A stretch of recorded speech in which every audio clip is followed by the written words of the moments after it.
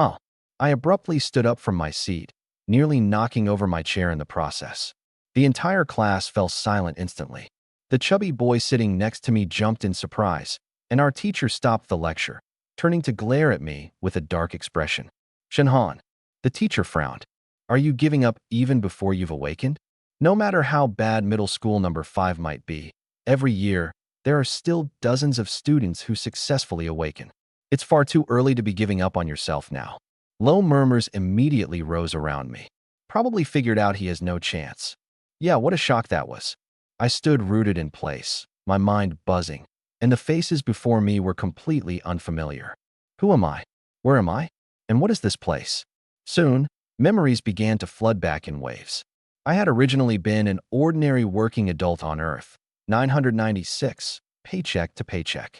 One night, after working overtime, I was walking home and passed by a bridge where I saw a young man jumping into the river. Without thinking, I followed him into the water to save him. The icy water felt like knives cutting into me as I desperately tried to drag him to shore. But in the end, I ran out of strength, and my consciousness gradually faded. When I woke up again, I was sitting in a high school classroom. I had transmigrated.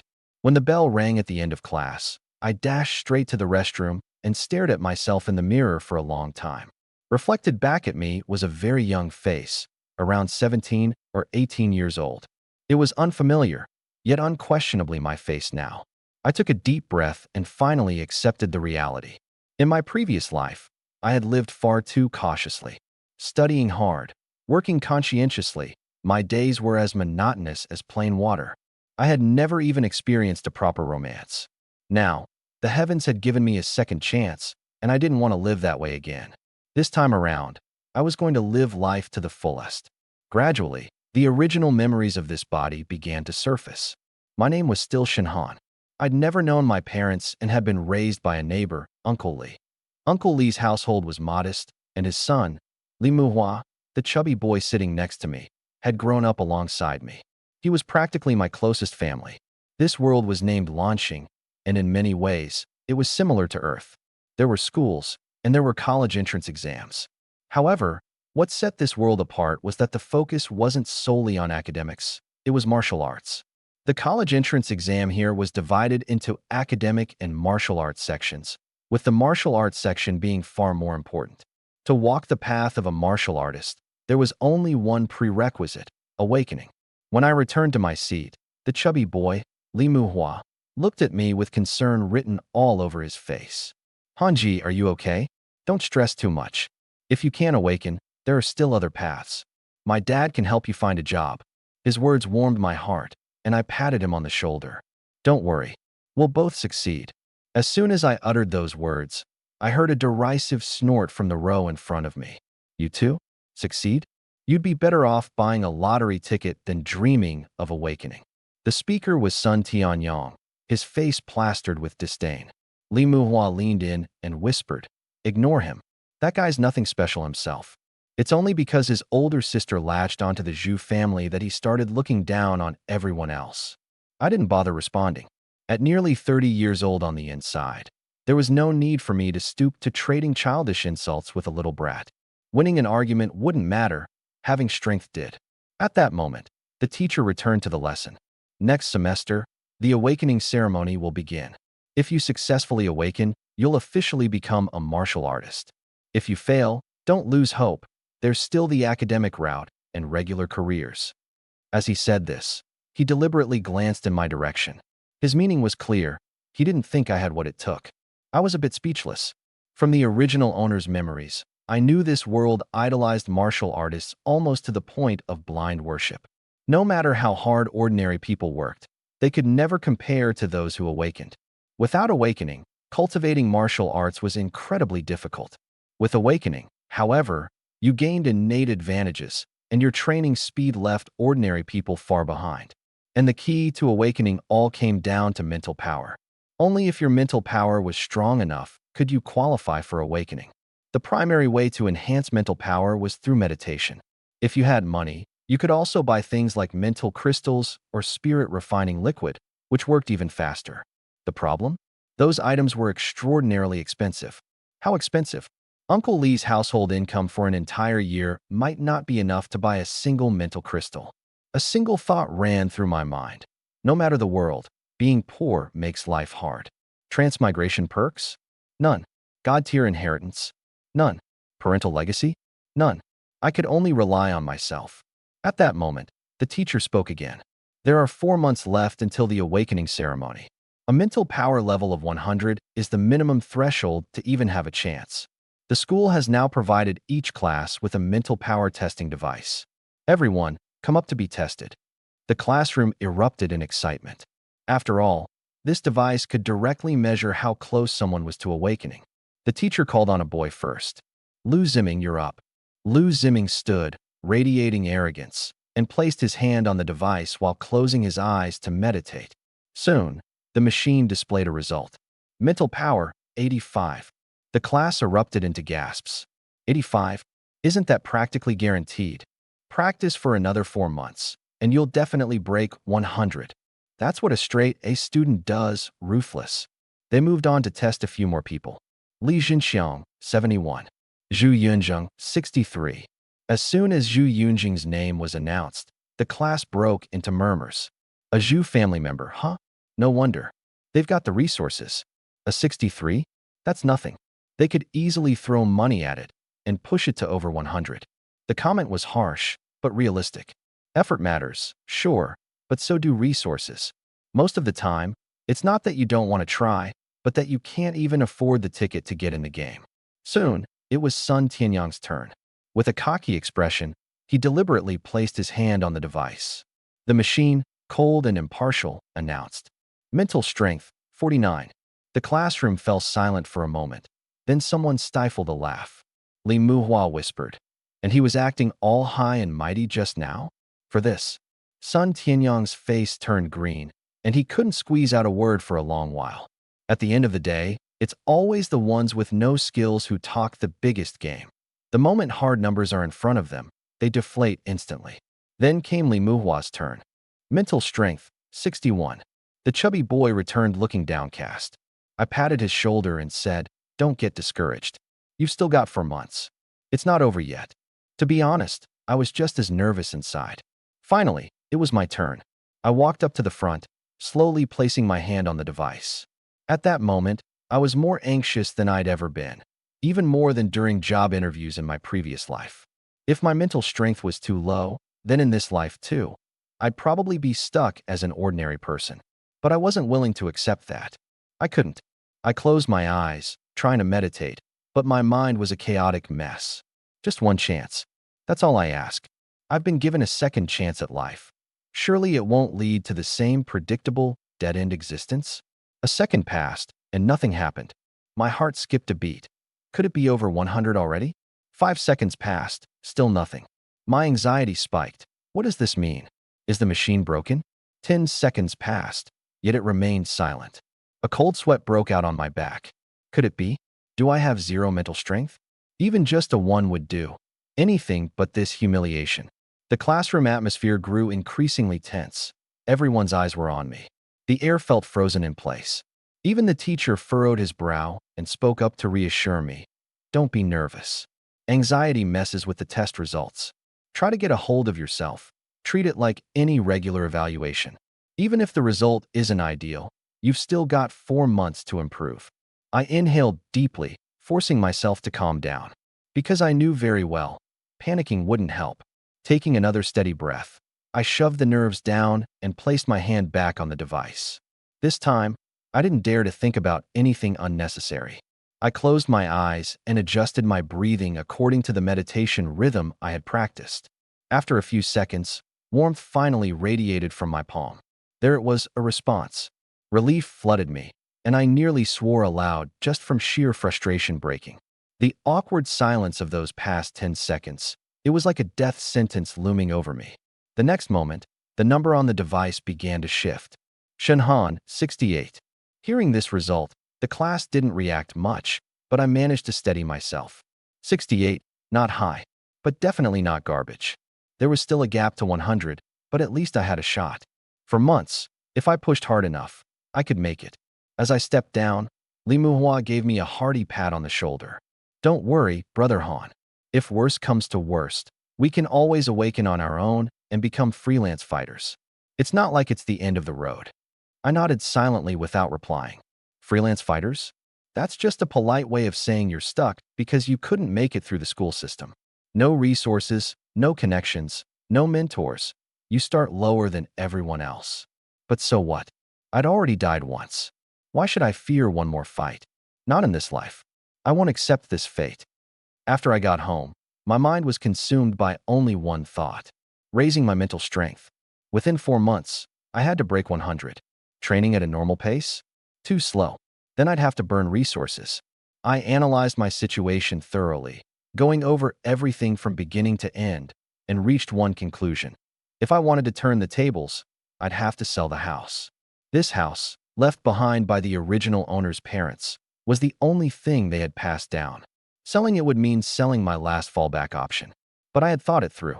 In this world, if you failed to awaken, you were doomed to remain in the bottom rungs.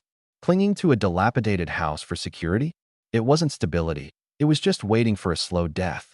I wanted more than just survival. I wanted a breakthrough. Without hesitation, I contacted an agent. I moved so fast that even I was taken aback by my own ruthlessness. A week later, the house was sold, funds settled, 400,000 yuan in my account. I immediately rented a small place nearby and gritted my teeth to purchase 15 mental energy crystals. As the money left my account, I had only one thought running through my head. This is it. I'm going all in. From that day onward, I nearly drove myself crazy. I attended classes during the day, trained at night, and returned to my rented room to meditate. When I got sleepy, I washed my face. When I got tired, I gritted my teeth and pushed through. A mental crystal sat beside me, emitting a faint white glow whenever I started practicing, like a mist drilling into my body. Every time that cool sensation surged into my consciousness, I could feel my spirit growing stronger, bit by bit. This feeling was incredibly real. Strength was never a gift from others. It was forged through one's own endurance. A month later, I went to test my mental power. 78. When I saw the number, I almost burst out laughing. I did it. An increase of 10 points in a month wasn't just ordinary progress. It was a leap. Staring at the number, I felt the fire inside me completely ignite. As long as I kept pushing, who said I didn't qualify to awaken? Who said the poor had no chance? Apart from attending classes during the day, I furiously crammed knowledge about this world. The more I understood, the more I realized how brutal it was here. A few centuries ago, when spiritual energy resurged, the planet transformed. Humans grew stronger, but so did beasts. The so-called exotic beasts here weren't mere zoo animals. They were monsters capable of devouring people. Humanity managed to hold its ground not because of peace, but because warriors forged a path forward through bloodshed. Why were warriors revered? Because they wielded blades and carried the weight of lives behind them. Ultimately, this world operates on one fundamental truth: the weak will be trampled. Without strength, you can't even protect your own life. So I must grow stronger. Not want to. Must. During a break, Li Muhua leaned over and quietly asked, "Hanji, you've been disappearing right after school lately. What have you been up to?" I smiled. "What else? Fighting tooth and nail. We've come this far. What else is there to do but struggle?" He sighed, looking distressed. "My dad bought me some mental crystals too, but our family's nearly broke. I've been training for a month, and I'm barely approaching 70. Still a long way from 100. I looked at him and said earnestly, "Don't panic. Focus on awakening first. Even if your talent is mediocre, it's better than not getting through the door at all." He nodded, though reluctance still lingered in his eyes. I understood. Who doesn't want to climb higher? Who's willing to be ordinary for the rest of their life? But more often than not, fate doesn't hand out opportunities just because you want them. You have to seize them yourself. Soon, only 1 month remained until awakening. Our class held the final mental power test before the big day. The teacher stood at the podium, his voice heavier than usual. "This will be your last test before awakening. 100 is the relatively stable threshold. Falling below doesn't mean you can't awaken, but the odds will be slim. Don't skimp on what you need to spend. Every year, students fall short by just a few points and regret it for a lifetime." The atmosphere in the classroom shifted immediately. Everyone understood. This wasn't empty motivation, it was reality. When it was my turn, I pressed my hand against the device and even slowed my breathing. The next second, numbers appeared. Shinhan, 98. My eyes lit up. 98. Just 2 points away. I could almost hear my heart pounding in my chest. Just one more step forward, and I could touch that threshold. Li Muhua scored 90, a considerable improvement for him as well. The teacher scanned the results, nodding initially before his tone sharpened. Don't think you've done so well. Over at first high and second high, there are already students whose mental power exceeds 130. Your little progress here is nothing compared to true geniuses.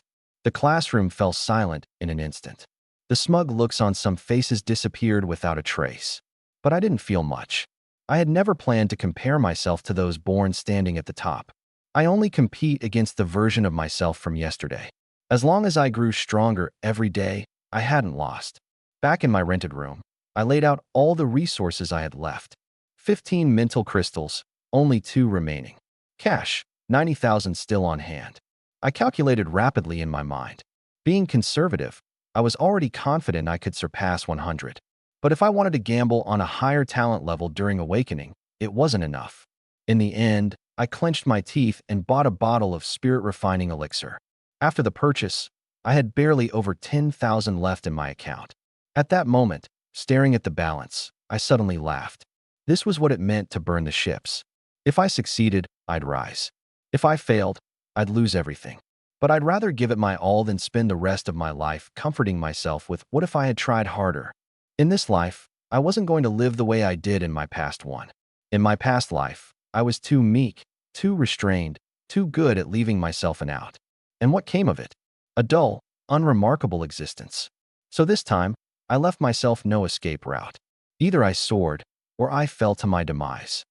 Finally, the day of awakening arrived. Early in the morning, the entire class had assembled. Not a single person was late. On the podium lay the awakening stone. The classroom was eerily silent. Everyone knew that after today, many lives would take a deciding turn. The teacher was dressed formally as he stood on the stage, speaking in a solemn voice. You know the awakening process. Place your hand on the awakening stone and let your consciousness sink into your sea of awareness. If successful, an ability star will appear within the sea of awareness. Its color determines the type of ability, while its brightness indicates the level of power. At this stage, most people will usually awaken only one ability. With that, he immediately called out a name. Lu Ziming stepped forward. With a confident smile, Lu Ziming strode up to the podium and placed his hand firmly on the awakening stone. In no time, the awakening stone burst into blinding golden light. The room erupted in an instant. Holy crap, a gold element. And judging by that brightness, the grade must be high. The teacher quickly announced, Lu Ziming, Grade B, Gold Element. The class erupted in gasps of amazement. Grade B, already an impressive achievement. Then, one by one, others stepped forward. Li Jinxiang, Grade D, Water Element. Zhu Yunjin, Grade C, Fire Element. When it was Sun Tianyang's turn, everyone locked their eyes on him. Yet, the awakening stone showed no sign of activity. An audible pause filled the room. The teacher coldly gave the verdict. Awakening failed. Sun Tianyang's face went pale instantly. He had always been the loudest, often looking down on others, and now that he had failed in front of everyone, he couldn't even muster a single retort.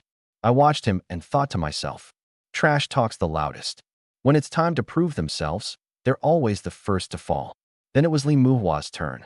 He was so nervous that his hands were trembling, but the awakening stone emitted a faint green light. Li Muhua, Grade E, Wind Element. He stood there stunned, his eyes turning red soon after. I felt genuinely happy for him. A lower grade doesn't matter. Awakening is still a win. I smiled at him warmly. Not bad, Huazi. My turn. With those words, I stepped towards the podium. Standing before the awakening stone, I felt a mixture of determination and defiance boiling within me. For this day, I sold my house, spent every dime, pushed myself to exhaustion, and gave up everything. If I still fail after all that, I won't accept it. I placed my hand on the awakening stone, closed my eyes, and steadied my mind. In the next moment, my consciousness sank straight into the sea of awareness. The previously dark void suddenly lit up. But what appeared wasn't a single ordinary star. It was a mass of light. Crimson red, fiery orange, lush green, vibrant blue, and violet hues. Layer upon layer, it surged into my sea of awareness like a dazzling torrent of colors. I stood dumbfounded. What the hell is this? Simultaneously, voices erupted outside the consciousness space. Because the awakening stone had started glowing in 7 colors. The classroom burst into chaos. 7 colors? What kind of ability is this?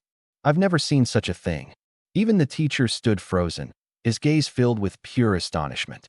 But just when everyone thought something extraordinary was about to happen, that brilliant cascade of colors abruptly shrank into a single beam of violet light. The teacher stared at the awakening stone, his hesitation apparent in his tone. Shenhan, grade F, lightning element. As the words fell, an awkward silence hung over the classroom. Then, instantly, the room exploded into murmurs. What? Grade F. With that much flair earlier, and it turns out to be this? Lightning abilities are rare, sure, but grade F? That's just useless. What a letdown. I opened my eyes, ignoring their comments entirely. Because only I knew the truth, this was far from simple. Inside my sea of awareness, there wasn't just one star. There were 2. One was the mysterious 7-colored star that sent chills down my spine just looking at it. The other was the violet lightning element star. My heart leaped in shock. Dual abilities? I had awakened 2 abilities at the same time, but it was clear that those outside could only see the lightning element, and it was grade F. In that moment, I instinctively suppressed all feelings. I couldn't reveal this. Absolutely not. Without the strength to protect myself, secrets like this would bring disaster, not opportunity. Right then, Sun Tianyang's mocking voice rang out. Grade F lightning? Uft, what's there to celebrate? Still just a loser. Around him, several others snickered with smug satisfaction. Even with my successful awakening, they treated it like a joke. It would be a lie to say I wasn't frustrated. On the surface, my talent looked pitiful. The lightning element was supposed to be dominative and ferocious, yet as a grade F, its power was unimpressive, and its cultivation speed was agonizingly slow. It felt like holding a peerless blade, only for its edge to be blunt. Hearing the mocking laughter around me, I slowly clenched my fists, my heart growing colder and colder instead. Laugh all you want. The harder you laugh now, the more it's going to hurt later. Because my true trump card isn't this F-grade thunder star. It's that mysterious rainbow star that none of you have seen. I don't know what it is yet. I don't know how strong it is. But I have a hunch. This thing is far from ordinary. It might even be more terrifying than I can imagine. The teacher concluded the session, stating that the overall awakening results for the class were decent. Lu Ziming awakened with a B-grade metal affinity, and there were a few other promising talents. News had even arrived from the school that this year, Sun City produced an S-grade genius, and an A-grade awakening had occurred in the 5th high school. By the end, his tone grew serious. Awakening is just the beginning, not the end. This world has never been safe. The threat of the beast still looms. The nation needs warriors. The cities need warriors. From now on, those who successfully awakened will enter the combat training class, while those who didn't will continue with cultural studies. I stood among the crowd, quietly letting out a breath. Starting from today, I'm finally on this path. Even if, in the eyes of others, I'm just someone with a useless F-grade talent. But only I know. My real cards. I've barely revealed the corner of the first. And those who look down on me will soon learn one thing. Don't jump to conclusions too quickly. Especially, don't underestimate someone who refuses to accept defeat. Based on what I know so far, the only way to understand what that rainbow star really is would be to dive straight into my sea of consciousness. But I'm still at school right now, so no matter how much curiosity is gnawing at me, I have to hold back. Who knows what kind of disturbance this unknown thing might cause? If something goes wrong on the spot, it wouldn't be a surprise. It'd be my death sentence. On the first day of the new semester, the school rearranged the classes. I was placed in the same class as Li Muhua again. The reason was simple. There were too few people with non-standard elemental abilities. Scattered across the school, the administration decided to lump us all into one class for centralized instruction. When I got back to my rented apartment, I closed the door behind me. Too excited to eat, I crossed my legs, sitting straight down to meditate.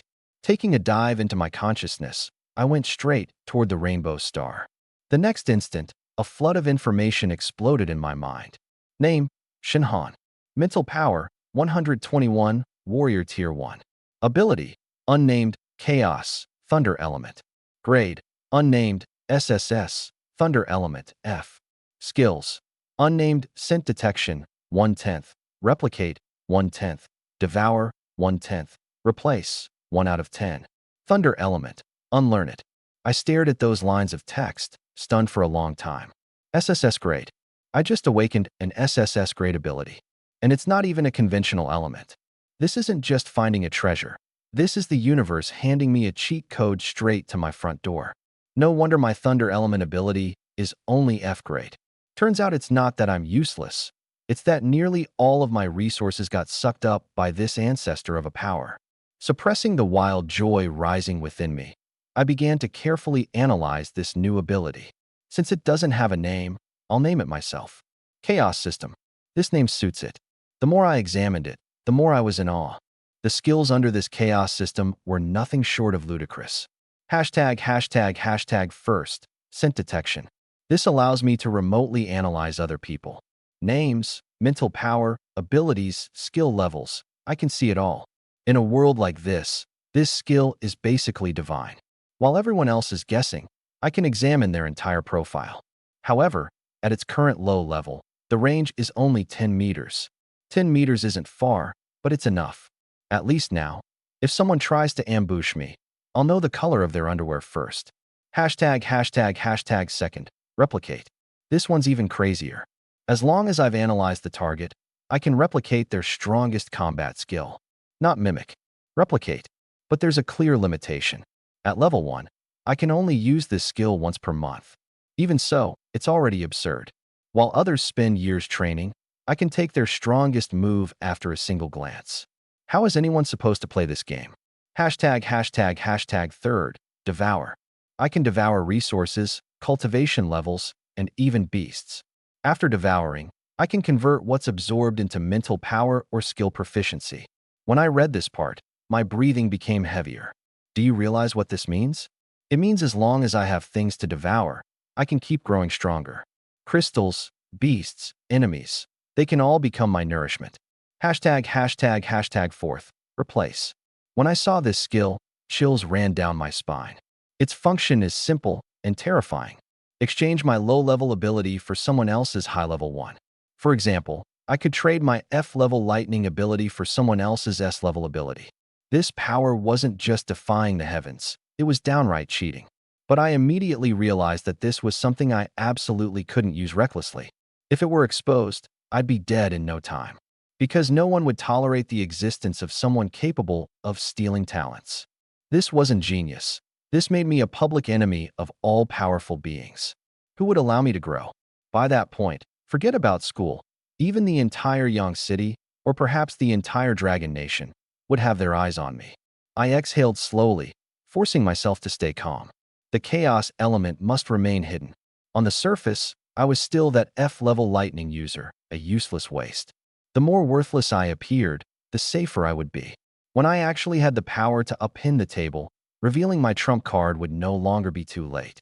When it comes to pretending to be harmless, the most crucial part isn't the act, but actually having the ability to devour the tiger. The next day, I returned to school. There were barely a dozen people in the non-5 elements class. Other than Li Muhua, I wasn't familiar with most of them. Before long, a woman walked into the classroom. She was tall and had strikingly sharp features. Her cold, forbidding demeanor carried an aura that made it seem as though even the surrounding temperature had plummeted slightly. She stepped onto the podium, swept her gaze over us, and spoke in a crisp, frosty tone. I am Guan Shui, your new instructor. A-level ice ability. First tier martial sovereign. From now on, I'll be teaching you martial arts. The classroom fell deathly silent in an instant. Martial sovereign. At her rank, she was already undeniably a big shot to us. She didn't waste time and began directly explaining the martial artist hierarchy. Warrior, martial master, martial spirit, martial king, martial sovereign, martial lord, martial venerable, martial saint, Martial Emperor, Martial God. 10 Grand Realms, each subdivided into 10 tiers. Her explanation was thorough and crystal clear. Low-tier martial artists awaken 1 ability, mid-tier have 2, high-tier have 3, and so on, 4, 5, potentially more at the higher realm levels. Listening to this, I had only one thought in mind. This world was even larger than I had imagined. At this point, I had barely touched the threshold. Guan Shui continued.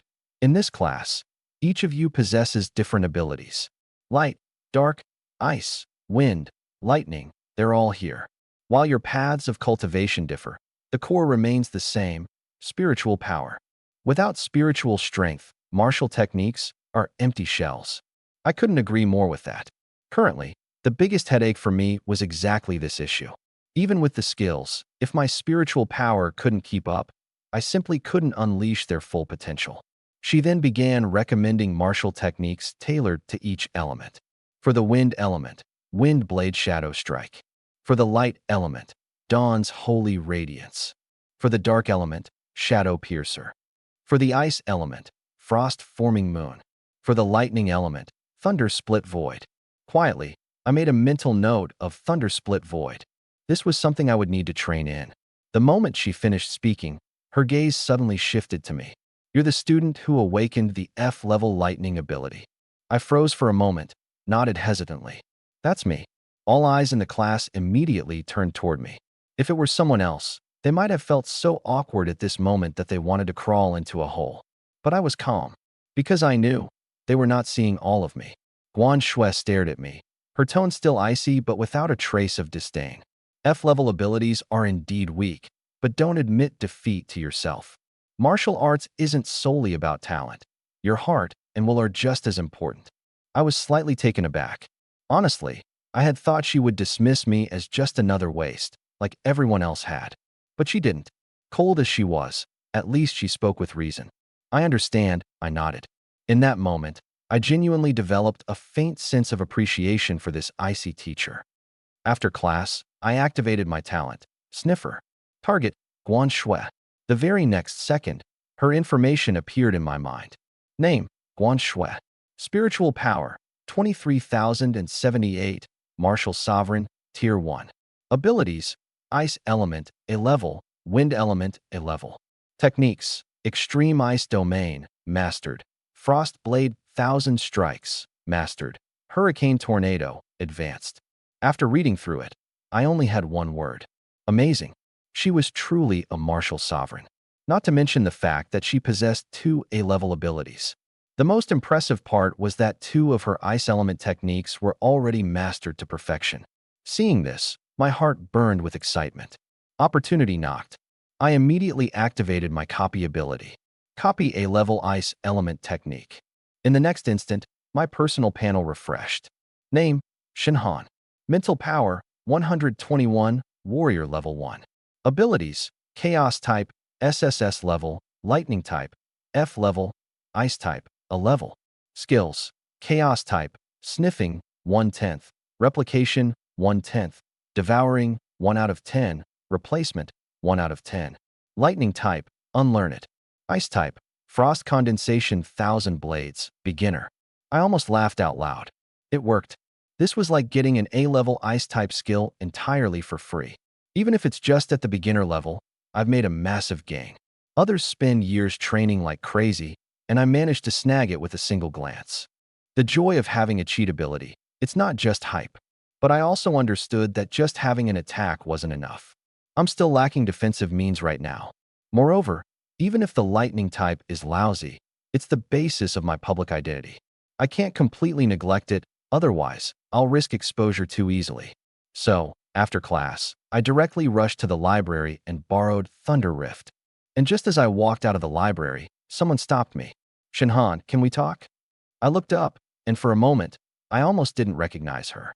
The girl standing in front of me had long flowing hair, a white dress fluttering lightly, and a rather innocent-looking face. It was Song Ziqing, the original body's girlfriend. It suddenly dawned on me. In the 4 months since crossing over to this world, I had pretty much forgotten about her entirely. No way around it. Too busy with cultivation. Women? They only slowed down my progress to becoming stronger. I glanced at her and said evenly, "All right, let's talk over there." We moved to a more secluded spot. Her head was lowered, clearly struggling to find the right words. I had no patience for detours, so I asked directly, "You want to break up?" She froze, obviously not expecting me to be so blunt. After a few seconds, she bit her lip and nodded. "I think we're not suited for each other anymore." I looked at her, my voice so calm it even surprised me. "Is it because I didn't spend time with you these past 4 months? Or because I awakened an F-level power and you think I have no future?" Her eyes flickered slightly, but in the end, she chose to be honest. "I awakened a B-level wood-type ability. I'll have the chance to go to a better university, access higher platforms. But you, Shinhan, an F-level is just too low. This world is harshly realistic. The gap between us will only grow wider and wider. We aren't people from the same world anymore." Her words were direct, and they rang of reality. But they didn't anger me in the slightest. Because what she told me was her version of reality. It wasn't my reality. I nodded. "Got it. You go your way. I won't stop you." She was visibly stunned. She probably thought I would plead, feel upset, or be unwilling to let go. Too bad for her. She wasn't dealing with the boy she once knew. I'm the Shunhan who has traveled into this world. And right now, the only thing in my eyes is becoming stronger. Feelings? Sorry, I truly have no time for them. She looked at me, her expression slightly conflicted. But I had already lost interest in analyzing her emotions, turning around and leaving without another word. To me, this didn't even qualify as a setback. Someone who leaves you during your lowest point isn't worth wasting emotions over. Today, she believes my F-level power means I have no future. In the future, when I rise, she'll naturally understand exactly what she's let slip through her fingers. But by then, whether or not she regrets it has nothing to do with me. Holding Thunder Rift in my hands, I headed straight to the training ground. Thunder Rift wasn't an easy combat technique. It required a high level of control over lightning elements. Once mastered, it could summon down bolts of thunder, break through defenses, and even carry a paralyzing effect. Its attack power was immense. The problem was, my lightning-type ability is only F-level, which was awkward. It's like being handed a top-tier sports car, but having only half a spoonful of fuel in the tank. Still, I started training. First, I tried sensing the lightning elements in the surroundings, slowly drawing them into my body, and then attempting to let the electricity flow across my skin's surface. At the start, nothing happened. Several hours later, a tiny spark of electricity finally appeared on my fingertip. Just a tiny bit. So small it wouldn't even kill a mosquito. But I still smiled, because it meant I'd taken the first step. When it comes to cultivation, the scariest thing isn't slow progress. It's not starting at all. As I continued training, I was suddenly struck by a sharp pain in my head, like needles stabbing into it. I stopped immediately, my face turning pale. Clearly, it was due to insufficient mental power. In that moment, I became even more keenly aware. Mental power is the foundation of everything. Without mental power, no matter how good the ability or how powerful the technique, it's all just a house of cards. From that day onward, my schedule became completely packed. Mornings were for training my mental power. Afternoons, for practicing Thunder Rift. At night, I'd find a secluded place to secretly train the A-level ice-type skill I'd copied. Frost Condensation 1000 Blades. Tiring. It absolutely was. But exhilarating, it truly was. Because I could clearly feel myself getting stronger every single day. 2 months later, my mental energy had risen to over 150. Yet, I was still unsatisfied. It was too slow. The Thunderstrike cracking sky technique often got stuck midway due to being capped by my mental energy. As for the frost condensing 1000 blades, it was even more exaggerated. After all, it was an A-rank ice skill that required much higher mental energy. With my current foundation, simultaneously training in both lightning and ice techniques was still too taxing. But the good news was, at last, I could execute both moves. Although they were far from powerful, at least they had some semblance of form. Among beginner practitioners, I was no longer considered too weak. However, another problem now stared me in the face. I was broke. The little money I had left after selling the house was nearly burned out over the past 2 months. If I didn't figure something out soon, I'd barely have enough to eat. Cultivating to the point of not even being able to afford food could be seen as another level of irony. I sat in my rented room for a long time, thinking. Finally, I made a decision. I had to go out and take on some tasks. Relying solely on meditation? That would take me forever. Yet, here came another issue. On the surface, I was a mere F-rank lightning wielder. With that setup, I wouldn't even qualify for a minor team. Probably not even a bunch of stray, ragtag fighters would consider me. So, I had to change my identity. Since I couldn't reveal my chaos affinity, I would use the A-rank ice ability I had copied to make my way. But to be safe, I needed a disguise. Standing in front of the mirror, I began to work on myself. First, I applied foundation to darken my complexion. Then, I added a bit of facial stubble and modified my face shape. Next, I donned an ice blue wig. Finally, I pulled out an old leather jacket my father had left behind and threw it on. A few minutes later, the reflection in the mirror was no longer the student-like Shinhan. It was now the visage of a young martial artist with a tough, rugged demeanor, someone with a hint of untamed wildness in his aura. Looking at the transformed image in the mirror, I nodded in satisfaction. Not bad. Let's see who can recognize me now. With everything in place, I headed out straight toward the mission hall in Chaoyang City. Stepping into the mission hall for the first time, I was utterly stunned by the sea of people. My goodness, this wasn't just a hall. This was a scene rivaling the chaos of spring festival migration. On the massive screen, tasks were listed everywhere, densely packed and bustling with offers. Slay a Gale Claw rabbit and retrieve its demon core. Reward, 100,000. Hunt 5 azure-scaled water fish. Reward, 150,000. Deadline, 1 week. Urgently seeking a lightning affinity caster. Apply now. Find the missing spirit companion, Jade Spirit Fox. Reward, 180,000. I stared, my eyes lighting up. Completing just one of these tasks would allow me to buy several spirit crystals for mental energy enhancement. This place wasn't merely a mission hall. It was practically a wholesale market for cultivation resources. Of course, I didn't let my excitement carry me away. It was my first time venturing out of the city, and I had zero experience in the wild. Go solo. That wasn't bravery, it was a death wish. The safest choice was still to join a team. While I was surveying the area, a rugged middle-aged man with unkempt stubble sidled over to me. Hey, kid, interested in teaming up to hunt some beasts? I glanced at him, but didn't agree immediately. Who are you? He grinned, showing his teeth. I'm Yu Qingyan, from the Swift Wind Squad. B-rank, Earth Affinity. We've taken on 2 hunting missions. Originally, we had 5 members, but one of them withdrew due to unforeseen circumstances. Without a full team, we can't move forward with the missions. So, we're looking for someone to fill the gap. I narrowed my eyes at him. And what makes you think I'm suitable? He was straightforward. Well, you're a new face, but your aura isn't weak. In any case, we're not in a position to be picky right now. As long as you don't drag us down, you'll do. Blunt as his words were, they weren't insincere. In fact, that honesty made me trust him a little more. All right, I nodded. My name's Han Sheng, a rank ice affinity. This, of course, was the alias and identity I was using for this outing. Yu Qingyan's eyes lit up instantly. A rank ice affinity? That's fantastic. Without wasting any time, he led me to register for the preliminary hunter badge. Then, I followed him to the Swiftwind Squad's base to meet the other team members. A faint sense of anticipation began to stir within me. Finally, I was about to embark on a genuine mission in the wild. And perhaps it was now time for me to see whether I was truly qualified to survive in this world. This way, let me introduce you. Yu Qingyan patted my shoulder and first pointed to a steady-looking young man at the front. This is our team leader, Lin Haoyan. A-rank wind ability, specialized in reconnaissance and tactical command.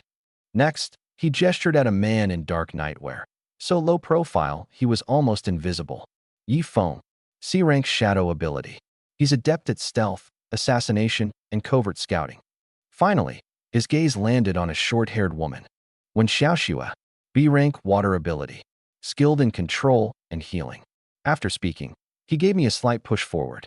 This is a new recruit, Han Sheng. Grade A, ice element. He'll be joining us on this mission. The group all turned their eyes to me. The team captain, Lin Haoyan, gave me a once-over, his brows furrowing slightly. Grade A ice element is not bad. It'll fill the offensive slot. But your cultivation level's a bit low, around warrior rank, level 2, right? I didn't say anything. This identity was fabricated to begin with, so it was normal for them to notice my low cultivation level. When Xiaoxua, standing nearby, offered a word on my behalf. There's no one more suitable at the moment. If we delay any longer, we won't even be able to leave the city. With that, the others fell silent. No objections, just silent acceptance. I felt calm inside. Doubts were to be expected. If I were in their shoes and a stranger with low cultivation suddenly joined the team, I wouldn't trust them outright either. But it didn't matter. Strength wasn't something you proved with words. It's proven through battle. Soon enough, the team of 5 set off. We took a car to the Shadow Forest, located north of Yangqing, just before the city gates closed. Along the way, I gleaned more information from their conversations. The Shadow Forest was massive. Not just regular big, colossal. The entire forest sprawled across the edges of 5 or 6 surrounding cities, its area roughly the size of a dozen Yangqings. The outermost regions served as a habitat for Tier 1 and Tier 2 beasts. The deeper one ventured, the more fearsome the beasts became.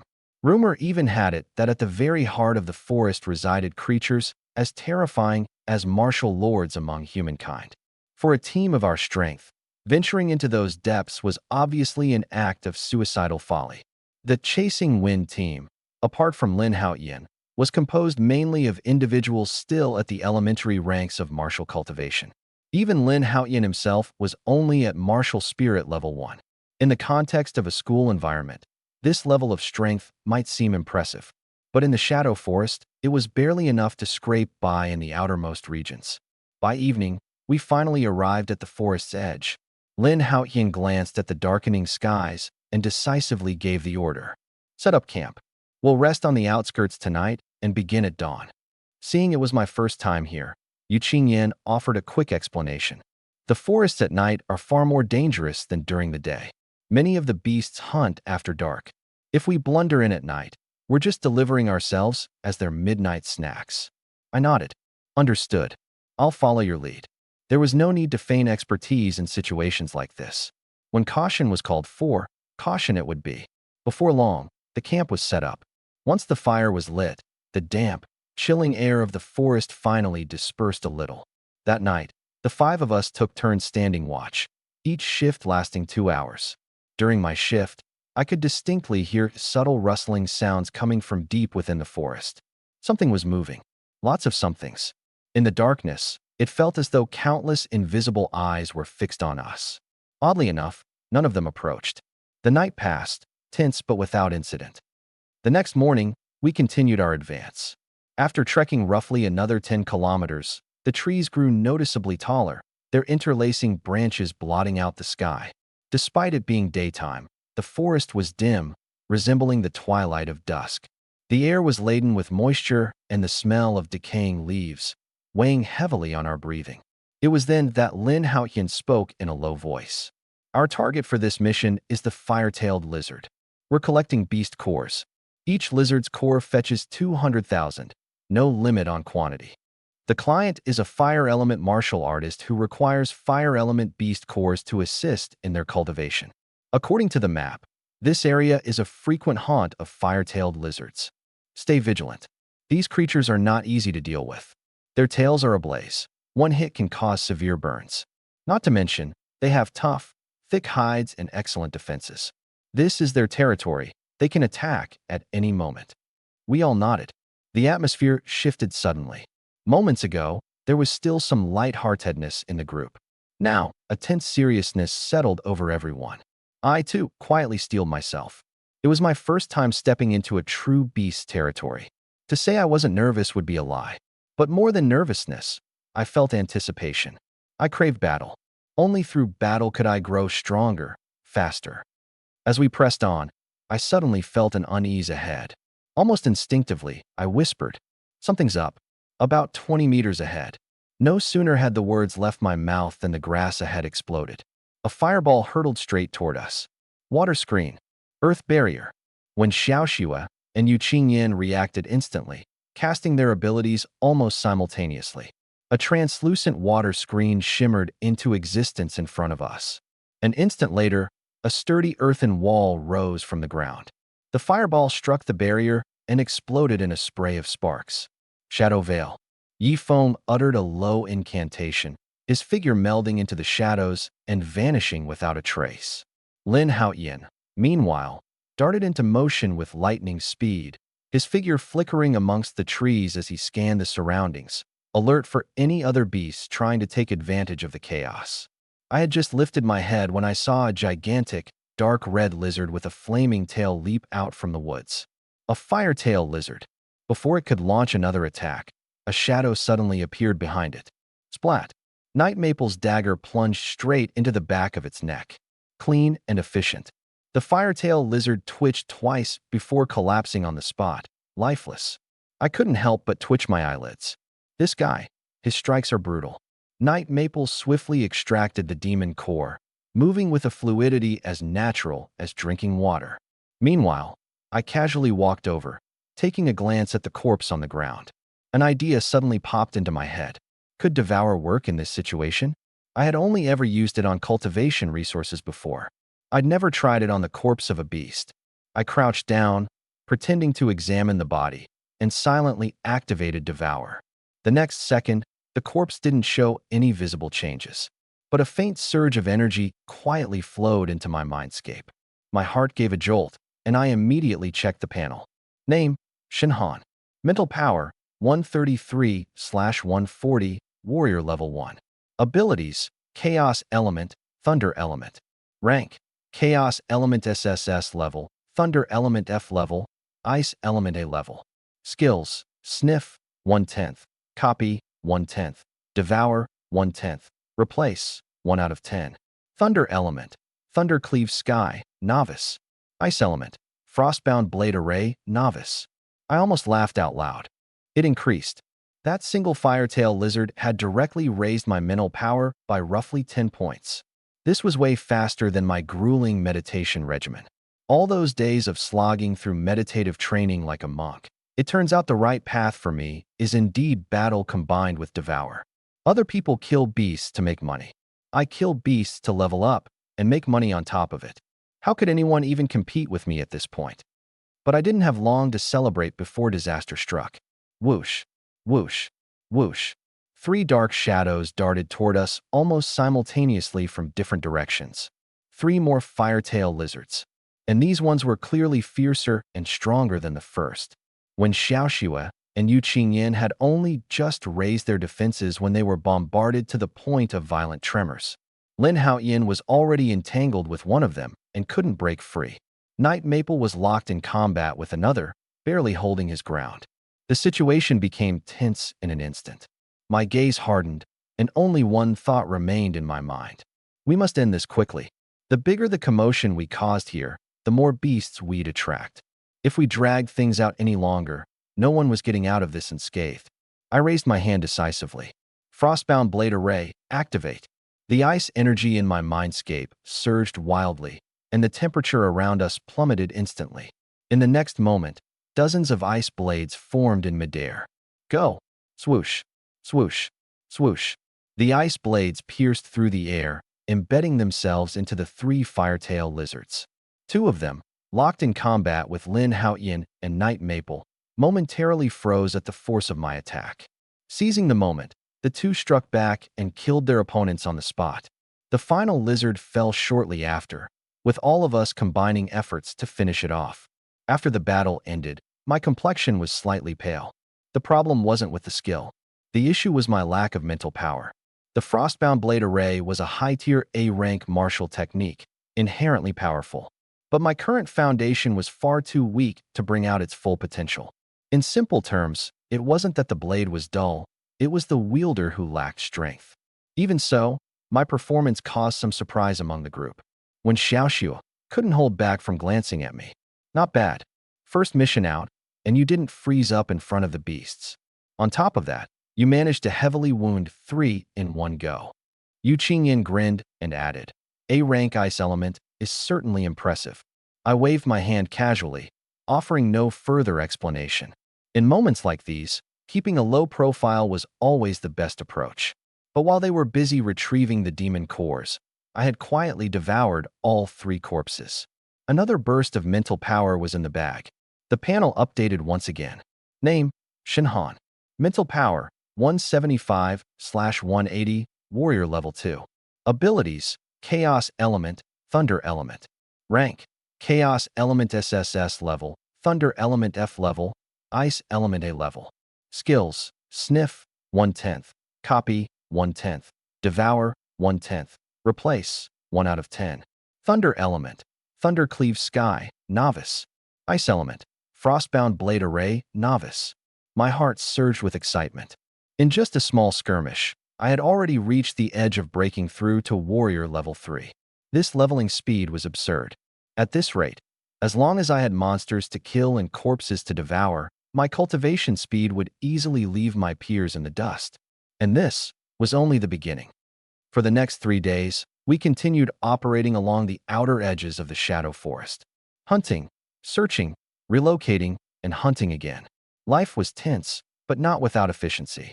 One fire-tailed lizard after another fell. Monster cores steadily piled into our bags. As for me, secretly, silently, I was making a fortune. Every time the squad handled the corpses, I would find an opportunity to sneak in a bite and devour. The others only saw my contribution. No one knew that I was the one benefiting the most from this mission. 3 days later, with 15 fire-tailed lizards taken down, my spiritual power had surged by a great margin. Name: Shinhan. Spiritual power: 287 out of 300, warrior level 5. Abilities: Chaos type, Lightning type. Rank: Chaos type, SSS level, Lightning type, F level, Ice type, A level. Skills: Scent Tracking, 1/10. Replication, 1/10. Devouring, 1/10. Substitution, 1/10.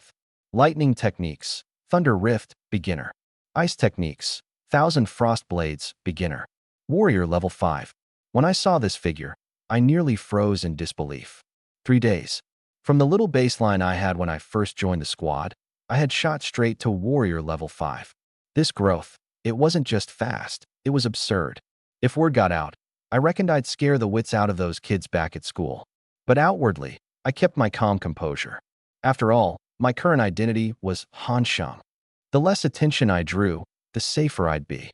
Returning to the mission hall in Yang City, the mission was quickly settled. A total of 3 million. Distributed according to contribution, I received 500,000. Though it was slightly less than the others, I had no complaints. Because deep down, I understood that the real profit from this mission wasn't money at all. It was power. 500,000 could only buy resources. But the beasts I consumed, the foundations they gave me, transformed into genuine cultivation gains. This time, I struck it rich. It was at that moment I truly realized just how lucrative a warrior's life in this world could be. A single mission earned what many could only dream of making in months or even a year. Of course, the risks were equally staggering. Dancing with death, trading life for wealth. But to me, it was perfect. To seek fortune, one must embrace danger. And right now, what I lacked the most were resources and the speed to grow. After returning, I spent some time reorganizing the information I had on exotic beasts. Exotic beasts aligned with human cultivation stages, though their rankings were called differently. Ranks 1 to 10 corresponded to levels from warrior to war god. Each rank was divided into 10 smaller tiers. The fire-tailed lizards we hunted this round were mostly rank 1 beasts, and among the simplest species found in the outer regions. But even so, they weren't something an average student could casually face. I was well aware of my situation. At school, among my peers, I was no longer weak. I could even rank in the upper middle group. But in the real wilderness, it still wasn't enough. Far from enough. To hunt solo, earn on my own, and develop independently, it was still too early. I had to keep improving. So, I immediately spent the 500,000 on 7 bottles of spirit tempering solution. The days that followed, I dove straight back into my familiar cycle of relentless training. Spiritual power was the foundation, and that truth never changed. But problems were starting to surface. My current public identity listed me as an F-level lightning type. If my lightning ability remained so weak, forget fighting for school resources, Getting into a prestigious university would be a stretch. The ice type couldn't be exposed too much. As for the chaos type, even less so, which meant I had to elevate my lightning ability no matter what. Even if it was just for appearances, I had to make it seem substantial. Two ideas came to mind. First, replicate the abilities of a true lightning expert. Second, hunt lightning-type exotic beasts to see if devouring them could strengthen my own lightning powers. The first depended on luck. The second was something I could actively test myself. 2 months flew by. Every drop of those 7 spirit tempering solutions was used up. The results were undeniable. My spiritual power rose steadily again. Name, Shinhan. Spiritual power, 321 out of 340, warrior level 5. Abilities, chaos type, lightning type. Rank, chaos type, SSS level, lightning type, F level, ice type, a level. Skills, scent tracking, 1/10. Replication, 1/10. Devouring, 1/10. Substitution, 1/10. Lightning techniques, Thunder Rift, beginner. Ice techniques, 1000 Frost Blades, small achievement. The ice type finally reached the small achievement stage. This brought me a sense of satisfaction. At least now, if I truly had to act, I had a strike ready in hand. But as for the lightning type, Thunder Rift was still stuck at the beginner stage. Its abysmal growth rate was giving me a headache. By now, many peers had advanced their techniques to the brink of small achievement. I, on the other hand, with my lightning element, was still crawling in place on the surface. This cannot stand. Thus, I decided to venture alone into the shadowy forest.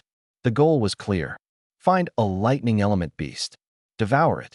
Increase my lightning element level and combat skill intensity. At night, I arrived once again at the outskirts of the shadowy forest. This time, it was just me. No teammates, no backup, no healer.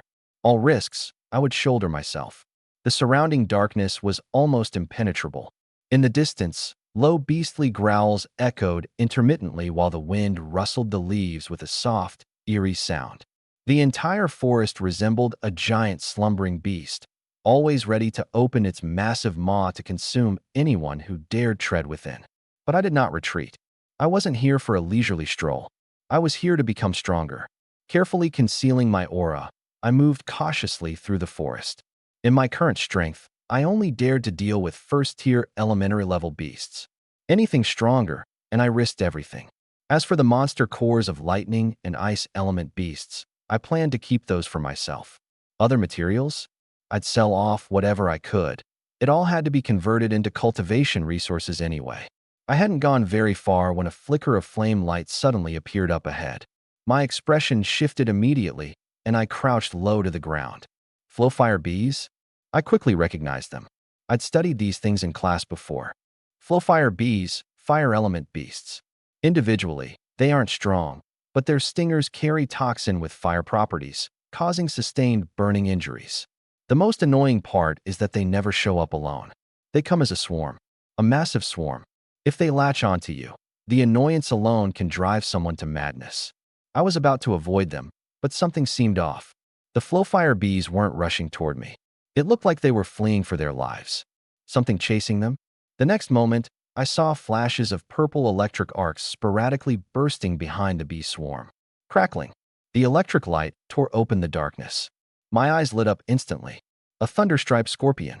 This creature was a lightning element beast. It boasted a massive body, its tail marked with distinct lightning streaks. It could release a net of electrical arcs and was particularly fond of hunting small, swarming flight-type beasts like these. I almost burst out laughing. Talk about someone handing you a pillow when you're drowsy. I came here specifically seeking a lightning element beast, and this one had delivered itself right to me. Judging by the scene, it had just had a fierce clash with the bee swarm. Isn't this the perfect opportunity to swoop in and reap the spoils? I immediately suppressed my aura entirely and concealed myself in the shadows to observe. The battle was even more intense than I anticipated. The thunderstriped scorpion's net of electrical arcs decimated large numbers of flowfire bees in swathes. But the bee swarm was so vast that after the initial chaos, they quickly began to counterattack. Masses of fiery energy condensed into dense clusters, ceaselessly bombarding the thunderstriped scorpion's head. At first, the the scorpion could withstand it through sheer defense. But as time dragged on, its injuries worsened, and it gradually fell into disadvantage. This brutal fight raged on deep into the night. Finally, the thunderstriped scorpion couldn't hold on anymore and began retreating. The flowfire bee swarm, though greatly diminished, didn't pursue further. Witnessing this, I knew my chance had come. Soundlessly, I tailed it. First step, reconnaissance. Name, Thunderstriped Scorpion. Mental strength, 401/420, Stage 8 Warrior. Abilities, Lightning Element. Rank, Lightning Element, Rank D.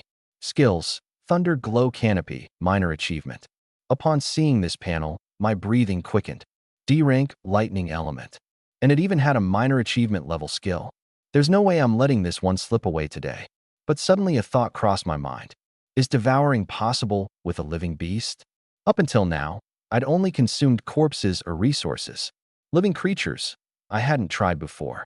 Since today presented itself with this chance, I might as well give it a shot. I didn't hesitate and struck first. Frostedge Shardstorm activate. Dozens of ice blades streaked through the air, striking the thunderstriped scorpion's body and piercing it violently. Crack. Several of its legs were shattered instantly, its body punctured and spilling violet blood all over the ground. It tried to struggle, but I was already there in a flash. Devour activate. In the next moment, a surge of violet energy was violently stripped from the thunderstriped scorpion's body, rushing relentlessly into my consciousness sea. I shuddered in place. It actually works. Immediately, I checked my panel for changes. Name, Shinhan. Mental strength, 327/360, Stage 6 Warrior.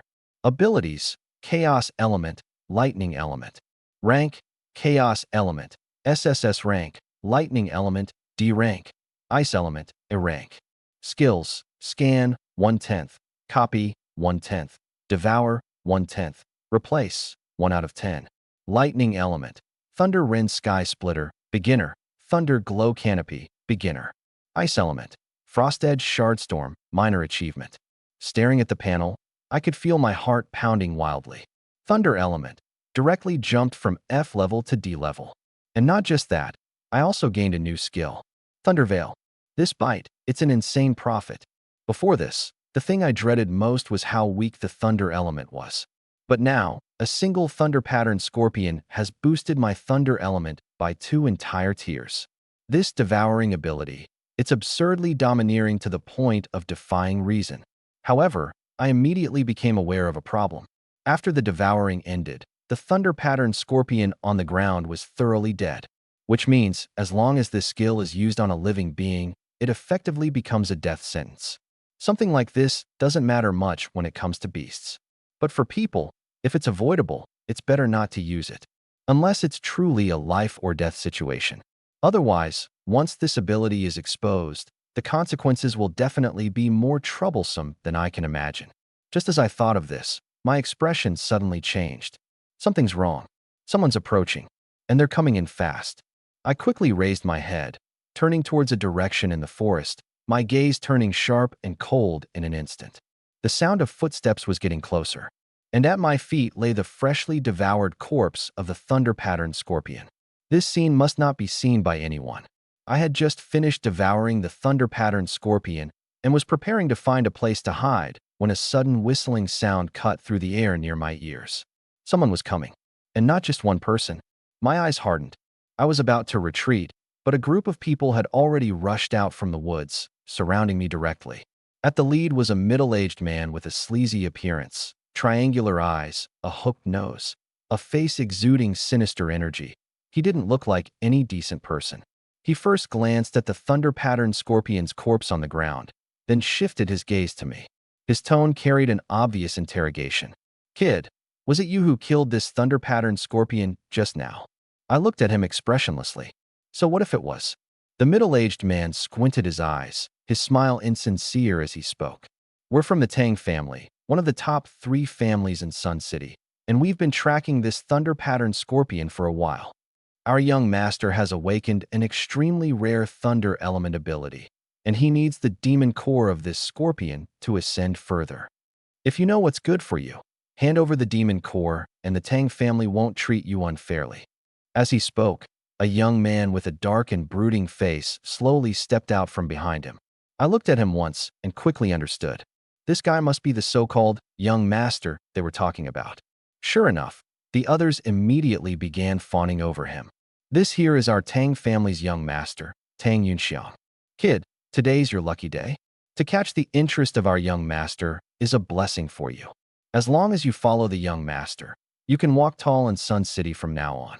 Tang Yunxiang lifted his chin slightly. His eyes carried a condescending arrogance, as if pledging loyalty to him was me receiving charity. Kid, I'll give you a chance. Follow me from now on, and I guarantee you'll have no lack of resources, status, or prospects. I almost laughed out loud. This kind of talk might work on naive rookies fresh out of society. They called it recruitment. I call it coveting what I have. I didn't feel like wasting words with them and pointed at the corpse on the ground with a tilt of my chin. The body's right there. Take the demon core yourselves. The moment I said this, Tang Yunxiang's face turned dark. The sleazy middle-aged man strode forward, examined the corpse briefly, and his expression instantly shifted. You little punk, you're toying with us. He snapped his head up, glaring at me, his gaze like a knife. This thunder-patterned scorpion is practically a dried husk. The demon core is gone. Speak. Did you take the demon core? Hand over your dimensional bag and let us check. Hearing this, my expression also turned cold. Check my bag. This wasn't a suggestion, it was outright robbery. I responded calmly. The demon core isn't on me. What use does an ice element warrior like me have for a thunder element demon core? A sullen young man nearby sneered. Useless? You could sell it in the trade halls for money. Doesn't that make it useful? Quit pretending, kid. Did you really think you could get away scot-free after taking something? I had no intention of continuing to explain. The core is not on me, and that's all I have to say. Believe me or don't, your choice. As soon as I finished speaking, the atmosphere shifted sharply. Tang Yunxiang's face darkened to the point where it seemed like water could drip from it. The man called Uncle Qiao raised his hand slightly, and the group behind him immediately spread out, forming a semicircle to encircle me. It was clear. They had no intention of reasoning anymore. They were going to directly kill me and seize the spoils. I wasn't particularly moved by this turn of events. After all, this was simply how this world worked. The law of the jungle. Only the strong have the right to lay down rules. To be weak is the original sin. Without a background or strength, others will take you as prey. Since that's the case, there's nothing else to say. I stomped down hard with my foot, instantly activating the ice elemental ability in my mind's sea. Frostbound 1,000 blades. Swish. Dozens of icy blades materialized out of thin air, emanating a chilling cold as they shot toward the weakest man in the encirclement. I wasn't aiming to kill him. I just needed to tear open a gap. The man's expression changed drastically as he scrambled to block the attack. Seizing the moment, I charged straight through the opening without looking back, heading deeper into the forest at full speed. After him, Uncle Qiao roared, and the group immediately gave chase. I gritted my teeth and ran, a twinge of frustration rising in my chest. Damn it! If I had a speed-related skill or a stealth ability right now, I wouldn't be in such a sorry state. But just as my thoughts swirled, a low voice suddenly rang out behind me. Greenleaf blade. The next moment, a sharp gale sliced through the air. I managed to twist slightly to one side. Thud! A razor-sharp leaf embedded itself into my shoulder, and blood spurted out on the spot. I let out a muffled grunt, but I didn't dare stop. Stopping would mean certain death. Yet I knew in my heart, this couldn't go on. Even if they couldn't catch me, I'd collapse from blood loss first. I had to lose them, and fast. With that thought, I began zigzagging to evade the ranged attacks from behind, while simultaneously activating my tracking sense. Sniff. Activate. The surroundings became vividly clear in my mind. The grass and trees, the terrain, the scents, the distribution of alien beasts. In an instant, my eyes lit up. There it was.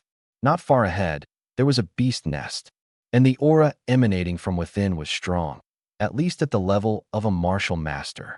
Gritting my teeth, I veered off course, diving behind a towering ancient tree and using its blind spot to quickly alter my path, moving toward the nest. When I slipped in silently and got a clear look at the beast inside, a chill ran down my spine. It was a phantom anaconda. This creature was a second-tier water elemental beast, adept in both offense and defense, and capable of creating brief illusions that disoriented one's perception. In the outer perimeters of the shadowy forest, this thing was a certified terror. Any hunter or mercenary squad that saw it would avoid it without hesitation. Given my current abilities, taking it on was out of the question. Head-to-head, I wouldn't last more than a few rounds.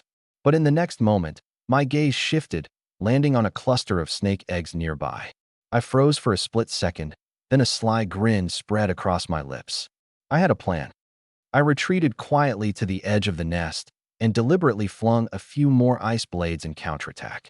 These strikes looked impressive, but they had lost much of their potency. Uncle Qiao's group easily deflected them. Noticing this, Tang Yunxiang sneered. Run?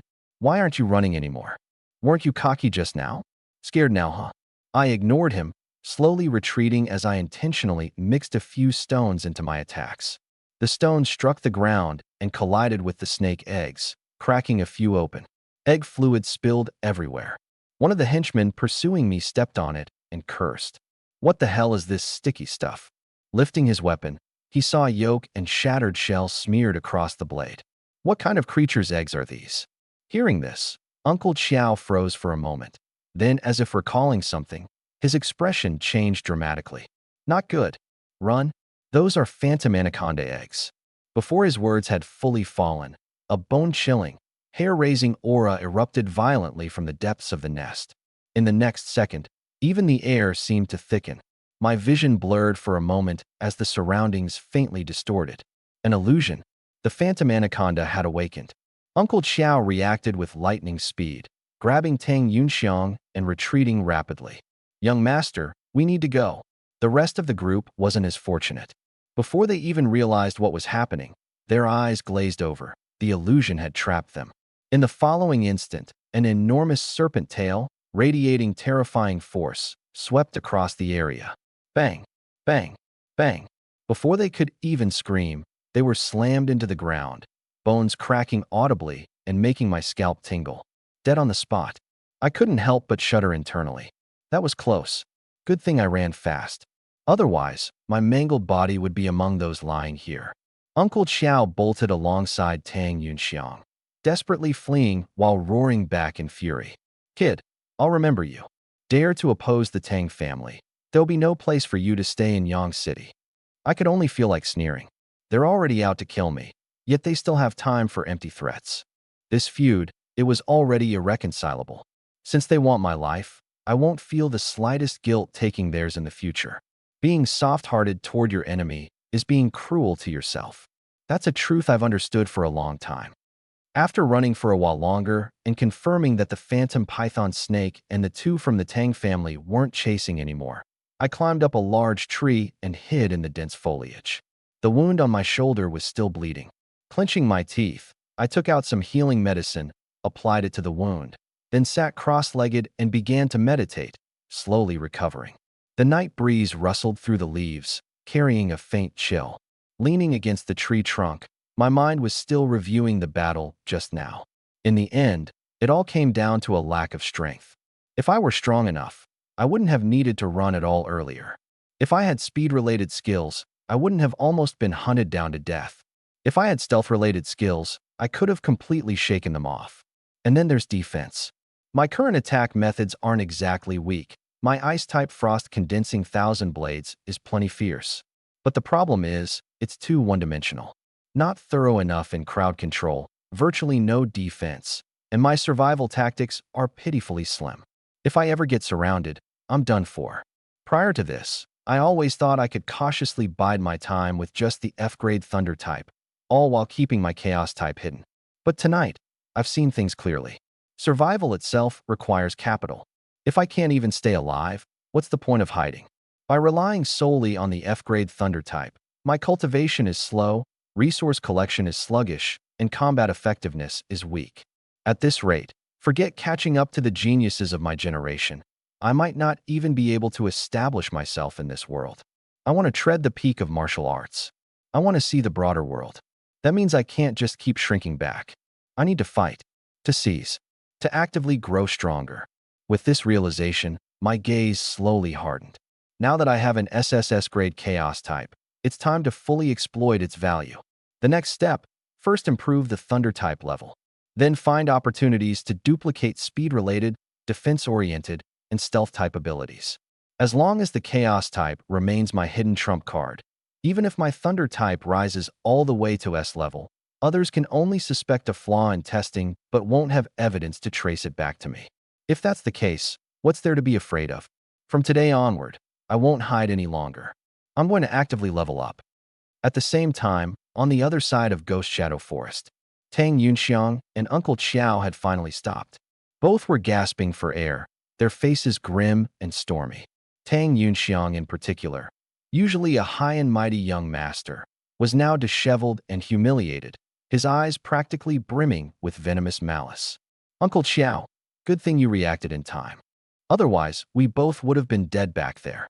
As he spoke, he gritted his teeth, his face contorted with ruthless hatred. That ice-type brat, Tang Yunxiang, will have him dead. In all these years, no one has ever dared to humiliate me like this.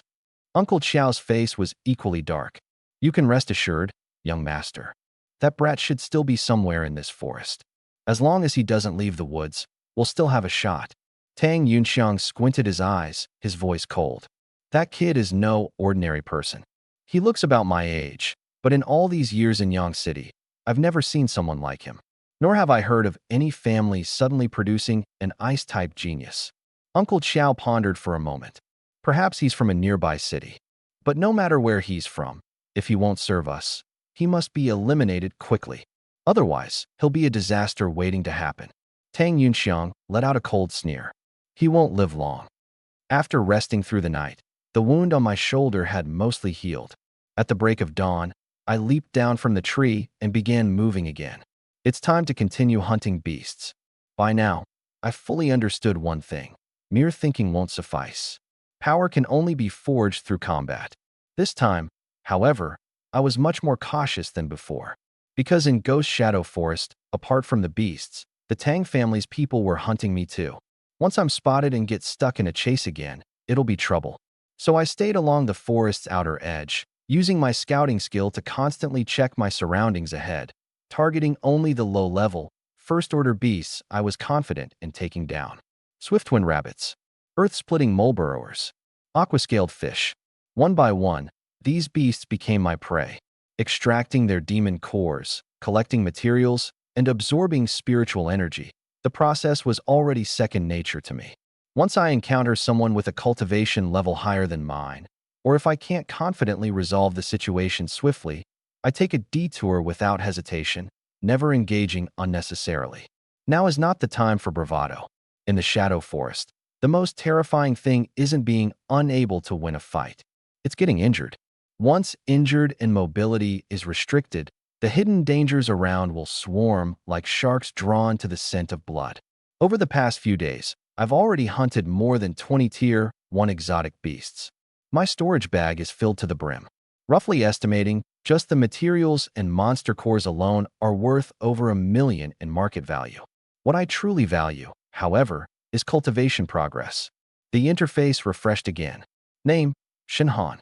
Mental power, 427/460, Warrior 9th tier. Abilities, Chaos Element, Lightning Element. Grades, Chaos Element, SSS level, Lightning Element, D level, Ice Element, A level. Skills, Chaos Element, Sniff, 1/10, Copy, 1 out of 10, Devour, 1 out of 10, Swap, 1 out of 10. Lightning Element, Thunder Rift, Beginner, Lightning Canopy, Beginner.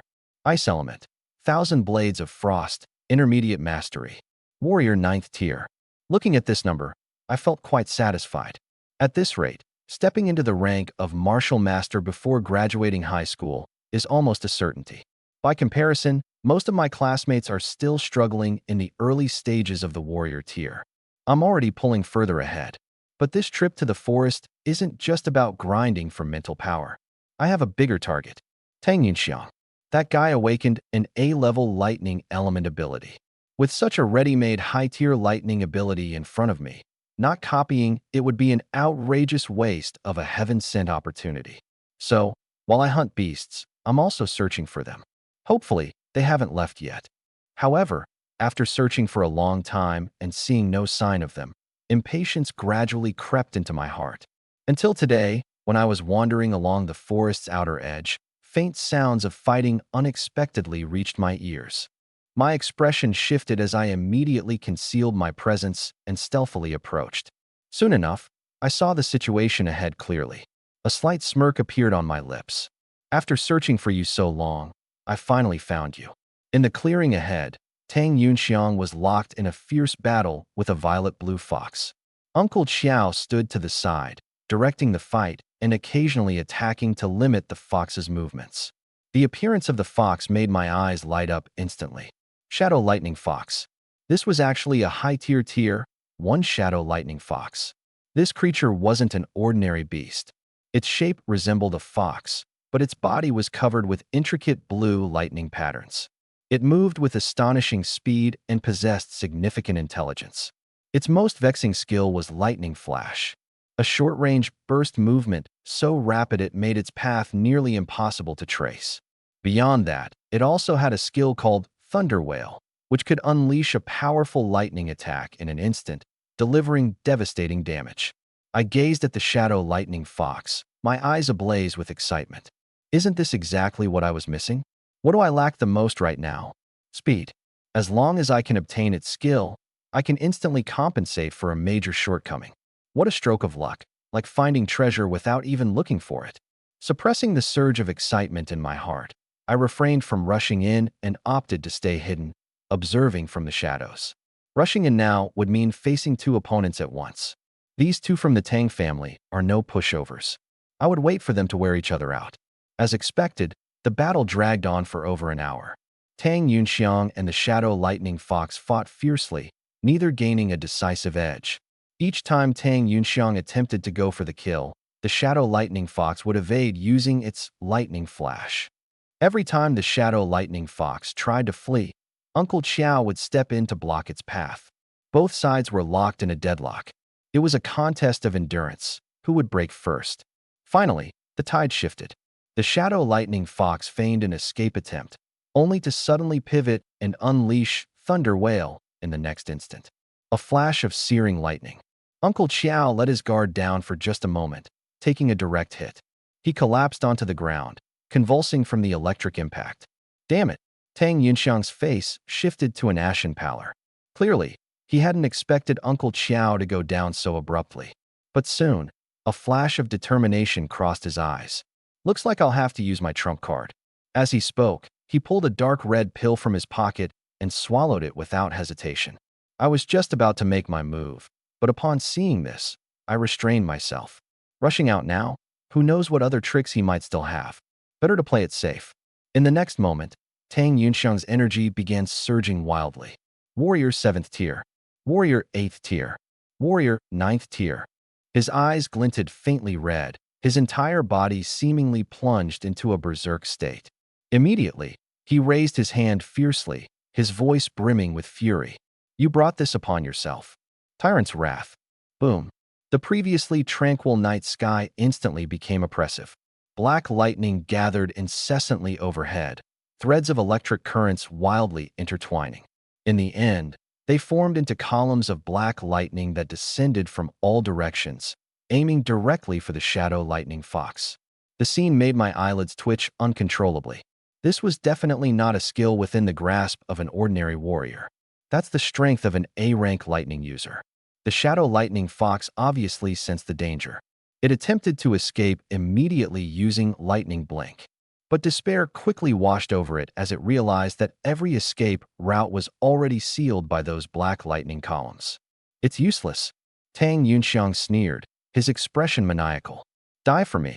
The next second, a lightning column struck the Shadow Lightning Fox head-on. Immediately afterward, all the lightning columns in the surrounding area seemed to be drawn toward it. One after another, they changed direction and converged on its body in rapid succession. Boom, boom, boom. Moments later, the Shadow Lightning Fox couldn't hold on any longer, collapsing heavily to the ground. Its fur was charred black from the electricity, numerous parts of its body cracked open, and blood flowed profusely. As for Tang Yunxiang, he wasn't in any better shape. The effects of the medicinal pill waned, leaving him utterly drained. He collapsed onto the ground, gasping for air. Yet his face was filled with triumph and madness.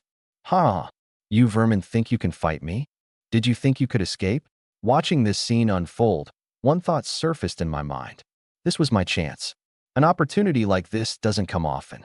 If I couldn't seize this moment, I might as well be living in vain. Without a moment's hesitation, I took action. Icicle thousand blades. Whoosh.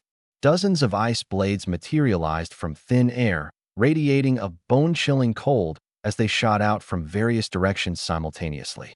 Their targets, Tang Yunxiang and the slightly recuperated Uncle Qiao. With this strike, I locked down every possible path they could use to dodge.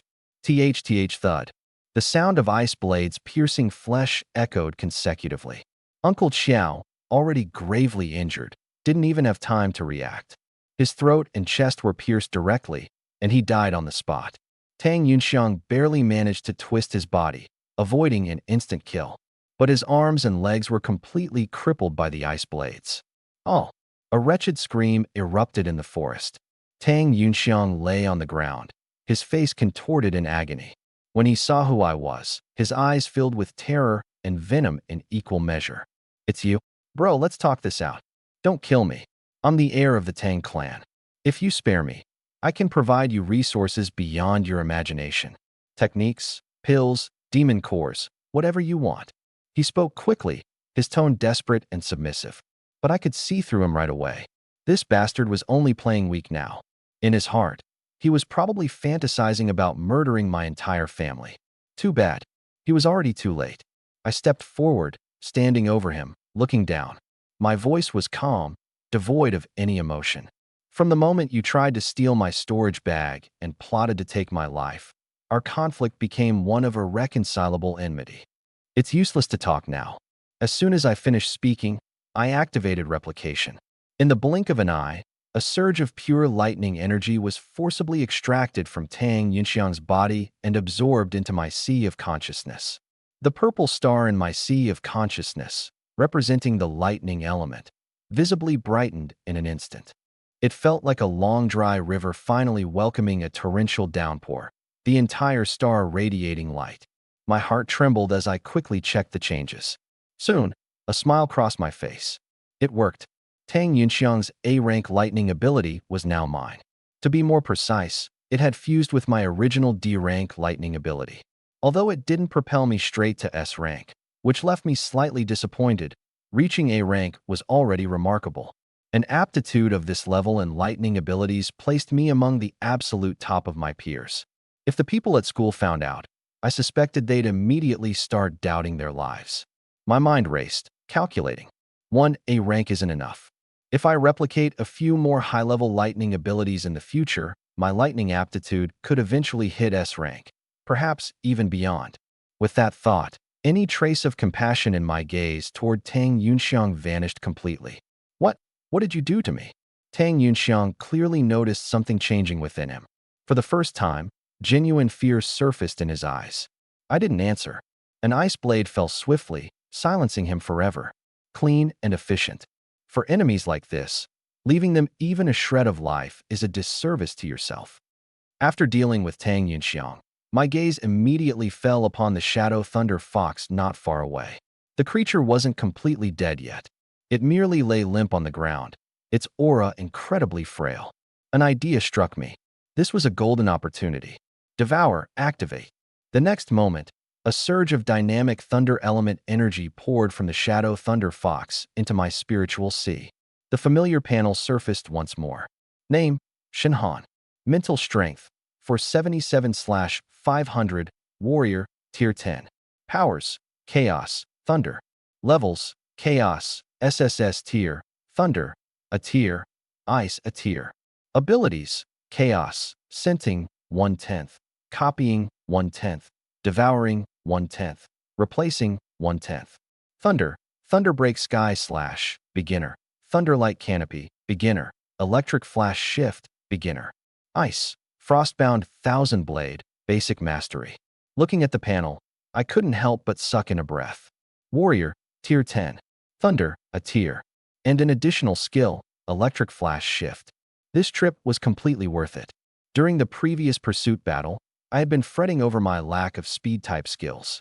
But now, that shortfall was rectified in an instant. From this moment on, I was no longer the one who could only rely on sheer speed to run. Next, I rummaged through the storage pouches of Tang Yunxiang and Uncle Qiao. With just one look, my eyes lit up. I hit the jackpot. This was truly a windfall.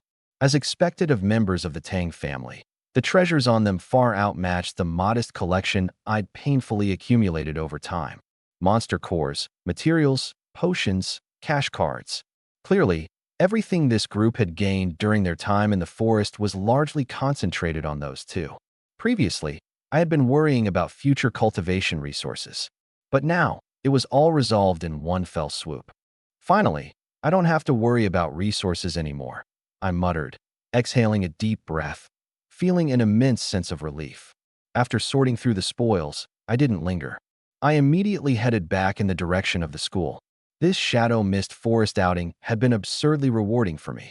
My cultivation advanced. My thunder abilities leveled up. I obtained a speed-based skill. And resources? No longer an issue. I even managed to eliminate a future formidable foe in passing. This was a big win, a massive profit. As I walked along the path, only one thought remained in my mind. Indeed, killing and plundering was the fastest way to grow stronger in this world. After returning to the city, the first thing I did was to process the majority of the loot I had gained from this trip in batches. It wouldn't do to dump everything into one trading hall at once. That would draw too much suspicion. So I intentionally visited several trading halls, splitting, dispersing, and selling the items piecemeal. As for the thunder and ice elemental monster cores, I didn't sell even a single one. They were all kept. These things would be immensely useful for cultivating my thunder and ice powers later on. Once everything was dealt with, I made a rough calculation and felt even better as a result. Over 5 million. Now I can really afford a lot of spirit refining elixirs. When I got home, I first removed my disguise, reverting to my original appearance. Only then did I truly release a breath of relaxation.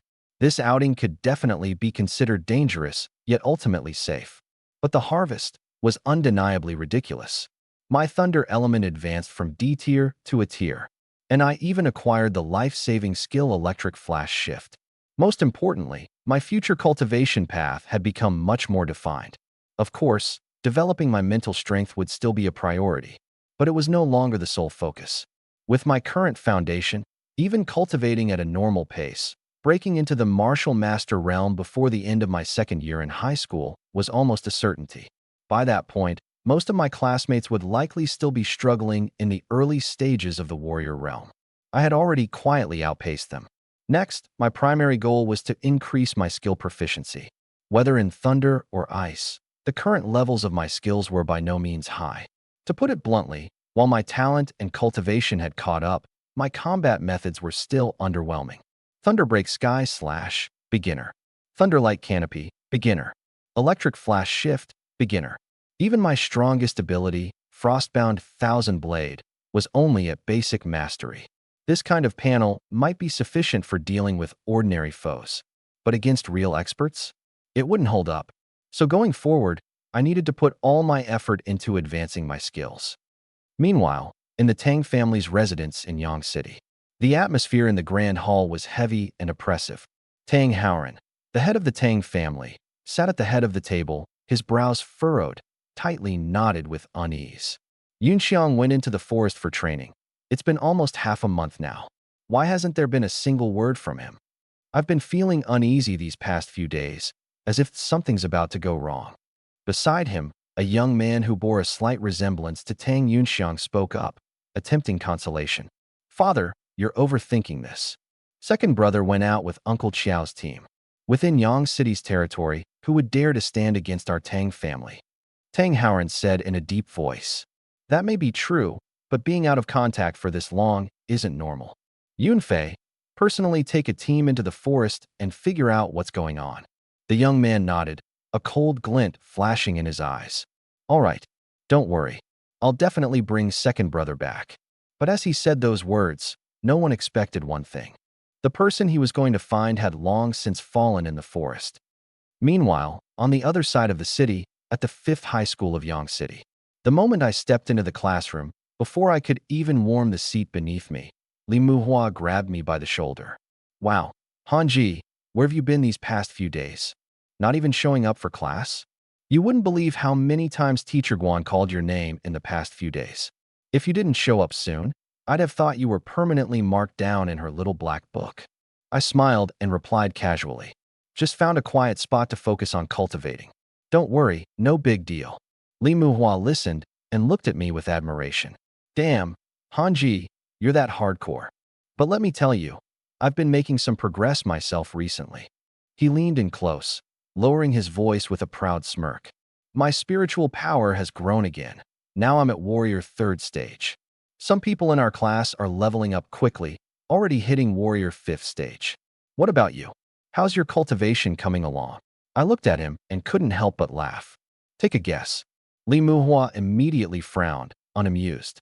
Oh, come on, you're gonna play coy with me? Based on the fact that you were ahead of me by a good dozen or so points in spiritual power when we awakened, plus the effort you put in compared to me, I guess you should be about Warrior 5th stage yourself, right? Leaning back on my chair, I grinned at him. Just keep guessing. No way, you're at the 6th stage already? Li Muhua's eyes widened, his expression one of utter disbelief. I shrugged, my tone calm. Why would you doubt your bro? 10th stage. For a moment, Li Muhua was stunned. Then the corner of his mouth twitched. Hanji, stop bluffing. I sighed, exasperated. Why is it that no one ever believes me when I tell the truth? All right, enough of that. Li Muhua waved his hand dismissively, suddenly lowering his voice as he leaned in again. I heard a rumor. Apparently, before this year's 3rd year's graduate, Yang City is organizing a citywide tournament, 5 high schools competing head-to-head. It's supposed to rank the top talents in our year. I raised an eyebrow, intrigued. Oh, when's this happening? It should be soon. I think the school will officially announce it any day now. Li Muhua chuckled mischievously. Hanji, you'd better bring your A game. Word is, the rewards for placing high are pretty generous. I nodded, making a mental note of it. Sure enough, not long after, Teacher Guan Shui strode into the classroom, heels clicking against the floor. She still had that cold, aloof demeanor as her gaze swept across the room. Upon noticing that everyone was present today, a rare hint of surprise flickered in her usually indifferent eyes. But true to her nature, she didn't waste words. She walked straight to the podium, her voice crisp and cool. Class, I believe you've already heard the news. Before the 3rd year's graduation, the 5 high schools of Yang City will hold a joint competition. The classroom fell into silence instantly. Guan Shui continued. This joint competition is primarily a way to assess the overall strength of this year's cohort, serving as preparation for next year's college entrance exams. Beyond that, this competition carries a significant opportunity, secret realm quotas. If you can place in the top 10 during the 5-school tournament, in addition to the regular rewards, you will earn a spot to enter the secret realm. As soon as those words left her lips, the entire class erupted. Secret realm quotas? Seriously? Holy crap, just the top 10 can get into the secret realm? Even I couldn't suppress a surge of excitement upon hearing this. Raising a hand to quiet the class, Guan Shui continued, her tone steady.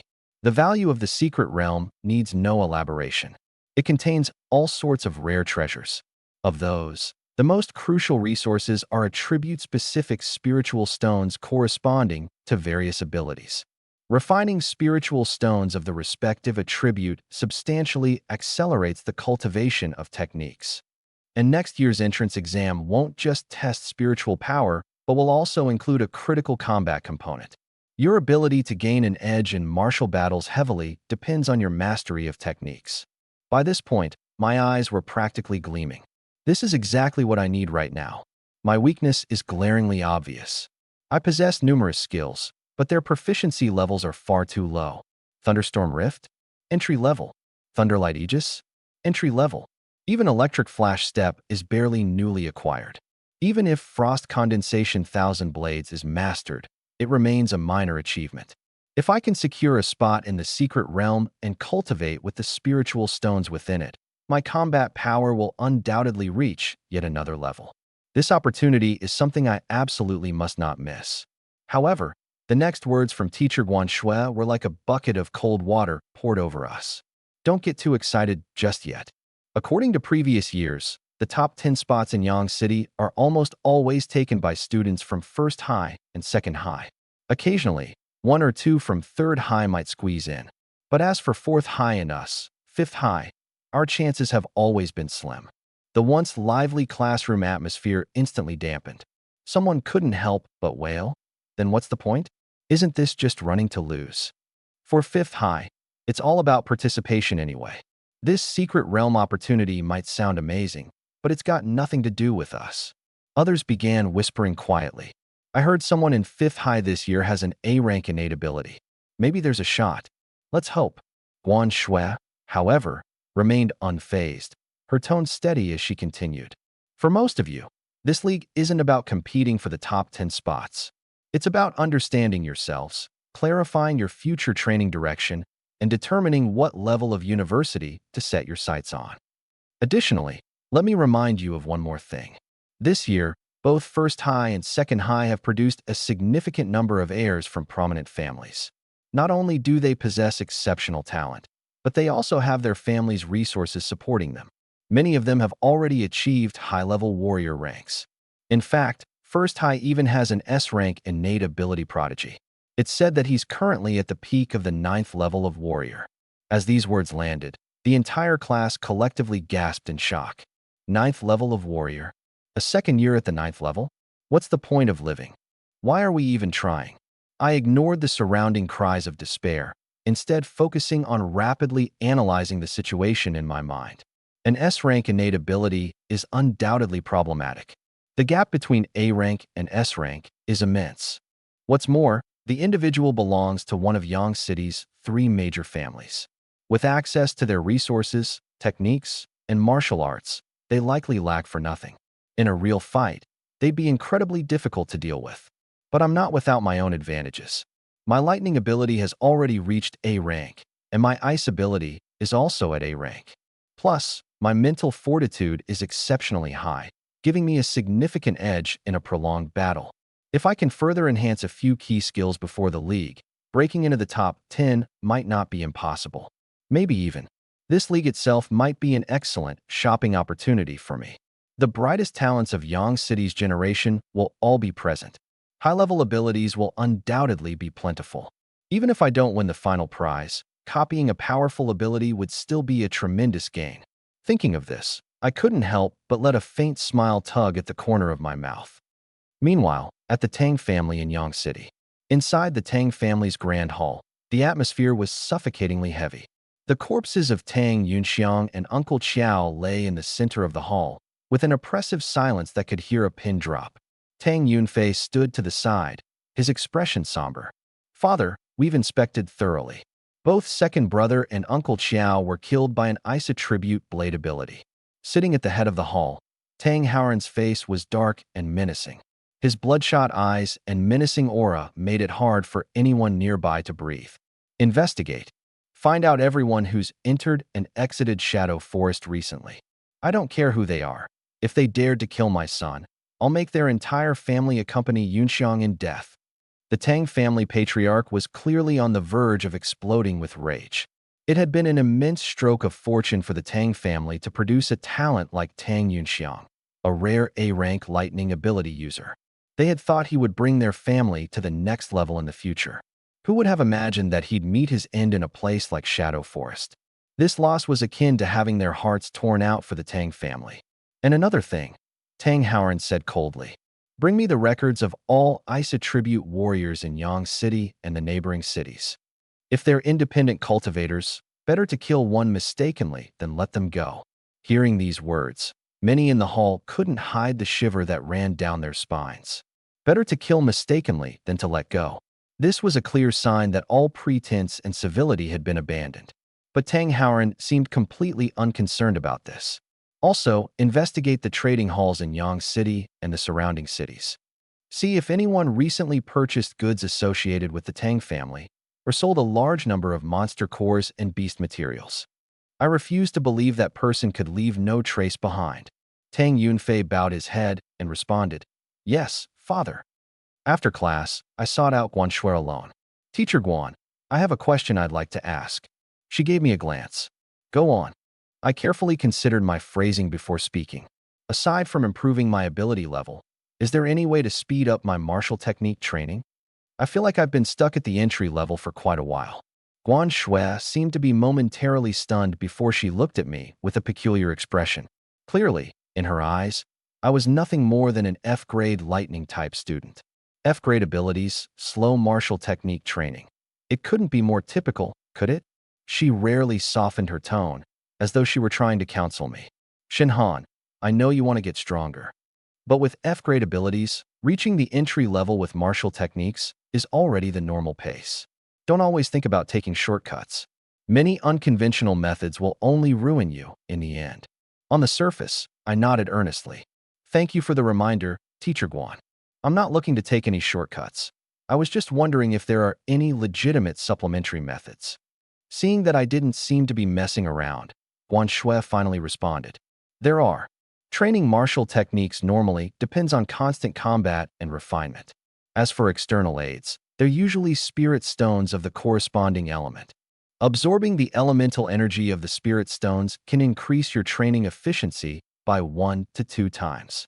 I quickly followed up, "Can these spirit stones be bought in Yang City?" Guan Shui pondered briefly before shaking her head. "Yang City is too small. Resources like spirit stones rarely circulate here. Spirit City should have them, though. If you really need them, I can ask around for you." I felt a surge of joy in my heart and immediately said, "Then I'll trouble you, Teacher Guan. Price is not an issue." At my words, a faint smile even tugged at the corners of Guan Shui's lips. "I didn't expect you to be quite the little rich guy." I chuckled. "I can't afford to embarrass you during the league tournament, right? I've at least got to train my martial techniques to a competent level. Stop buttering me up." Guan Shui gave me a dismissive glance. "Give me your contact information, and I'll inform you when there's news." "Thank you, Teacher Guan." The next morning, Li Muhua came over again, a curious grin on his face. "Han, have you heard the latest? Song Ziqing seems to be getting pretty close to Zhu Wenhan from first high." I didn't even lift my head. "Oh, Zhu Wenhan. Yeah, Zhu family's son, one of the 3 major families in Yang City. Remember Zhu Yunjin from our class? That's his cousin," Li Muhua whispered conspiratorially. "This Zhu Wenhan is said to be one of the most outstanding talents in the Zhu family's main lineage, and he's in the same grade as us. Rumor has it that the genius with an awakened S-grade fire ability at first high." "Yeah, that's him." I eventually nodded. "An S-grade fire ability, huh? His combat strength shouldn't be low. Plus, the Zhu family is a fire lineage with deep roots, so he'll probably be a tough opponent." Li Muhua looked at me exasperatedly. "Bro, is that the key point here? What I'm saying is, are you and Song Ziqing really done? You've never even mentioned it." My tone was calm. "We're done. Who she's with now is her choice." Li Muhua couldn't help but mutter. "Could it be because you awakened an F-grade lightning ability that she dumped you? That's just way too shallow." I gave a small smile and snapped my book shut. "Everyone has their path. You should spend this time training instead. Feelings and relationships only cloud your judgment. Take it from me, quit them." Li Muhua immediately let out a curse. Scram. 2 days later, I finally received news from Guan Shui. The lightning spirit stones, she found them. I went to her office at once. Guan Shui took a box out of her drawer and pushed it toward me. "Here are 5 lightning spirit stones, 60,000 each, totaling 300,000. Are you sure you want them all?" As she said this, her eyes carried an unmistakable trace of curiosity. In her eyes, I was just a student with F-grade talent. Buying 5 lightning spirit stones in one go. This wasn't a purchase that an average family could handle. What's more, even with the stones, how much value could F-grade lightning abilities really display? She had some curiosity, naturally, but I didn't hesitate for a moment and nodded decisively. "I'll take them all. I can transfer the money to you right now." Guan Shui studied me, her gaze growing even stranger. But in the end, she refrained from asking further, only offering a slight nod. When I got home, I didn't waste any time. I began with an hour of regular meditation to adjust my state to its peak. Then, I immediately went into seclusion to break through the bottleneck of my martial techniques. The goal was simple. Before the league tournament started, I must train all three of my lightning martial techniques to at least proficient mastery. Sitting cross-legged, I placed a lightning spirit stone before me. Gently, I pressed my hands to its surface. The next moment, a faint yet sharp strand of lightning spiritual energy surged into my body through my palm. In an instant, it felt as though countless tiny electric needles were weaving back and forth through my meridians. A numbing, stabbing pain swept across my entire body. It was far from a pleasant sensation, but I was prepared. My mind was firmly locked onto the flow of that energy, ensuring it remained under strict control. As the lightning spiritual energy continued to be absorbed, the latent lightning power within me was gradually being awakened. The two forces intertwined, clashed, and refined each other. It felt as if my meridians were being repeatedly tempered by bolts of lightning. The pain grew sharper, but so too did my grasp on the essence of lightning. It became clearer and more precise with each passing moment. Gradually, I could even sense a faint layer of electric arcs flickering across the surface of my skin. Almost there. I took a deep breath and immediately began channeling the lightning energy within me along the pathway outlined in Thunderstorm Skybreak. Its purpose was to break through that invisible barrier. 1 cycle, 2 cycles, 3 cycles. With each revolution, the pain intensified slightly. It felt as though lightning was tearing my meridians apart, only to forcefully mend them once more. But I gritted my teeth, refusing to flinch even an inch. By the 7th cycle, the obstruction within my meridians finally began to loosen. My eyes sharpened as I let out a low roar. Break! Boom! An almost soundless explosion seemed to erupt within me. The barrier that had hindered me for so long was finally shattered by sheer force. I slowly opened my eyes, and for a fleeting moment, a trace of electricity seemed to flash in their depths. It's done. Thunderstorm Skybreak, minor achievement. I didn't rest. Instead, I immediately turned my focus to breaking through the next skill. Next up is Lightning Flash Step. I'll hold off on Thunderlit Canopy for now. The tournament prioritizes individual combat capabilities and survivability. Area of effect techniques aren't as pressing for the moment. I immersed myself in cultivation throughout the long night. Unfortunately, the energy within a single piece of lightning spiritual stone had its limits. By the time the stone was completely depleted, I had only managed to elevate Thunderstorm Skybreak and Lightning Flash Step to higher levels of mastery. However, Thunderlit Canopy still fell short of breaking through. Fortunately, I had 4 more spiritual stones left. I glanced at my updated panel. Name, Shinhan. Mental power, 481/500, Warrior Stage Level 10. Abilities, Chaos, Lightning. Levels, Chaos SSS, Lightning A, I say. Skills, Chaos, Sniffing, 1/10, Copy, 1/10, Devour, 1 out of 10, Replace, 1 out of 10. Lightning, Thunderstorm Skybreak, minor achievement. Thunderlit Canopy, foundational. Lightning Flash Step, minor achievement. Ice, Frostblade, 1,000 shards, minor achievement. I exhaled softly. The progress was better than I'd expected. What came next would be to continue investing resources. Half a month later, when the final lightning spiritual stone crumbled into dust in my hand, I slowly opened my eyes. At this moment, the lightning energy within me had become far more refined, elevated by more than just a single tier. All 3 lightning-based martial techniques had finally been pushed to the stage of major achievement. As for reaching perfection, that was still out of reach. Such a feat wasn't something that could simply be achieved by burning through a few spiritual stones. It would require longer stretches of trial and refinement in actual combat. Still, for the present me, it was enough. What was even more noteworthy was that my mental power had finally brushed against the threshold of the martial master stage. I didn't hesitate and immediately began my breakthrough. I was planning to keep a low profile. But as soon as I break into martial master, my chaos skills will advance as well. Especially sniffing. Once upgraded, its enhancements to both survival and combat will be significant, whether it's for the tournament or exploring secret realms in the future. In that case, I'll break through everything at once. As my thoughts settled, the mental energy that had long reached its limit surged violently toward that barrier. The next second, the barrier shattered. A force far mightier than before swept through my body in an instant. I exhaled a long-held breath and looked at the updated panel once more. Name, Shinhan. Mental power, 503/550, Martial Master Stage Level 1. Abilities, Chaos, Lightning. Levels, Chaos SSS, Lightning A, I say. Skills, Chaos, Sniffing, 2 out of 10, Copy, 2 out of 10, Devour, 2 out of 10, Replace, 2 out of 10. Lightning, Thunderstorm Skybreak, Major Achievement. Thunderlit Canopy, Major Achievement. Lightning Flash Step, Major Achievement. Ice, Frostblade 1000 Shards, Minor Achievement. I stared at the panel, unable to keep the smile from curling at the corners of my lips.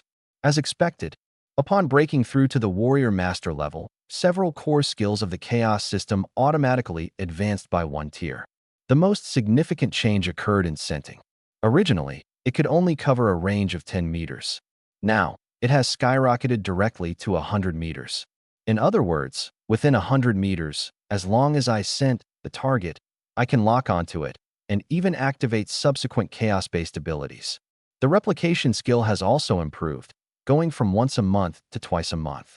Although the changes in Devour and Replace are not as pronounced, their efficiency and usage frequencies have clearly increased.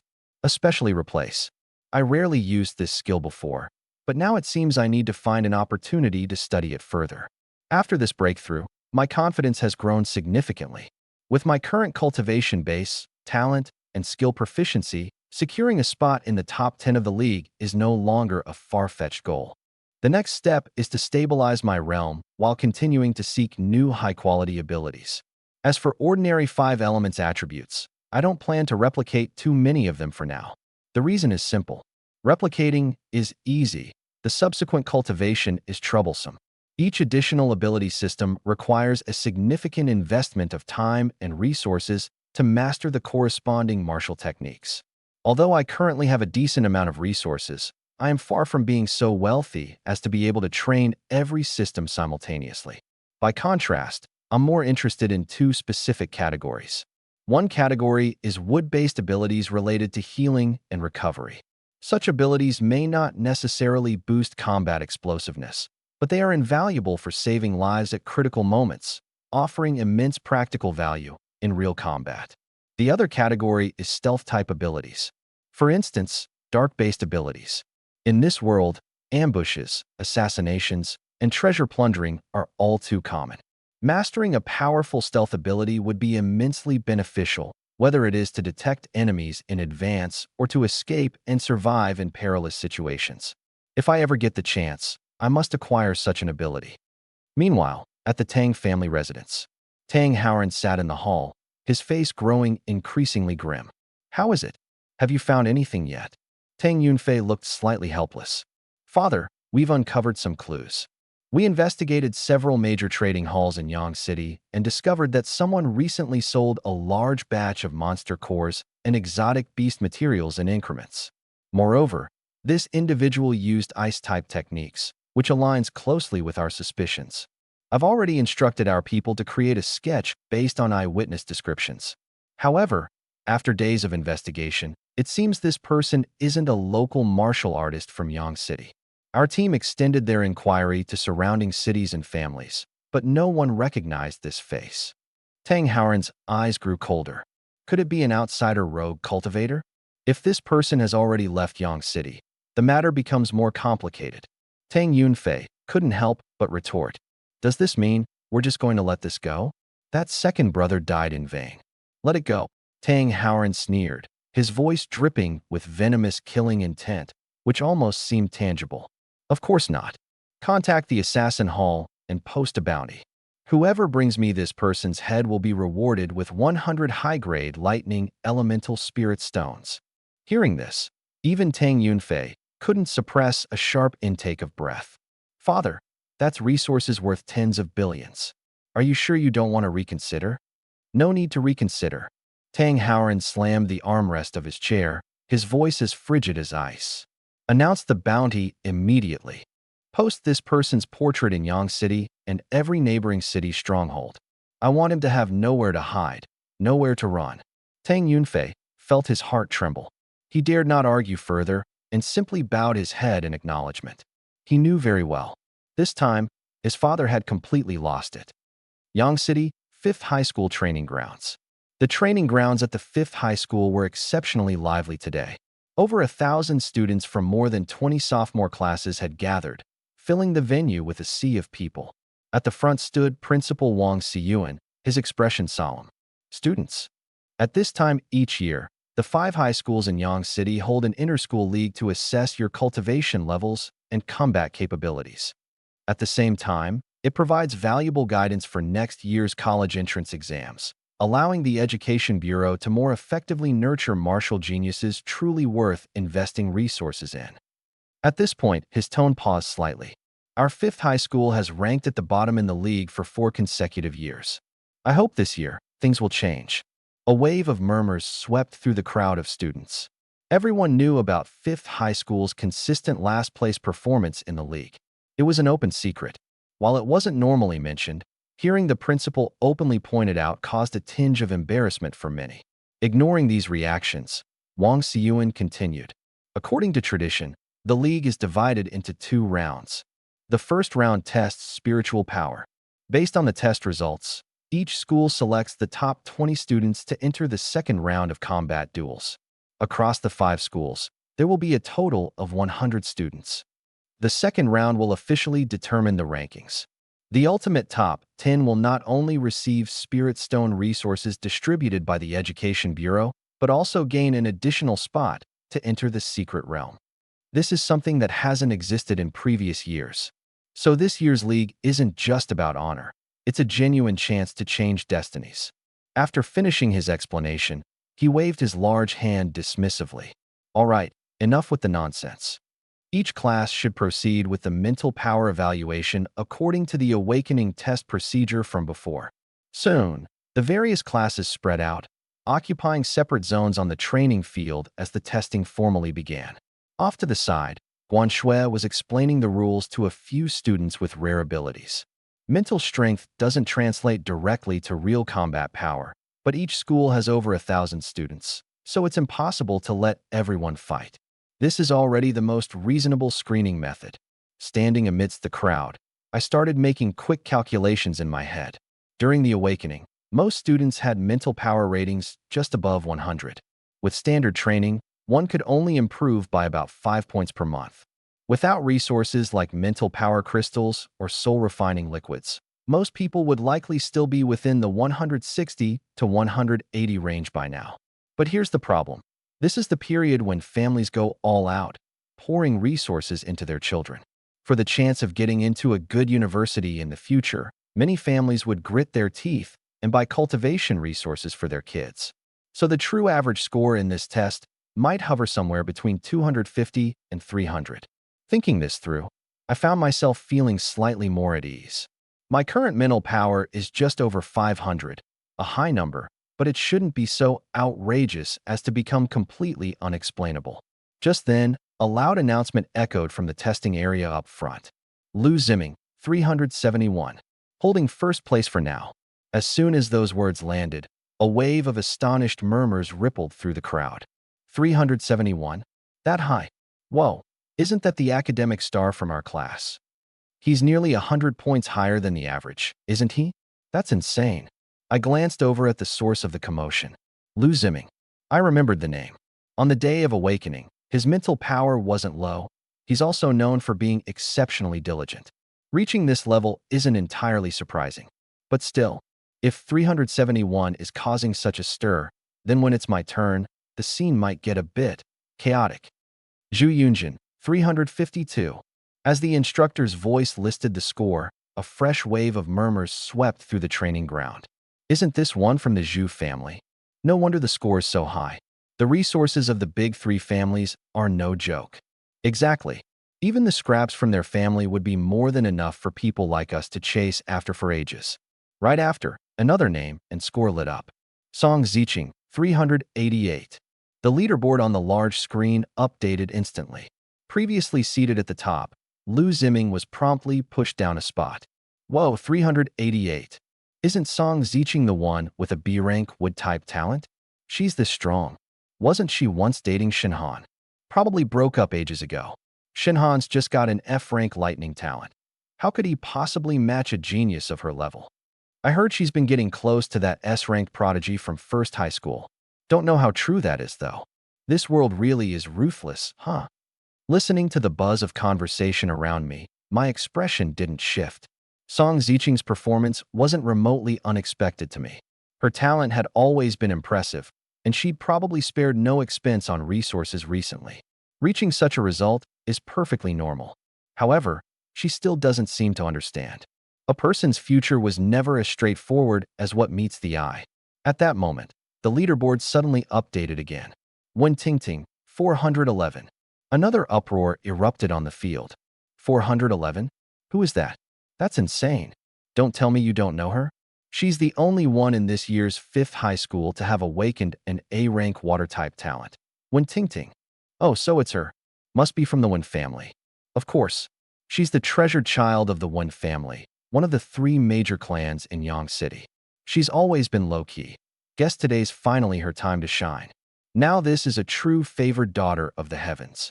Forget it, man. People like her live in a completely different world. I glanced in her direction.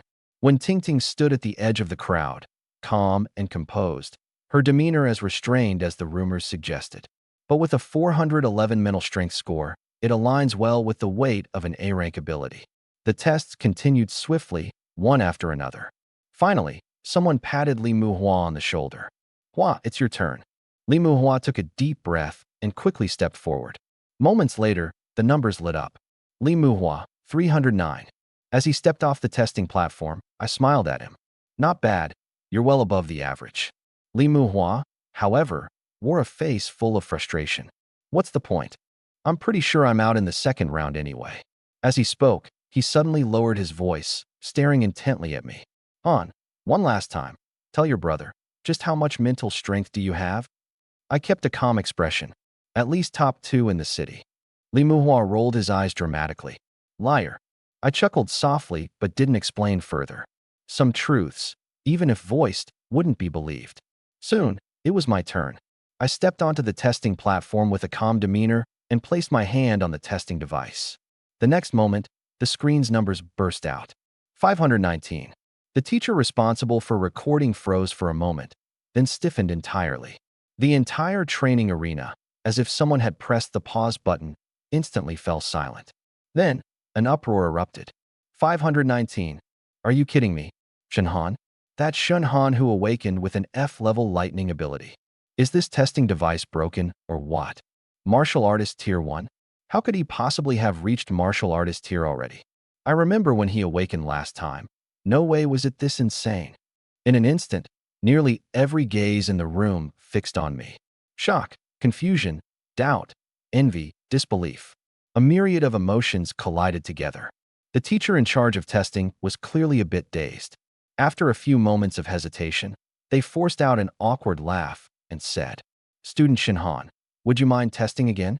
Maybe there's a slight issue with the equipment." I nodded nonchalantly. "No problem. Test as you please." After that, I moved to another brand new device and placed my hand on it again. The numbers appeared. It was still those same glaring digits. 519. This time, no one could claim it was a machine malfunction. The testing teacher took a deep breath and raised their voice to announce, "Shinhan, 519, confirmed accurate." Boom. The entire training arena erupted once more. Li Muhua stood frozen in place, his mouth so agape it could almost fit 2 eggs. Holy, Han really wasn't joking. He's really a martial. No, a martial artist now.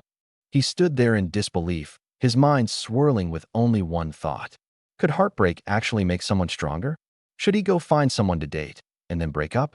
On the other side, standing amidst the crowd, Song Ziqing's face had turned deathly pale. She stared fixedly at the scoreboard with that name, her eyes filled with incredulity. Shinhan, 519. Martial Artist Tier 1. These pieces of information struck her heart like a sledgehammer. All along, she had believed that with Shun Han's awakening of an F-level lightning ability, he was destined to be ordinary. So, she had chosen to walk away, to seek out someone stronger. But now, Reality felt like a resounding slap across her face. How is this possible? An F-level ability. How can someone have such immense mental strength? Her lips turned slightly pale, her mind chaos-ridden, unable to accept what lay before her. Meanwhile, Guo, standing not far away, appeared far calmer. She simply observed me, a barely visible curve lifting the corner of her lips. As expected, this kid, he's definitely hiding more than a few secrets. Over by the school's principal, Wang Xiyuan, it was clear even he had been alerted. He turned his head to glance at his assistant, his brow furrowed deeply. Are you sure the original awakening test records weren't wrong? The assistant was already breaking into a sweat, their voice shaky. Principal, the previous records were indeed F-level, and the equipment was freshly checked. It should all have been accurate.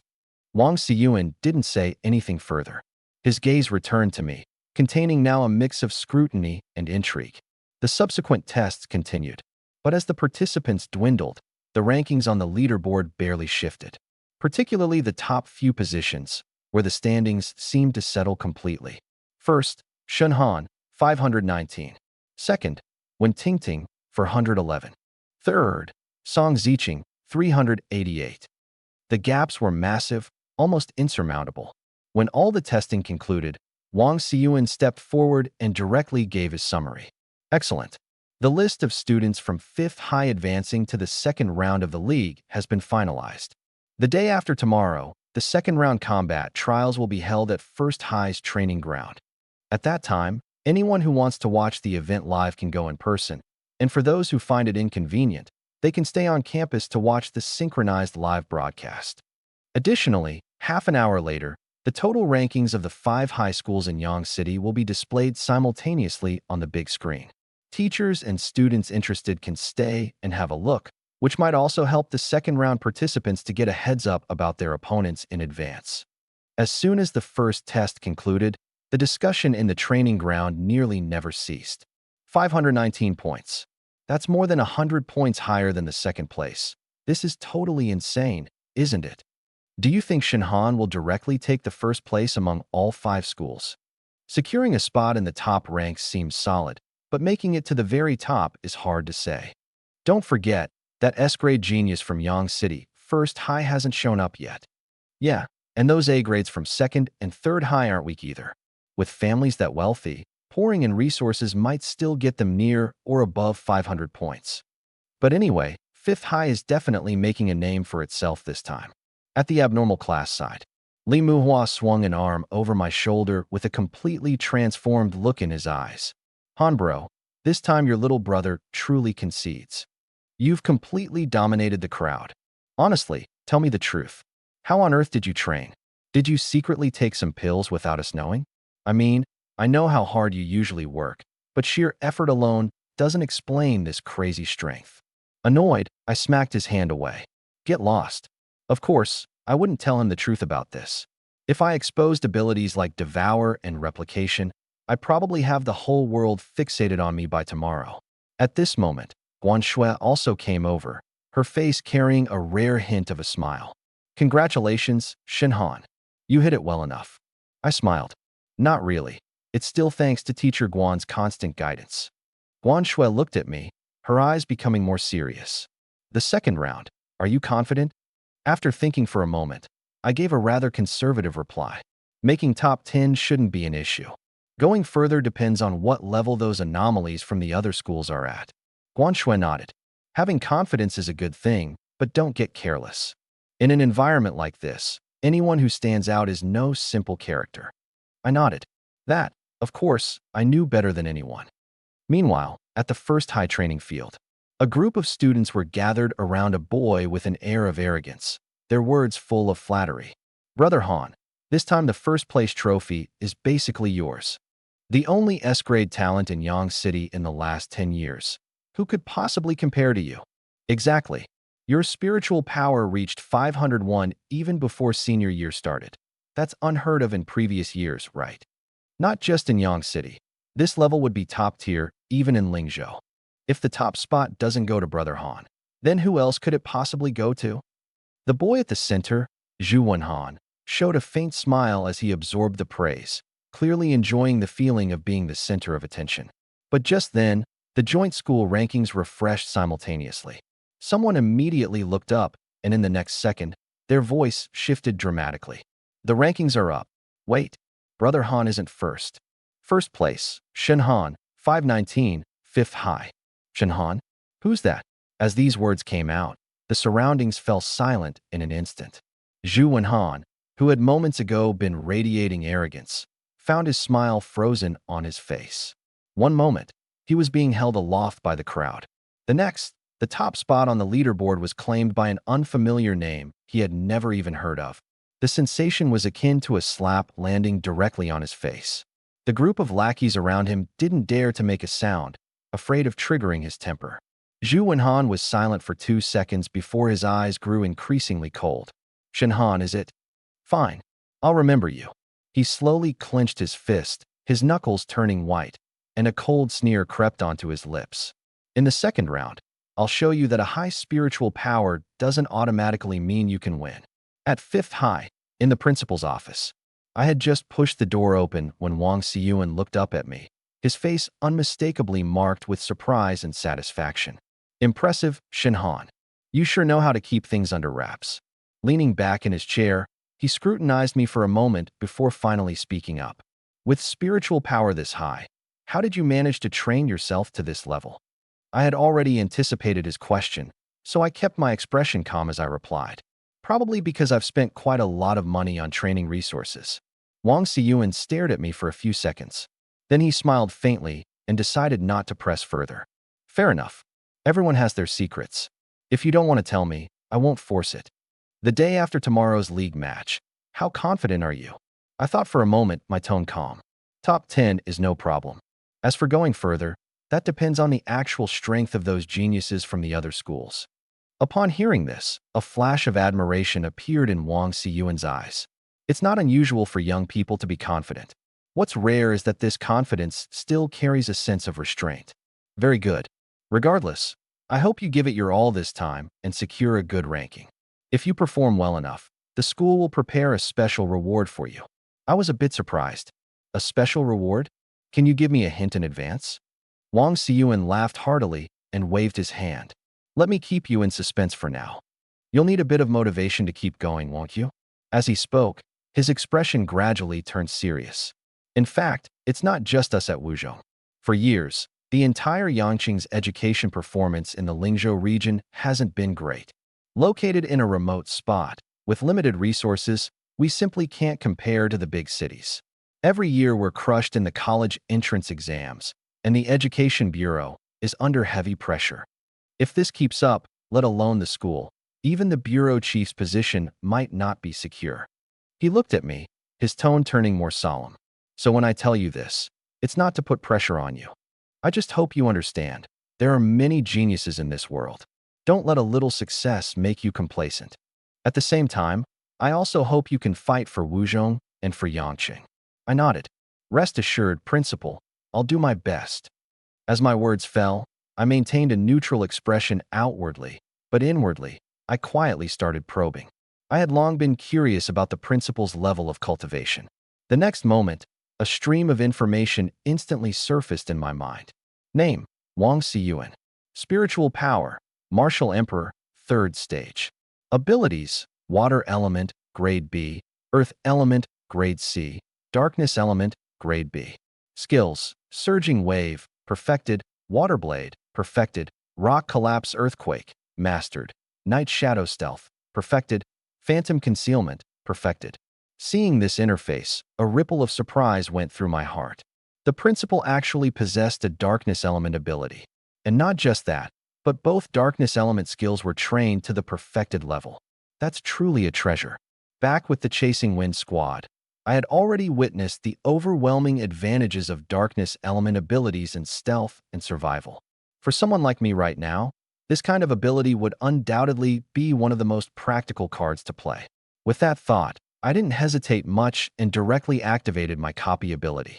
The next second, a wave of unique Darkness Element energy quietly merged into my sea of consciousness. My own status panel was instantly updated. Name, Shen Han. Spiritual power, 523/550, Martial Master, First Stage.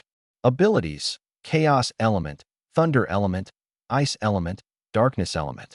Rank: Chaos Element, SSS grade, Thunder Element, A grade, Ice Element, A grade, Darkness Element, B grade. Skills: Chaos Element. Detection, level 2 out of 10. Copy, level 2 out of 10. Devour, level 2 out of 10. Replace, level 2 out of 10. Thunder Element. Thunder Rift, mastered. Thunderlight Canopy, mastered. Lightning Shift, mastered. Ice Element. Frost Blade Array, novice. Darkness Element. Phantom Concealment, initiate. My heart leapt with joy. As expected, when copying abilities, the corresponding skills came along as well. But as I had anticipated, no matter the skill's level with the original owner, it always started at the initiate stage when copied into my panel. Reasonable enough. Otherwise, this ability would simply be too overpowered. This month, there's only one copy opportunity left. I narrowed my eyes slightly, already forming a strategy. I'll save it for the league match, just in case I run into some top-tier ability and can't make a move on it. At the same time, Yangqing had already burst into a fervor over this latest leaderboard. This year, Wuzhong might actually make a comeback. Don't rush to conclusions. The second round hasn't started yet. High spiritual power doesn't necessarily mean strong combat capability. Yizhong is still the heavy favorite. Exactly. Zhu Wenhan from our Yizhong has an S-grade ability. Crushing others will be a breeze for him. And the A-grades from Erzhong aren't pushovers either. Still, I have to admit, with Wuzhong snagging first in the first round, it's a bit annoying. Almost every school was gossiping about one name. Shenhan, a name that had been utterly unremarkable before now spread throughout Yangqing overnight. The Tang family. Tang Haoran was staring at the latest spiritual power rankings, his eyes swirling with a mix of emotions. If only Yun Xiang were still here. With his potential, breaking into the top 5 in Yang City would be a piece of cake. After speaking, his voice fell quieter again. What did the Killer Hall say? How's the matter regarding the bounty on Ice Element warriors progressing? Tang Yunfei stepped forward immediately. Father, rest assured. The Killer Hall only cares about money, not people. As long as the payment is there, they accept anything. The citywide bounty should fully spread within the next 2 days. Tang Haoran nodded, then lifted his hand to point at the leaderboard. What do you think of this spirit power ranking? Tang Yunfei pondered briefly. Aside from the first place, this Shenhan who's considered a dark horse, the others are all within our expectations. Shenhan. Tang Haoran squinted his eyes. The intel says that when this person awakened last year, he was just F level, but now his spiritual power has skyrocketed to this level. Interesting. A mismatch between ability level and spiritual power to this extent isn't common. Keep a close eye on this person. Tang Yunfei nodded immediately. Yes, father. Yang City's #1 high school, main training ground. Today, the atmosphere at #1 high was several times livelier than usual. In addition to students and teachers from the 5 schools, officials from the Yang City Education Bureau were present, and even many influential families had sent representatives to watch the event. The entire training ground had been arranged in a circular setup. 5 arenas were placed at the center, with the audience seating arranged outwardly surrounding the rings. The eastern side belonged to #1 high school section, which was already packed. As for the other schools, many opted not to attend in person, instead choosing to watch the live broadcast from their own campuses. After all, who would want to make a long trip just to serve as a backdrop for #1 high? On a raised platform, the principal of #1 high, Chen Xiaoyu, stood up, his voice echoing across the venue. Welcome, everyone, to #1 high school to participate in the second round of Yang City's 5-school tournament. After the first round of selection, each of the 5 schools has chosen 20 students, totaling 100 participants, who will enter today's combat round. As per tradition, the second round of combat consists of elimination matches and ranking matches. There are 3 elimination rounds in total. The first round eliminates 50 people, the second round eliminates 25, and in the third round, 1 person gets a bye while 12 are eliminated. This means that 13 participants will eventually enter the final ranking match. At this, he paused slightly before dropping a major reward announcement. For this year's tournament, Students who make it into the top 10 will not only receive secret realm slots, but also additional rewards. The top 3 will be awarded 5, 3, and 1 drops of Heavenly Essence Elixir respectively. Those ranked 4th to 10th may choose combat skills corresponding to their abilities or spirit stones of the same attribute. Now, I officially declare the second round of combat in the tournament begins. A murmur of astonishment rippled through the crowd below. Heavenly Essence Elixir? Yang City is really going all out this year. An older teacher nearby sighed softly. They have no choice.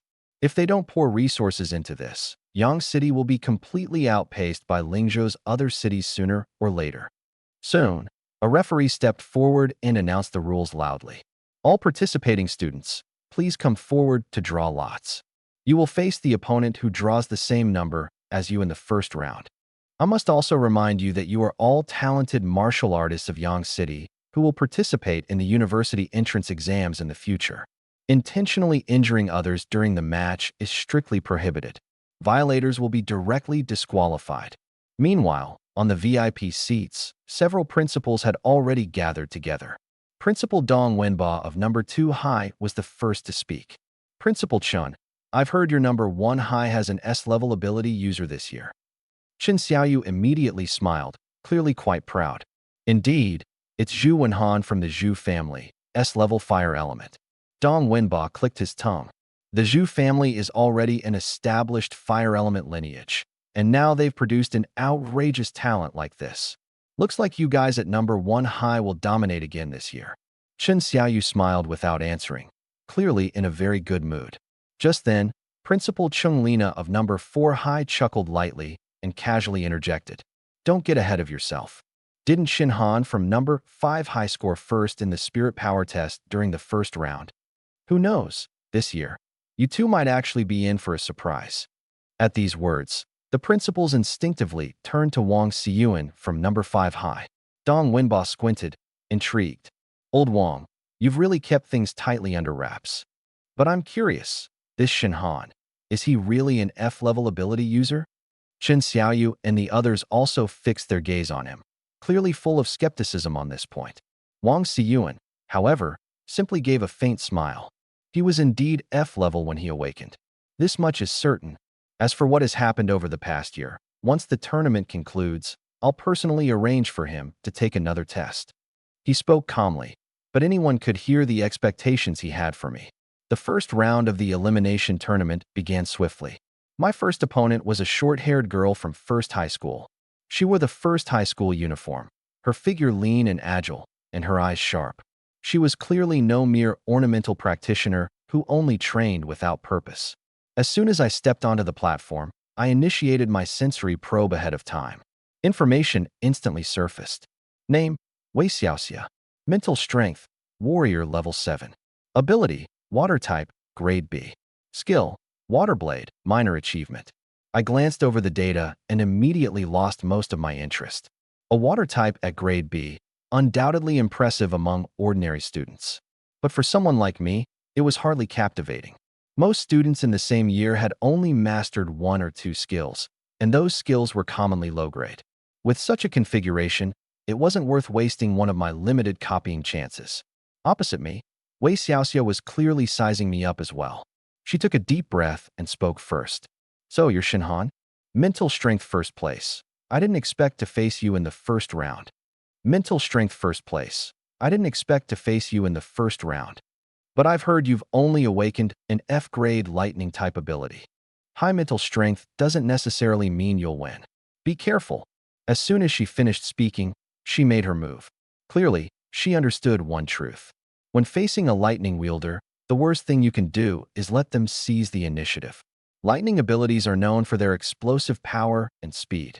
Once they gain an advantage, many opponents lose their chance to react and get blasted off the platform in an instant. Thus, she didn't hesitate, her hand raised, and a water blade slashed toward me. Swoosh! The translucent water blade tore through the air, aiming directly for my face. Many in the audience below held their breath. In the very first bout of the first round, to think it started so directly. However, I merely stood in place, unmoving. It wasn't until the water blade was within inches of my face that I lifted my right hand, and a flicker of lightning erupted from my fingertips. In that exact moment, boom, Shinhan had a decent impression of this short-haired girl. At least she had the guts to face defeat gracefully, without resorting to tricks. On the platform, the moment Wei Xiaoxia's water blade launched, Shinhan's eyes flickered, and his entire figure vanished instantly. Lightning flash. The next second, Wei Xiaoxia's pupils contracted violently. How is this possible? How can he be this fast? She hadn't even caught a glimpse of any afterimage. Her vision blurred, and just like that, her opponent was nowhere to be seen. Almost simultaneously, an electric charge, tingling and oppressive, emerged dangerously close, pressing directly at her back. Thunderclap rift. Crackle. Tiny arcs of electricity erupted no more than 10 centimeters behind her, the raw energy illuminating her back like a menacing warning. Wei Xiaoxia froze on the spot. She knew full well, if Shinhan had moved even a fraction closer, that attack wouldn't have just stopped behind her. It would have directly struck her. The disparity between them was far too wide to continue the battle. Taking a deep breath, she decisively declared, "I forfeit." The referee instantly announced the result. On Platform 3, Shinhan wins. The audience erupted in an uproar. "No way, that was way too fast. My chips. I just opened the bag, and it's already over?" "That's it." As Wei Xiaoxia stepped down, her expression remained calm, undeterred by the speed of her defeat. On the contrary, she explained briefly to those around her who were murmuring, "The randomness of the first-round draw is just like this. If you end up against someone who outclasses you by this much, the match is bound to end in a few moves at most. When only those of similar skill remain in later rounds, then fights will truly become intense." Her objective commentary drew nods from many in the crowd. After all, this was merely the early phase of the elimination rounds. Many seeded participants' opponents didn't even have the qualifications to force out their full strength. Look at Platform 1. Zhu Wenhan wrapped it up in a single move, too. That wasn't just a fireball. He used an explosive flame bomb to blast the guy right off the platform. These seeded players are just insane. If I were up there, I probably couldn't last a single move. How is it possible to have such a wide gap? We're all in the same grade. Shinhan's second-round opponent was a student from his own school who had awakened a grade B ability. The result was once again without suspense. The opponent hadn't even had the chance to fully unleash their skill before they were instantly teleported against by his lightning speed movement. With one strike of Thunder Rift, they were forced to the edge of the arena, defeated in seconds. As the second match concluded, the evaluations of Shinhan by the spectators in the venue visibly shifted. This Shinhan really isn't just highly skilled in mental power, he's genuinely strong. Taking people down in seconds 2 rounds in a row, his combat ability must already be top tier. He's definitely secured a spot in the top 10. But the issue is, wasn't he said to only have an F-level ability? I still stand by my claim. There must have been some error during his testing. Have you ever seen an F-level this absurd? Forget F-level. Even E-level isn't this overpowered. His so-called F-level ability is ridiculously deceptive. By the time this tournament ends, the school will likely have to retest him. At this rate, 9 out of 10 people here don't believe he's genuinely F-level. Over in the spectator area for 5th high, Lu Ziming, Zhu Yunjin, Song Ziqing, and Wen Tingting had all successively made it into the top 25. From afar, Song Ziqing observed Shinhan standing on the arena, her gaze extremely complex. There was a time when she firmly believed that the gap between them would widen indefinitely due to the difference in their awakened talent levels. She thought she would steadily rise, while Shinhan would only grow farther and farther behind. But now, reality had completely flipped. Not only had Shinhan not been left behind, but he had forged ahead, far surpassing her. Could it be? I was wrong all along. She bit her lip gently, regret surfacing for the first time in her heart. On the other hand, Lu Ziming maintained a calm composure throughout. Though surprised at how far his former classmate had come, he didn't harbor jealousy. Because, in his eyes, no matter how outstanding one's academic achievements were, they were supplementary at best. In this world, it was martial arts and combat that ultimately determined one's fate.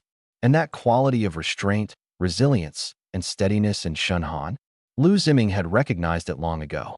That's why he had never truly underestimated Shenhan.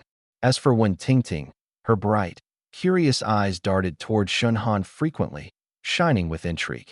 Being the top student from 5th High and exceeding her mental power score by over 100 points, Shenhan had clearly captured her interest. Looks like 5th High's got it steady this time. Someone in the group began excitedly counting. 5 out of the top 25 are from our school. That's hitting the average line. It definitely looks much better than previous years. Still, 1st High and 2nd High remain terrifying. 1st High got 10 people in, 2nd High's got 7. 3rd High and 4th High are really struggling this year.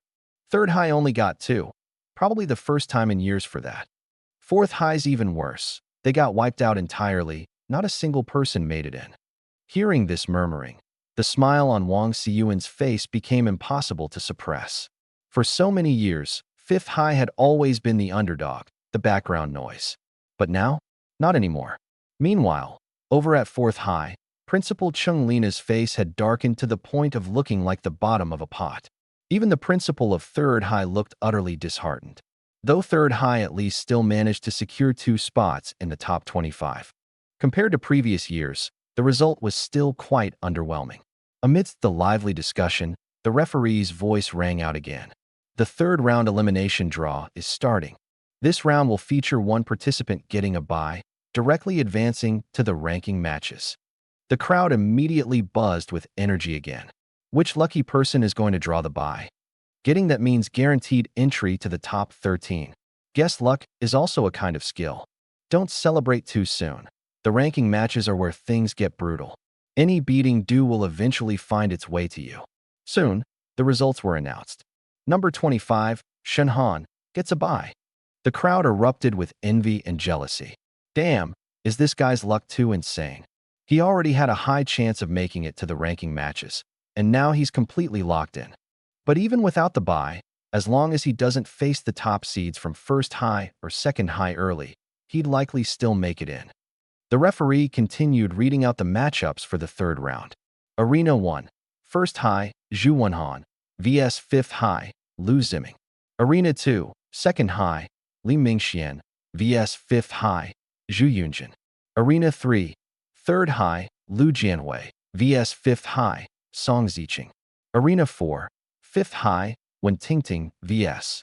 As soon as the match list was announced, the crowd gasped once more. No way, 5th High really drew the short straw this time, huh? Right in the 3rd round, 3 of their fighters are matched against the top seeds of each school. This luck is outrageous. Not much they can do, though.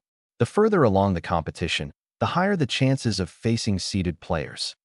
Arena 1.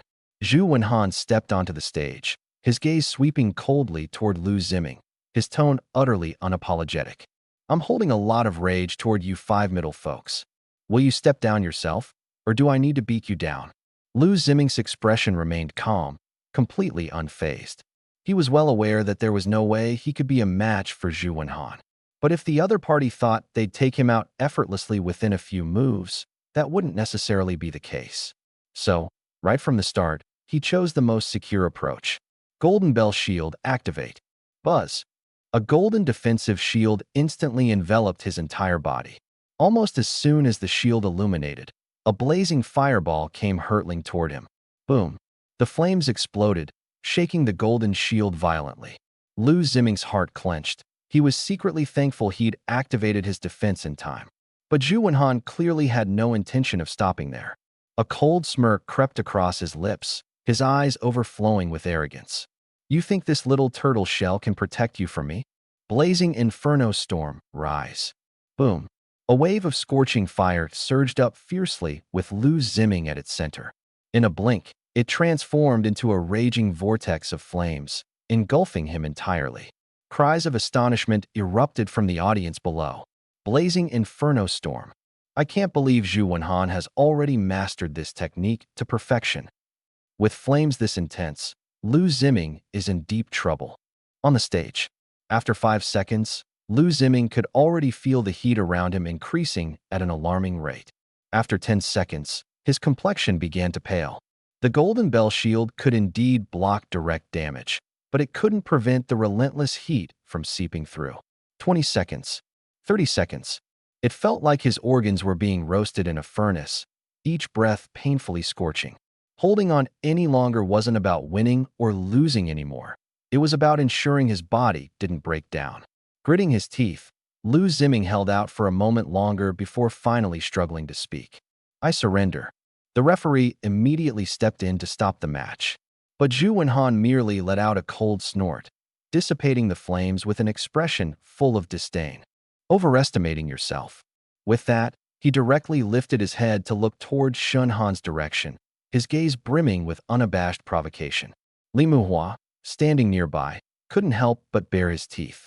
"Hanji, that guy seriously holds a grudge against you. Who told you to snatch his title as the city's #1? I merely smiled at this and said nothing. A mere clown. Let him jump around for a bit." Hashtag Arena 2. The top seed from second middle, Li Mingxian, exuded an equally overwhelming presence. Though he wasn't from a prominent family, he had awakened an A-grade Earth ability, and his power was solid beyond compare. The moment he stepped onto the stage, he asserted himself domineeringly. "Just surrender. You don't stand a chance." Zhu Yunjing merely smiled faintly in reply. "Oh, how would I know unless I try?" Li Mingxuan's eyes turned icy. "Then let me grant your wish. Earthquake strike." He slammed his palm onto the ground. Boom. The arena floor trembled instantly as a wave of earthy energy burst forward in a relentless surge. Zhu Yunzheng, who was in the middle of charging up a fireball attack, got interrupted before his skill even formed. The shockwave threw him off balance entirely. What followed was sheer domination. An A-grade Earth element user facing a C-grade fire user was simply too great a disparity. With no effective countermeasures, Zhu Yunzheng was forced to retreat under relentless assaults, ultimately losing the match. Alas, yet another contender from 5 middle falls short in the ranking rounds. Someone couldn't help but sigh. On the other arenas, the battles quickly reached their conclusions as well. Song Ziqing's wood ability placed her against another A-grade fire seed contestant from first middle. Being inherently suppressed by fire and elemental affinity, coupled with her opponent's superior cultivation and explosive strength, the battle was grueling from the start. In the end, she couldn't avoid defeat. In contrast, when Tingting displayed a dazzling performance. With her A-grade water ability and precise control techniques, she managed to defeat one of second middle's contestants, advancing successfully into the ranking rounds. Thus, the third elimination round came to an end. 5 middle had initially gotten 5 contestants into the top 25, but this round saw 3 of them fall. In the end, only one Tingting and I secured spots in the top 13. The top 13 has been announced. First middle has 6, second middle has 3, third middle has 2, and 5 middle has 2. This time, 5 middle definitely won't be dead last. Whether they can surpass third middle still depends on the ranking round points. As for catching up to first and second middle, that's just wishful thinking. The gap's too wide. The referee announced loudly. The third elimination round is concluded. The remaining 13 contestants will have 1 hour to rest. 1 hour later, the ranking competition officially begins. An hour later, the 13 qualifiers stood in a line again, waiting for the final explanation of the competition rules. The referee stood at the forefront, his voice loud and clear. Currently, there are 13 contestants left. In the first round of the ranking competition, the draw method will still be used. One person will receive a bye, while the remaining 12 will face off in matches. There will be 6 matches. The 6 winners, along with the person who gets the bye, will enter the top 7 contention. As for the 6 who lose in the first round, they will draw again for matches. The 3 winners will be ranked 8th to 10th in this competition. The remaining 3 will be ranked 11th to 13th. As soon as the rules were announced, a wave of murmurs swept through the crowd. Doesn't that mean whoever gets the bye is guaranteed a spot in the top 10? So jealous, that's a real, effortless win. Told you, luck is a part of strength. Soon, the first round draw concluded. For the first round of the ranking competition, Zhu Wenhan has a bye. Upon hearing this result, many people quietly let out a sigh of relief. Not everyone wanted to face that S-rank fire element prodigy in the first round. The referee continued to announce the matchups. First ring, First High School, 1U, vs First High School, Weichong. Second ring, First High School, Lu Mo vs Second High School, Zhao Xiaofeng. Third ring, Fifth High School, Shenhan vs First High School, Su Weijie. Hearing my opponent's name, I narrowed my eyes slightly. Su Weijie, the second seed of First High School. And more importantly, he had awakened A-rank Dark Element powers. Now this will be interesting. I stepped onto the ring, a slight smile flickering in my gaze. I had never truly tested the effects of the Replace ability before. The Dark Elemental power I had copied from the principal earlier was only B rank. It was sufficient, but certainly not top tier. And now, standing before me was an A-rank Dark Elemental right within reach. If I succeed in replacing it, I can directly upgrade my B-rank Dark powers to A rank. And even if I fail, at worst it's just a wasted attempt, no loss. Besides, I wasn't planning on exposing my Dark Element ability in this match anyway. With this thought, I focused my mind. Activate Replace. In the next moment, an extremely subtle wave silently swept across the ring. Across from me, Su Weijie suddenly shivered inexplicably. He furrowed his brows and instinctively looked around. What was that? Just now, something felt off. But after carefully sensing his surroundings, he found nothing unusual. He could only attribute this odd sensation to his own nerves. Meanwhile, I checked my internal interface. Name, Shenhan. Mental power, 523/550, Martial Master Stage 1. Abilities, Chaos Element, SSS-rank, Lightning Element, A rank, Ice Element, A rank, Dark Element, A rank. Skills, Chaos Element, Sense, Level 2 tenths, Copy, Level 2 tenths, Devour, Level 2 out of 10, Replace, Level 2 out of 10. Lightning Element, Thunderstrike Void, Mastered, Thunderlight Canopy, Mastered, Electric Flash Strike, Mastered. Ice Element, Frostblade Torrent, Beginner. Dark Element, Ghostly Veil, Novice. Success. As I expected, my Dark Element power had upgraded from B rank to A rank. However, the Dark Element skill levels didn't increase as well, which was within my expectations. After all, if it could upgrade skill levels too, this ability would be way too overpowered. A grin spread across my face. From today onward, Su Weijie's Dark Element talent would probably downgrade from A rank to B rank. He likely hadn't noticed yet. But later, when he undergoes retesting or his cultivation speed significantly slows, his reaction is bound to be priceless. The thought almost made me laugh out loud. If someone offends me in the future, could I just replace their powers with a few F-rank abilities and let them experience a truly ordinary life?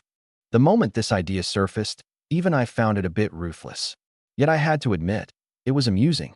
That said, a competition is a competition, and the match must be taken seriously.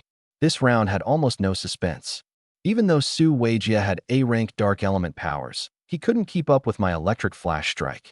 And more critically, now my Dark Element rank was even higher than his. Whenever he tried to leverage the Dark Element for stealth or ambush, I could use my stronger Dark Elemental perception to predict his movements in advance. This left him fighting at a severe disadvantage throughout the entire match. Hiding was useless, sneak attacks invalid, and facing me head-on was impossible to endure under the explosive power of my lightning abilities. Not long after, Su Weijie was completely suppressed by me and ultimately defeated. At the same time, the results were gradually revealed on the other sparring platforms. Unfortunately, when Tingting couldn't advance further and was defeated by another seed player from Second High School. However, for Fifth High School, securing a spot in the top 10 this early was already a significant achievement. If she performed well in the following matches, there was still a chance for her to break into the top 10. Soon, the referee announced the top 7 players. The top 7 contestants for this league have emerged. First High School, Zhu Wenhan, Wan Yu, Chen Jiai. Second High School, Li Mingxian, Zhao Xiaofeng. Third High School, Zhou Hua. Fifth High School, Shenhan. These 7 contestants would compete in pairs, with rankings determined by a point system. 3 points for a win, 1 point for a draw, 0 points for a loss. The battle for the top 7 positions starts now. As the 7 contestants stood together and drew lots, I casually activated my scan ability to quickly survey the abilities of the other 6 contestants. After the review, I had a clear picture in my mind. Among them, only Zhu Wenhan's S-rank fire ability stood out to me. None of the others' powers particularly caught my attention. Since that was the case, I wasn't about to waste the last opportunity this month to copy an ability. Focusing on Zhu Wenhan, I willed it. Copy. In the next instant, a brand new fire element star slowly lit up within my mind. Name, Shinhan. Mental power, 523/550, Martial Master, first level. Ability levels, Chaos type, SSS, Lightning type, A, Ice type, A, Dark type, A, Fire type, S. Skills, Chaos type, Scan, level 2 tense, Copy, level 2 tense, Devour, level 2 tense, Replace, level 2 tense. Lightning type, Thunder Crack, Mastery, Lightning Canopy, Mastery, Electric Dash, Mastery. Ice type, Frosted Thousand Blades, Basic Mastery. Dark type, Phantom Veil, Introduction level. Fire type, Blaze Bomb, Introduction level. Seeing the changes on my player panel, my mood improved instantly. An S-rank fire ability acquired. Not bad. At that moment, the lineup for the first match was announced. First High School, Zhu Wenhan, versus Fifth High School, Shinhan. The announcement of the match sparked the atmosphere in the training ground instantly. Without a doubt, this was the most anticipated match of this year's league. Zhu Wenhan slowly stepped onto the platform, his eyes locked on me, cold and sharp as blades. Come up here and meet your demise. Don't think that having a slightly higher mental power than me ensures your victory. I'll show you what an S-class ability truly means. I merely smiled in response and walked forward unhurriedly. An S-class ability? That's nothing special. If you're so eager to die, I'll gladly help you fulfill that wish. The confrontation between the two of us instantly electrified the audience. The next moment, the battle erupted. Fire against lightning. Two powers renowned for their explosive force and lethal nature, clashing head-on. Zhu Wenhan struck first, his palm igniting with a raging flame. Flaming Dragon's Roar. Boom. A massive fire dragon materialized out of nowhere, carrying a scorching and violent surge of air as it swooped down from the sky, heading straight for me. I didn't flinch in the slightest. Electric currents surged wildly through my body as I raised my hand to unleash an attack. Thunder crack. Boom. An enormous lightning bolt descended violently, colliding with the fire dragon head-on. In that instant, the entire training ground trembled. The dragon roared in fury. The thunder rumbled endlessly. Even the air seemed to be shredded apart by the violent clash of these two forces. The blistering heat swept across the venue, causing the faces of many students in the front row to sting, forcing them to retreat repeatedly. At the same time, the wild and deafening crackling of lightning bolts surged forth, refusing to yield. The audience erupted into chaos. My God, both of these techniques have reached mastery level. An S-class firepower possessing such strength is understandable, but how is his so-called F-class lightning power so terrifying? Do you still believe that's F-class? Only a fool would. This exchange of blows actually ended in a tie. Now it's just a matter of who can outlast the other. After his attack failed to secure a result, Zhu Wenhan's gaze grew colder. He raised his hands again. Blaze bomb. Swoosh, swoosh, swoosh. One fireball after another shot into the air like a meteor shower, pouring down toward me with overwhelming force. Each one trailed with fiery tails, scorching the air and distorting the atmosphere. But in response, I shifted my footing as electric sparks burst forth. Electric dash. Whoosh. It was almost in an instant that I vanished from my original spot and reappeared on the other side. The speed of the blazing firebomb was swift, but compared to the instantaneous flash step of lightning teleportation, it was still a touch slower. And so, an extraordinarily over-the-top scene unfolded on the stage. On one side, a barrage of firebombs relentlessly chased. On the other, flashes of lightning erupted continuously. My whole figure darted across the arena like an apparition, always one step ahead of my opponent. The spectators below the stage were completely dumbstruck. Another mastery-level skill? Both sides already used their second mastery-level skills. This is still just second year in high school. Unbelievable. If this still doesn't determine a winner, then the later rounds will truly come down to reserves and mental strength. Wait, If it's about mental strength, isn't Zhu Wenhan at a disadvantage here? Upon hearing such comments, Zhu Wenhan's expression grew darker. He, of course, was fully aware. Once the battle dragged into a stalemate, the one with stronger mental endurance would only gain an increasing upper hand. No, I can't lose. I'm the only S-class Esper in Yang City. What the hell is Shenhan compared to me? A trace of madness flickered in Zhu Wenhan's eyes as he grit his teeth and let out a low roar. Detonate them. In the next moment, the flames of the pursuing firebombs all simultaneously detonated mid-air. Boom, boom, boom. A torrential rain of fire descended, almost covering the entire arena. He intended to trap me completely with an all-encompassing explosive attack, leaving me with no room to evade. Let's see where you're going to run now. However, as I watched the overwhelming firestorm plummet, my expression remained calm. Run. You think too highly of yourself. I raised my hands as lightning burst forth from my entire body. Lightning sky curtain. Buzz. A colossal electric net woven from countless bolts of lightning expanded in an instant. Electric arcs flared intensely as they surged against the cascading firestorm head-on. An area-wide lightning-type assault confronting an area-wide fire-type assault. Yet another clash of mastery-level skills, head-to-head. Impossible. When Zhu Wenhan saw me unleash a third mastery-level lightning technique, for the very first time, a look of genuine despair surfaced in his eyes. One person had mastered all three lightning techniques to the pinnacle level? Is that even human? Boom, boom, boom. The firestorm and the lightning curtain violently collided, shrouding the entire arena in dazzling firelight and storming electric glimmers. Within mere seconds, the energy expenditure of the two reached astonishing levels. But the issue was clear. In terms of endurance, Zhu Wenhan could never be a match for me. Finally, after yet another direct clash, his internal mental energy began to falter. The flames suddenly dulled. Meanwhile, my lightning remained as fierce as ever. In the next instant, the outcome was decided. Zhu Wenhan defeated. The moment the referee announced the result, the entire Yang City first high training grounds fell silent. Everyone knew what this meant. Zhu Wenhan, the most renowned genius among Yang City's current generation, the prodigy of the Zhu family's main bloodline, the only student in Yang City's recent decade to awaken S-class Esper powers. And yet, he lost. Moreover, he lost to Shenhan from Yang City's 5th high. For a while, the atmosphere in the spectator zone of 1st high grew utterly oppressive. For years, they'd grown accustomed to the title of champion in the 5-school tournament belonging to 1st high. But this year, that golden streak was completely shattered. As for the remaining matches, they hardly held any suspense. After defeating Zhu Wenhan, I had essentially secured the championship title of this year's tournament in advance. And indeed, the results didn't present any surprises. In the end, Shenhan, 1st place.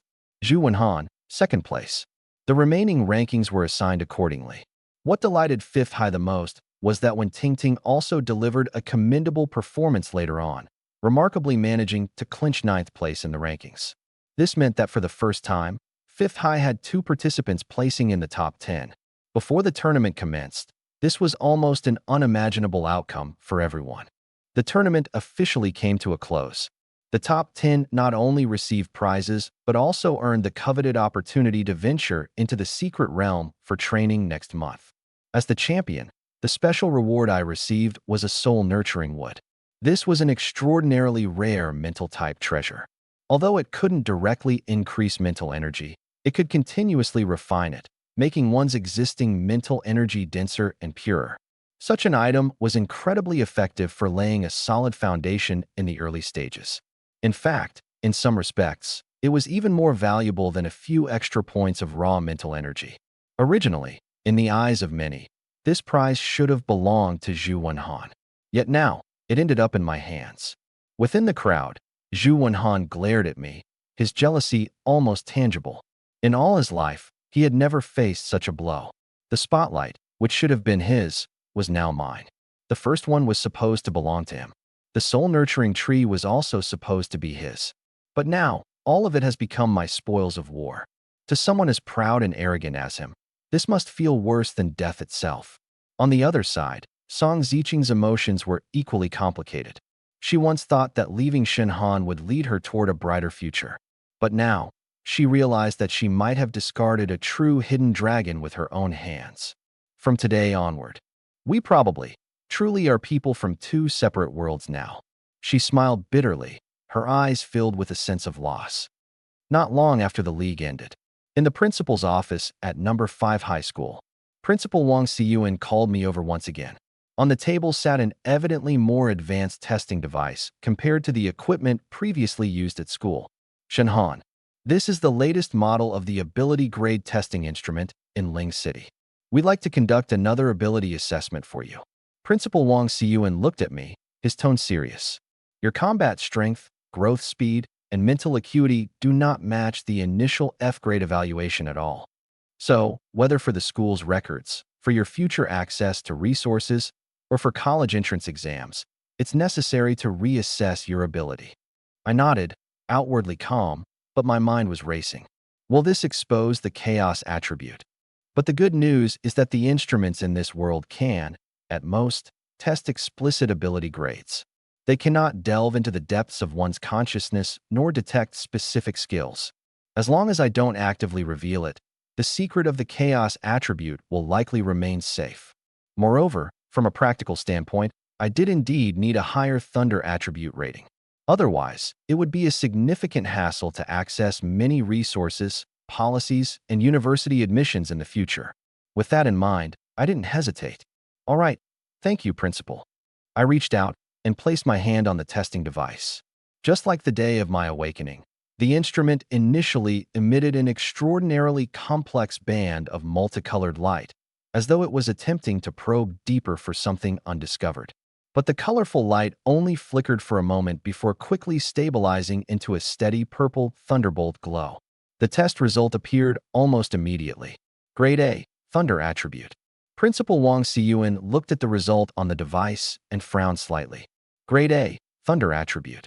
That checks out. But that initial flicker of multicolored light, what was that about? Clearly, even he was seeing such a phenomenon for the first time. I immediately feigned ignorance, putting on a look of innocence as I said honestly, Principal, I truly only have a purple thunder star in my consciousness. Maybe the initial multicolor was due to some kind of mutation within my thunder ability? For instance, it might allow me to slightly enhance my ability level or accelerate my skill training rate or something like that? Wang Xiyuan stared at me for a few seconds before finally nodding. It's not entirely impossible. Ability mutations are indeed rare, and many phenomena aren't even accurately documented in textbooks. All right, from now on, the school will record you as possessing a grade A thunder attribute. He seemed unwilling to dig deeper. After all, everyone has their secrets. As long as these secrets are not harmful and can even bring achievements to the school, that's good enough. As he spoke, he pulled out a storage pouch from the side and pushed it toward me. Inside this bag is 2 million worth of thunder crystals and spirit refinement liquid. Consider it an additional reward from the school. I was instantly overjoyed. To be honest, I hadn't expected number 5 high school to be this generous this time. Thank you, Principal. Wang Xiyuan waved his hand. Focus over the next month. Prepare well for the secret realm. This secret realm, in a way, is also a trial before the college entrance exams. The exotic beasts inside are mostly first tier, with the strongest ones not exceeding mid-second tier.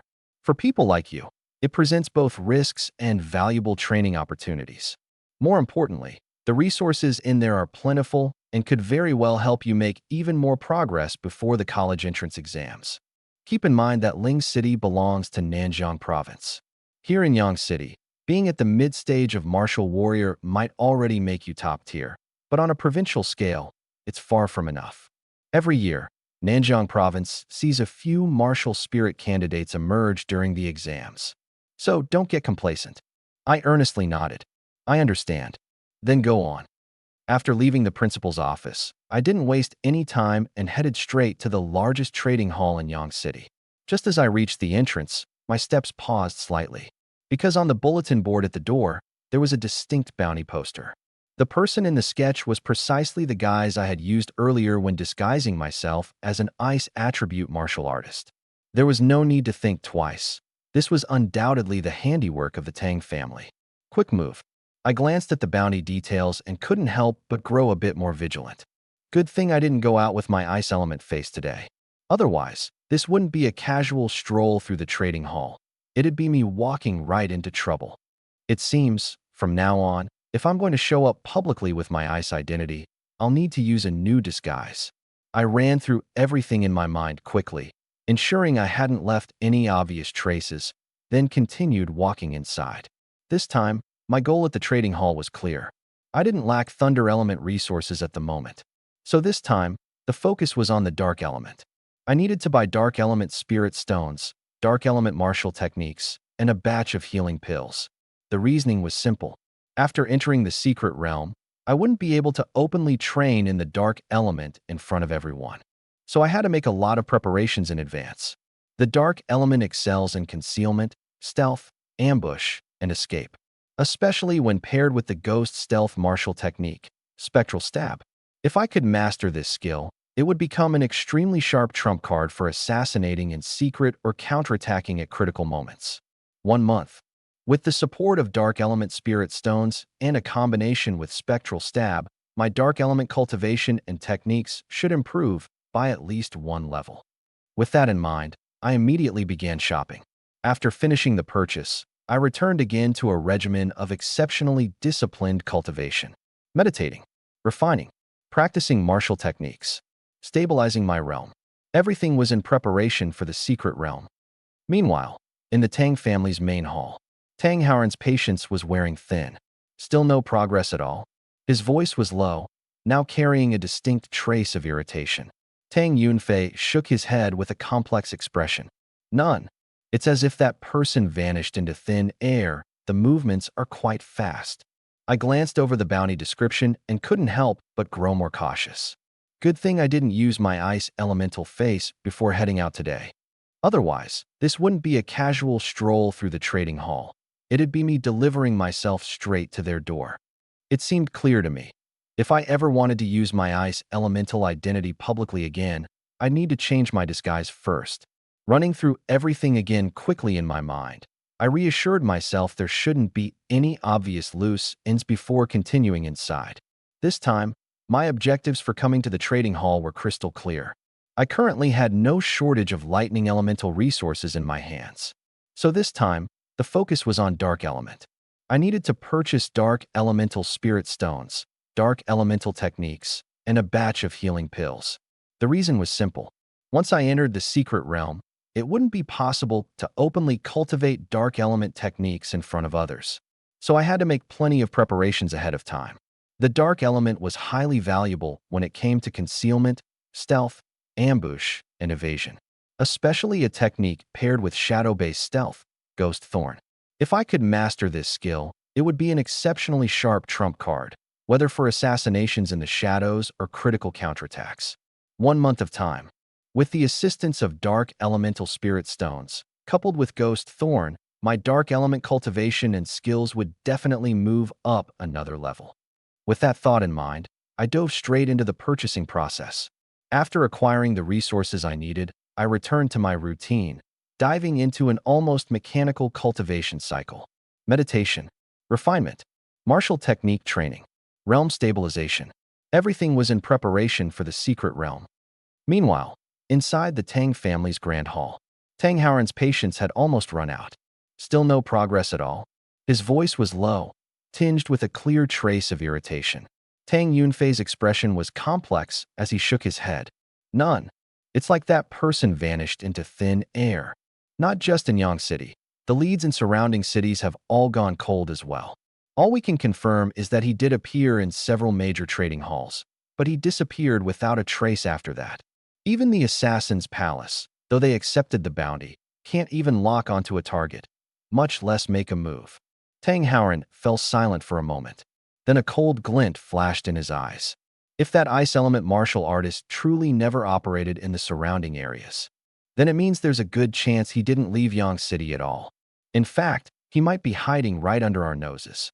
Hearing those words, Tang Yunfei's expression also began to shift. Tang Haoran picked up the trade records and tapped his finger lightly on the desk. Take a closer look. The monster cores and materials this ice element martial artist sold include all 5 elements: metal, wood, water, fire, and earth. There's even wind and dark element among them. Does anything come to mind? Tang Yunfei lowered his head to study it for a moment. Then his pupils abruptly contracted. There's still light, lightning, and ice missing. He could have kept the ice element for himself. That makes sense. Light element resources are rare to begin with, especially in the outer regions of Ghost Shadow Forest. But lightning element materials, not a single one has surfaced. Tang Howren's eyes turned frosty, and he nodded slowly. Exactly. Back then, Yunxiang entered Ghost Shadow Forest with a substantial amount of lightning element resources. His goal for that trip was also to gather more lightning element materials. But now, all of it has ended up in the trading hall, except for the lightning element, which has vanished without a trace. What does this tell us?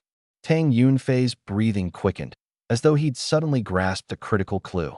It means the other party is also a lightning element martial artist, and their strength isn't inferior to Yunxiang's. If among Yang City's younger generation, there's a lightning element martial artist with this level of power. At this point, he raised his head sharply, his face turning completely pale. Could it be? Tang Howren sneered coldly and slowly uttered 2 words. Shenhan. The atmosphere in the hall seemed to freeze in that moment. The odds of him being involved are substantial. Contact the Assassin's Palace. Order them to take direct action. No need to kill him right away. Just capture him with enough life left to be brought back. Tang Yunfei's heart trembled. He immediately bowed his head in response. Yes, father. For nearly an entire month, Shenhan had almost completely confined himself at home. After all, going to school was mostly routine cultivation that wasn't any more efficient than what he could achieve at home. He preferred the solitude of intensive seclusion. During this month, his focus was sharply defined. First was the regular cultivation of his mental power. Second was honing his dark element martial skills, particularly with the aid of a large quantity of dark element spirit stones and the ghost thorn technique. His progress in the dark element had been extraordinary. By the time the secret realm's opening approached, Shenhan had successfully advanced his dark element concealment techniques to the stage of mastery. He was quite satisfied with the results of the past month. The day of the secret realm's opening arrived quickly. After packing his belongings and strapping on his storage pouch, Shenhan made his way to Principal Wang Xiyuan's office at the agreed time. The moment he stepped inside, Wang Xiyuan's gaze fell upon him, and a flicker of surprise flashed through his eyes. This boy? His aura has grown even stronger. Inside the office, when Tingting had already arrived ahead of time, standing quietly to one side, Wang Xiyuan glanced between the two of them and asked, "Are you both prepared?" Shenhan didn't try to hide anything and calmly replied, "Not bad. I've already broken through to Martial Practitioner, 2nd stage. Dealing with most Tier 1 beasts shouldn't be a problem." Hearing this, even when Tingting couldn't help but cast him an extra glance, Wang Xiyuan also nodded slightly, his eyes full of approval. Impressive. However, once inside the secret realm, the greatest danger may not necessarily come from the beasts. Sometimes, humans can be far more dangerous than beasts, especially among you top 10. Your competition is direct and fierce. Remember this. While resources are important, your lives are even more so.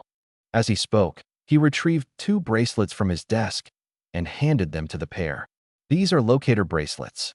Once inside the secret realm, the two of you will be able to sense each other's approximate position. If you encounter danger, you can also use the bracelet to send a distress signal to the other. You both represent 5th high. Look out for each other in there, and don't bring shame to the school. Shenhan and Wen Tingting both nodded simultaneously. Understood. The entrance to the secret realm was located within a heavily guarded restricted zone on the outskirts of Yang City. By the time Wang Xiyuan arrived with the 2 students, the participants from the other schools had already gathered.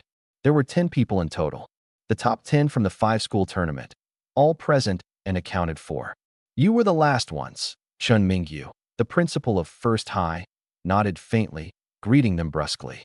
He then let his gaze sweep across the 10 students and reminded them in a serious tone. Remember, the secret realm is filled with opportunities. Spirit stones, spirit herbs, materials from beasts, any of these could appear. But no matter how abundant the opportunities, you must act within your means. The preservation of life must always be your top priority. Resources can be sought again, but if you lose your life, then nothing else will matter. The students' expressions grew more solemn. Everyone understood that the secret realm offered great opportunities, but also great danger. Once they stepped inside, it would be more than just talent and cultivation at stake. It would test their judgment, courage, and ability to survive on the precipice of life and death. Now that everyone's here, let's prepare to enter. Chen Mingyu took a deep breath and waved his hand. In the next moment, the space in front of the secret realm's entrance began to distort. A spatial rift emitting a faint blue glow gradually materialized. It was as if a doorway to an unknown world had been torn open in midair. Without hesitation, everyone stepped forward one after another and entered. After a brief but intense wave of spatial distortion, their surroundings transformed dramatically. Towering ancient trees burst upward, piercing the clouds. Canopies layered densely upon one another, blotting out the sky. Subtle beams of light shimmered between the gaps, faint traces of spiritual energy swirling within. The air itself was saturated with spiritual energy, several times denser than the world outside. Even the simple act of breathing filled them with a faint, refreshing coolness. Not far away, a pool of spiritual spring water flowed between jagged rocks, emitting a gentle, melodic, tinkling sound. So this is the secret realm. Shun Han's eyes gleamed with excitement, as he couldn't help quietly marveling to himself. If I could train here long-term, my progress would probably accelerate at an unbelievable rate. He knew, however, that a place like this could never remain open for extended periods. Nearby, Zhu Wenhan let out a derisive laugh, his expression full of disdain. "Hick," he sneered. "You don't know the first thing about anything. The secret realm isn't always suitable for cultivation. This time of year, these 1 or 2 months, happens to be when the beasts are relatively calm, making it ideal for training. Any other time, the place overflows with rampaging beasts. Entering then would just be asking to die." Shenhan glanced at him faintly, unwilling to expend the energy to respond. Ever since Zhu Wenhan lost to him in the tournament, he had regarded Shenhan as though he were a sworn enemy. Sensing the awkward shift in the atmosphere, Li Mingxian from Second High interjected. "I suggest we split up. The resources in the secret realm are limited. Traveling together, we'll only end up competing over the same opportunities. It's better to rely on our individual skills." "Agreed. I think that's best as well." Before long, consensus was reached, and the group scattered in different directions. When Tingting glanced at Shenhan and asked quietly, "Should we split up as well?" Shenhan nodded. "Let's split. If you encounter danger, contact me with the bracelet." "All right." With that, the two chose separate paths and swiftly disappeared into the depths of the secret realm. As soon as Shun Han was out of sight from the others, he immediately activated his scent detection ability. Scent detection activate.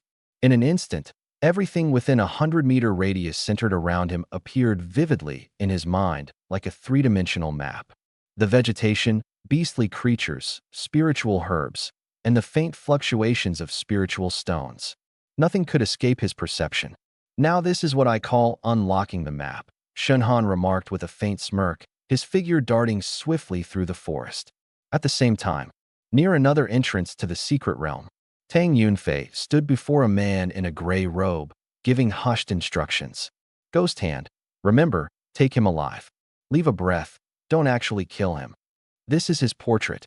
The man in the gray robe, cloaked in a dark gray mantle, had a complexion so pale it was devoid of color, with sunken eyes making him look like someone who hadn't seen daylight in years. He glanced briefly at the portrait, his voice low and devoid of warmth. "Understood," Tang Yunfei added. "That kid's lightning ability is at least grade A, and he may also possess an ice element proficiency. Be careful when you enter, don't be caught off guard." But before he could finish speaking, Ghost Hand had already leapt into the crack of the secret realm without a word, leaving it unclear whether he'd truly taken the warning to heart. During the first 2 days in the secret realm, Shun Han swept through with nearly unmatched efficiency. With the enhancement of his detection skill, his ability to search for resources far outpaced that of others. In just 2 days, his storage bag was already filled with various spiritual stones and plants from multiple attributes. Looks like it's about full. I'd better find a spot to process all this first. Carrying so much while going deeper could only get in the way. With this thought, he quickly spotted a towering ancient tree with dense branches and leaves and concealed himself within its canopy. After masking his presence, he began to cultivate. His focus this time remained on refining his dark element skill, Phantom Soul Stab. After all, in this forest where trees loomed thick and shadows sprawled everywhere, the environment was naturally optimized for dark element techniques. He retrieved several dark element spiritual stones and placed them in front of him. Soon, the dark energy within the stones began to siphon out, flowing through his palms and into his meridians. Unlike the explosive nature of lightning energy, dark energy felt like cold, razor-sharp black blades. Every inch of its passage through his meridians caused a cutting pain. For a normal person, the pain alone would have elicited agonized shouts. But Shunhan was no stranger to enduring such pain.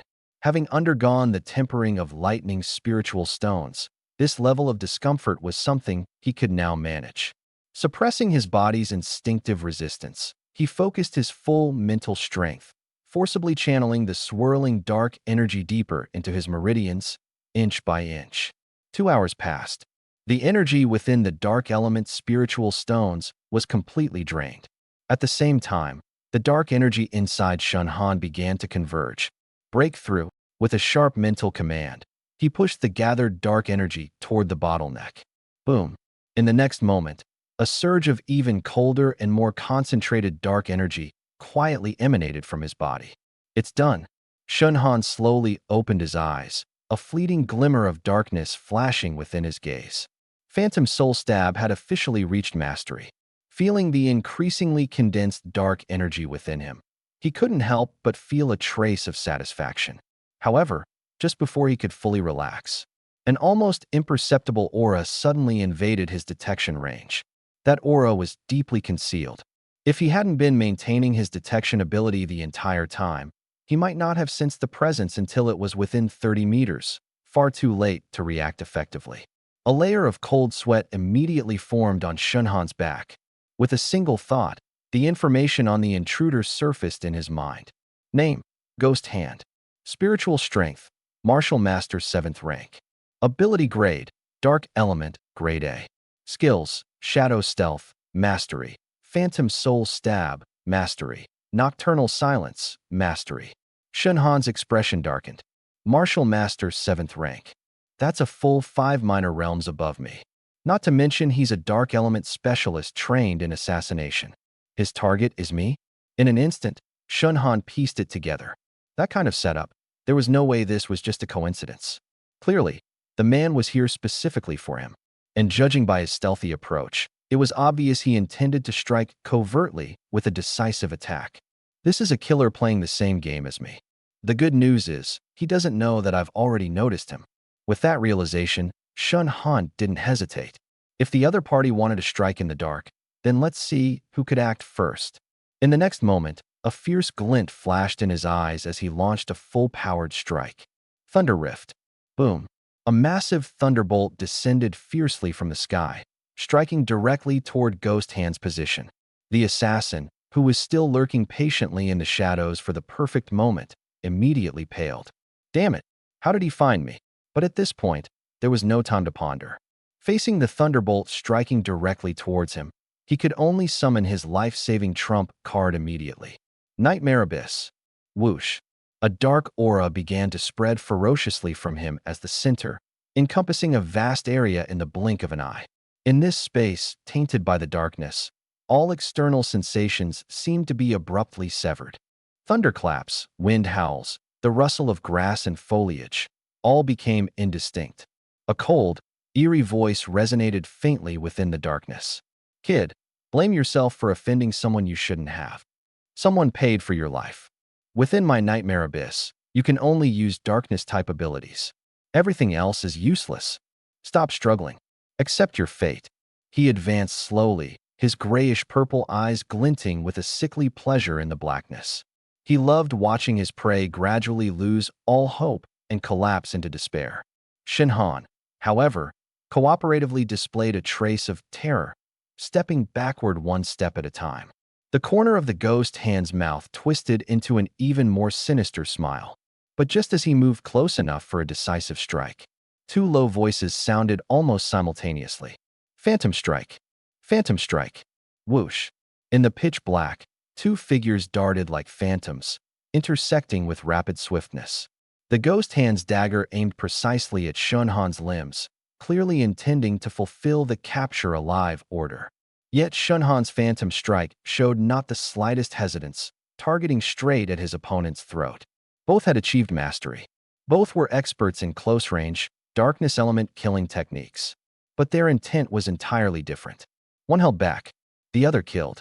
The difference lay in that singular moment of hesitation. In the next instant, the ghost hand's body froze abruptly. A pitch-black edge had already embedded deeply into his throat. His eyes widened in disbelief, his face filled with shock. You also used the darkness type. Why? He couldn't understand. How could someone hailed as a lightning element genius possess such advanced darkness element techniques? And more than that, how could he confront him head-on within Nightmare Abyss? Unfortunately, this question would remain unanswered. Shunhan's expression was calm, devoid of unnecessary words. Copy, activate. Devour, activate. In the next moment, a surge of pure, concentrated darkness energy was forcibly extracted from the ghost hand's body, transforming into black streams that poured into Shunhan.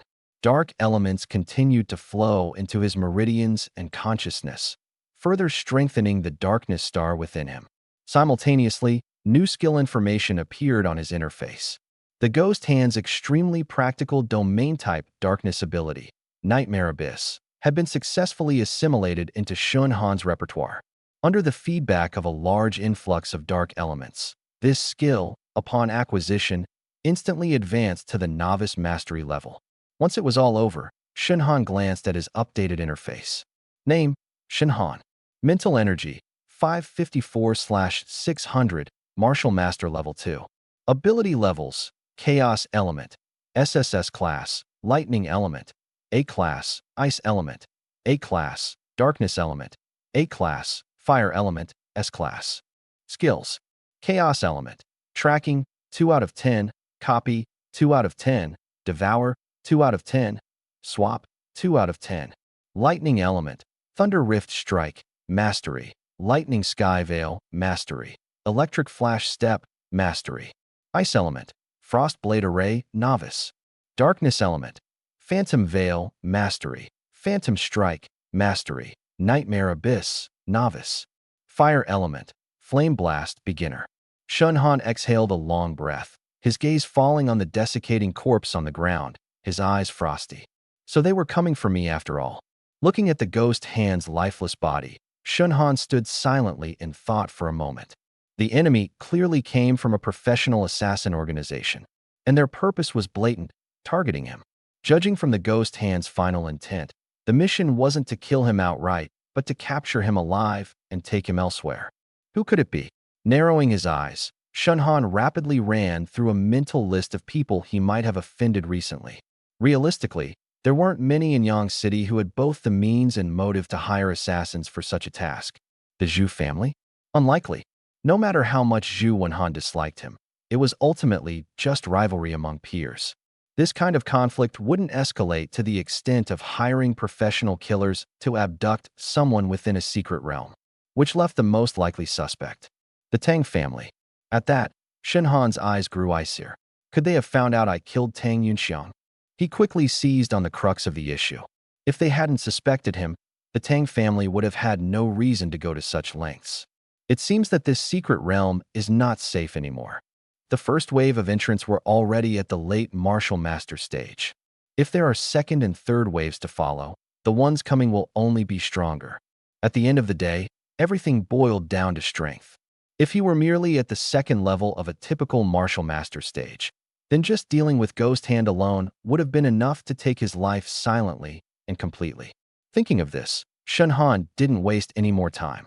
He quickly cleaned up the scene, adjusted his state, and continued advancing toward the depths of the secret realm. But unlike before, This time, his vigilance was heightened to the extreme. His sensory detection remained fully activated at all times. Within 100 meters, no slight rustling of grass or wind would escape his perception. Under the advantage of this map-revealing state, Shunhan's efficiency in collecting resources soared once again. While others cautiously explored the secret realm, constantly on guard against sneak attacks from exotic beasts, he made it seem as if he were patrolling his own backyard, bypassing large numbers of exotic beasts and specifically targeting spirit stones, spiritual herbs, and rare resources. Fire Spirit Fruit, dense fire attribute energy, can enhance affinity with fire elements and control over flames collected. Electric Light Grass, born in lightning environments, contains pure lightning energy inside, excellent for enhancing lightning-based techniques. Taking it.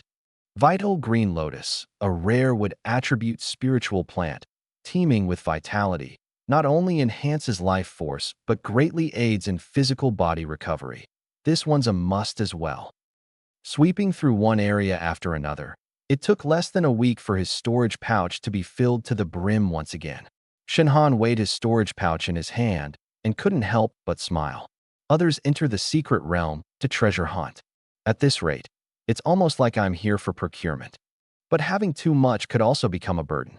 Carrying a bag packed to the brim with resources while running around not only hindered his movement, but in the event of a sudden battle, it could also make things very difficult to handle.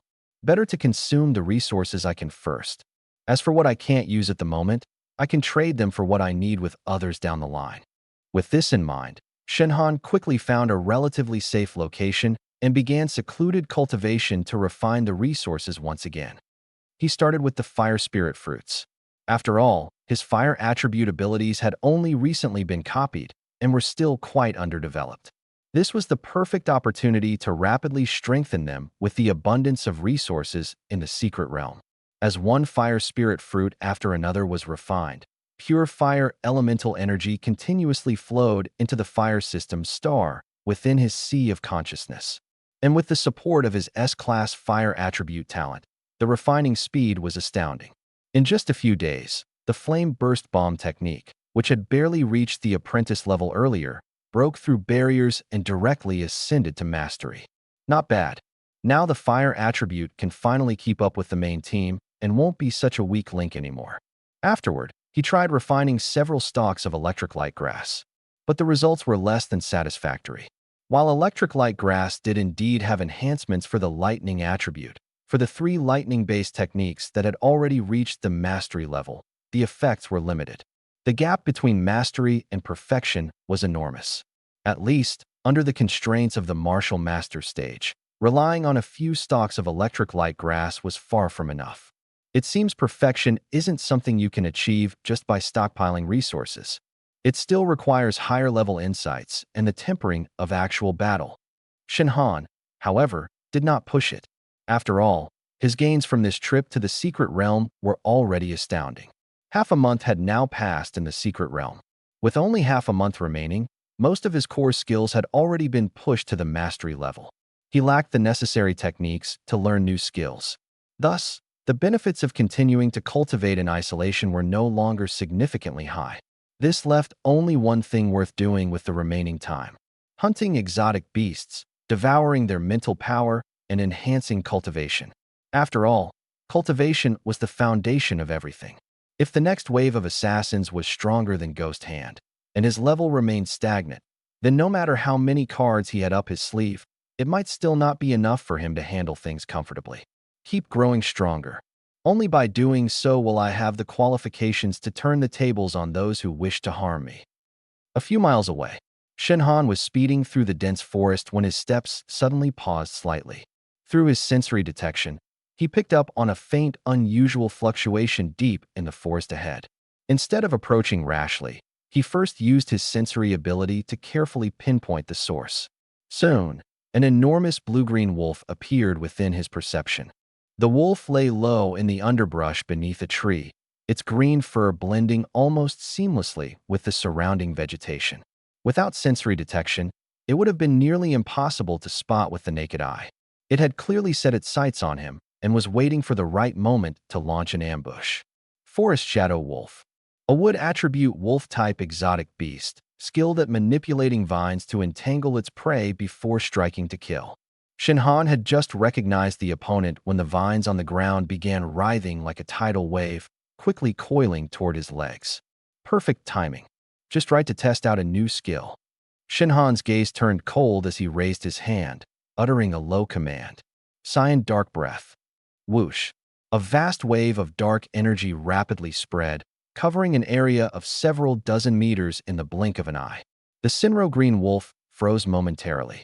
It suddenly realized that its connection with the vines had been forcibly severed.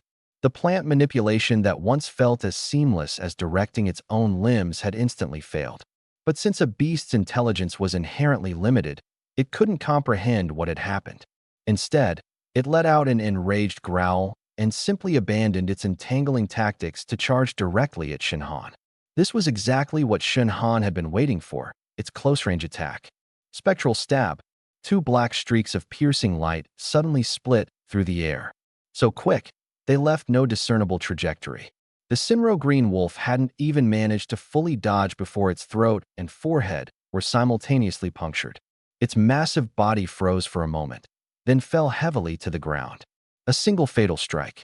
Devour. Shinhan placed his hand on the corpse as a wave of warm and pure energy flooded outward from the beast's body, channeling through his palm and into his consciousness. This was the residual spiritual essence of the beast. Through the refining power of the Devour skill, that energy transformed into the purest nourishment, continuously strengthening his mental prowess. Shinhan's eyes gleamed with an intense light. The speed of this growth surpassed the tedious process of meditative introspection by a significant margin. For the next 7 consecutive days, Shinhan was almost entirely engulfed in combat. Flame Spirit Lizard, Ice-tailed Phoenix Fox, Thunder Sky Finch, Earth-splitting Rat. One beast after another fell under his hand. With the conclusion of every battle, he immediately activated Devour, absorbing the spiritual remnants of each fallen beast. These energies, stemming from spirits of differing elements and diverse kinds, were assimilated into his consciousness one after another through the transformative properties of his chaos attribute. His cultivation surged upward at a pace that bordered on absurd. This way of improving, it's honestly insane, Shinhan murmured in amazement as he traveled on. Others relied on spirit crystals and essence liquid to painstakingly cultivate their mental strength through relentless meditation. But for Shinhan, all he needed to do was keep fighting. He could strengthen himself while also honing his combat skills. It was as if training and combat had been merged into one singular path. After finishing another round of devouring, he glanced at the status panel before him. Name, Shinhan. Mental Strength, 812/850, Martial Master, 7th Stage.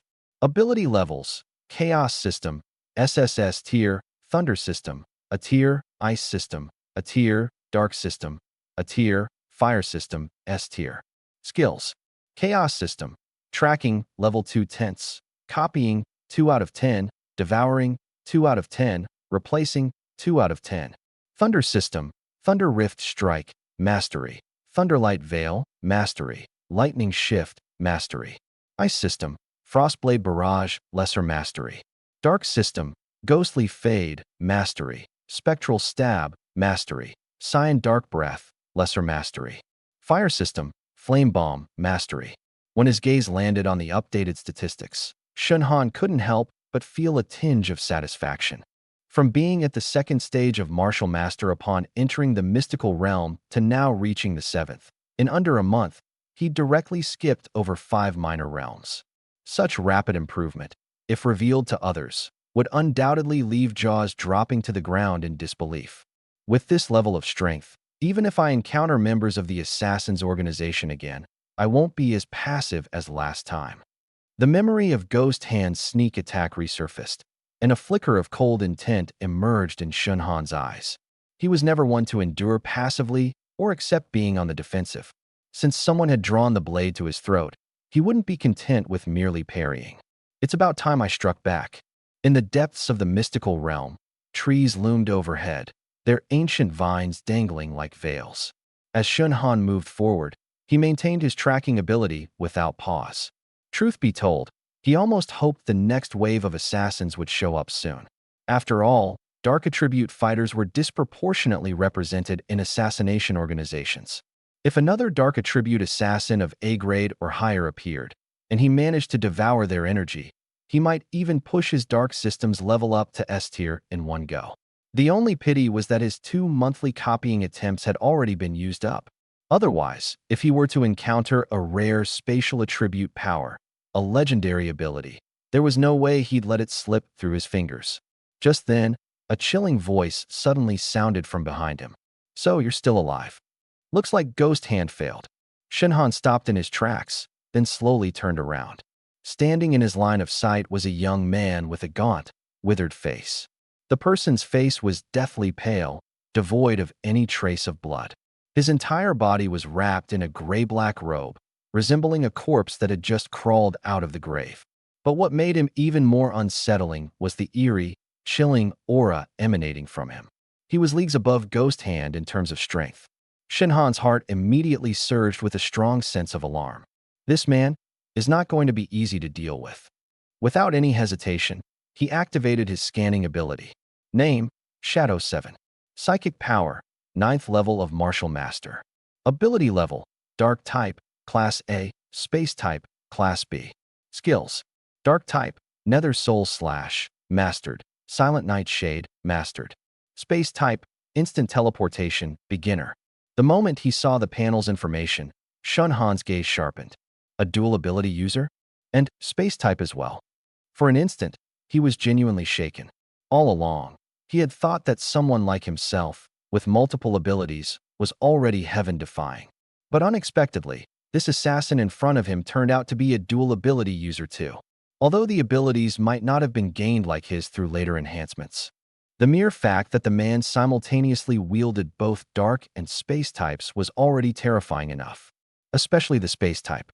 In this world, space and time abilities were universally acknowledged as supreme talents, surpassing most others. Their rarity wasn't just due to the abysmally low awakening probability. More crucially, the techniques, battle arts, and resources connected to these abilities were terrifyingly scarce. To practice space powers and even develop them into usable skills already indicated that the individual had an extraordinary background. And the words instant teleportation made Shinhan instantly raise his guard to the fullest. Don't underestimate beginner-level teleportation. Even at a beginner stage, spatial displacement made battles immensely dangerous. Damn it, this guy is far more troublesome than Ghost Hand. Shinhan kept his expression calm, but his mind had already started racing. 9th level Martial Master. Class A Dark type. Class B Space type. On top of that, he possessed Mastered level Nether Soul Slash and Silent Nightshade. If it was purely about comparing cultivation levels, the opponent was already 2 levels higher than him. Not to mention, there was that insufferable mobility from the space ability. This fight would be anything but an easy one. Shadow 7 slowly lifted his eyes, staring at Shinhan. A cold, sinister smile appeared on the corner of his lips. To think you managed to take down Ghost Hand. It seems the Tang family's intelligence is still too simplistic. But that's fine. I'm here now. Your luck ends here. Upon hearing this, Shinhan's gaze turned icy. Indeed, the Tang family. His earlier suspicions had been fully confirmed. So the Tang family really is hellbent on killing me. Shinhan's heart roiled with murderous intent, though his face remained calm. It takes more than just intent to take me down. Do you have the ability? Shadow 7 chuckled darkly, his laugh sharp and grating like the cry of a night owl. How amusing. Even at a time like this, you've still got the nerve to talk tough. He moved his neck slightly, causing his joints to emit a light cracking sound. In that case, I'll personally tear apart your arrogance. In the next moment, his figure suddenly vanished from where he stood. This was not ordinary speed acceleration. Rather, he truly disappeared into thin air. Shinhan's pupils contracted sharply. Instant teleportation. Faced with Shadow 7's ghost-like spatial teleportation, Shinhan wasn't alarmed but rather exhilarated. A space ability. It was truly a space ability. The value of this was far above even Class A Dark abilities. No matter how powerful a dark ability was, alternatives could still be found in Yang City or Lingzhou. But space-type, true supreme talents like these, were so rare that they existed only as rumors. If he could get his hands on it, then whether it was escaping danger, retreating in a crisis, pursuing someone, or coupling it with the stealth of his dark abilities, his overall power would ascend to an entirely new level. Furthermore, if he could eventually learn space-based storage skills, even storage bags might become unnecessary. At this thought, a glimmer of fiery ambition flashed through Shunhan's eyes. But soon enough, his brows furrowed. The skill copying quota for this month had already been used up. One was spent on Zhu Wenhan's S-class fire ability. The other was reserved for the assassin Ghost Hand's dark ability. Usually, he lamented that he couldn't make full use of the skill copying opportunity. But now, when it truly counted, he was faced with the harsh realization that 2 chances were nowhere near enough. Damn it! Of all times, why now with a space ability appearing? His mind whirred rapidly. No more copies left. That leaves me only with the replacement option. But replacements come with risks too. If he activated the replacement and the opponent noticed something was amiss before making a desperate escape, the subsequent consequences would be far-reaching. The ability to replace others' powers, if exposed, would attract not only the Tang family and the Killer Hall, but also drive even higher-level powers into utter madness. Therefore, there was only one prerequisite for obtaining the power of space. Shadow 7 must die, and he must die cleanly, with no news leaking out. In merely an instant, countless thoughts raced through Shunhan's mind, and he finally resolved himself. Today's duel was destined to be a fight to the death. "Are you people from an assassin organization?" Shunhan asked coldly, his eyes sharp as he warily watched Shadow 7. "Why are you targeting me?" Shadow 7's expression was indifferent, as if he had long been accustomed to such questions. "Our Killer Hall only takes money to handle affairs, solving problems for others," he replied. "As for who paid up, that's only for the higher-ups to know. We, the ones executing the task, only need to get the job done." As he spoke, a cold grin curled at the corner of his mouth, and he slowly raised the eerie blade in his hand. "Now then, are you ready to die?" Shinhan's expression turned just as cold. "That depends on whether you have the skill to take me down." Before the words had even fully landed, he wasted no time, taking the initiative to strike first. Thunder rends the sky. Boom. Several streaks of purple and black lightning instantly converged, forming a massive thunder pillar that came crashing straight down towards Shadow 7. Shinhan's attack carried no hint of hesitation or testing. He was well aware that when facing someone like Shadow 7, who possessed spatial abilities, testing the waters would only squander his chances of survival. His spiritual power was already inferior to his opponent's. If the battle devolved into a prolonged war of attrition, it would only end poorly for him. Not to mention, Shadow 7's elusive teleportation abilities were nearly impossible to counter. The longer the fight dragged on, the more unpredictable it would become. Thus, the best approach was to go all out from the very start, leaving no chance for the opponent to dictate the flow of battle.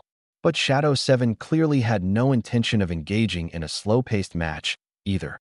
A pitch-black gleam suddenly flickered in his hand, and a sinister blade radiating cold, dark energy materialized. Netherworld slash. Swish. A blade arc of pure darkness slashed outward, the concentration of its dark energy so potent it seemed to corrode the very air around it. The blade's energy collided head-on with the thunder pillar, producing an ear-splitting explosion. The lightning was forcibly shattered. Yet, the residual force of the blade energy remained unabated, charging fearsomely at Shunhan with unstoppable momentum. Grass and trees along its path were sliced cleanly apart. Shunhan's face shifted slightly. He dared not brace against it, and lightning erupted under his feet. Electric flash. Whoosh. His form darted sideways by 10 meters in an instant, narrowly avoiding the incoming strike. Even so, the residual energy from the attack left his chest feeling stifled and uneasy.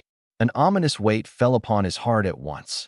In just one exchange, the disparity in strength had become apparent.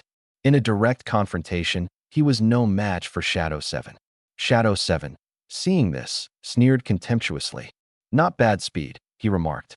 "But sadly, that level of capability falls far short." With that, his ghostly blade rose again, unleashing another, even more ferocious netherworld slash. This time, the blade arc expanded wildly, its inky black light filling the space ahead, leaving no avenue for escape. Shenhan could only unleash another thunder rends the sky in a desperate attempt to counter it head-on. Boom. Lightning column met blade energy once more. The result remained the same as before. Though he managed to block the main force of the attack, the lingering energy still forced him to retreat again and again. Taking advantage of the residual shock, Shenhan instantaneously teleported away once more, retreating nearly 100 meters in a single motion. His feet had hardly hit the ground when every hair on his body suddenly stood on end. Behind him, an unearthly wave of intense murderous intent closed in. There was no need to turn and confirm. He knew instinctively. Shadow 7 had teleported behind him. Damn it! Shenhan's pupils contracted sharply. There wasn't even time to think. Acting out of sheer instinct, he lunged toward a massive tree to his side, hoping to use the trunk as a brief shield against the oncoming strike. Flash! Blood splattered through the air. Though he had avoided lethal harm, his left arm was still pierced through by the residual edge of the ghostly blade, the wound deep enough to expose bone. Blood immediately soaked through his sleeve. The searing pain shot through him, causing the veins on his forehead to bulge. But Shenhan gritted his teeth, refusing to make a sound, using the momentum of his roll to dart further into the forest. He knew now was not the time to stop. Stopping would mean becoming nothing more than prey on Shadow 7's chopping block. Still able to run, I see, Shadow 7 said coldly, his voice utterly devoid of emotion, as if commenting on something unrelated to him. But don't worry, I won't kill you. I'm just supposed to take you to meet the client. That strike earlier, consider it me going easy on you. If you keep resisting, I can't guarantee the next one will be so precise. Those words carried an immense psychological weight. Although Shenhan's face appeared disheveled, his mind had grown even calmer. The more his opponent thought they had the upper hand, the more likely they were to reveal a flaw. As for Shadow 7, seeing Shenhan still resisting, a trace of impatience finally flickered in his eyes. The next moment, dark energy suddenly spread outward. Nightfall abyss. The power of darkness instantly enveloped the entire forest. The surrounding light dimmed drastically, and perception seemed to be weakened by several degrees. Shadow 7 spoke coldly. You have no chances left. In Nightfall Abyss, all non-dark elemental abilities are heavily suppressed. Now, there's nothing you can do. Yet, as Shadow 7 stepped forward toward him, Shenhan stopped fleeing. Gasping for breath, he appeared beaten, but a glint of icy determination flickered stealthily in his eyes. Oh, is that so? In the next moment, phantom stab. Two nearly silent, dark element projectiles shot out violently from the darkness, aiming straight for Shadow 7's vital points. Shadow 7's expression finally changed. What? How do you know dark element skills? Aren't you supposed to be a dual-element Thunder Ice user? For the first time, shock overtook him. Shenhan was just a Thunder element genius who had emerged from the Yangqing High School tournament. The intel had merely hinted at the high likelihood of him also possessing an ice element. But now, this kid had unleashed a dark element technique instead. And judging by the proficiency of those two phantom stabs, it was far from something he had only just learned. Could it be that this guy, like himself, was a natural dual-element user, or even a tri-element one? For the first time, Shadow 7's expression truly turned grave. Meanwhile, Shenhan merely gave a cold smile without answering. Shadow 7, knowing about the ice element, already revealed much. The Tang family. So they really were involved in this. But now wasn't the time to worry about confirming the mastermind. The most important thing was to ensure Shadow 7 would never leave this place. Because if Shenhan made any reckless spatial substitutions and the opponent survived to escape, the consequences would be disastrous. Under the suffocating nightfall abyss, the forest grew even more eerie and deathly still. Shadow 7 stood in place, his brows slowly furrowing. Things were beginning to spiral out of his control. What seemed like a relatively straightforward capture mission at first had gone awry. The failure of Ghost Hand had already taken him by surprise. But after really engaging Shenhan himself, he realized that the employer's intel had been woefully incomplete. This boy wasn't merely a talented Thunder element genius. He was, at the very least, also proficient in dark elements, and likely possessed the ice element as well. If this were true, then the person before him wasn't just somewhat gifted. He was a limitless bundle of potential, a monster who could one day grow into an enormous threat. The thought sparked an even deeper bloodlust in Shadow 7's eyes. Now that the employer's demand for a living captive no longer held water, there was no need for him to hold back. Allowing someone like him to live would surely lead to greater disaster for the Order of Assassins in the future. On the other side, Shunhan also harbored an unrelenting killing intent in his heart. Both of them understood at this very moment. Today, one of them had to die here. Within the realm of Nightfall Abyss, Shunhan's advantage with dark elements finally unfolded in full. The mastery of ghostly concealment combined with the proficiency of phantom stab made him as agile as a fish in water within this dark environment. Even though Shadow 7's Nether Ghost Strike wielded shocking destructive power, Shunhan avoided direct confrontation, instead relying on the eerie mobility of ghostly concealment to keep maneuvering cleverly. In a way, ghostly concealment's efficacy in an all-encompassing darkness like this even surpassed that of instantaneous lightning travel for preserving his life. Swish, swish. Two figures darted back and forth in the darkness. Shadow 7 swung his blades several times, only for Shunhan to narrowly escape each time. Instead, Shunhan would occasionally launch a phantom stab from the shadows, forcing Shadow 7 to stay on guard and defend. For a moment, the two returned to the earlier scenario of one chasing and the other fleeing. The difference this time was that Shunhan was significantly more composed. Shadow 7 quickly noticed this shift. Nightfall Abyss, his prized control technique, now seemed to act as Shunhan's domain. Damn it, Shadow 7's frustration grew. If Nightfall Abyss couldn't subdue the opponent, the best course of action was to dissipate it and revert to a more aggressive frontal attack. Thus, in the next moment, determination flashed in his mind as he prepared to lift the shroud of darkness he had cast. But just as the darkness began to ebb, Shadow 7's expression abruptly shifted, because he realized that the surrounding darkness hadn't fully receded as it should have. They were still cloaked within the domain of Nightfall Abyss. What? His pupils contracted slightly as he instantly realized. It was Shunhan. This kid had actually switched from his own domain and seamlessly transitioned into a new dark-type skill, Nightshade Breath. Nightshade Breath, combined with ghostly concealment. At this moment, even Ing Chi felt his composure unraveling. He had never imagined that one day, a young man would be able to disgust him to such a degree with dark-type techniques. But Shunhan's use of Nightshade Breath wasn't merely to stall for time. He knew very well he couldn't afford to procrastinate. To turn the tables, he had to first eliminate Ing Chi's most troublesome ability, his spatial powers. At this thought, his eyes turned cold, resolution solidifying in his heart. Substitution activate. In the same moment, the power within his mindscape began to flow surreptitiously. Shunhan had decided he would trade his ice-type powers for Ing Chi's spatial abilities.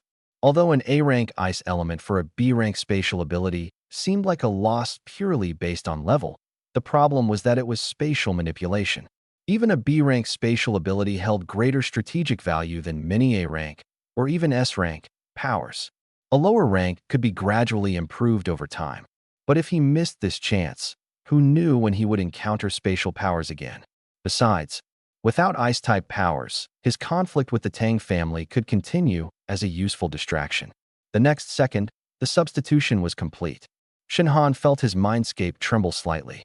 The star that represented his ice-type power quietly vanished, replaced by a peculiar star emitting a faint, moonlit white glow. The light wasn't blinding but carried an indescribable sense of vastness and mystery. So this is spatial manipulation. Warmth surged through Shunhan's heart as he immediately opened his internal status panel. Name, Shunhan. Spirit Energy, 812 850ths. Martial Master, 7th tier. Ability levels, Chaos type, SSS, Lightning type, A, Dark type, A, Fire type, S, Space type, B. Skills, Chaos type, Scent, 2 out of 10, Replication, 2 out of 10, Devour, 2 out of 10, Substitution, 2 out of 10. Lightning type, Thunder Rift, Mastered, Lightning Canopy, Mastered, Electric Flash Move, Mastered. Dark Type, Ghostly Concealment, Mastered. Phantom Stab, Mastered. Nightshade Breath, Novice. Fire Type, Flame Bomb, Mastered. Space Type, Blink, Novice. Done. The moment he saw the panel, Shun Han could barely suppress his delight. Not only had the substitution succeeded in acquiring spatial manipulation, but it had also retained the opponent's entry-level skill, Blink. Now, even if today's battle went to the bitter end, this exchange alone was worth it. As for Ing-Chi, Shun Han couldn't help but feel curious. What would it look like when Ing-Chi, now bereft of his spatial abilities and in possession of Shun Han's ice powers, attempted to wield frost condensation blades? Would it merely be novice level, or had it reached early mastery? But this curiosity was fleeting, because in the next moment, Shun Han decisively withdrew his nightshade breath and reappeared. Ing-Chi, standing not far away, had a visibly stunned expression. What just happened? He frowned, puzzled by the sudden cool sensation in his mindscape. The feeling was unfamiliar, yet inexplicably uncomfortable. Ice elemental energy? Shock rippled through Ing-Chi's thoughts. Could it be that Shun Han truly possessed ice-type powers? If so, didn't this confirm that the person he had captured was indeed the ice-type martial artist the client was seeking? Yet if that were accurate, it also meant he could not kill Shun Han outright, at least not for now. For the first time, Ing-Chi found his thoughts in disarray. And Shun Han, this split-second hesitation from Ing-Chi was precisely what he had been waiting for. Without the slightest hesitation, he raised his hand and unleashed a surge of crackling energy. Lightning Canopy. Buzz. A massive canopy of bluish-purple lightning cascaded down, its vast coverage instantly sealing all of Ing-Chi's escape routes. Under the blinding chaos of the lightning canopy, several silent and nearly imperceptible phantom stabs slipped through, hurtling toward Ing-Chi's dantian and acupoints. Ing-Chi's reactions, though sharp, lagged ever so slightly. But years of experience as an assassin had ingrained instincts that quickly spurred him to deploy his most reliable life-saving technique. Blink. The corners of his mouth even curled into a faint smirk. To him, large area of effect attacks like this, though dramatic, were the easiest to circumvent using spatial displacement. But in the very next instant, his expression changed completely, because he realized he was still standing in the same spot, unmoved. How is this possible? And in that fraction of a second, he was stunned. The lightning canopy surged down upon him. Rumble. The devastating bolts of lightning consumed Ing-Chi entirely. At the same time, those spectral stabs hidden within the curtain of lightning pierced through several of his critical acupuncture points without any resistance. One of them went straight through his dantian.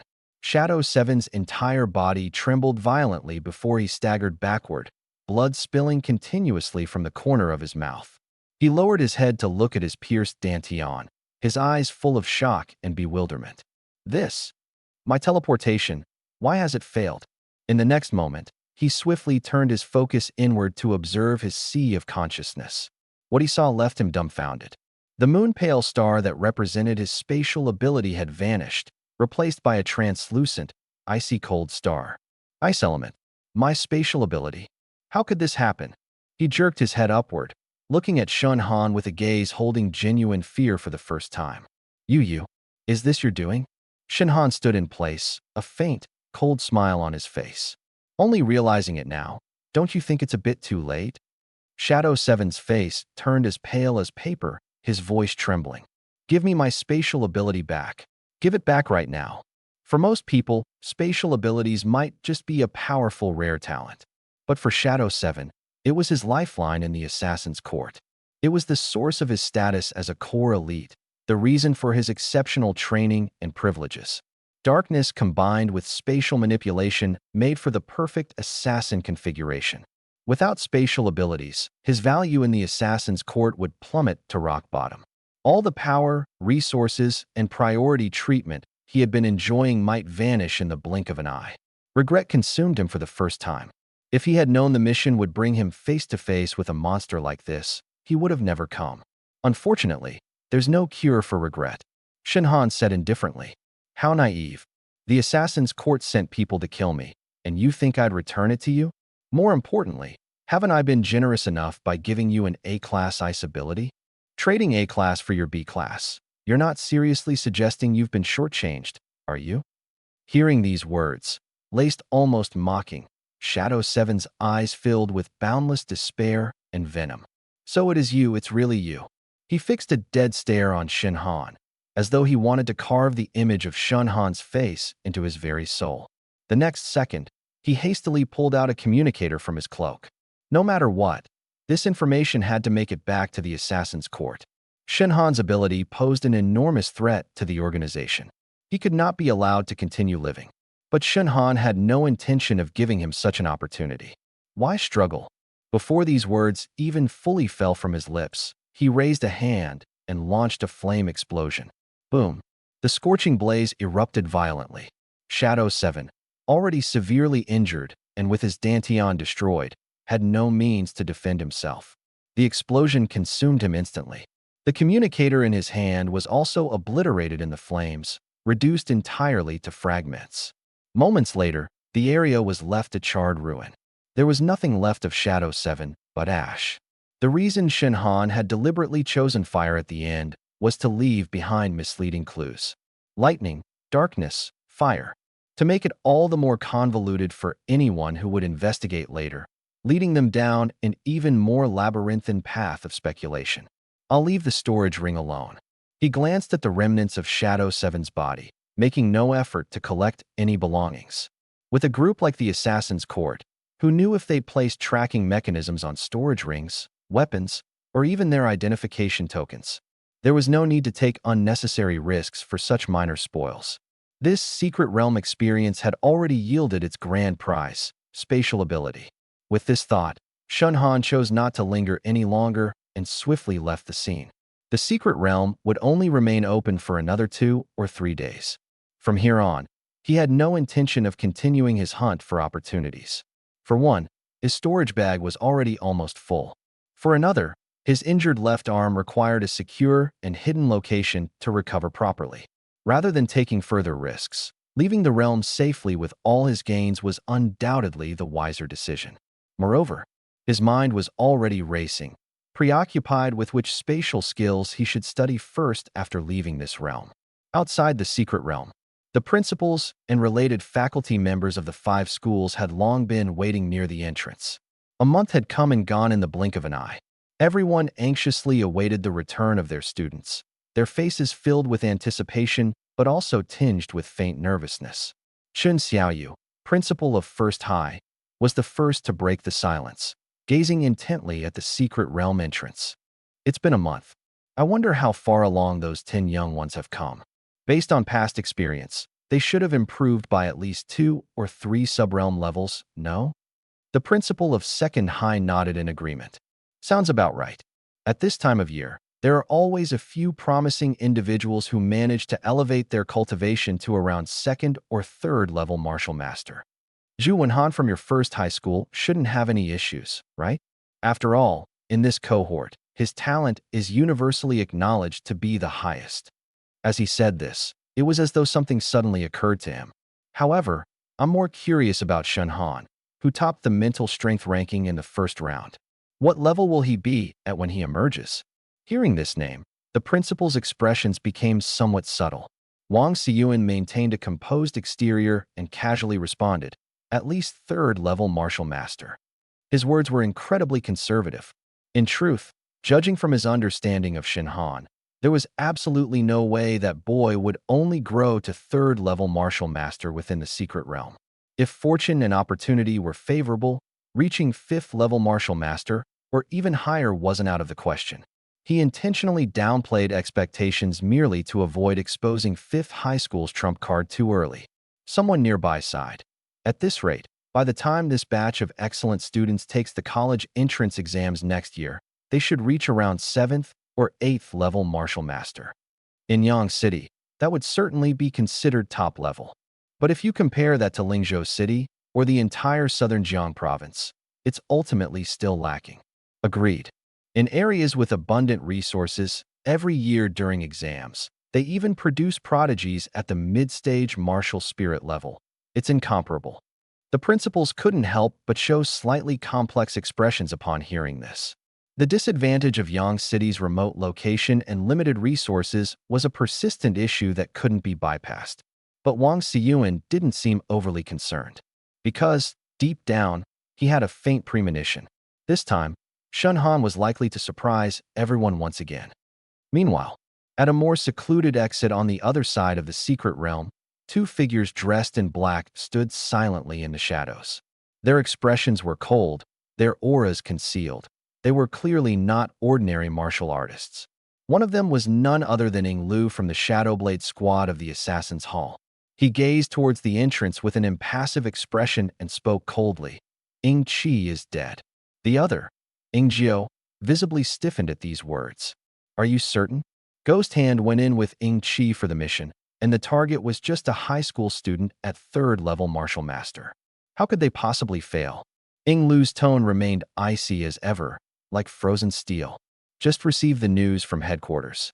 The life soul stones of both Ghost Hand and Ying Qi, left in the Hall of Fate, have shattered. There's no mistake.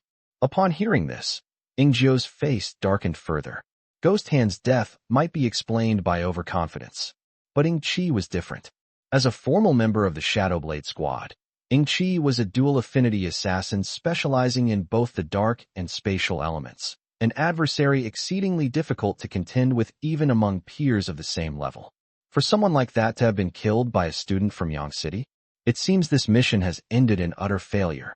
Ying Jiu exhaled slowly, a faint heaviness coloring his tone. Losing Ghost Hand might be forgivable, but Ying Qi's demise, there's no way that senior figure will leave it at that. Ying Lu's eyes turned even more menacing, his voice sinking further. Which is why the situation only becomes more problematic now. When the target emerges from the secret realm, we must confirm their condition immediately. If necessary, we will act personally. The atmosphere began to thicken with an almost tangible killing intent. The environment outside the secret realm's exit became increasingly suffocating, the tension growing palpably. Absolutely. Ying Jiu's tone grew lower still, his gaze shadowed with apprehension. Although Ying Qi wasn't ranked highly within Shadowblade, his gifts as a natural dual affinity user, especially with spatial abilities, made him extremely talented, a prime candidate for assassination. I also heard he was deeply valued by a certain elder, having long since been taken as a personal disciple. Ying Lu remained silent for a moment, his gaze cooling further, which makes this situation all the more troublesome. While we have time, let's enter the secret realm and investigate. Even if they're already dead, there should be clues left on site. Perhaps we can find some leads there. As his words landed, the two figures melted into the shadows without a sound, stealthily making their way toward the depths of the secret realm. ### Yang City, Tang Family Estate. Tang Yunfei strode quickly into the hall, his expression fraught with unease. Father, I just received word from the Assassin's Hall. They failed, and moreover, two of their members were lost, one of whom was supposedly a genius under their core development. Upon hearing this, Tang Howren's expression darkened instantly.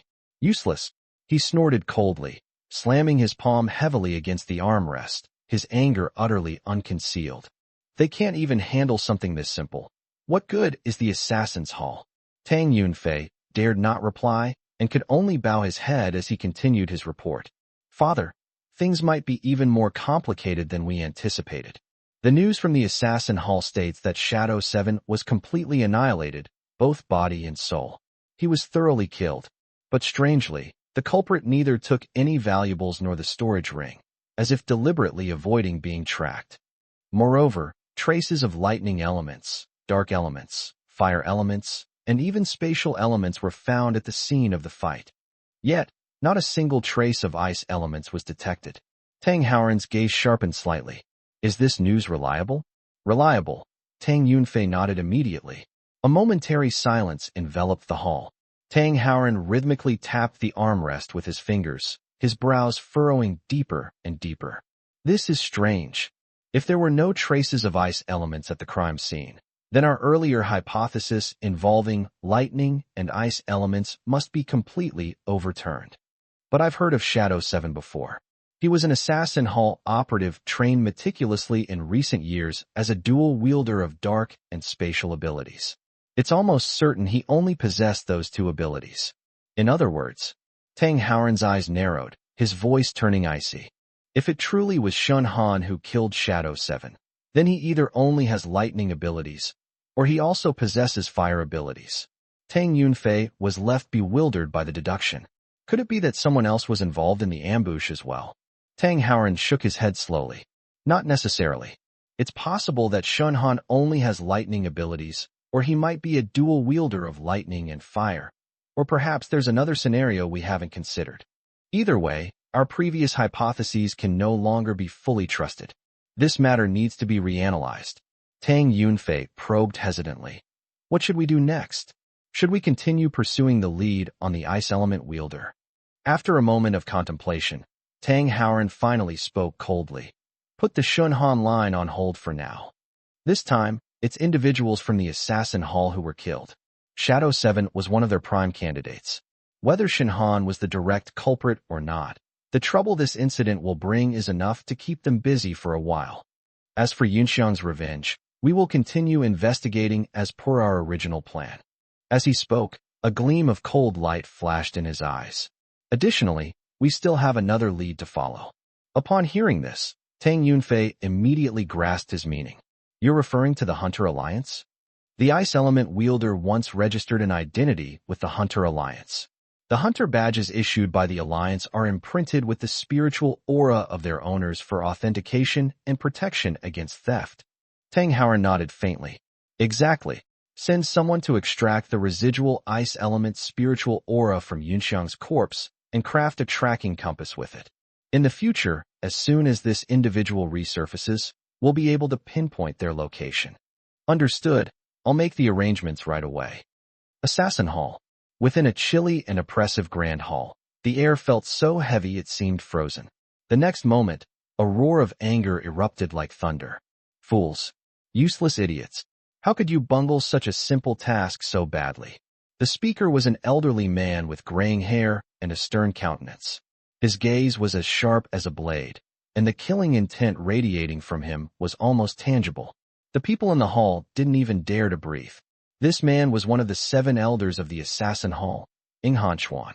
He was also the founder of the Shadow Blade Squad, and most significantly, the master of Shadow 7. When he'd first discovered that Shadow 7 possessed dual dark and spatial abilities, he'd been awestruck, believing the child to be a natural inheritor of his legacy. The combination of dark and spatial abilities was almost tailor-made for assassination. But now, such a disciple whom he had pinned so much hope on had inexplicably perished during a minor secret realm assassination mission. And even now, the exact cause of death remained unclear. How could Inghan Chuan tolerate this? Find out. Out. I don't care who dared to harm my disciple. I will annihilate their entire clan. His voice was venomous, dripping with killing intent, each word a threat. Everyone in the hall bowed their heads in unison, not daring to utter a single word. After the secret realm training ended, Shun Han returned to school. On the surface, he continued living a life similar to other students, attending classes during the day and cultivating at night. But deep down, his sense of urgency was stronger than ever before. The Tang family might currently be hesitating, but he knew all too well that it was only temporary. Once they pieced the clues back together, it was only a matter of time before their suspicions returned to him. What's more, the Assassin Hall had already set their sights on him. The Assassin Hall was an organization far more dangerous and enigmatic than the Tang family. Without sufficient strength, he would eventually be destroyed, leaving not even a trace behind. And at the moment, what occupied his mind the most was the spatial element. Spatial abilities, mysterious, rare, and immensely powerful. He had long heard that spatial abilities could be cultivated to achieve teleportation, spatial slicing, point-to-point transmission, and even the creation of independent spaces for storage and concealment. Each of these abilities alone was enough to defy the heavens. But the problem was, Yang City was too small. In a place like this, there was absolutely no chance of finding a proper and systematic inheritance of spatial martial arts. If he wanted to learn, there were only 2 ways. Either he had to take the college entrance exam, go to a big city, and find opportunities at a university, where he had to find a way to make big money and purchase knowledge through higher-level trading channels. Not enough. Still not strong enough. Shenhan constantly reminded himself. Tang Howren was a powerful figure in the later stages of the Martial King realm. Against someone like that, forget his current self. Even if he were 10 times stronger, he might still not have the strength to face him head-on. And the Assassin's Hall was even more elusive and unfathomable. So he couldn't afford even a moment of complacency. The days of senior year in high school passed quickly. Busy, oppressive, tense. These had become the dominant themes of everyone's life. Everyone was working desperately toward next year's college entrance exam. Cultivation had become the only priority. In the blink of an eye, half a year had passed. Winter break was approaching. And after this break, there would only be 6 months left until the exam. During these 6 months, Shenhan poured nearly all of his time into cultivation. School, home, the same 2 places. A rhythm so routine it became almost mechanical. Monotonous, repetitive, yet extremely efficient. If there was any difference between this life and his senior year and his previous life, it was probably that in his last life, he fought for academic scores, while in this one, he fought for his very life. For Shenhan, he had even less room for relaxation than others. Because he wasn't just preparing for the college entrance exam, he was also racing against time. The Tang family and the Assassin's Hall, either side might show up again at any moment in the future. He had to get as strong as possible before then. Fortunately, over these 6 months, the Assassin's Hall had never found a truly suitable opportunity to strike. There were high-level warriors protecting the school on campus. And on the routes he walked home, crowds of people were always around. Shenhan himself also left minimal chances for anyone to ambush him alone. For this reason, he had been able to enjoy this incredibly valuable time for growth. During these 6 months, aside from his regular training to strengthen his mental power, Shenhan focused most of his efforts on refining the integration and synergy among his various abilities. Single target bursts, area damage, mobility, stealth. He worked to shore up every aspect. His 3 main lightning-based skills had been honed to an even greater level of precision. Unfortunately, they still hadn't reached perfection. That final step, it was clear, couldn't simply be achieved through sheer effort. As for his fire abilities, he had learned a powerful new area attack skill, Heavenly Flame Rain. This technique was similar to the lightning-based Thunderlight Canopy in that it was a wide-range destructive skill. Once unleashed, it was capable of delivering sustained and devastating firepower against all enemies within its range. The spatial abilities, however, remained his greatest limitation. At the moment, he only had teleportation, and it was still at the entry level. The reasons were twofold. First, spatial ability cultivation resources were exceedingly rare. Second, he had no suitable teacher or inheritance to guide him. As a result, his teleportation range was barely a few dozen meters, nowhere near the difficult-to-deal-with mastery level that someone like Shadow 7 had demonstrated.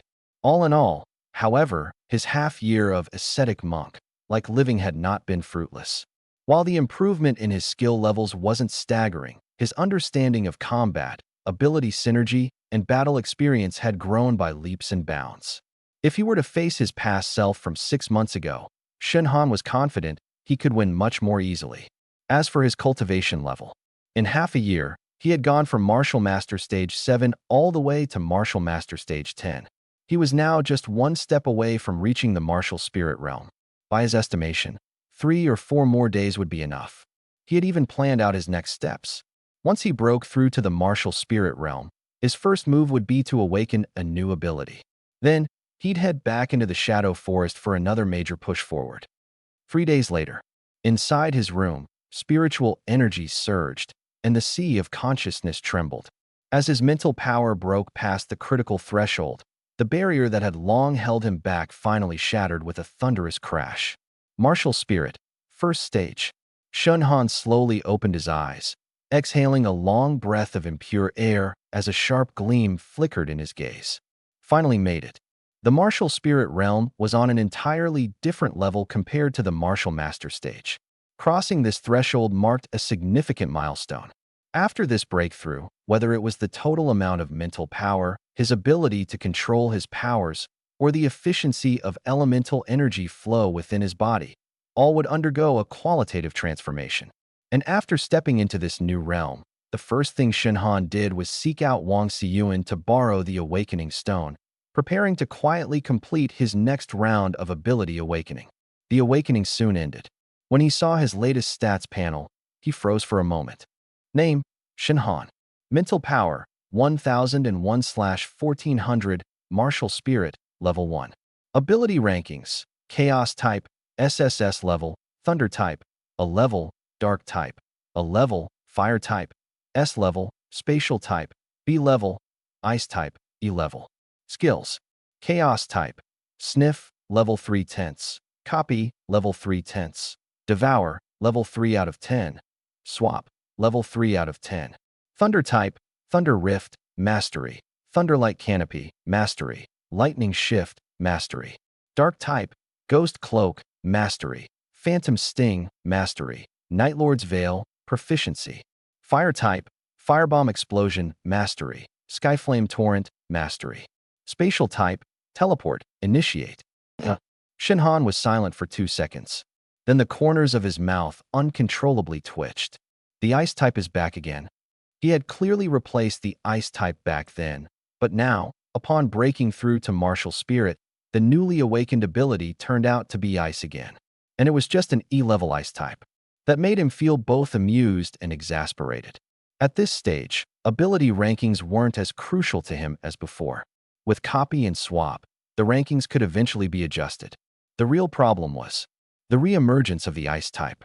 If the Tang family noticed, things could potentially become troublesome once more. At this thought, Shenhan's gaze gradually turned cold. It seems that the problem with the Tang family cannot be delayed any longer. This dagger hanging over my head has to be dealt with sooner or later. Otherwise, it will continue to affect my mindset and cultivation. However, not everything brought by this awakening was problematic. The biggest surprise actually came from the Chaos type. All Chaos type skills had been raised by 1 level. The most noticeable improvement was in Sniff. Previously, Sniff could only cover a range of 100 meters. Now, it had expanded to 1,000 meters. A tenfold increase. This wasn't a simple enhancement, it was a qualitative leap. Additionally, the monthly usage limit for both copy and swap had increased from twice to 3 times. Devour also further increased its efficiency in refining resources and converting them into mental power. One could say this breakthrough gave him a comprehensive boost. When he returned the Awakening Stone, Shenhan showcased his newly added A-level Dark type to Wang Xiyuan. As for the newly reappeared E-level Ice type, he deliberately concealed it. In his opinion, this ice type was more of a temporary placeholder. Once he encountered a suitable target in the future, he would undoubtedly swap it out, so there was no need to reveal it now and draw unnecessary attention. What's more, he never intended to share the grudges between him, the Tang family, and the Assassin Hall with anyone. The fewer people involved in such matters, the better. When Wang Xiyuan saw the newly emerged Dark-type star, he froze for a moment before revealing an expression of ecstasy. Dual A-ranked abilities? Good, good, good. It seems this year, our Sunshine City might finally stand a real chance in achieving a decent ranking. Wang Xiyuan was evidently more excited than Shenhan himself. After all, for the institution, the value of a dual A-ranked ability talent was enough to transform many things. Shenhan merely smiled faintly and refrained from saying much. After ensuring everything was in order, he didn't hesitate and headed straight toward the Shadow Forest. As he moved into a secluded area near the outskirts, where pedestrians were sparse, he immediately activated Sniff. He was desperate to test just how outrageous the new 3rd-level Sniff was. In the next instant, everything within a radius of 1 kilometer surged into his mind like a tidal wave, vividly and comprehensively. The whispers of distant pedestrians, the subtle expressions of children by the roadside, even the gentle twitching of ants' antennae on the ground was revealed in absolute detail. Even Shenhan himself couldn't help taking a sharp breath. This ability is absurdly overpowered. This wasn't just detection anymore. It was practically a god's eye view of everything. And in the very next second, his eyes turned cold. As expected, there's a tail. Through his perception, Several figures with faintly obscured auras were trailing far behind him, following him at a steady but persistent distance. There was no need to guess. These people were undoubtedly from the Tang family. This, however, didn't surprise Shinhan. After half a year of looping around, it was inevitable that, with the Tang family's resources and tenacity, their suspicions would eventually circle back to him. Before long, the watchful shadows reported Shun Han's movements to Tang Yunfei. Tang Yunfei did not waste a moment.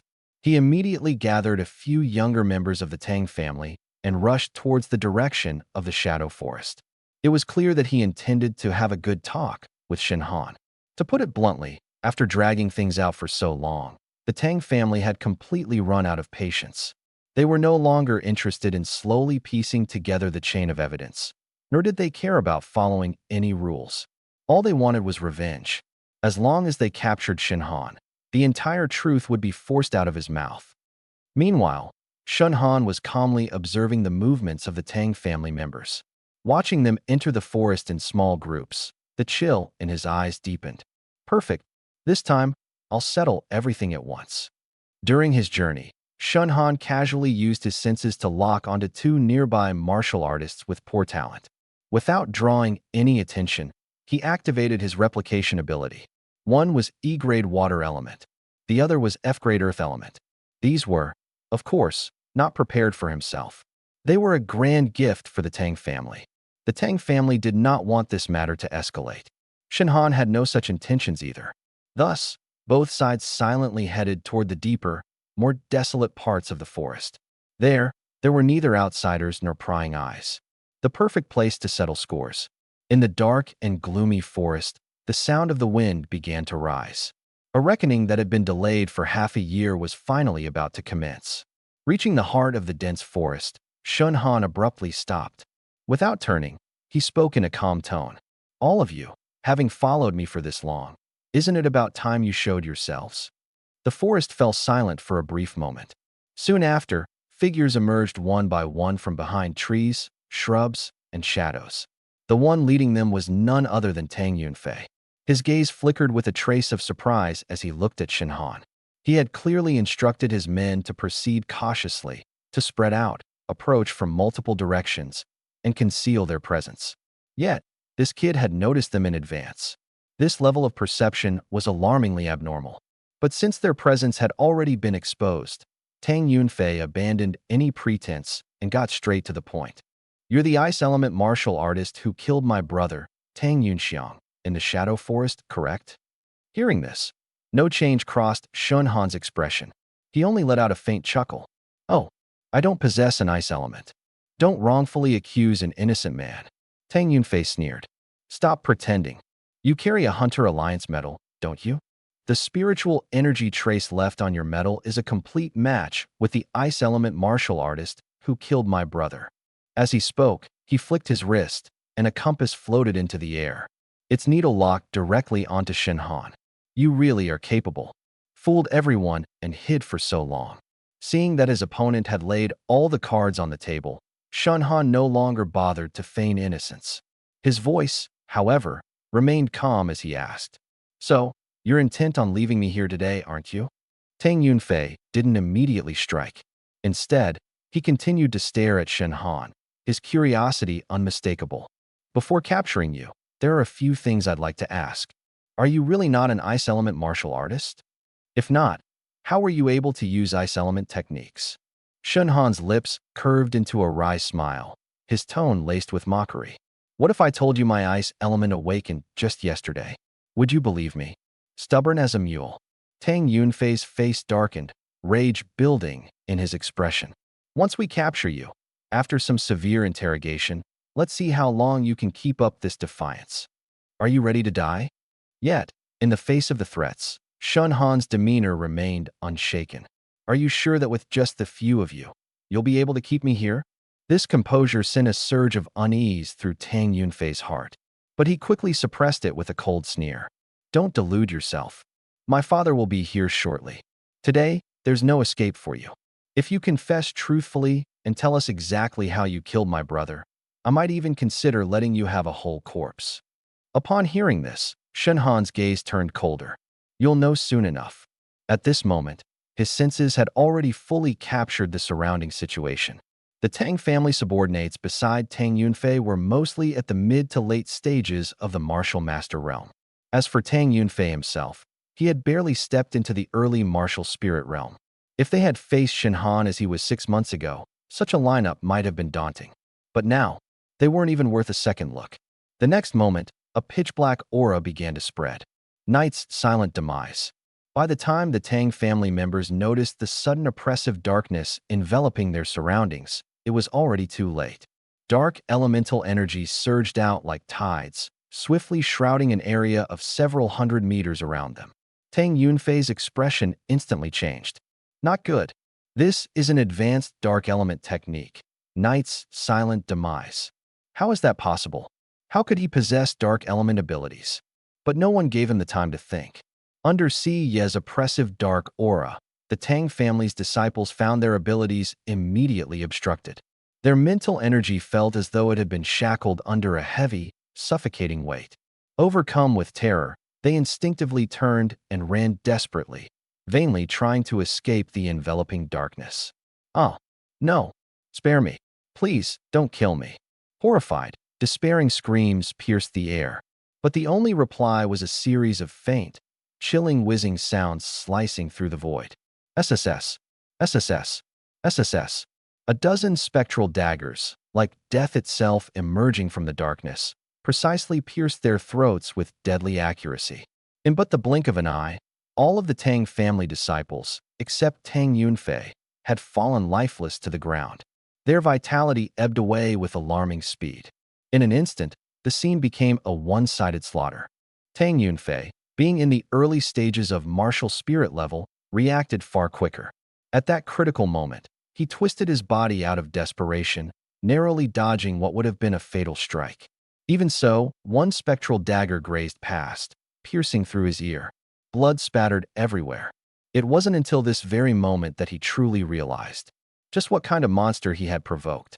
Si Ye's dark aura did not last long. As the oppressive darkness began to wane, Tang Yunfei finally felt his lightning and wind element star cores resume their circulation.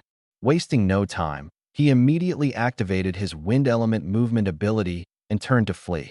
Trying to escape? Shinhan let out a cold chuckle and was about to give chase. But in that instant, he suddenly sensed an overwhelmingly terrifying aura pressing down at his back. A fierce gust of wind swept through, bending the forest's branches and leaves with a loud, rustling clamor. Shinhan immediately spun around. A towering figure had already appeared not far away. The newcomer, none other than Tang Howren. Shinhan's expression grew somber, and he activated his probing ability at once. Name: Tang Howren. Spiritual power: Martial King, 8th tier. Elemental abilities: Lightning, A rank. Wood, B rank. Reading this information, Shinhan felt a sharp jolt in his heart.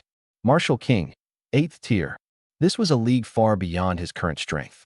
Separated by more than just a few petty tiers, it was a full major realm, with several levels worth of disparity in cultivation. If they engaged in direct combat, there would be almost no hope of victory. The atmosphere suddenly grew intensely heavy. The real killing game had only just begun. Though many individuals had already scattered, there were still quite a few lingering nearby. After all, the Heaven Essence fruit was a treasure capable of luring countless into risking their lives. Even knowing the chances of success were slim, there were always those clinging to a sliver of hope, unwilling to walk away. Shinhan stood amidst the crowd, lowering his gaze to check his painstakingly prepared disguise, feeling somewhat reassured. Tight, pastel purple yoga pants. Long, flowing hair. A lightly made-up face.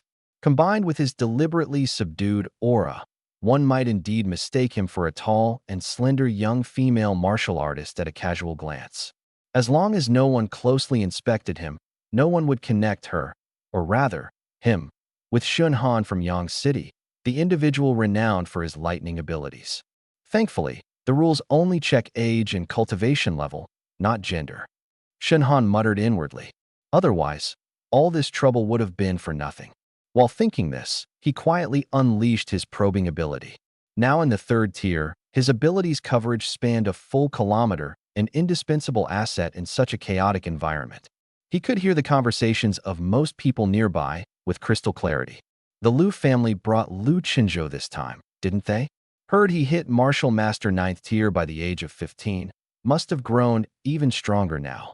That man over there in black. He's from the Lin family in the provincial capital, Fire Elemental, S-rank, notorious for his bad temper. The Assassin's Hall even sent people openly this time. When did those folks start playing by the rules? Rules? Huh. Playing by the rules in broad daylight. But in the shadows, who knows what they're up to? Shenhan silently committed these snippets of information to memory, occasionally sweeping his gaze cautiously across his surroundings. Sure enough, many talented youths from major factions had arrived. Judging purely by the strength of their auras, there were individuals in martial spirit tier 2 or even tier 3 among them. By comparison, the so-called prodigies of Yang City were clearly outdone by a huge margin. Yet perhaps for this very reason, Shenhan felt an even greater sense of anticipation. This kind of gathering was ideal for stockpiling. Who knew? He might even encounter rare elemental abilities here. Before long, the line for entry verification grew increasingly crowded. At the forefront, a sleek silver-gray device had been set up centrally, flanked by several somber-faced elders from prominent families, their gazes sharp and scrutinizing to ensure no one slipped through unnoticed. Next, age, 17. Cultivation, martial spirit, first tier. Pass. Next, age, 24. Does not meet the criteria. Leave immediately. Why should I? Before the person could finish speaking, one of the elders standing nearby cast a cold glance, releasing a spiritual pressure that instantly bore down upon him. The person's face turned ashen on the spot. He immediately shut his mouth and slunk away with his tail between his legs. Around the perimeter of the group, many others couldn't help but feel a chill run down their spines. Shenhan, on the other hand, silently observed the device. Determining age and cultivation, it seems to rely on fluctuations in spiritual energy and the aura of life to make a judgment. Fortunately, both my actual age and cultivation level align. Otherwise, this could have gotten tricky.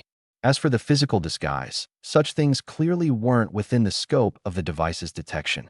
When it was his turn, he could sense quite a few gazes instinctively sweeping in his direction. There was no helping it. This disguised appearance was inherently striking. With long legs, a slender waist, and a face slightly altered to appear particularly delicate, he naturally stood out amongst a crowd of hardened warriors who lived by the blade. Even the elder in charge of the examination took a second glance at her, or rather, him. Step forward. Shenhan deliberately lowered his voice slightly, adding a colder tone to it as he responded. A sweep of spiritual energy passed over him, and the device quickly produced a result. Age 18. Cultivation, first layer of martial spirit. Passed. Upon hearing the result, Shenhan felt a slight sense of relief internally, though his expression didn't betray the satisfaction. He calmly stepped into the core area that had been cordoned off. Stepping inside, he instantly felt that the atmosphere here was entirely different from outside. Those who remained were nearly all young elites. Their gazes were wary, their auras restrained. They stood at measured distances from one another, like a pack of predators, poised to pounce on their prey at any moment. Everyone understood that these people before them would likely become the competition for the heaven's marrow fruit the moment it was ripe. Miss, you seem unfamiliar.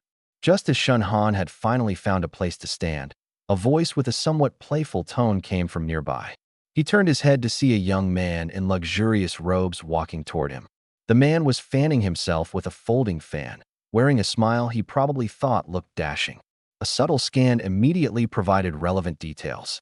Name, Liu Ziming. Spiritual power, second layer of martial spirit. Ability grade, Wood element, grade A. Wood element? Shenhan's interest immediately waned. It wasn't that the wood element was bad, but at the moment, it held little appeal for him. On the surface, however, his expression remained coldly indifferent as he replied in a voice deliberately softened. What is it? Liu Ziming smiled. Nothing in particular. You just don't seem like someone from the provincial capital. This setting is rather perilous. Why don't we join forces when the time comes? Should we be lucky enough to seize a heaven's marrow fruit? My Lu family would ensure you are duly rewarded. These words caused quiet snickers from several people nearby. So-called teamwork? More like he simply found her appearance pleasing and wanted her by his side, they thought. As for whether or not he'd backstab her if they actually managed to grab a fruit, well, that was anyone's guess. Shenhan inwardly felt even more disinterested. Partnering with you? I'd be afraid you'd sell me out the first chance you got. Unwilling to waste breath, he curtly replied with two simple words. Not interested. Lu Ziming's smile froze, and an undercurrent of annoyance flickered in his eyes. But considering the current environment, he ultimately restrained himself. With a meaningful tone, he remarked, Miss, the Phantom Shadow Forest is dangerous. Pride isn't always a good thing. Shenhan couldn't even be bothered to respond further. He turned his back and took a few steps away. Lu Ziming, after having his advances firmly rebuffed, looked sour but didn't pursue the matter further. This scene, however, was noticed by several young talents watching from a distance. One of them, a stern-looking youth with a long spear on his back, let out a light laugh. Lu Ziming, your flirting game is laughably weak. Another beside him couldn't resist a jab. She didn't even bother acknowledging you. Lu Ziming's face darkened as he snorted coldly. Cut the crap. Once the heaven's marrow fruits ripen, let's see what you're capable of. Shenhan listened to these exchanges and quietly noted the individuals involved. The spear-wielding youth. Third layer of martial spirit, gold element, grade A. The one laughing the loudest. Second layer of martial spirit, wind element, grade A. Decent candidates, but too bad. His quota of copying and replacing was limited this month. He couldn't afford to want every interesting one he came across. As time crept by, the spiritual energy fluctuations surrounding the Heaven's Marrow fruit tree grew increasingly intense. The originally greenish-blue fruits gradually took on a faint golden sheen. A faintly sweet and refreshing fragrance began to waft outward. Just inhaling a bit of it seemed to cause shockwaves through one's spiritual consciousness, clearing the mind. They're almost ripe. A low exclamation came from somewhere, and the tension in the air tightened instantly. The crowd, which had originally been relatively quiet, suddenly began breathing more heavily. Every single gaze was locked fiercely upon the 5 fruits. Even the elders sitting at the edge of the scene couldn't conceal the glint of heat flashing in their eyes. After all, these were rare treasures of the natural world, capable of directly enhancing special powers. Even if the elders themselves didn't need them, such fruits would be priceless gifts for the younger generation within their clan. At this moment, Shenhan, too, was tightly focused on the Heaven Marrow fruit tree. But unlike the others, what he felt most strongly wasn't the unique fragrance. Instead, it was the intense agitation radiating from the star of chaos within the sea of his consciousness. That colorful star seemed almost alive, trembling faintly while radiating a desire unlike anything Shenhan had ever experienced before. Devour. It wanted to swallow it whole. And the desire was far more intense than anything he had ever felt in the presence of any other spiritual fruit or mineral. Shenhan's heart involuntarily surged with excitement. It seems my guess was correct. This Heaven Marrow fruit, it really benefits the chaos element. In fact, its effects might exceed my expectations. With this realization, his determination to secure the Heaven Marrow fruit grew even stronger. Initially, he had come just to observe and perhaps try his luck. But now things had changed. He had to claim one of these fruits. At least one. At this moment, an elder from the Lu clan stationed on the outskirts suddenly stepped forward and spoke in a clear, resonant voice. Ladies and gentlemen, the Heaven Marrow fruits are on the verge of ripening. Allow me to repeat the rules one last time. Anyone present within this area is eligible to compete for the fruits. However, once the fruits ripen, the elders on the outskirts are forbidden to intervene. All competition will be limited to the younger generation. Should anyone break the rules? As he said this, his icy gaze swept around the gathering. They will become enemies of the Lu clan, Lin clan, Zhou clan, and others present. These words were clearly aimed as a warning to anyone harboring devious intentions. Several elder warriors from smaller factions and hunter groups standing on the edges of the area looked uneasy, but ultimately, none dared to openly challenge the protocol now. Were the rules unfair? Of course they were. but strength ruled the world. And that was the truest form of fairness. Shenhan, for his part, was indifferent to this.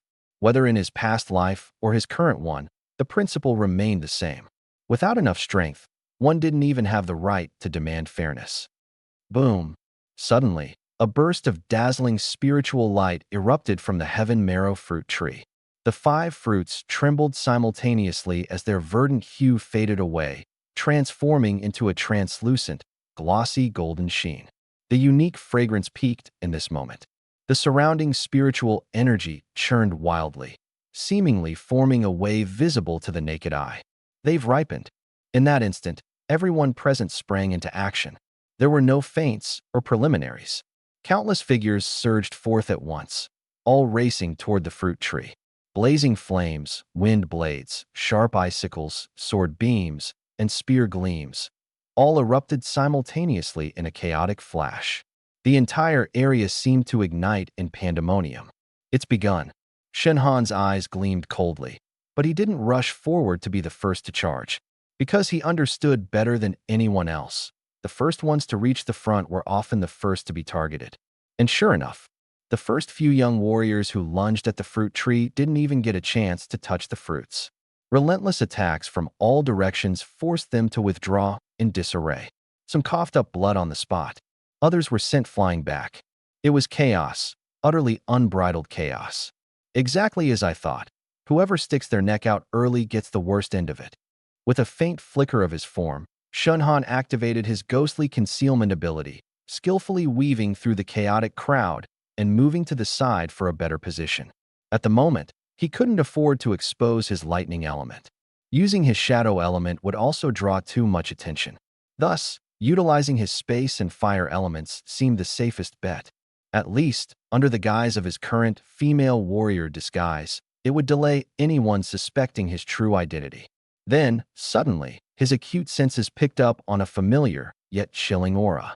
Shenhan's gaze sharpened slightly, and with a quick glance to his rear left, he confirmed it. Indeed, the killers from the assassin hall had entered the fray. And not just one of them.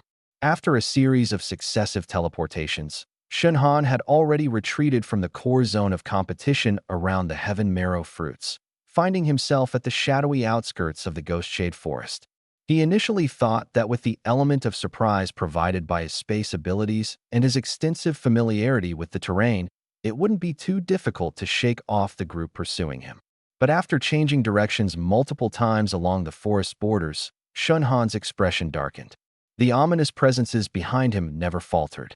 Moreover, there wasn't just one of them. Something's off. Shenhan remained on the move, but his mind quickly calmed.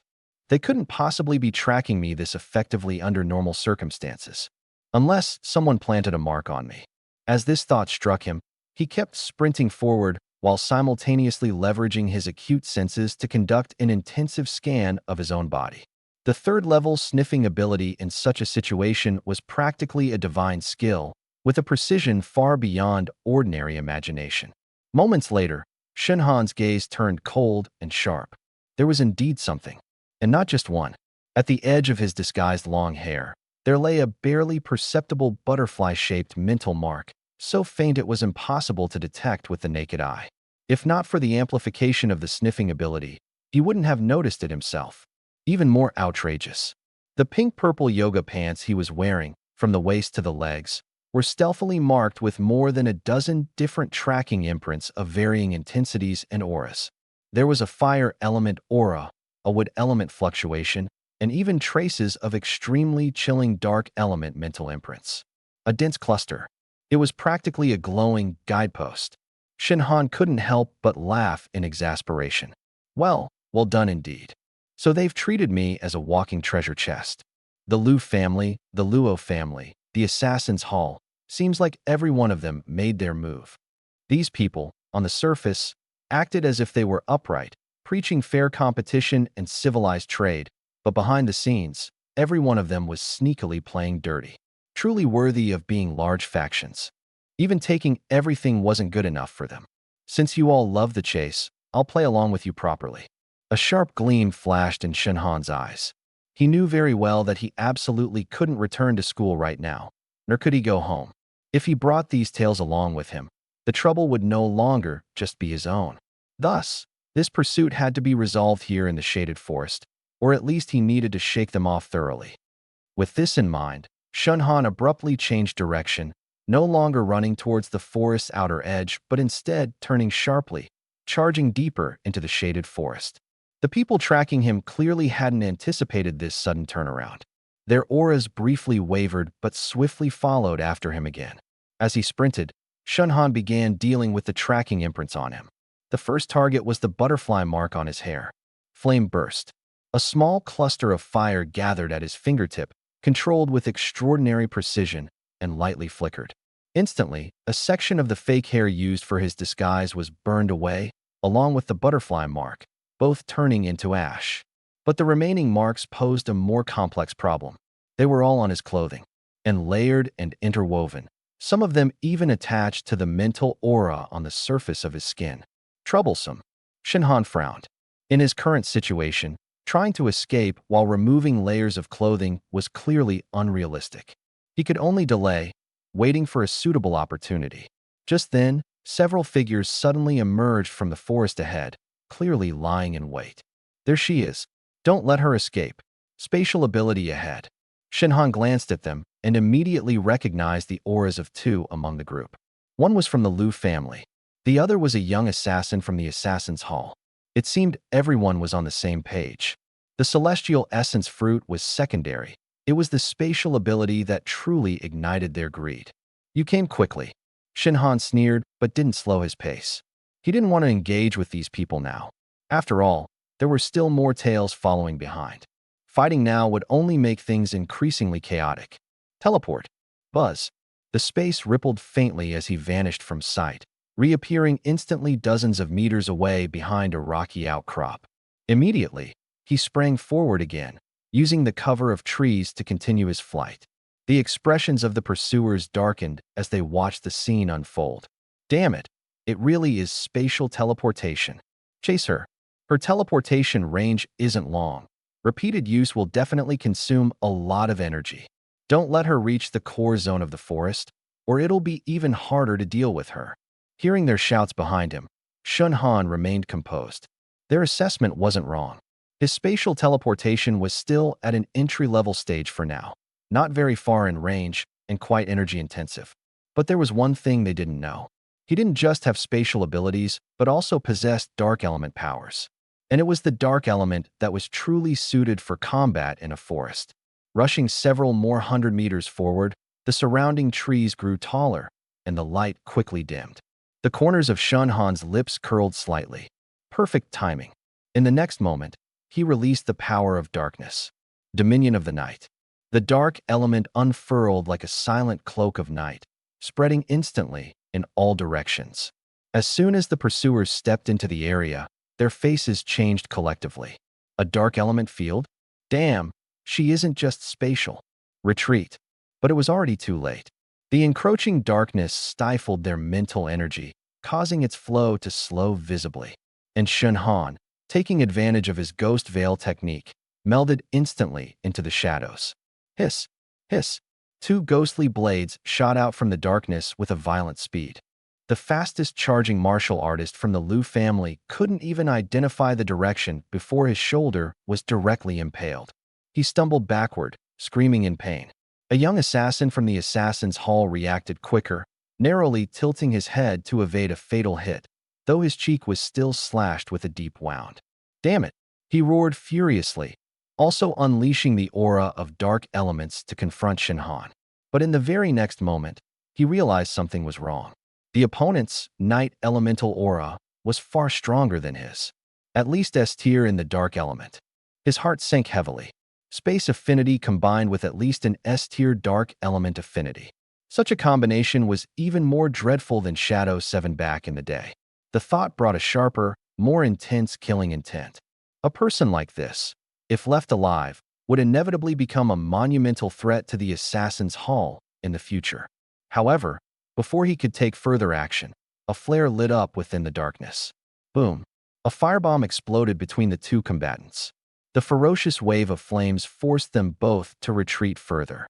Using the chaos of the explosion as cover, Shunhan quietly exited the area. A few minutes later, beside a narrow mountain ravine, Shunhan finally stopped for a brief rest. Lowering his gaze toward his highly conspicuous disguise, his eyes were filled with disdain. This won't do. Without any hesitation, he tore off the yoga pants and the fake outer layers he was wearing, discarding them along with the remaining wig onto the ground. Then he raised his hand and fired off a firebomb. With a loud boom, the discarded garments were incinerated and blown to pieces. The tracking marks that had been attached to them were mostly eradicated in the process as well. As for the faint remnants of spiritual markings clinging to his skin and aura, Shunhan immediately activated his devour skill, stripping and absorbing them bit by bit. The devour skill proved unexpectedly effective in dealing with such external spiritual imprints that lacked a master. Within just a dozen or so breaths, the remaining imprints were almost entirely purified. Now, this feels cleaner. Shunhan changed into a plain set of men's clothing he had prepared in advance, and his overall demeanor returned to his original state. From the female martial artist Wang Gang, he reverted completely into himself, Shunhan. This way, even if those people continued their pursuit, it would be significantly harder for them to associate his current self with the space element woman from earlier. Having completed all these preparations, he didn't leave immediately. Instead, he silently shut his eyes to sense his surroundings. As expected, someone was still tracking him, but the number had clearly diminished. It seemed his previous cleansing and disguise strategies had indeed been effective. In that case, it's time to collect a bit of debt.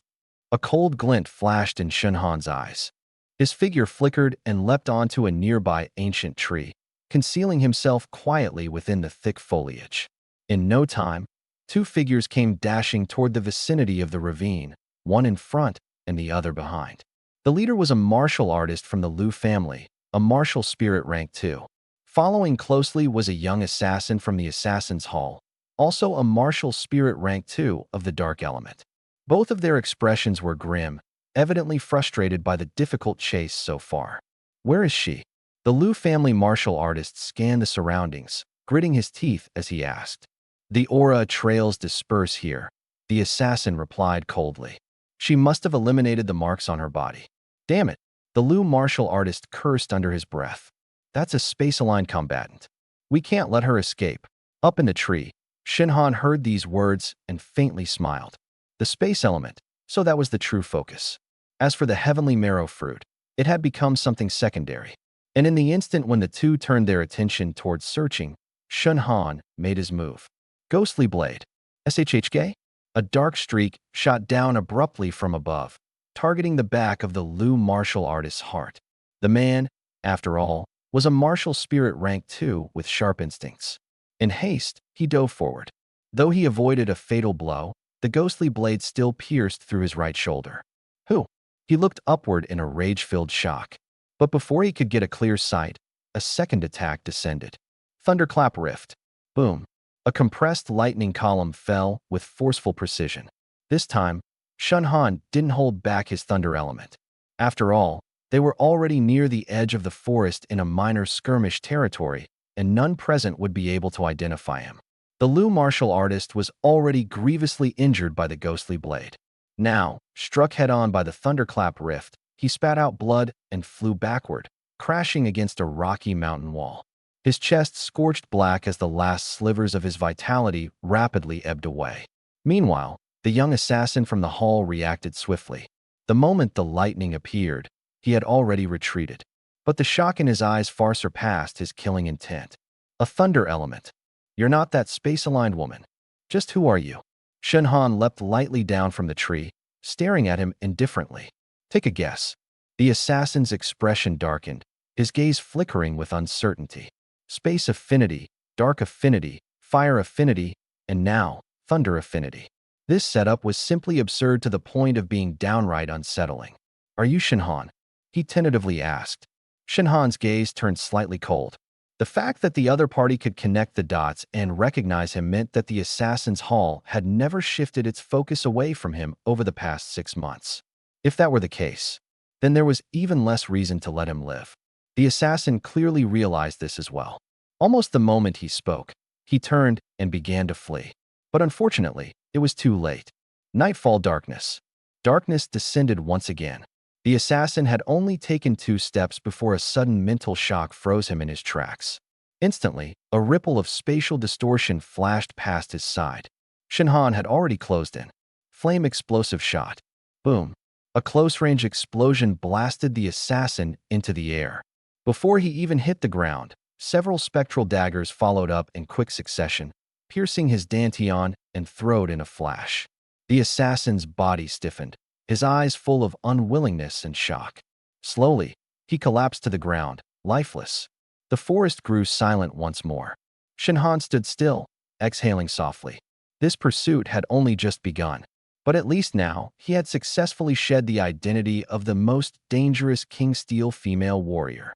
From now on, even if the pursuit continued, it would target that spatial system woman.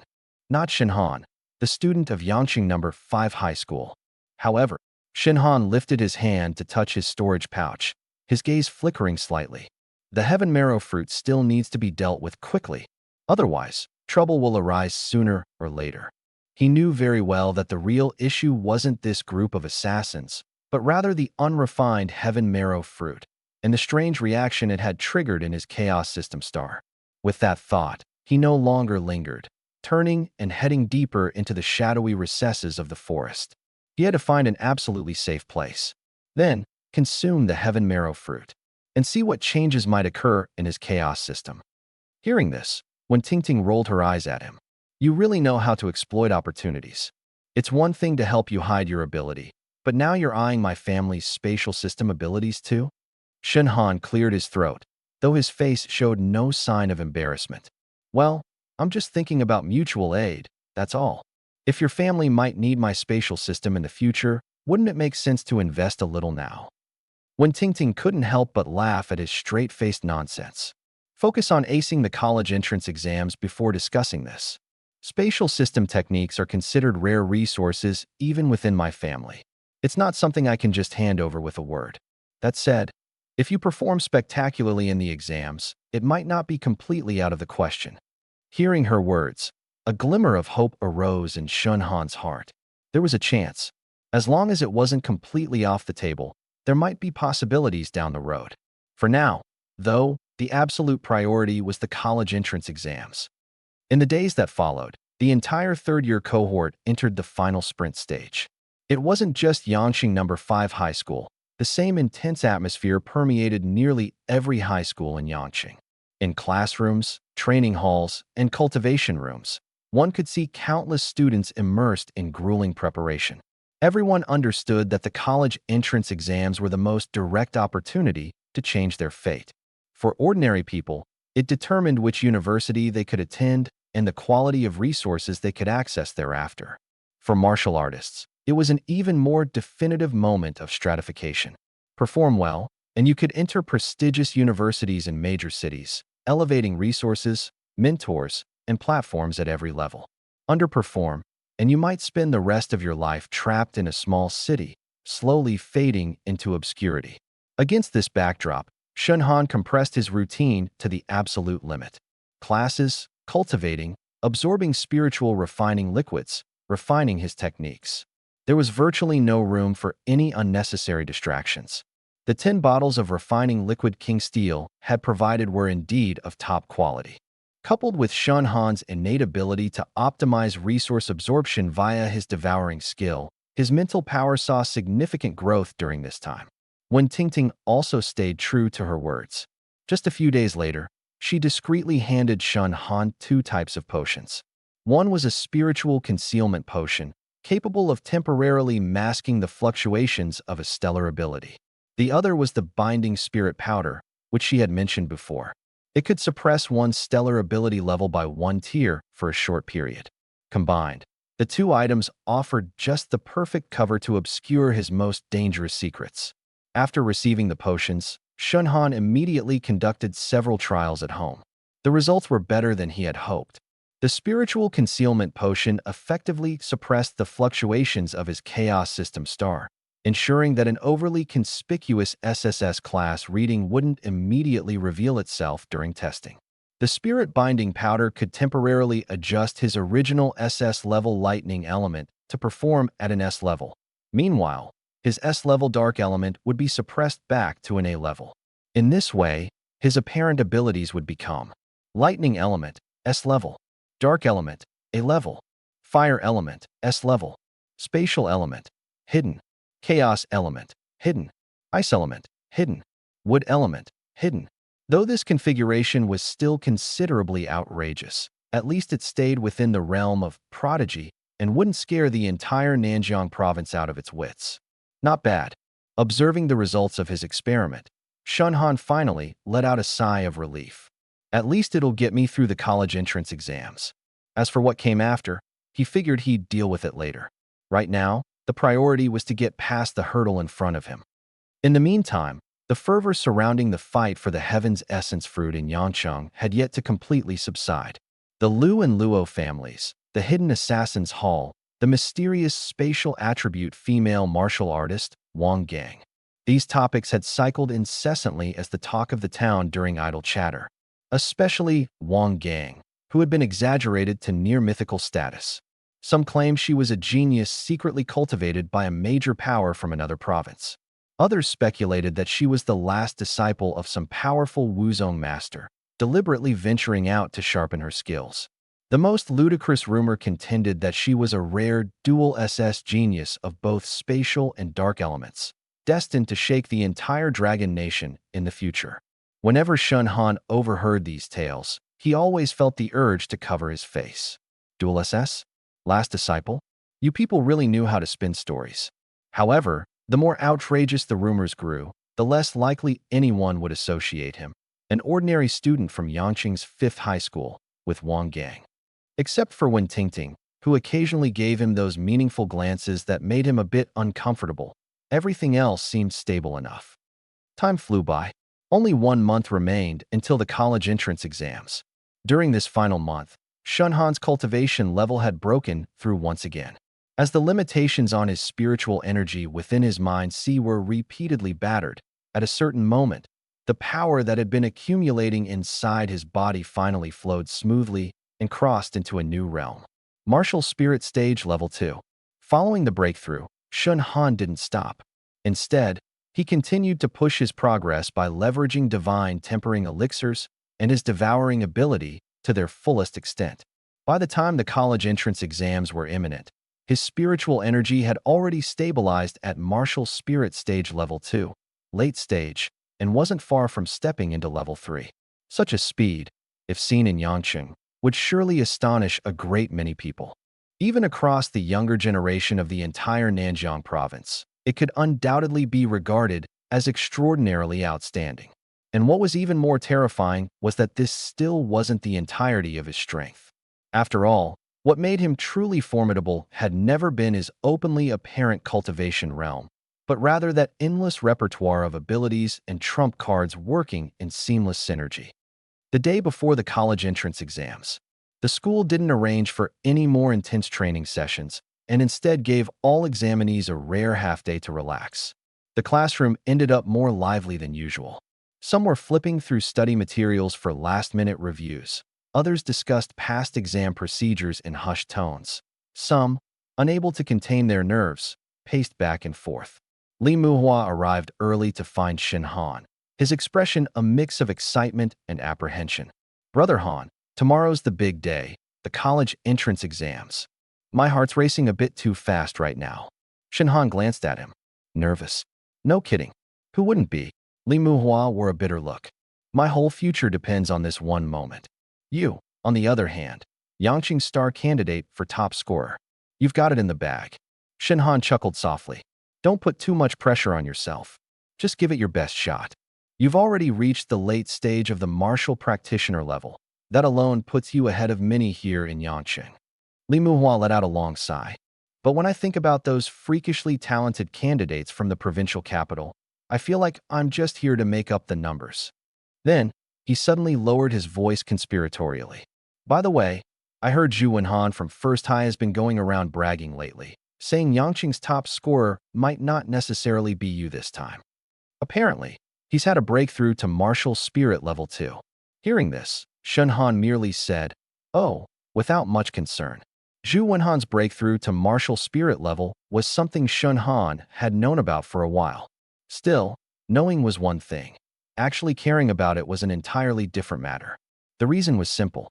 Even within the same tier of martial spirit, the gaps could be enormous. If even the competition within Yangcheng couldn't be managed, all his efforts over the past days would have been for nothing. After school, instead of heading straight home, Shen Han walked out the school gates with Wen Tingting by his side. They walked in silence for a while until Wen Tingting was the first to break it. "The potion will be ready for use tonight, but you'll need to time it carefully. The entire college entrance exam testing process will take around 2 hours. The spirit binding powder effect should be sufficient to cover it." Shen Han nodded lightly. "Got it." Wen Tingting tilted her head and glanced at him, a smile suddenly appearing on her face. "To be honest, I'm really looking forward to seeing how you do in the exam tomorrow." Someone who could snatch the heavenly essence fruit right under the noses of both the Liu family and the Assassin's Hall and retreat unscathed. If their college entrance exam results were too ordinary, that'd just be boring. Shen Han's lips twitched slightly. "Can you stop bringing that up? Every time you mention it, I think of those yoga pants." When Tingting finally couldn't hold it in and laughed out loud. "Well, you're the one who came up with that method. But I have to say, it worked wonders. At the very least, no one would ever link you and Wang Gang together." Shen Han massaged his temple helplessly. "Dark history, please let it go." "All right." When Tingting squinted with a grin. "But if you make it big someday, don't forget about this favor I did for you. Especially about the spatial abilities matter." Shen Han nodded solemnly. "Don't worry. As long as it's something I can do, I won't refuse." He was being sincere as he said this. Whether or not Wen Tingting had ulterior motives, for now, she had genuinely helped him a lot. Keeping such a favor in mind wasn't a bad idea. That night, Shen Han sat alone in his room, 2 vials of potions laid out before him. One for concealing aura, one for binding spirit. Outside, the night was quiet, leaving only his own breathing to fill the room. Tomorrow was the college entrance exam.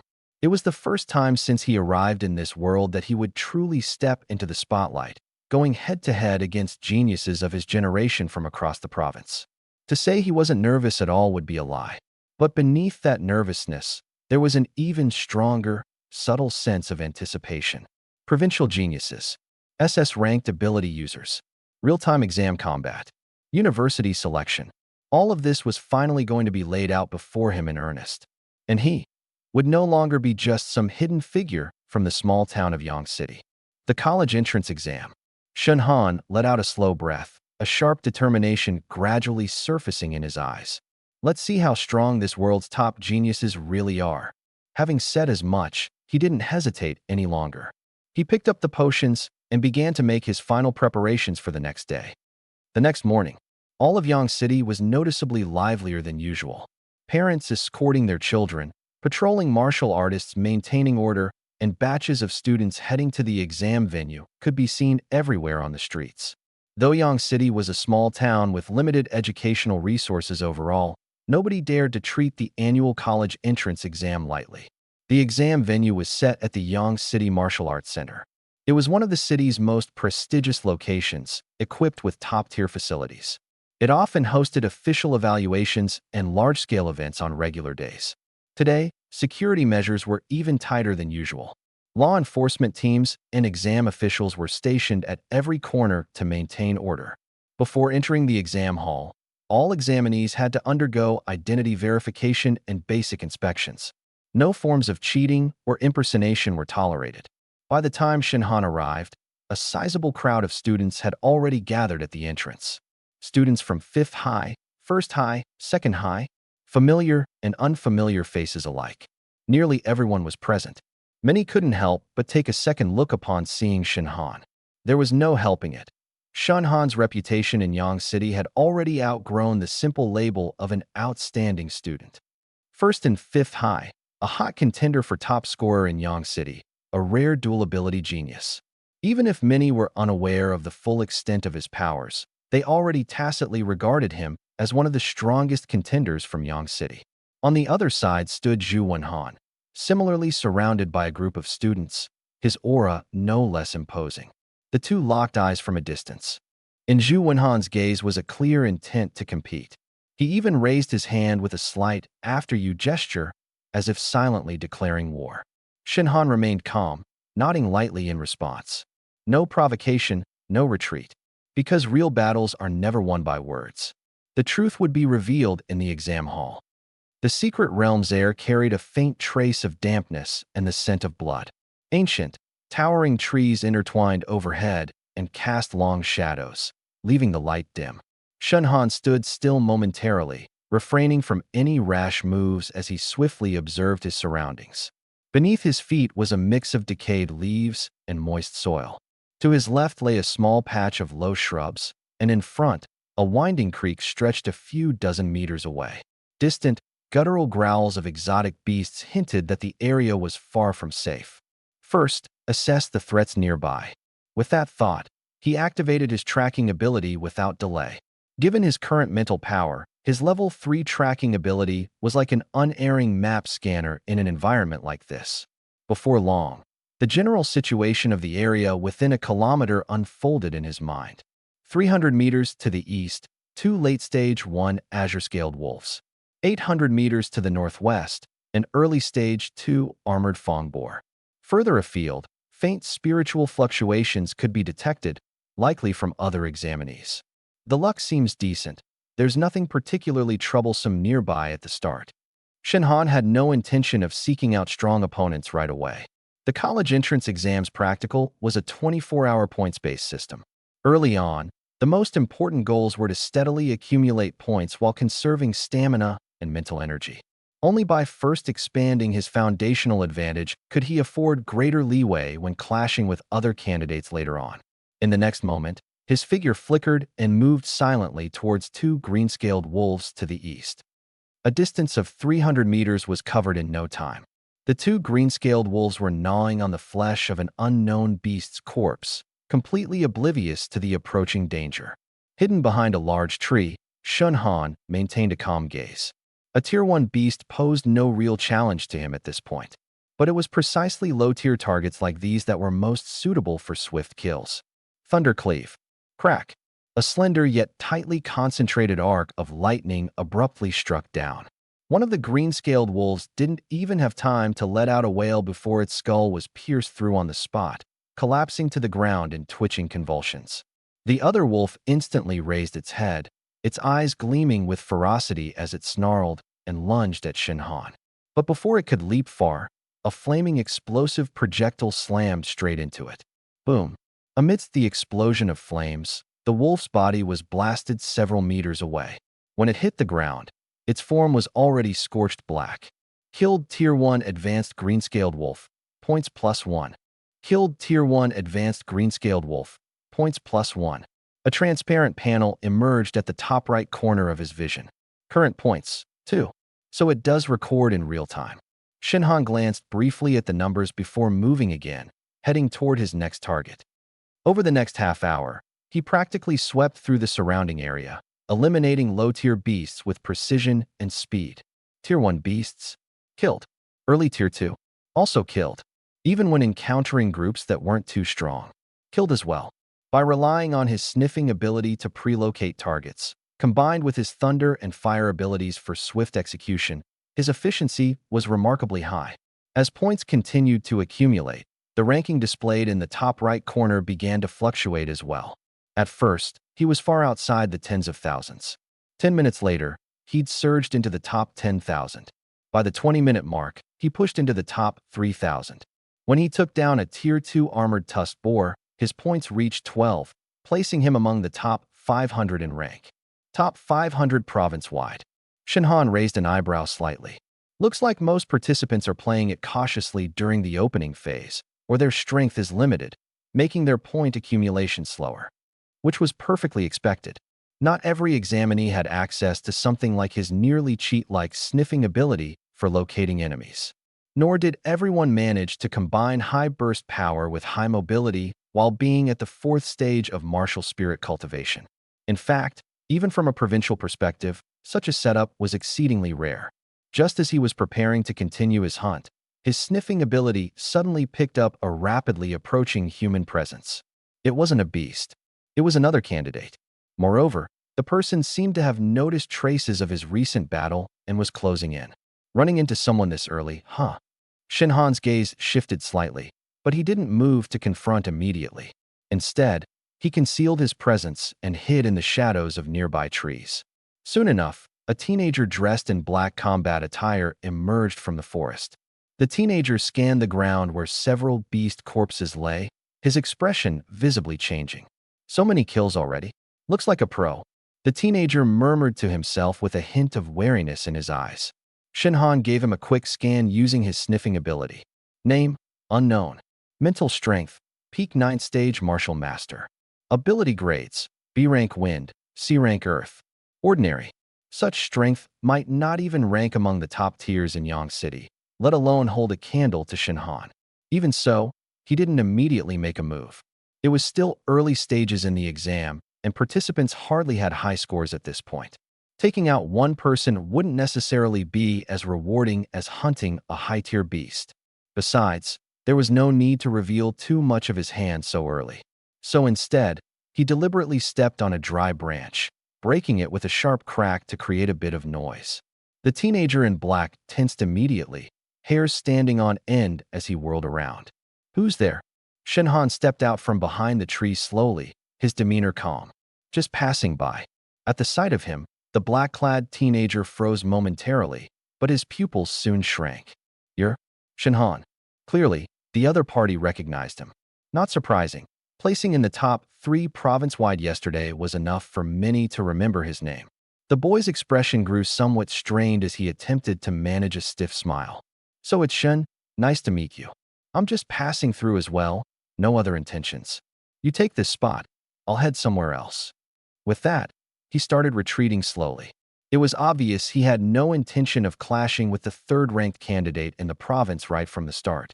Shinhan gave a slight nod, not stopping him. As you wish. Hearing this, the boy let out a silent breath of relief before turning and quickly leaving.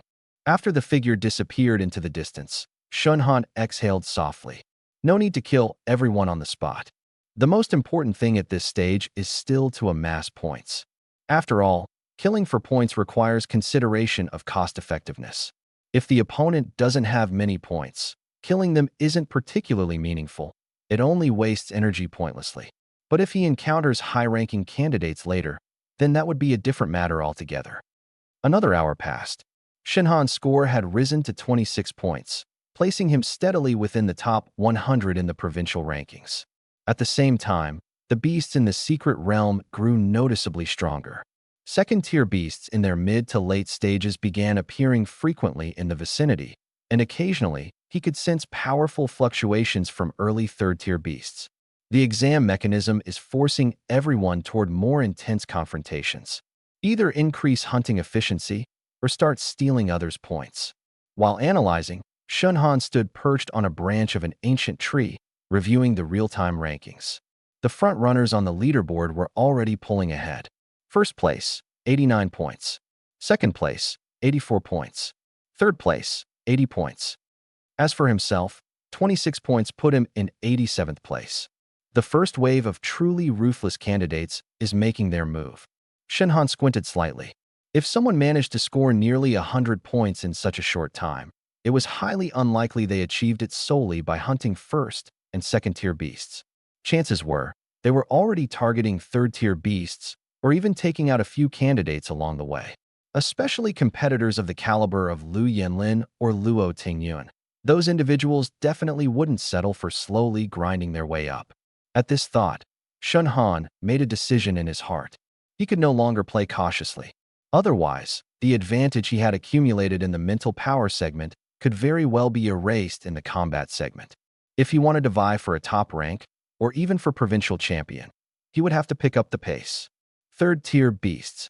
Just as the thought crossed his mind, his senses picked up an unusually dense aura. A kilometer away to the southwest, a mid-tier third-tier beast. And, for now, no other candidates were nearby. Perfect timing. A glint of determination flashed through Shinhan's eyes. He pushed off with his foot, his body shooting toward the southwest like an arrow loosened from its bowstring. Several minutes later, he halted in an open area. Not far ahead, A massive black-scaled lizard with bony spikes protruding from its back lay coiled amidst a cluster of scattered stones, flicking its crimson forked tongue. The lizard was 6 or 7 meters long, with iron-hard scales covering its body. Its sturdy limbs flexed as its thick tail dragged across the ground, emitting a low, grating sound. A blackrock venom lizard, a mid-tier, third-tier beast. It specialized in venom spit attacks and tail strikes, with exceptional defensive capabilities. For most candidates at the second or third level of martial spirit tier, encountering such a beast would usually mean giving it a wide berth. But Shunhan merely scrutinized the creature for a moment before swiftly formulating a strategy in his mind. Engaging head-on was certainly feasible, but the cost of doing so would be too high, inefficient. The optimal approach would be to rely on control and burst damage for a quick kill. At that moment, the Blackrock venom lizard detected his presence as well. Its scarlet, beastly eyes locked onto him, emanating raw, savage bloodlust. Scree! It opened its maw and spat a mass of putrid black-green venom directly at Shunhan. Prepared, Shunhan sidestepped in an instant, evading smoothly. The venom hit the ground, corroding it instantly into a vast patch of charred black. The venom's quite potent. But rather than retreat, Shunhan surged forward. Night-tide oblivion. Dark energy rapidly spread outward, dimming the surrounding light in an instant. The Blackrock venom lizard's movements visibly faltered, its perception clearly disrupted. Seizing the momentary hesitation, Shunhan closed the distance. Thunder rift slash. Crack. A concentrated bolt of lightning crashed mercilessly against the Blackrock venom lizard's back scales. The armored scales fractured. Flesh underneath was seared black. Yet the beast's resilience was terrifying. It still wasn't dead. Instead, it flew into a rage, sweeping its tail in a powerful arc towards Shunhan's side. Teleport. With a faint hum, Shunhan's figure vanished. In the next instant, he reappeared directly above the venom lizard's head. Flames erupted rapidly in his palm. Incendiary bomb. Boom. The fiery explosion landed with precision near the previously fractured scales. The intense blast tore away the remaining armor. The Blackrock venom lizard let out a piercing screech, its massive body writhing frantically in agony. But Shunhan offered it no chance to recover. Several ghostly daggers streaked forth in quick succession, targeting its eyes and gaping mouth. Thud, thud, thud. Each strike hit its mark, and after a brief struggle, the Blackrock venom lizard collapsed heavily. Its body twitched briefly before falling still completely. Defeated mid-tier, third-tier Blackrock venom lizard. Points +3. 3 points. That's it. Shunhan's mouth twitched. This scoring system is seriously stingy. But despite his complaint, Shunhan understood the real significance of defeating third-tier beasts wasn't just the points. They were key to speeding up his climb on the rankings. Because being able to steadily hunt down Tier 3 creatures means you've already distanced yourself from the majority of examinees. And just at that moment, the ranking in the upper right corner refreshed again. Current points, 29. Current rank, 58. Sure enough, I've climbed into the top 50. Shunhan was just about to leave when his scent detection skill suddenly sent out another warning. Someone was nearby, and there wasn't just one person. 3 distinct examinee presences were rapidly closing in from multiple directions. It was obvious. The commotion from his earlier battle with the Blackrock poison lizard had drawn people over. Looks like there's no avoiding this one. Shunhan slowly turned around, his gaze calm as he looked towards the forest. A few seconds later, 3 young martial artists appeared one after another, forming a loose triangular formation and subtly cutting off his escape. The leader's eyes swept over the corpse of the Blackrock poison lizard on the ground and then looked at Shunhan. Initially surprised, he quickly smirked with a meaningful expression. Ranked 3rd in the province, huh? You really do have some skill. However, since we've crossed paths, we won't hesitate to take your points. After leaving the principal's office, Shunhan didn't immediately finalize his university choices. Though he favored Mingzhu Martial University, making a decision like this, one that would shape the next few years of his development, was worth a bit more careful consideration. Once he got home, he locked himself in his room to deliberate over his options. Military-focused universities? Those were out of the question. The militarized management was too strict. He had too many secrets.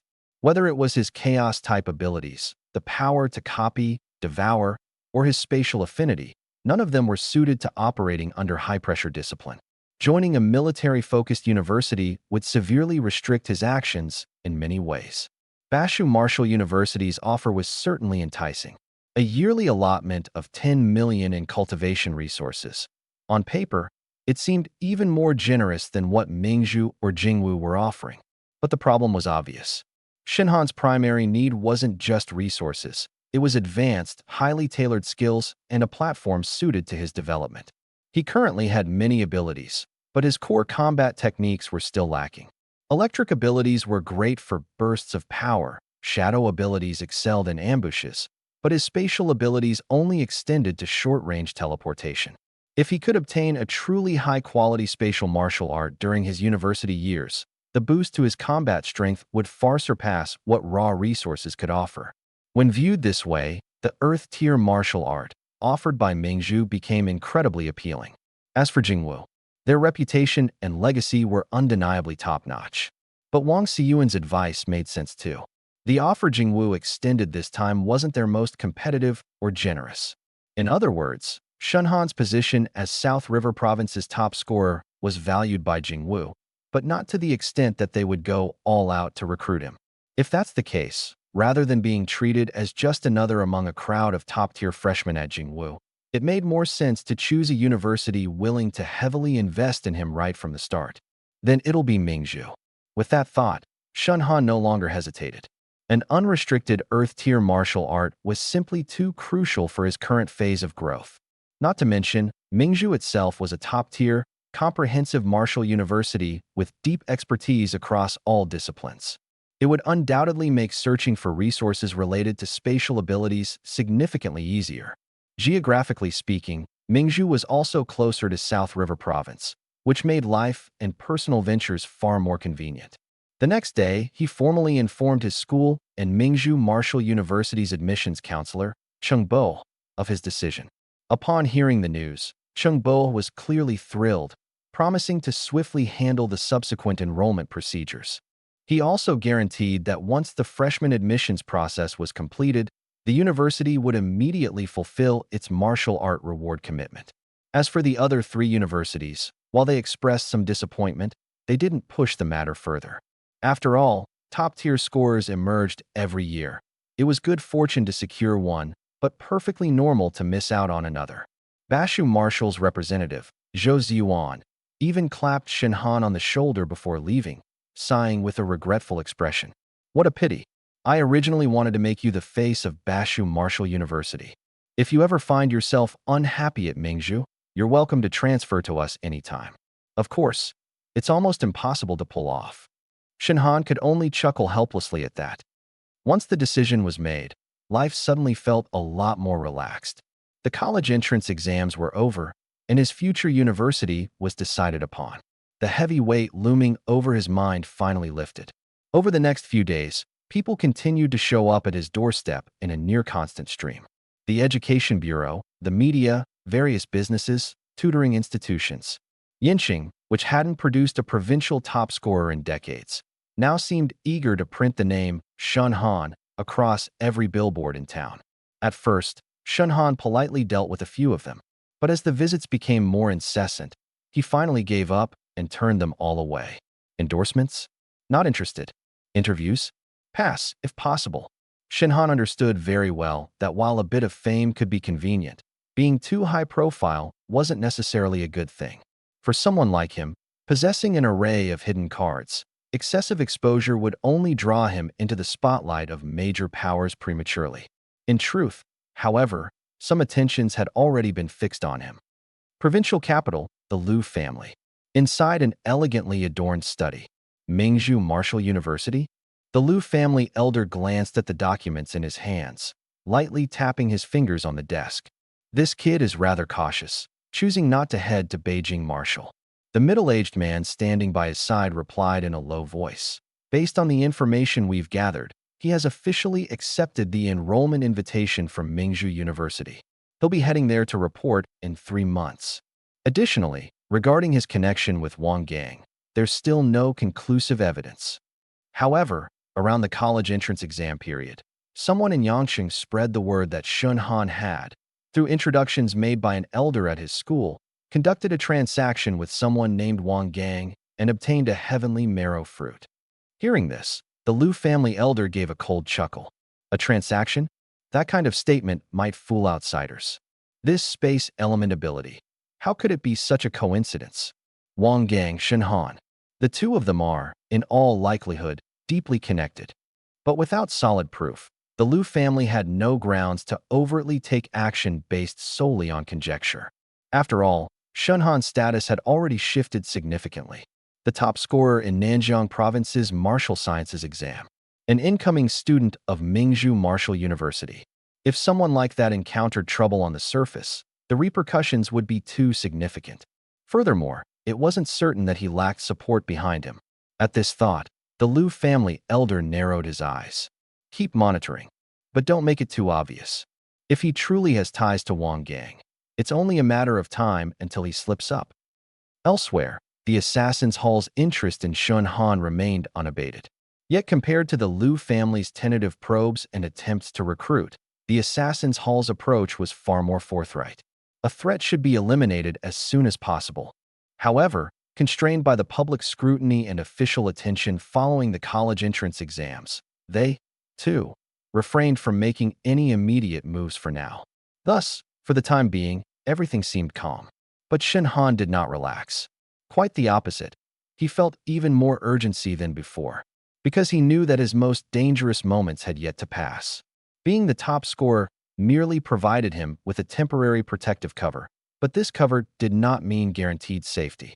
Ultimately, what truly silenced others had never been reputation, but strength.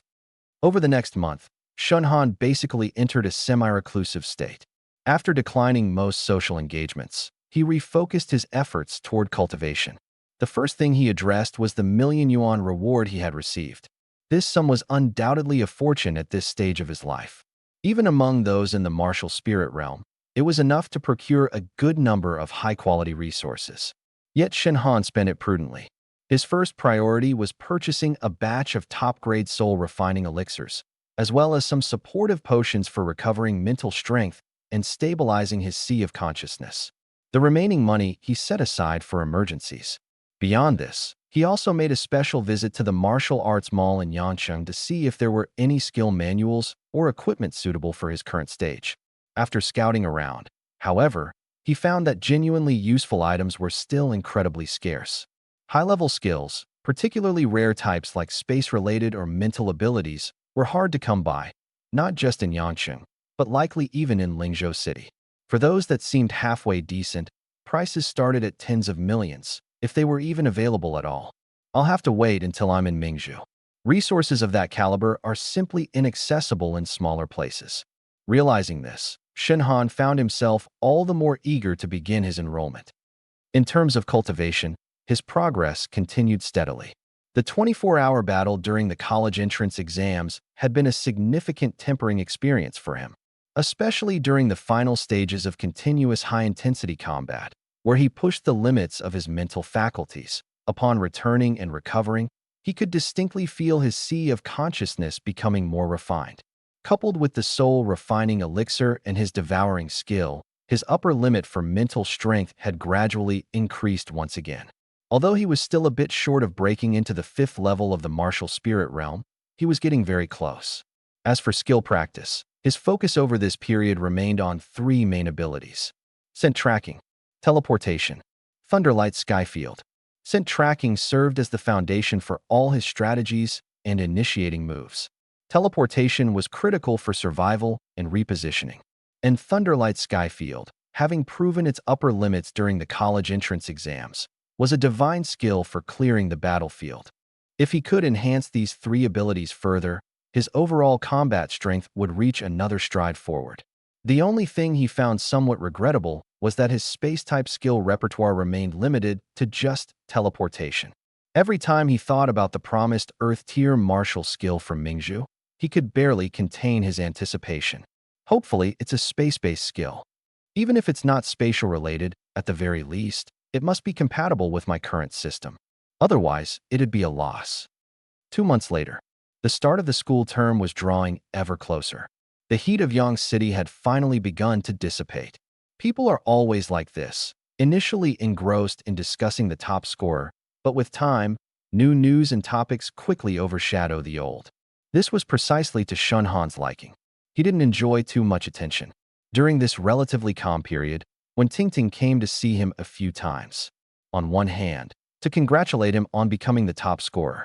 On the other hand, to follow through on the groundwork she laid earlier when she said, "I might need your help in the future." However, she didn't mention anything concrete for the time being, merely probing subtly about his plans for Mingzhu and whether he'd be leaving Nanjian over the summer. Shinhan didn't ask much. Some things, if the other person wasn't proactive about discussing, he couldn't be bothered to press. As they parted, when Tingting offered a remark laden with meaning. "Once you get to Mingzhu, be careful. That place is far more complex than Yang City. Someone like you, the moment you make an appearance, it'll be hard not to attract attention." After listening, Shinhan simply smiled. "Don't worry. I'm best at keeping a low profile." Upon hearing this, when Tingting gave him a peculiar look, "A provincial top scorer claiming to keep a low profile. Don't you find that strange?" Shinhan had no reply. Perhaps she had a point. 1 week before the semester began, Mingzhu Martial University delivered its official acceptance letter and registration procedure. The admission letter was meticulously crafted, the cover embossed with a dark golden school emblem. It felt heavy to the touch, with a texture that suggested a blend of metal and special materials. Inside, apart from the admission information, there was also a guide for new students and a brief introduction. Shinhan skimmed through everything, committing a few key points to memory. First, all freshmen were required to register 2 days in advance. Second, there would be a uniform reassessment and house placement test after enrollment. Third, outstanding freshmen would qualify for entry into the special training class or receive priority selection from mentors.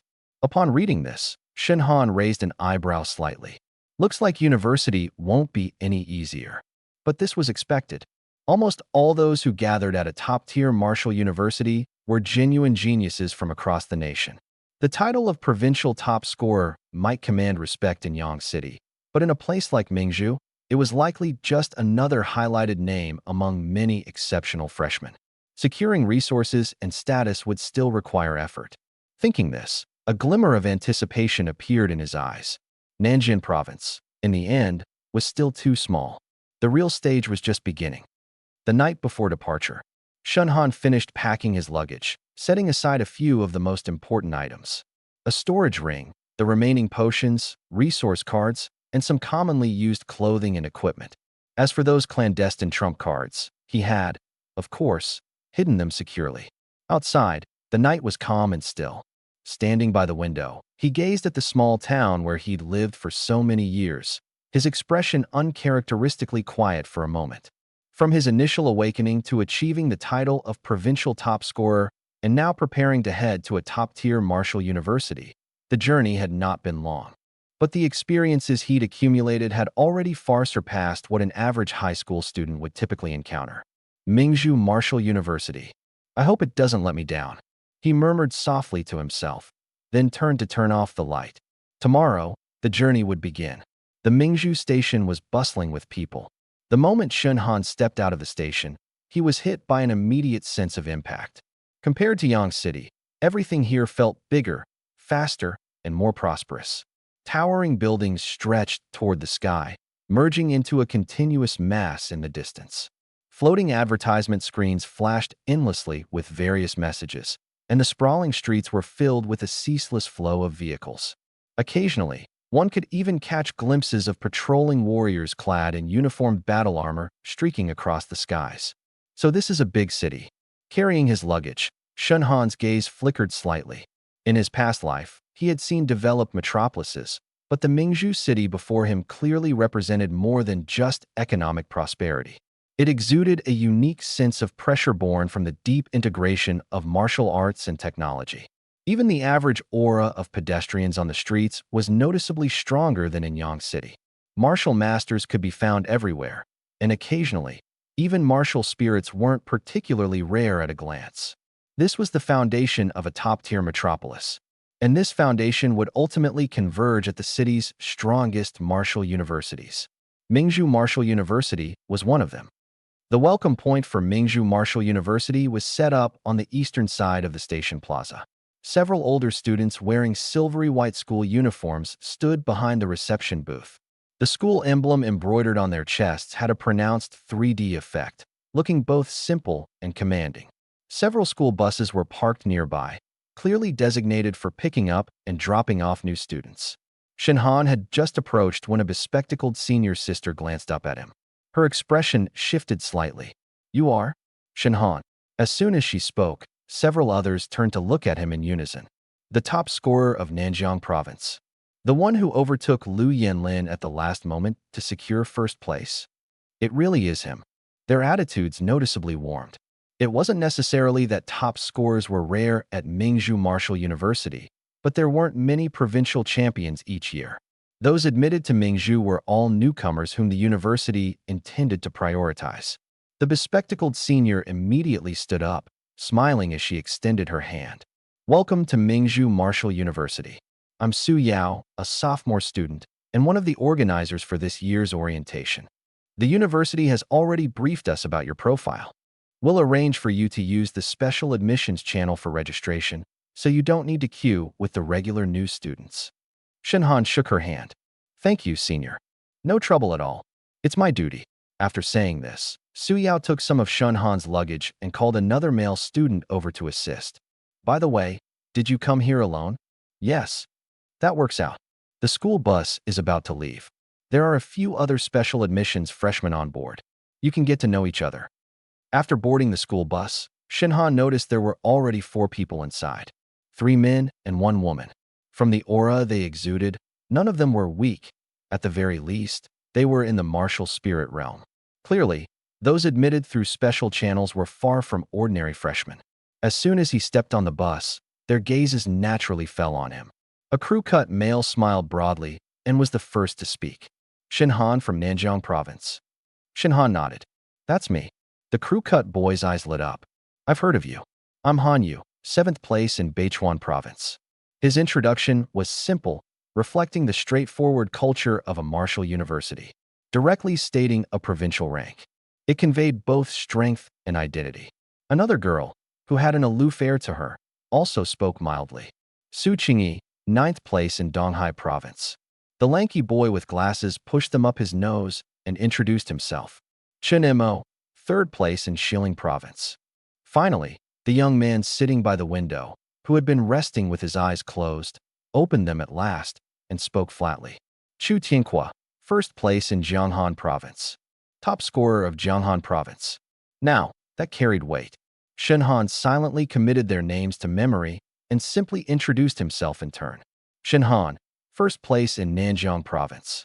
This revelation elicited little reaction from the others. For good reason. On this bus, he wasn't the only provincial champion. It made Shinhan further realize that his previous dominance in Yangqing no longer applied here at Mingzhu. This was a gathering of the best from every corner of the land. From here on, it was all about who could stand out in an environment like this. The school bus cruised steadily along the main roads of Mingzhu. During the ride, Su Yao took the opportunity to provide an overview of the university.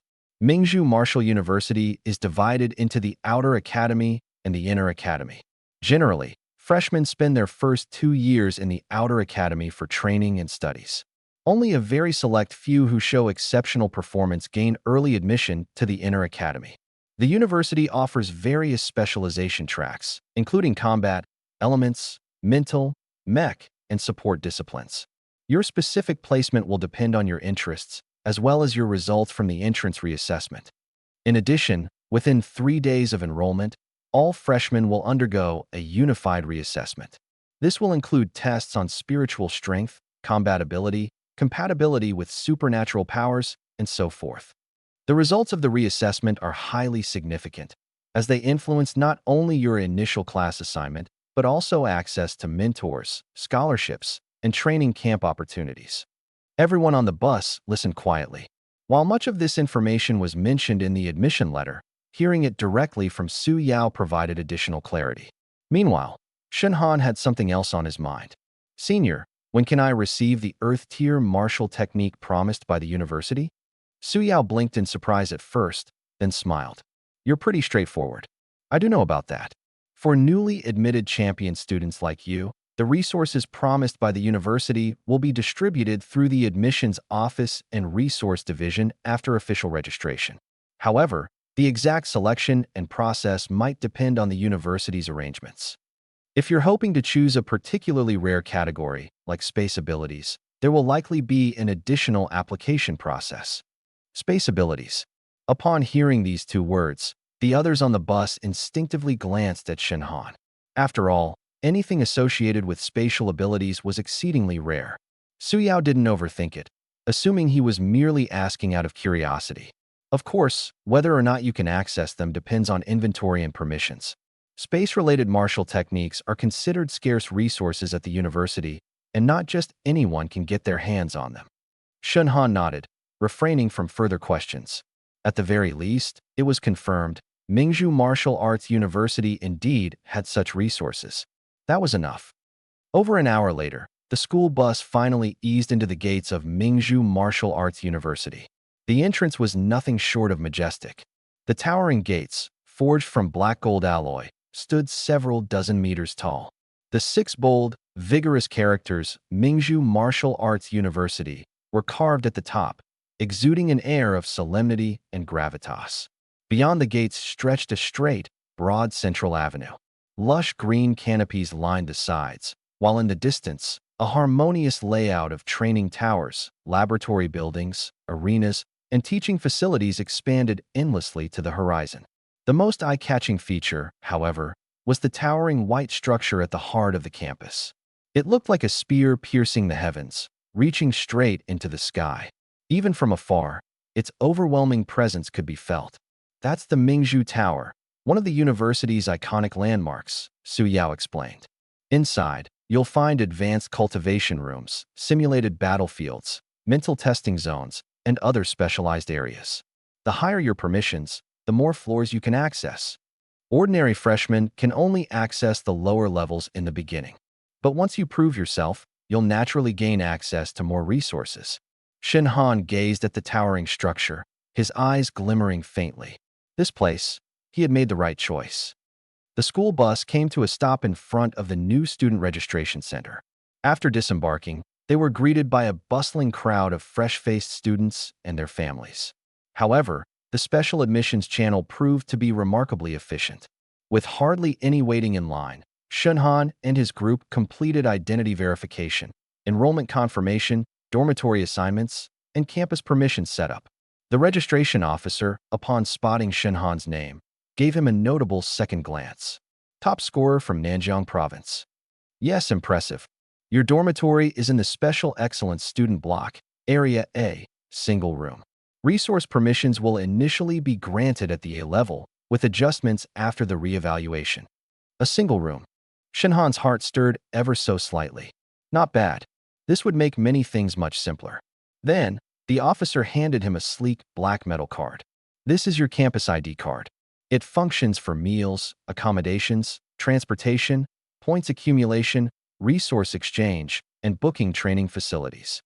Additionally, tomorrow at 9 a.m., head to the Resource Affairs Center. The university will begin fulfilling part of its promises for special admissions. Begin fulfilling part of the promises. Hearing this, Shenhan instantly perked up. It seemed the matter of the Earth-rank martial technique would likely be resolved within the next 2 days. He accepted the card and gave a polite thank you. The dormitory area was situated in the southeastern corner of the campus, with an exceptional environment. The Special Excellence Student Block in Area A stood separate from the other buildings. Each structure was relatively low-rise, yet spaced widely apart.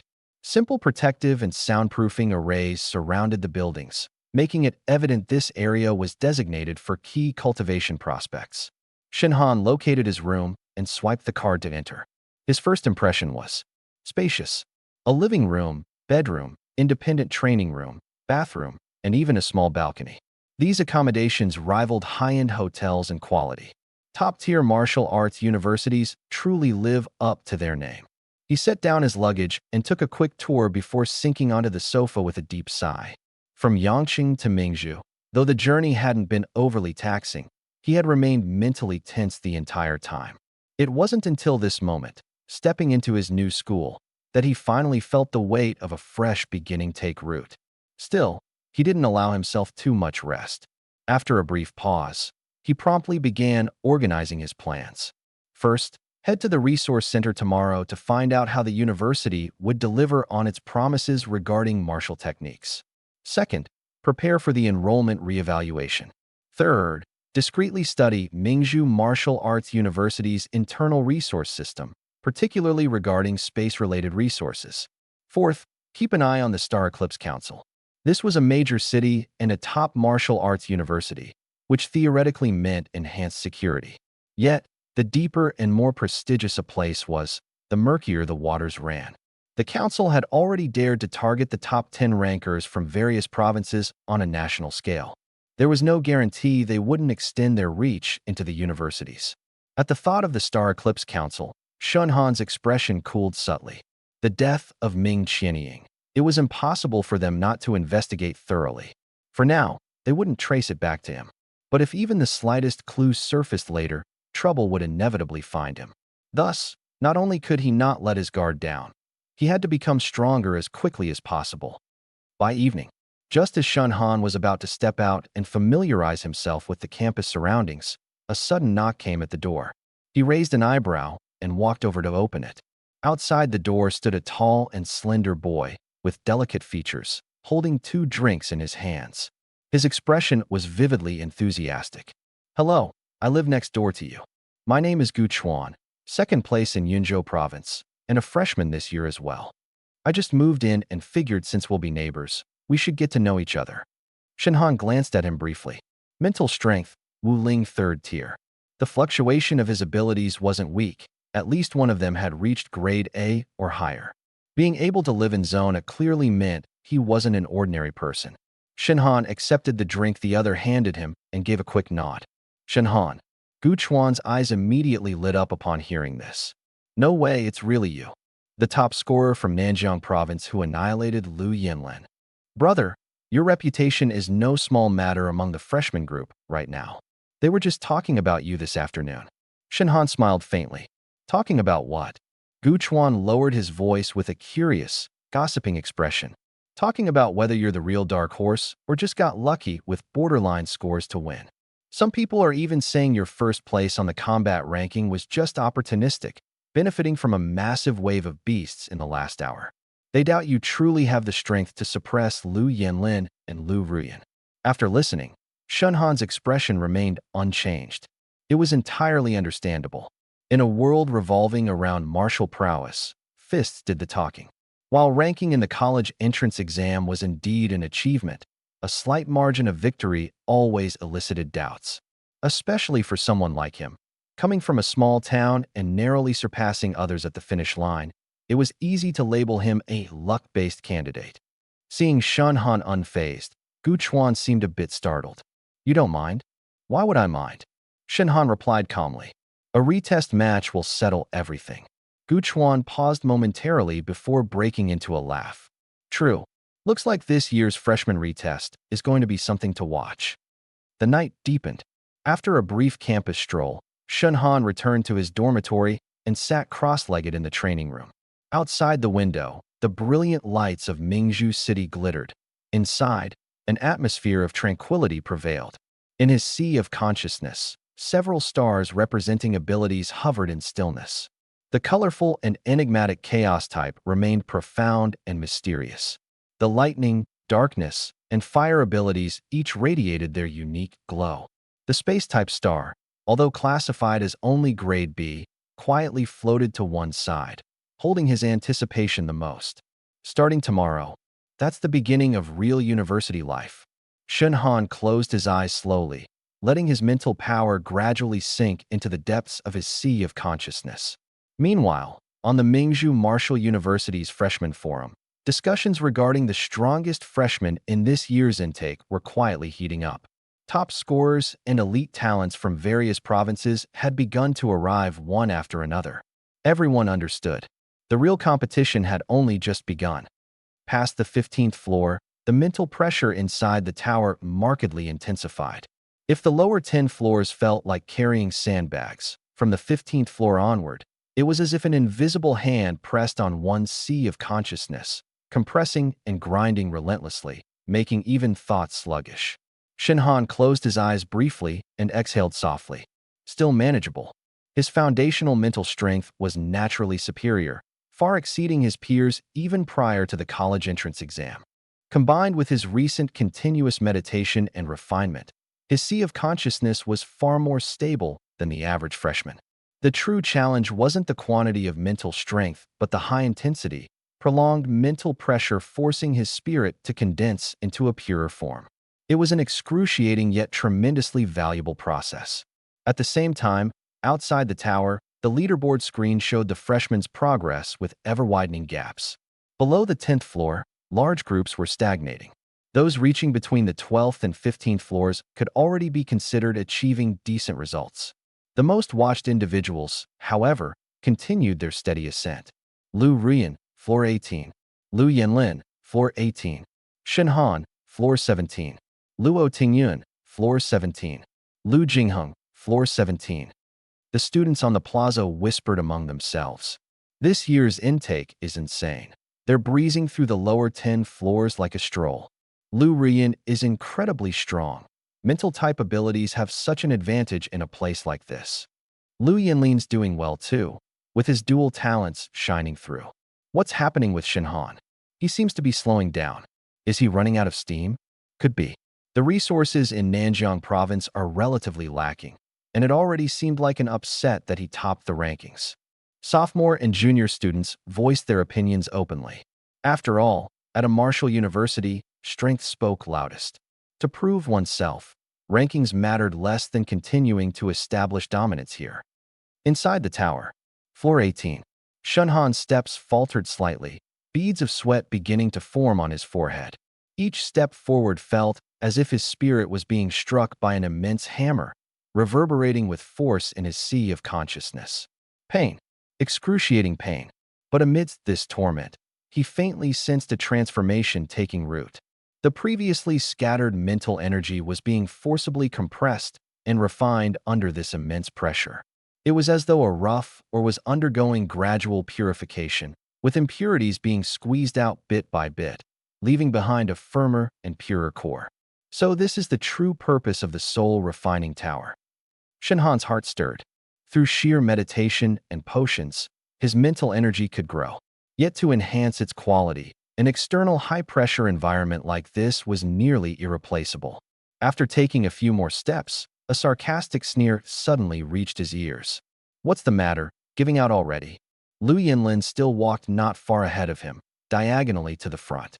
Although his breathing had grown noticeably heavier, the arrogance on his face remained steadfast. Just because you were lucky on the college entrance exams doesn't mean you're better than me every step of the way. Shunhan shot him a glance, too disinclined to respond. To still be so preoccupied with boasting at a time like this only showed how stubborn Lu Yanlin truly was. For Shinhan, however, verbal sparring was the last thing on his mind. The value of the soul refining tower was immense. With each step upward, the rewards were tangible. No need to waste energy on futile distractions. Seeing Shunhan ignore him, a shadow crossed Lu Yanlin's eyes. With a cold snort, he continued moving forward. The 19th floor, the 20th floor. When Shunhan stepped foot into the area of the 20th level, it was as if a sudden hum echoed in his ears. Immediately afterward, his entire mental sea began to tremble violently. The sensation was similar to having an iron billet, already compressed to its limit, thrown forcibly back into a furnace to be forged once again. Ugh! A muffled groan escaped Shinhan as he nearly dropped to one knee. Veins bulged slightly on his forehead, and his face paled by several shades. At the same time, though, he could feel with pinpoint clarity that his mental energy was undergoing a qualitative change. If before it was merely an unrefined mass of abundant energy, it now began to crystallize, solidifying at last. The black iron grade of mental energy finally showed signs of loosening. Outside the tower, those gathered before the large screen quickly noticed the change. Look, He's reached the 20th floor. This year, another freshman has broken past the 20th level. If he can stabilize this, there's a real chance he might touch silver tier mental energy. At this point, those remaining above the 20th floor were undoubtedly part of the absolute top echelon among the freshmen. The square outside buzzed with growing excitement, particularly amongst certain mentorship faculty and senior students. Attention became visibly more focused. This cohort seems quite remarkable. Indeed, some promising candidates here. That's Shenhan. His foundation is more solid than expected. For someone from Nanjiang province, reaching this level is no small feat. Pity he's not of the mental specialization line. Otherwise, here in the Soul Refining Tower, he might have truly given Lu Ruyan some fierce competition. Past the 20th floor, the pressure increased by an entire tier with every level. Shenhan endured the searing pain that felt as though it was tearing through his consciousness, pressing onward step by step. He realized that this area was no longer simply a trial of mental energy quantity. It now tested willpower, resilience, and the precision of mental energy control. Some individuals might possess great stores of energy, but if their control was crude, they would falter all the same at this stage. Luckily for Shenhan, his years of relying on multi-system abilities, switching, sniffing, teleportation, and the chaos system's specialized manipulations, already honed his mental energy control to a higher degree of finesse than most. This became his advantage. The 21st floor, the 22nd floor, the 23rd floor. With every forward step he took, it felt like hammering a mallet against his own mental sea. Yet simultaneously, the quality of his mental energy steadily ascended. Not enough. I can still push further. Gritting his teeth, Shenhan incrementally adjusted to the new rhythm of oppression.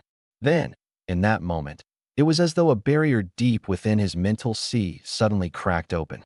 Buzz, a surge of mental waves, sharper and more condensed than ever, exploded outward. Shenhan's body shivered slightly, but then a strange lightness swept through him.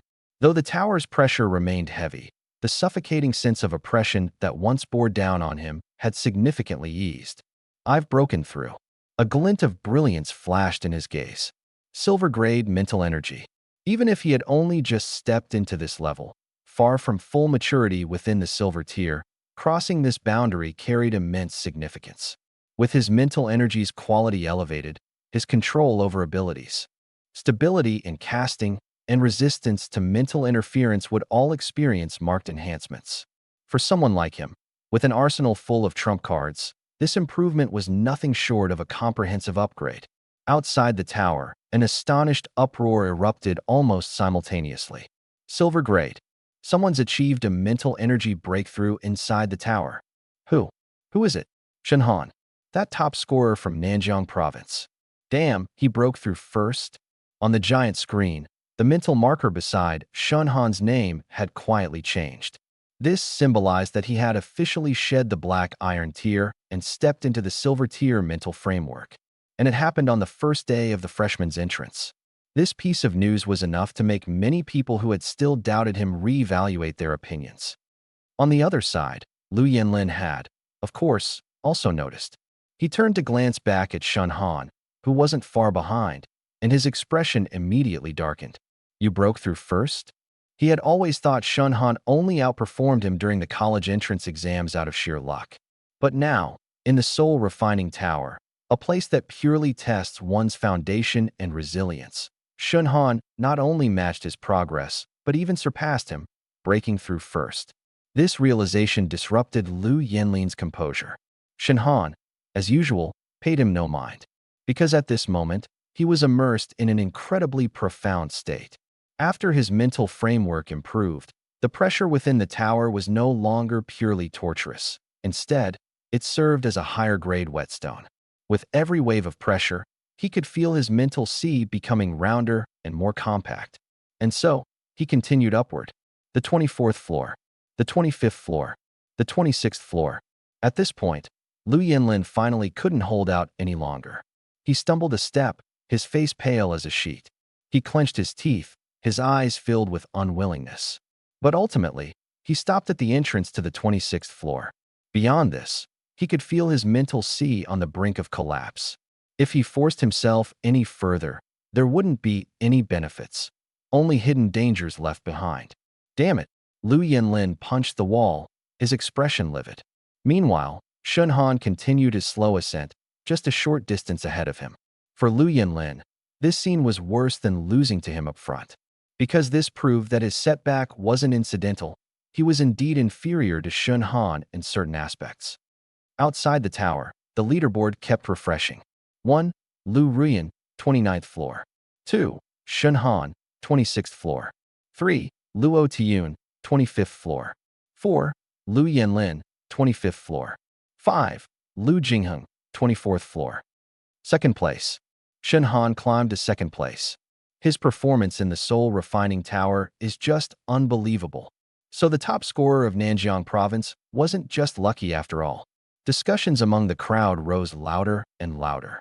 Even some freshman instructors, who hadn't paid much attention before, began to regard him with keener interest. Among the Lightning Affinity freshmen, a middle-aged instructor with a scholarly demeanor watched the screen and nodded slightly. A more solid mental foundation than expected, and his willpower isn't bad either. Someone beside him chuckled. "Teacher Chun, it seems your Lightning Affinity class has picked up a treasure this year."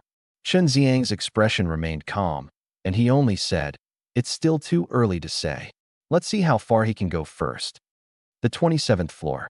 The moment Shun Han stepped onto this floor, a piercing pain erupted in his mind. Compared to before, the oppression here was no longer just heavy, it was sharp. It was as if countless fine needles were pricking his mental sea, trying to find and tear apart every area that lacked refinement. Hiss! Shun Han sucked in a cold breath, his steps genuinely halting for the first time. This pressure was immense. Even after advancing to Silver Tier, this floor still posed significant strain on him. Standing still, he worked to collect himself for over 10 seconds before he steadied his mind once more. I can still try one more floor. Having come this far, giving up so easily would be too regretful. Taking a deep breath, he took another step forward. The 28th floor. Boom. The moment he stepped in, it was as if the whole world fell silent. Then, an overwhelming mental pressure, nearly twice as intense as before, came crashing down. Shun Han felt everything go dark before his eyes, his ears ringing incessantly, and even his body began to sway faintly. This was no longer something sheer willpower could counter. Although a Silver Tier mental framework was strong, it was ultimately still fresh. The 28th floor had already exceeded his current limits by a considerable margin. That's it. Shun Han gritted his teeth and persevered for 10 fleeting breaths before finally halting his steps. Forcing his way onward wasn't impossible, but the returns might not outweigh the risks. The Soul Refining Tower was an opportunity, not a gamble with life and death. With this realization, he chose not to push further and actively decided to stop. At the same time, the rankings outside the tower froze in place. 1. Lu Ruyan, 31st floor. 2. Shun Han, 28th floor. 3. Luo Tiyun, 26th floor. 4. Lu Yanlin, 25th floor. 5. Lu Jingheng, 25th floor. The crowd immediately erupted. A freshman placing second, and second only to Lu Ruyan, a psychic affinity talent. This result was already enough to silence all doubts. Especially when compared to Lu Yanlin, Shun Han was 3 entire levels above him. The gap was not insignificant. When the tower gate opened and Shun Han stepped out, he immediately felt the difference in the surrounding gazes compared to when he had first entered. Before, most people looked at him with curiosity. Curiosity about the top scorer in the college entrance exams and the final stunning victory. But now, there was a far more significant kind of recognition in their eyes. Second place in the Soul Refining Tower, such an achievement couldn't merely be attributed to luck. It was solid strength. Not far away, Lu Yanlin also stepped out, his expression so dark it appeared as if water might drip from it. He glanced at Shun Han, his fists clenched tightly, but in the end, he said nothing. Because throwing out harsh words now would only make him look like even more of a fool. Shun Han, however, turned his gaze to the large screen, quietly calculating in his mind. Second place among the freshmen translated to a reward of 900 academic credits. Adding the initial 100 credits he already had, that meant he now had 1,000 credits. Finally, no longer broke. He murmured, the corners of his lips curving upward slightly. At that moment, a warm voice sounded beside him. Nice performance. Shinhan turned to find that Chun Xiang, the lightning element instructor, had somehow appeared by his side. The mentor looked at him with clear admiration in his eyes. You're even more composed than I thought you'd be. Come to the resource department tomorrow. There are some things that belong to you that should be claimed in advance. Hearing this, Shinhan's gaze flickered slightly. Belonging to him? Was it the Earth Tier combat technique? The Shadow Leopard? Inside the dormitory, Lu Yinlin stared at the task information displayed on his communicator. A cold sneer slowly appeared on his face. Quite bold of him. Just a month into school, and he already dares to take on a solo mission like this. Beside him, Lu Rinjia asked cautiously, Brother Lin, should I find a few people to keep an eye on him? Lu Yinlin's gaze darkened, his fingers tapping lightly on the desk. Watch him. Of course, keep watching. But this is Mingzhu Martial University. The school turns a blind eye to private fights among students, but that doesn't mean you can blatantly cross the line, especially with missions picked up from the task hall. If someone is caught deliberately sabotaging another during a mission, the consequences will be troublesome. Lu Rinjia nodded, bowing slightly. So what do you suggest? Follow him. If Shunhan truly gets killed by the Shadow Leopard, that would be ideal. If he doesn't, we'll see. At this point, a trace of cold ruthlessness flashed in Lu Yinlin's eyes. He wasn't an idiot. Acting recklessly near the school was far too risky, but the wilderness was different. Beast attacks, accidents, disappearances, these things happened far too often out there. As long as it was handled cleanly, even if Mingzhu Martial University wanted to investigate, they might not find anything. Still, Lu Yinlin refrained from acting personally. Ever since the college entrance exams, Shunhan had repeatedly outperformed him, making Lu Yinlin no longer view him as an ordinary freshman. Without absolute certainty, he was willing to wait for the right moment. On the other side, Shunhan didn't know that Lu Yinlin was already keeping tabs on him. Of course, even if he did, he probably wouldn't care too much, because the reason for taking this mission wasn't solely for academic credits. There were two far more important reasons.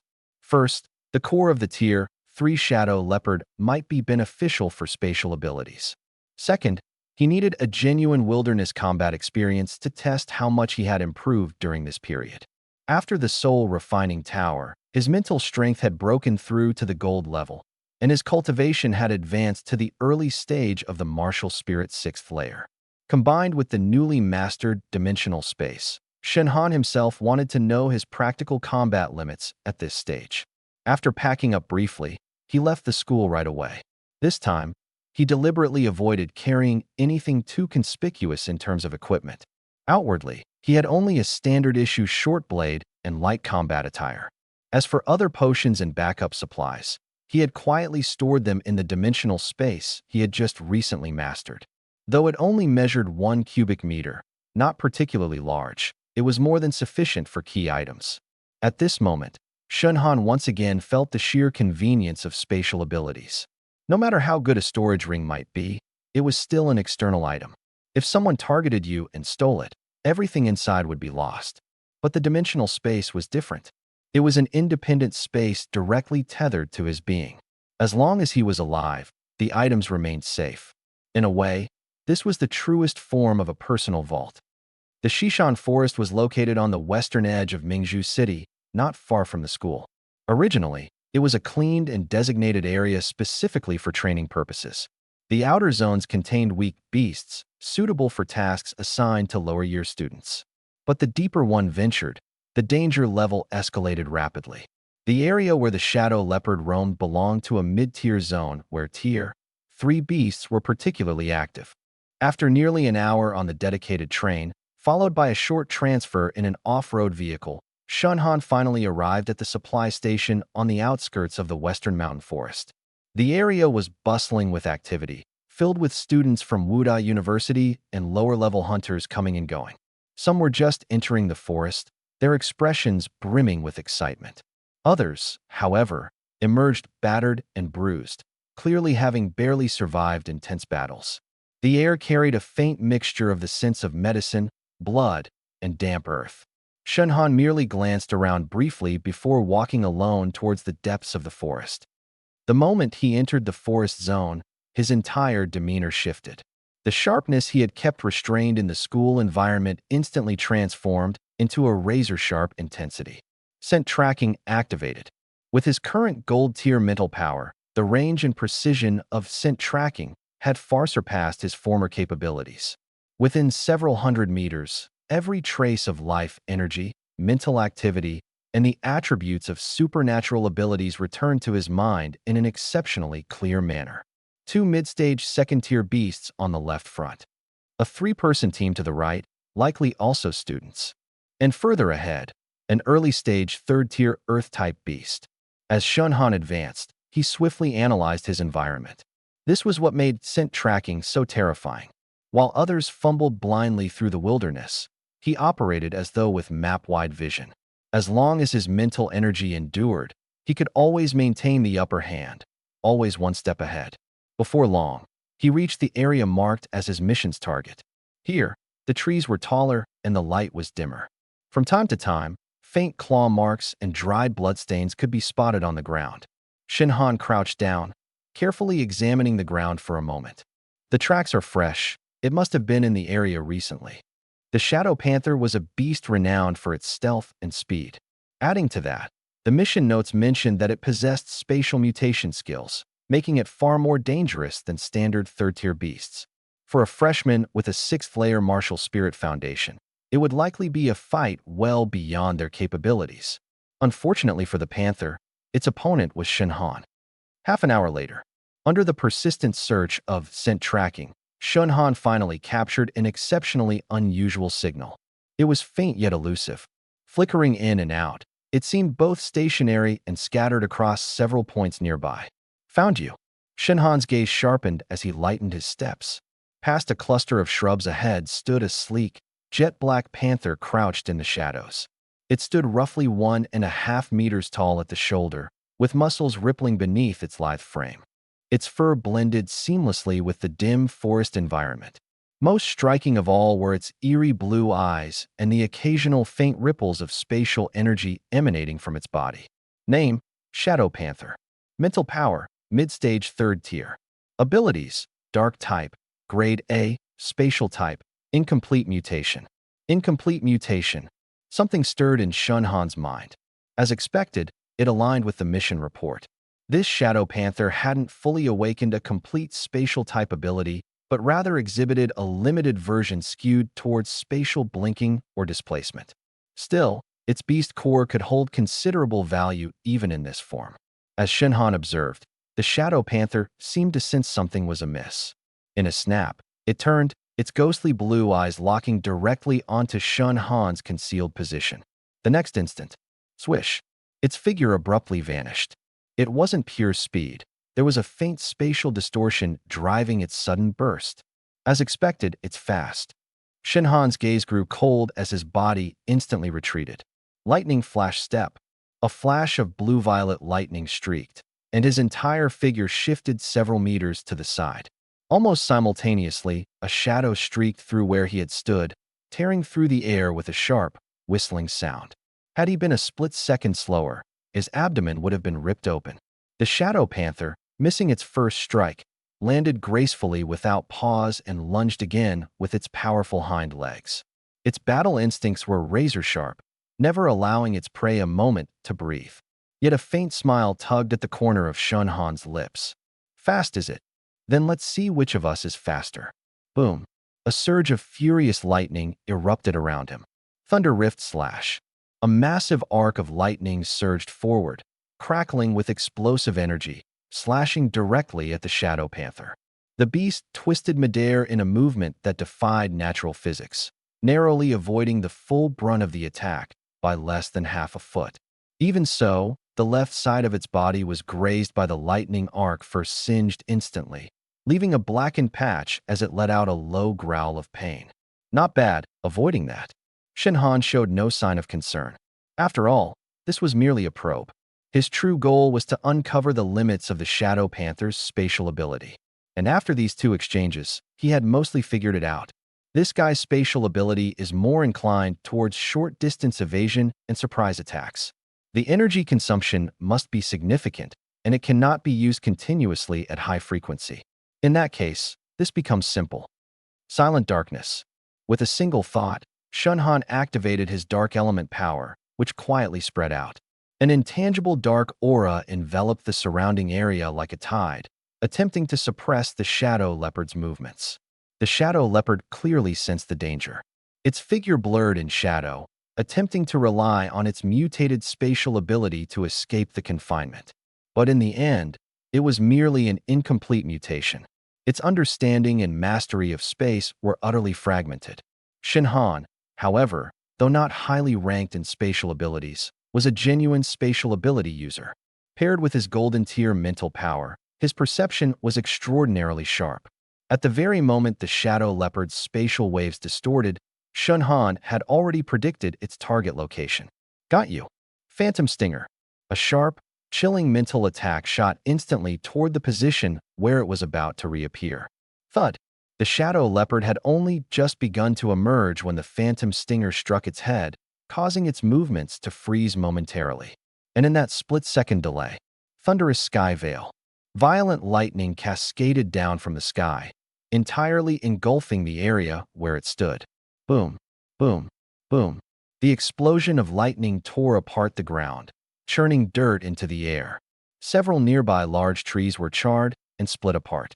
The shadow leopard let out a shrill roar, struggling to escape the thunderstorm zone, but the suppression from silent darkness slowed its movements.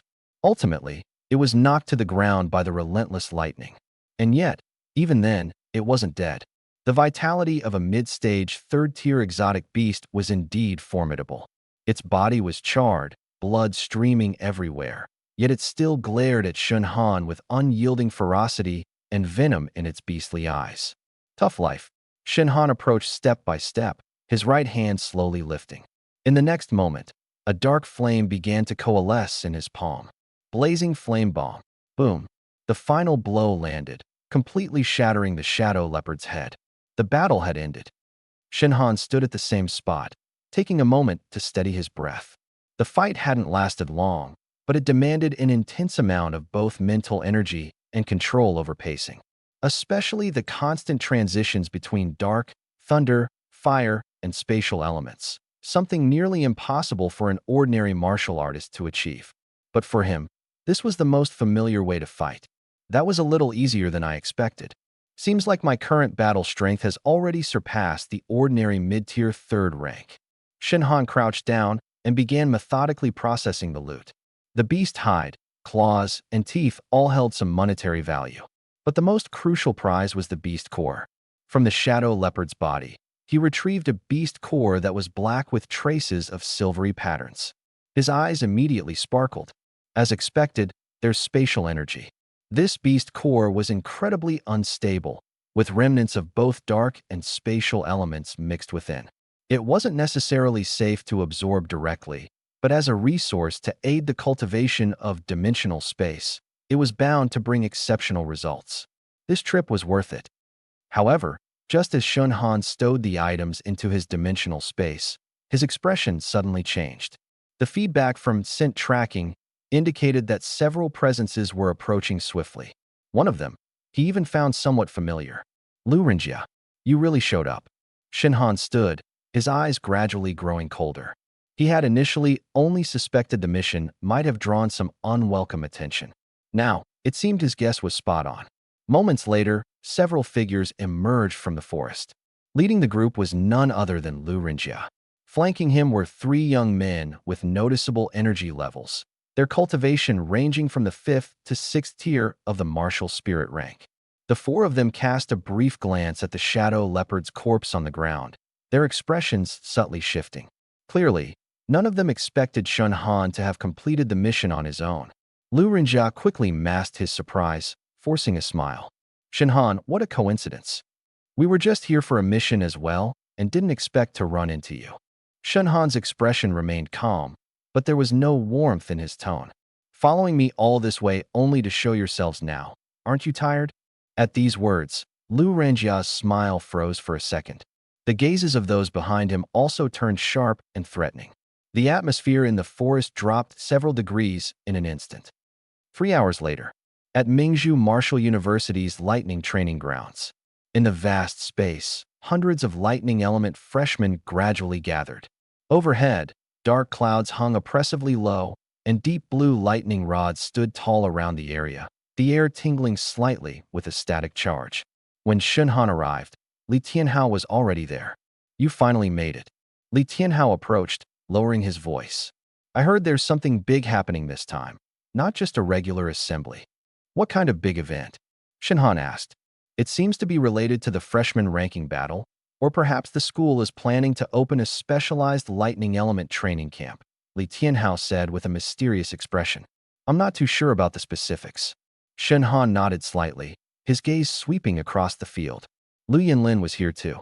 Moreover, his cultivation had clearly improved significantly, his aura noticeably stronger than when he had first enrolled.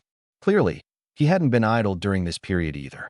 Sensing Shunhan's gaze, Lu Yinlin looked back coldly, a flash of darkness fleeting through his eyes. Shunhan shifted his gaze away expressionlessly. He was getting increasingly disinterested in dealing with this guy. Not long after, Chun Ziang appeared, walking slowly from the other side of the training ground. Today, he wasn't wearing his usual slightly scholarly casual attire. Instead, he was dressed in a black combat suit, making him look less intellectual and more sharp-edged. "Everyone here?" Chun Ziang stood still and swept his gaze across the crowd. "Good.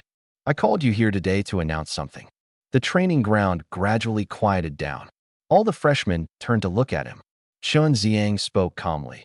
2 weeks from now, the school will conduct the first comprehensive practical assessment for this year's freshmen. The assessment location will not be on campus, but rather the outer perimeter of the Wild Tide Rift. As soon as his words landed, a commotion broke out in the crowd. The Wild Tide Rift. That place was no stranger to anyone in Mingzhu City. It was one of the famous gathering areas for exotic beasts outside the city. While the outer perimeter was relatively safe, it was by no means comparable to ordinary training areas. "Professor, you're sending freshmen directly to the Wild Tide Rift?" Someone couldn't help but ask. "Afraid?" Chun Ziang gave the student a glance. The student immediately went silent. Chun Ziang continued, "It's normal to feel fear. Those who truly aren't afraid of death often don't live long. But remember this, Mingzhu Martial Academy trains warriors, not greenhouse ornaments. The moment you stepped into this campus, you were destined not to grow up entirely within a safety zone. This comprehensive practical assessment will involve all freshmen. You will be grouped by department, with a certain degree of free competition allowed. The results of the assessment will determine resource allocation, instructor attention, and participation in certain special training programs for the next 6 months." Hearing this, everyone's expressions turned serious. This wasn't just an ordinary event. It was an examination that would directly impact their treatment in the coming months. Chun Ziang raised his hand, and a light projection appeared in midair. "The rules are straightforward. First, after entering the outer perimeter of the Wild Tide Rift, you must hunt exotic beasts and collect crystal cores to earn points. Second, point-earning crystal cores can be obtained through hunting, looting, or trading. Third, the assessment will last for 3 days. Final rankings will be based on individual total points, while department team points will also be factored into the academy's evaluation. Fourth, cooperation is permitted, as is competition. As long as you don't intentionally kill fellow students, the school will not intervene." This statement caused some people's eyes to shift. Robbery was allowed. This assessment wouldn't just be about fighting beasts. Often, the greatest danger came from people. Chun Ziang, however, seemed to have anticipated these reactions. His expression remained unchanged. In addition, this practical assessment comes with extra rewards. Those who rank in the top 10 individually will gain access to Cultivate in the Thunder's secret realm once. As soon as these words were spoken, even Shun Han's gaze flickered slightly. The Thunder's secret realm. He'd heard of it. It was said to be one of the most renowned lightning attribute cultivation grounds within Mingzhu Martial Academy, offering immense benefits to lightning element warriors. Typically, the points required to enter it were astronomical. He hadn't expected them to offer it as a reward directly this time. The crowd instantly erupted in excitement. The top 10 get to enter the Thunder Zay secret realm? This reward is insane. I'm all in. Even Li Tianhao couldn't help clenching his fists, his eyes shining. Damn, I have to give it my all this time. Shenhan didn't speak, but he had already made up his mind. The top 10, he was going to secure it. In fact, not just the top 10. Since the reward was so enticing, there was no way he was letting the first place slip by. Once the crowd had quieted down somewhat, Chun Xiang continued. Of course, to earn the rewards, you need to have the corresponding strength. Over the next 2 weeks, Lightning Element freshmen will undergo centralized training. I will temporarily assign training groups based on your current performance. As he spoke, his gaze landed on a few people in the front row. Shenhan, Lu Yanlin, Li Tianhao, Sui Feng. You four will be classified as the first echelon. The ones called out reacted differently. Li Tianhao looked elated. Lu Yanlin's expression darkened slightly. Sui Feng was a tall young man with a rather cold demeanor. Ranked behind Shenhan and Lu Ruyan in the Soul Refining Tower, he had always kept a low profile. At this moment, he merely nodded calmly. Shenhan, too, simply stepped forward. Chun Xiang looked at the four of them and spoke in an even tone. Being in the first echelon doesn't mean you're the strongest. It only means you've performed the best so far. Therefore, your training intensity will also be the highest. Stay behind after this. The rest of you will follow the assigned groups for training. Soon, the training grounds began to split into groups. A large number of new Thunder Element students followed the assistant instructors to different areas. Finally, at the central training area, only Shun Han, the other three, and Chun Xiang remained. Chun Xiang glanced at them and got straight to the point. My demand for you all is very simple.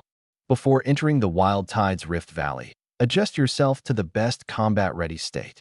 What is the Thunder Element's greatest strength? Li Tianhao eagerly answered. Burst power. You're only half right, Chun Xiang replied lightly.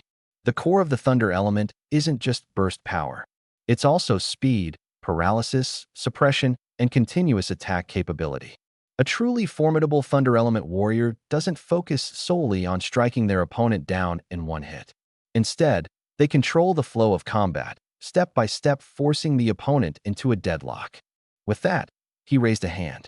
In the center of the training area, four metallic battle platforms suddenly rose. Step onto them. The four obeyed and stepped onto the platforms. The next moment, arcs of electricity danced around the platforms, and one after another, puppets condensed from energy gradually appeared. Each puppet exuded an aura no weaker than that of a 7th-layer martial spirit. Your first training task: defeat the thunder-resistant puppets within a time limit. Remember, these puppets have high resistance to thunder attacks. If all you can do is pile on raw power, you're going to have a very rough time. Begin. As soon as he finished speaking, battles erupted on all four platforms almost simultaneously. Li Tianhao's style was the most straightforward. He unleashed a barrage of thunderous strikes right from the start, his momentum overwhelming. But the effects on the puppet were clearly mediocre. Sui Feng, in contrast, was much more composed. His moves were simple and targeted at joints and energy nodes. Lu Yanlin leaned towards ferocity, attacking with ruthless intensity as though he was desperate to prove something. As for Shenhan, he didn't rush to unleash his power immediately. He spent the first 2 rounds observing. The puppets had high resistance to thunder attacks, but their movement patterns weren't particularly complex. The key lay in finding a way to avoid depleting energy on direct thunder strikes. Soon enough, a puppet threw a punch at him. Shenhan's figure shifted in a flash, sidestepping sharply. Then, the lightning in his palm compressed into a focused beam. Instead of large-scale strikes, he delivered precise shots to the puppet's knee joints, shoulder connections, and chest core node. Boom, boom, boom. None of the attacks were particularly dazzling, but each was astonishingly accurate. After a few rounds, the puppet's movements noticeably slowed. Seizing the opportunity, Shenhan unleashed a burst of lightning blade energy, slashing down and cutting through the puppet's chest core. With a thunderous crash, the puppet collapsed. He was the first to finish. Seeing this, a faint trace of approval flashed in Chun Xiang's eyes. Not bad. You know how to adapt, find weaknesses, and manage your energy consumption. Lu Yanlin defeated his puppet right after, But upon hearing Chun Xiang's praise of Shen Han, his expression darkened further. It was happening again. Shen Han was once again one step ahead. Su Yifeng was the third to finish, while Li Tianhao took much longer, only barely managing to defeat his puppet after a prolonged struggle. As soon as he stepped off the platform, Li Tianhao couldn't resist grumbling. "This thing is way too tough." Chun Xiang replied curtly, "Real beasts and enemies won't conveniently accommodate your preferred style of attack." Continue. Second round. In the 2 weeks that followed, Thunder Element training ramped up to an extreme intensity. Speed training, burst transitions, sustained combat, team coordination, complex terrain battles.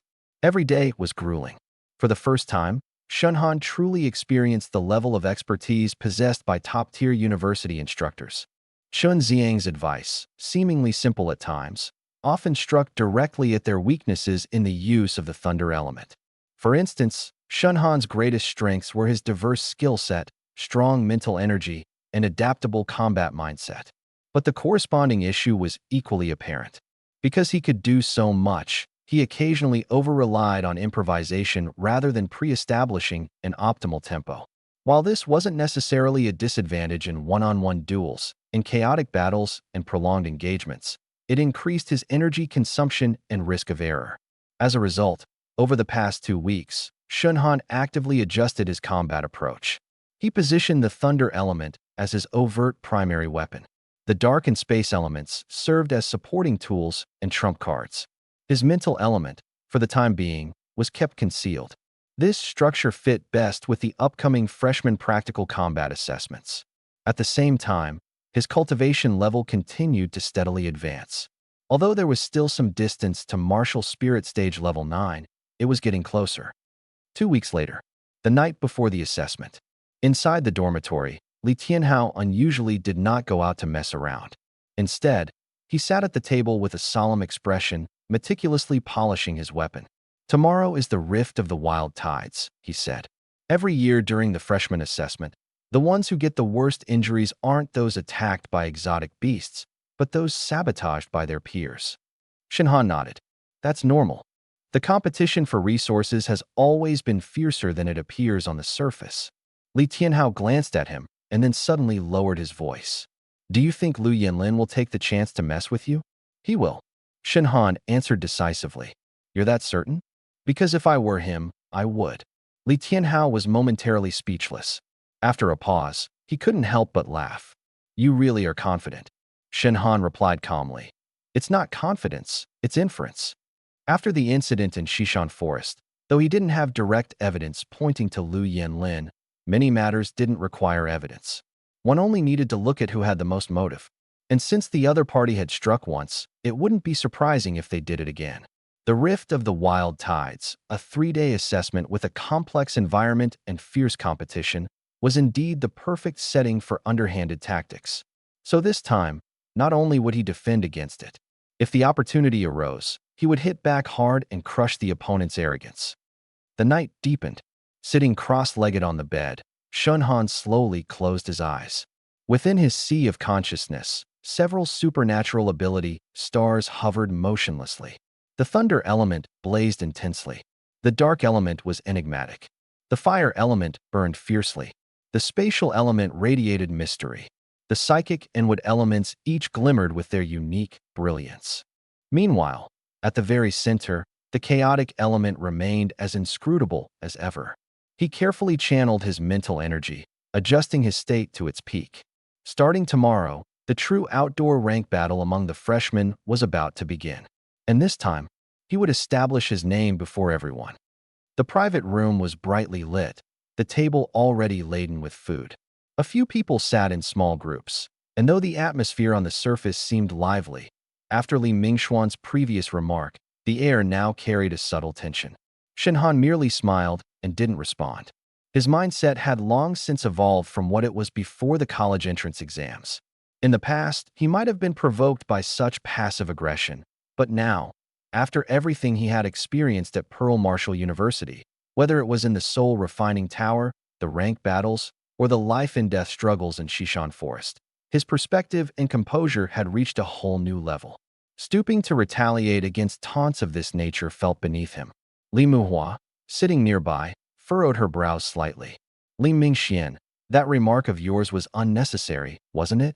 It's rare for everyone to get together. Do you have to stir things up? Li Mingxian raised his cup and let out a small chuckle. How am I stirring things up? I was just casually asking.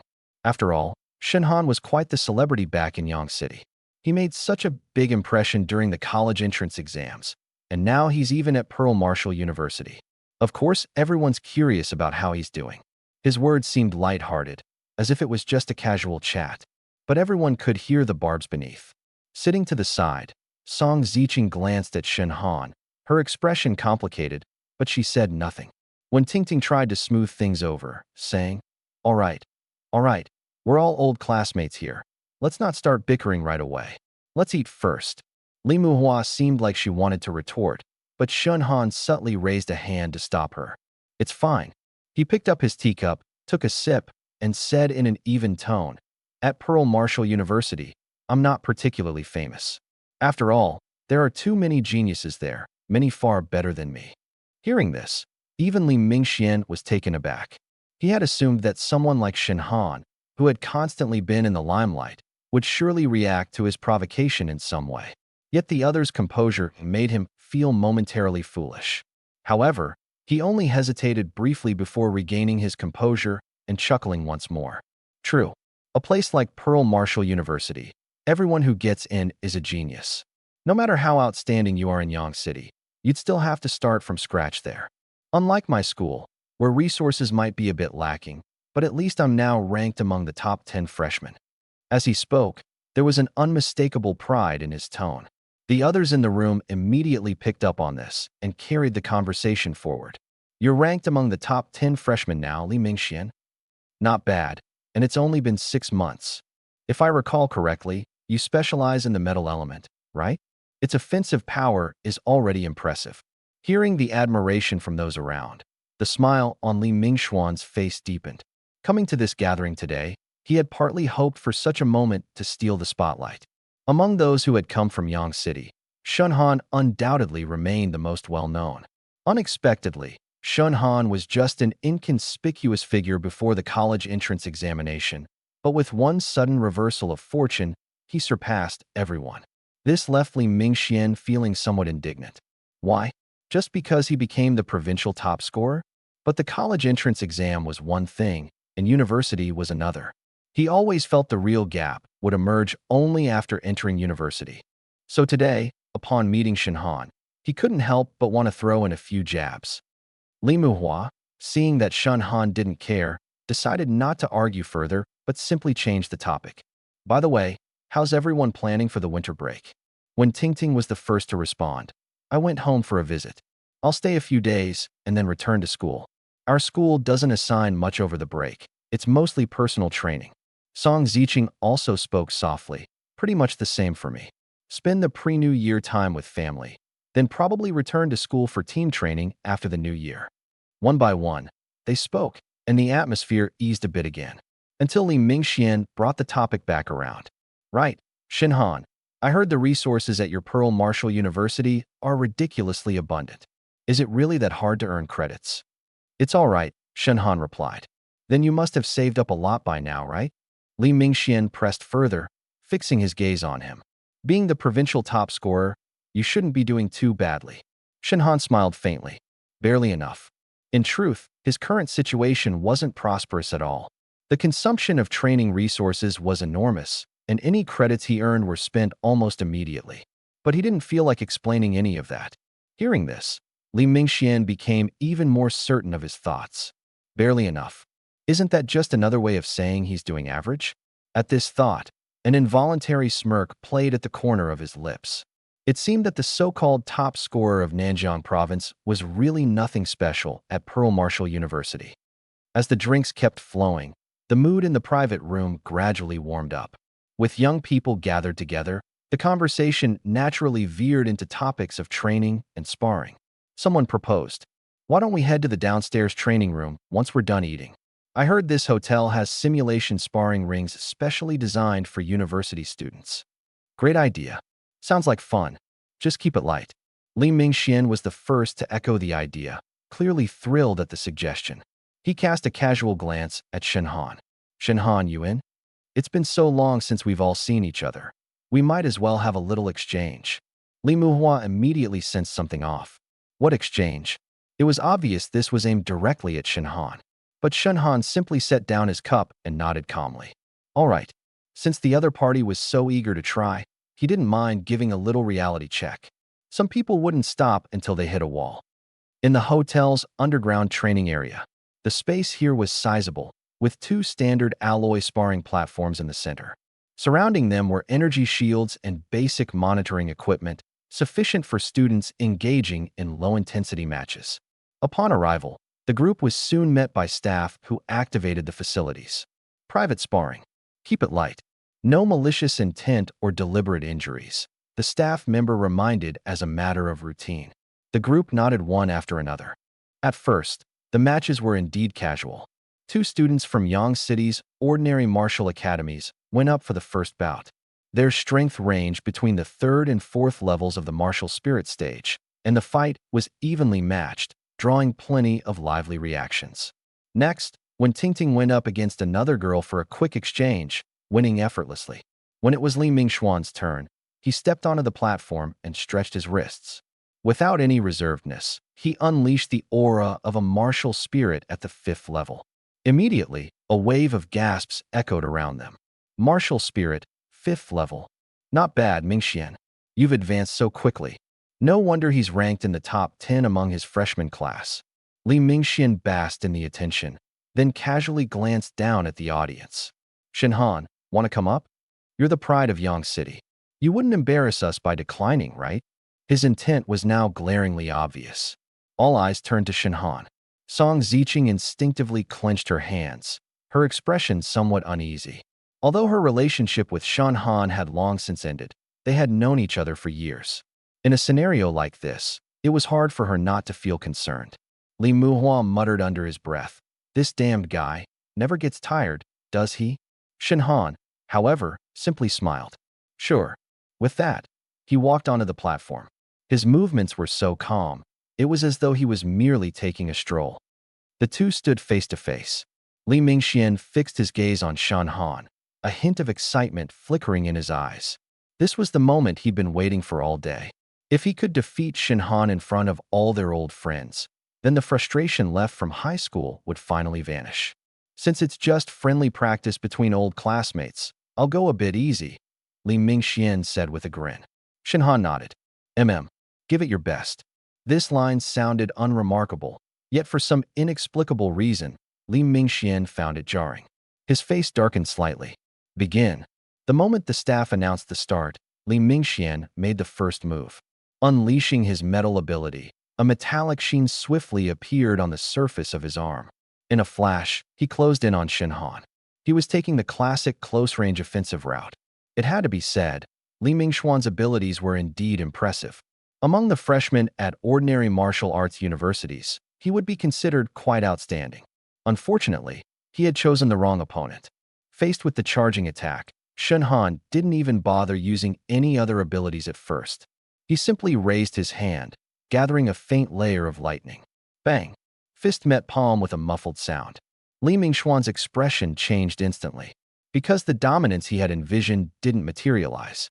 Instead, it was as if his fist had struck a steel plate, sending a numbing sensation all the way up his arm. How is this possible? Before he could think further, Shen Han had already stepped forward half a step, the lightning in his palm suddenly condensing. In the next instant, a strikingly simple lightning-imbued palm hit Li Mingxian squarely in the chest. Boom! Li Mingxian was sent flying backward, landing heavily at the edge of the ring. A tightness gripped his chest, making it impossible for him to get up for a while.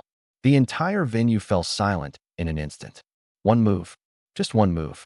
In the private room, those who had been laughing moments earlier now had their expressions frozen in place. Li Mingxian himself was even more dumbfounded. He had not expected the gap between them to be so vast. He hadn't even managed to put up a proper fight before being directly knocked out. Shen Han stood motionless, his breathing steady. His tone remained calm. Do you want to continue? Li Mingxuan's face alternated between pale and flushed, his chest welled with swirling pain, burning fiercely. But what hurt more was his pride. To be knocked flat with one move in front of so many people was more unbearable than taking a physical beating. Clenching his teeth, he tried to stand, but as soon as he exerted strength, his chest throbbed with another wave of pain. In the end, he could only grit out, "No more. I've lost."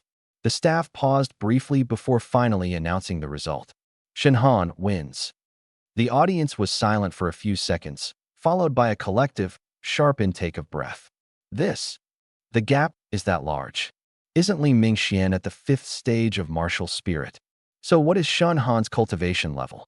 Li Muhua was the first to recover, bursting into laughter. "I told you, kid, you were asking for it," insisting on getting thrashed. Li Mingxuan's face turned ashen, but he lacked the strength to argue. It was only now that he fully realized the gap between himself and Shen Han, one that no reputation or school prestige could bridge. It wasn't that Shen Han had blended into the crowd at Mingzhu University. It was that he hadn't even qualified to understand Shen Han's current level. Shen Han walked off the ring as if nothing had happened. When Tingting looked at him, her gaze visibly more astonished than before. "Are you already this strong now?" Shen Han smiled faintly. "Not bad." Li Muhua chimed in from beside him. "Not bad. If this is not bad, then what does that make us?" Song Ziqing also looked at Shen Han, her expression more complicated than before. She suddenly realized that the young man before her was becoming increasingly different from the one in her memory. It wasn't just a matter of strength. There was also an innate composure radiating from within. The Shen Han of the past, even when silent, carried a hint of repression and defiance. But the Shen Han now, beneath his calm exterior, carried a true edge. This was a temperament that could only be polished after countless competitions and battles. She opened her mouth, as if wanting to say something, but in the end, she lowered her head without a word. Afterward, the atmosphere at the gathering noticeably shifted. Previously, some had regarded Shen Han as merely a lucky kid from Yang City, but now, they truly withdrew their dismissive attitudes. Even their tone of speaking became noticeably more polite. Shen Han, however, didn't feel much about it. He didn't care how these people viewed him. To him, this gathering was just a brief reprieve during the winter break. Once back at school, what truly mattered were cultivation, resources, and the upcoming competitions. As the event ended, Li Muhua escorted him to the hotel's entrance. The night wind outside was biting cold. "Brother Han," Li Muhua suddenly said in a low voice, "I heard things have been a bit chaotic around Mingzhu lately. It seems there have been a few student disappearances outside the city. You should be extra careful when you're out doing missions." Shen Han's eyes narrowed slightly. "Student disappearances?" "Yeah." Li Muhua nodded. "They've been clamping down on the news pretty tightly. I only heard about it from an elder in my family. Apparently, it's not just ordinary students. Some of the missing ones had pretty decent talent." Shen Han was silent for 2 seconds. Talented students again. For some reason, the first thing that came to his mind was the Eclipse Council. "I see," he said. Li Muhua patted his shoulder. "Anyway, take care of yourself. Don't go wandering off to some remote place alone." "Got it." After returning to his dorm, Shen Han didn't rest right away. He stood by the window, gazing at the campus outside, which appeared rather desolate. His brows were slightly furrowed. Students disappearing. Promising talents. Information suppressed. Stringing these keywords together made it hard not to think of something troubling. If it really was the Eclipse Council making a move, it would mean that the situation in Mingzhu was far more complicated than it appeared on the surface. "It seems this winter break won't be peaceful after all," Shen Han murmured to himself. And just at that moment, his phone buzzed. A message popped up from an unfamiliar number. The content was brief, consisting of just one line. "Want to know Wang Gang's whereabouts?" Shen Han's pupils constricted sharply. After signing the agreement, dozens of martial artists were quickly escorted to a private helipad on the outskirts of Mingzhu City. There, 3 large aircraft were already waiting. The fuselages were entirely jet black, with the Su family's crest emblazoned on the sides. Dozens of guards were stationed around, providing tight security, giving off an imposing aura. The Su family truly lives up to their reputation as a top-tier household in Mingzhu. They can deploy 3 long-range aircraft like this without batting an eye. Someone couldn't help but marvel. Looks like they're really sparing no expense for the spiritual flame this time. Shen Han stood among the crowd, appearing calm on the surface but stealthily activating his sniff ability. With one sweep, he gained a deeper understanding of the team's composition.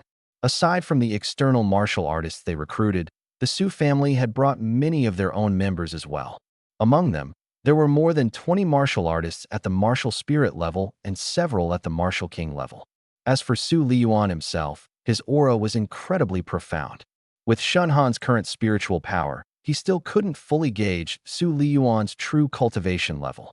This mission might be far more complicated than it seems on the surface, Shen Han thought to himself. A treasure like the spiritual flame would never lack the attention of other factions. The Su family's caution suggested they, too, were well aware that this journey would not be an easy one. Once aboard the aircraft, the seating arrangement wasn't entirely fixed but instead divided into loose groupings based on teams and status.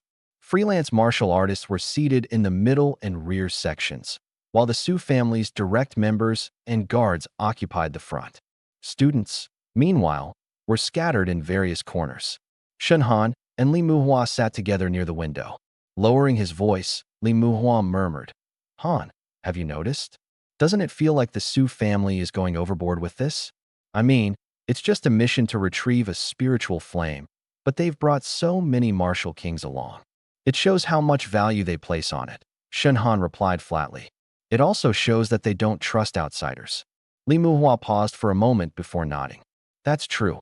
After all, when the spiritual flame actually appears, who can guarantee no one will get any funny ideas?" Shen Han didn't respond further. Instead, his gaze swept across the front. At that moment, he spotted a familiar figure. Su Haojie. The man was part of this operation as well, and from his position, further forward than the average Su family members, it was apparent that he held a higher standing. This wasn't surprising.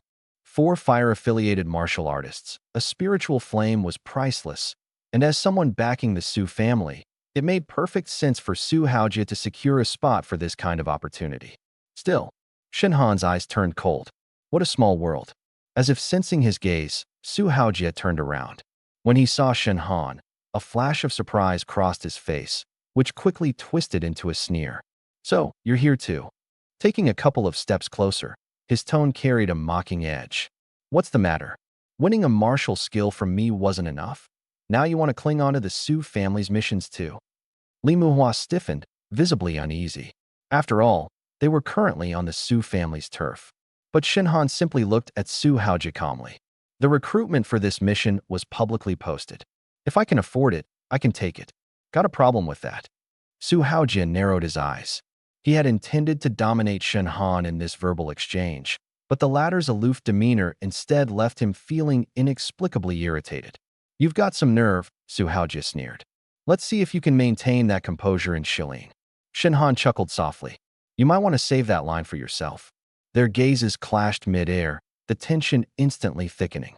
Many others in the vicinity took notice of the exchange but refrained from intervening. Su Haojie ultimately let out a cold snort and turned away. It wasn't that he didn't want to escalate the matter now. It was that he couldn't. The spiritual flame mission was a significant family event, with Su Liyuan himself presiding. If Su Haojie caused a scene aboard the aircraft, he'd only earn a scolding. Still, he silently made a note of Shen Han. Once inside the secret realm, there would be plenty of opportunities. After the aircraft took off, it sped northwestward. The distance from Mingzhu to Shilin province was vast. Even with this high-speed aircraft, it would still take most of the day to get there. During the journey, many martial artists closed their eyes and meditated to adjust their states. Others conversed among themselves, probing for potential temporary allies. Li Muhua had initially been quite excited. However, after a long time in the air, he grew quiet and dozed off against his seat. Shen Han, on the other hand, remained occupied. While maintaining his spiritual perception, he silently sorted through the information related to this mission. First, the Su family's goal was explicit, seizing the spirit flame. Second, the secret realm was highly dangerous and had likely been exposed. It was possible that other factions might infiltrate. Third, although the Su family had promised that any fortunes outside the spirit flame would belong to individuals, such words were not wholly believable. When it came to treasures, they might not stick rigidly to the rules. Fourth, Su Haojie clearly harbored hostility towards him, requiring extra vigilance upon entering the secret realm. Reflecting on this, Shenhan once again felt the importance of strength. Being at the 8th level of the martial spirit realm made him not weak among students. Yet, in a scenario mixed with family forces, social martial artists, and the dangers of the wilderness, it still fell far short. I need to break through to the 9th level of martial spirit as soon as possible, or even strive for the martial king realm, he thought silently.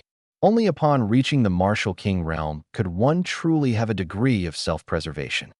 By dusk, the aircraft finally entered the boundaries of Shilin province. Looking down through the porthole, the terrain had become noticeably harsher. Mountains rose and fell, vast seas of forest stretched endlessly, and large areas were shrouded in gray mist, giving off a primitive and perilous aura. After another half-hour of flight, the aircraft began its descent. The destination was a temporary camp.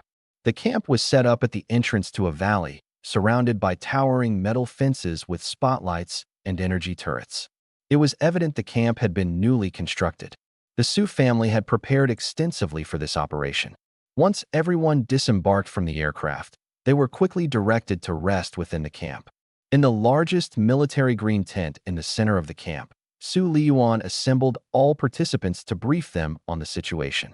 Ladies and gentlemen, we'll enter the secret realm early tomorrow morning, so let's establish some ground rules tonight. Standing at the forefront, his voice was deep yet overwhelmingly oppressive. The secret realm's entrance has stabilized, but its internal conditions remain uncertain. Based on our preliminary investigations, it is an ancient ruin with heavy fire element attributes. There are numerous fire elemental beasts and natural fire fields, with danger increasing the deeper you go. Moreover, we suspect the information has already leaked. At those words, the tent was immediately abuzz with unease. Someone frowned and said, "Leaked? Does that mean other factions might also enter?" "Exactly," Su Liyuan nodded coldly. "So when you go in, you'll face not only the dangers of the secret realm itself, but potentially encounters with others. This is also one of the reasons why we've hired you all. Once you enter the secret realm tomorrow, everyone will temporarily operate in groups of 10. Each group will have at least one Su family martial artist leading, responsible for communication and coordination. In the event of any major incidents, follow Su family signals." As he spoke, his gaze swept across the crowd. "Let me emphasize once again. The spirit flame belongs to the Su family. If anyone dares harbor improper intentions, don't blame me for being merciless." The expressions of those in the tent varied, but no one spoke up. At this point, no one would foolishly voice dissent outright. Shenhan, however, silently noted the detail about the leak. It seemed that once inside, the situation would be even more chaotic than anticipated. After the meeting, everyone returned to their respective resting areas. Shenhan and Li Muhua were assigned to a small two-person tent. As soon as they sat down, Li Muhua couldn't help but whisper, "Brother Han, why do I feel like something's off?" "That's normal," Shenhan replied. "A secret realm, spirit flame, external forces, and the Su family holding the reins. These factors coming together were never going to result in calm." Li Muhua grimaced. "I originally thought we were just here to do some grunt work and make a bit of money. Now it feels like we've stepped into a giant pit." Shenhan chuckled softly. "It's too late for regrets now." "That's true," Li Muhua sighed. "Still, since I'm with you, I feel a bit more at ease." Shenhan shook his head. "Don't rely on me to look after you all the time once we enter the secret realm. If danger strikes, prioritize staying alive." "Understood," Li Muhua nodded, his expression turning serious. The two then began organizing their gear. Healing potions, antidotes, compressed rations, materials bags for capturing exotic beasts. They checked everything thoroughly. Shenhan even went as far as transferring crucial supplies into his dimensional space to prepare for any unforeseen events. By the time everything was ready, night had already deepened. Outside the camp, the occasional sound of patrolling warriors' footsteps could be heard, along with distant beastly roars from the mountains. The air was heavy with a sense of impending battle. Midnight. Shenhan had not fully fallen asleep, but remained in a constant state of light meditation. Suddenly, his brow furrowed. Through his sense, he detected a faint trace of an unfamiliar aura skimming along the edge of the camp. It moved quickly and seemed deliberately restrained. Someone scouting the camp at night? Shinhan slowly opened his eyes. Instead of raising an alarm immediately, he quietly got up and slipped out of the tent under the cover of darkness. In the distance, the campfires wavered while the patrol had just passed to the far side. The unfamiliar aura had already slipped into the rear area of the camp, near the supply stash. Shinhan's gaze turned cold. His shadow powers quietly activated, merging him with the darkness around, moving silently as he tracked the intruder. Seconds later, he halted behind a stack of crates. Ahead, a figure clad in black was fiddling with something. Deploying his spiritual senses, Shinhan immediately understood that the intruder was assembling a small marking device of some kind. It was non-offensive and appeared more like a locator or guiding beacon. So, someone is watching this place. Shinhan's heart sank. At that moment, the black-clad figure seemed to notice something off and abruptly looked up toward where Shinhan was hiding. The two locked eyes through the night. In the blink of an eye, the black-clad figure turned and bolted without hesitation. Trying to escape? Lightning flashed under Shinhan's feet as he darted after the intruder. The figure was exceptionally fast, their movements swift and elusive, a skilled hand at infiltration and escape. However, Shinhan's heightened spiritual capacity and sense kept him locked onto his target, leaving nowhere to hide. Their chase quickly led them outside the camp perimeter and into a chaotic stone forest. Realizing shake-off attempts were futile, the intruder's eyes flashed with malice as they suddenly turned and hurled several blades at once. Shinhan sidestepped swiftly, condensing lightning in his palm. With a flick, he unleashed an attack, Thunder Rift. Boom! The lightning detonated, shattering a massive boulder ahead into pieces. The black-clad figure grunted, staggered by the blast's shockwave, and reeled backward. Their hood was partially blown off, revealing a sharp, sinister middle-aged face. Just as Shinhan was preparing to close in, his expression shifted. Something was wrong. There were two more presences in the vicinity.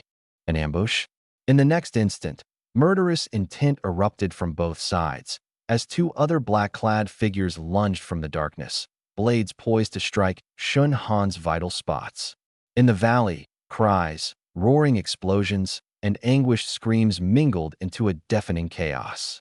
The mental prison constructed by the mercenary group from the northwest trembled under relentless attacks from the gathered warriors. Hovering above, a faint blue and dark purple spiritual flame surged erratically, expanding and contracting like a bizarre, volatile heart ready to burst at any moment. The air was thick with scorching heat and suffocating tension. We can't hold this much longer. Quick, break their seal first. Don't let the Northwest Mercenary Group take it. Wave after wave of attacks slammed against the Northwest Mercenary Group. The elder maintaining the mental prison had turned pale as paper, veins bulging across his forehead, his eyes faintly bleeding, his spiritual energy greatly drained. Finally, crack! A fracture split through the mental prison above. In the next moment, the spiritual flame, as though infuriated, exploded outward in a wave of blue and violet spiritual fire. Boom! The closest dozen warriors bore the brunt of the assault, their minds struck as if by a massive sledgehammer. In an instant, they were flung backward. Some bled from their orifices, shrieking in agony. Others simply collapsed, vacant eyes staring blankly as they hit the ground motionless. Even the elder from the Northwest Mercenary Group staggered back, violently coughing up blood, dropping to one knee in a weakened state. Retreat. Fall back now. Panic-stricken, many pulled back in haste.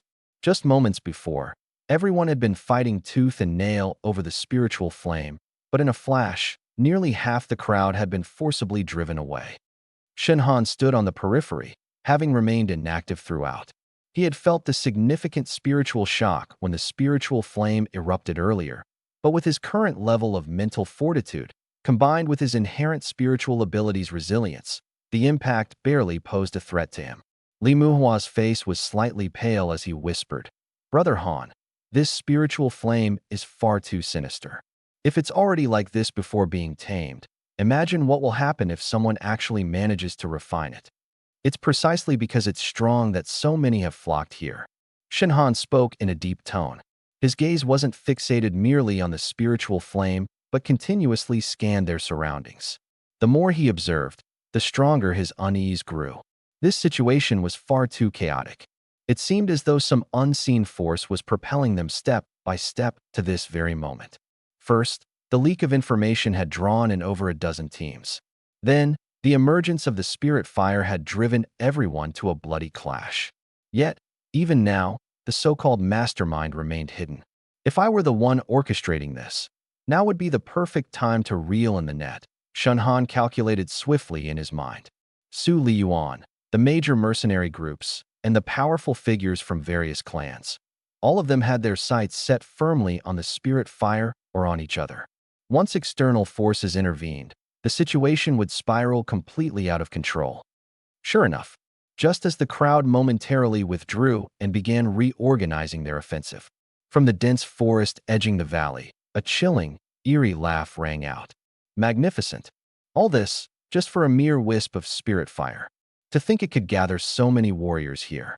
The voice was not loud, yet it reached the ears of everyone present with crystalline clarity, laced with a spine-chilling coldness that set people on edge. Su Liyuan's face darkened, and he bellowed. "Who are you?" "Hiding in the shadows." "Don't be so impatient," the voice replied. "Soon enough, you'll see us all." The moment the voice dissipated, black pillars of light abruptly shot up from the surrounding forest. There were 12 in total. They were spread across the valley like giant nails, quickly connecting to form a vast pattern of black runes. Buzz. At the instant the array was activated, the skies over the valley were suddenly shrouded by a layer of gray-black light. Everyone could clearly feel the energy around them become forcibly disrupted. Even their spiritual perception was being heavily suppressed. An array? Someone planted an array formation ahead of time. Damn it, we've been set up. Panic swept through the crowd. And at that moment, shadowy figures clad in black robes began stepping out of the forest one by one. There weren't many of them, only 30 or so, but each carried an oppressive aura that reeked of danger. Especially those leading the group. The intensity of their presence rivaled that of Su Liyuan and the other elite leaders. When Shun Han's eyes fell on the half-eclipsed star insignia on the robes' chests, his pupils constricted slightly. As expected, the Eclipse Council. The Eclipse Council. So it's them. What are they doing here?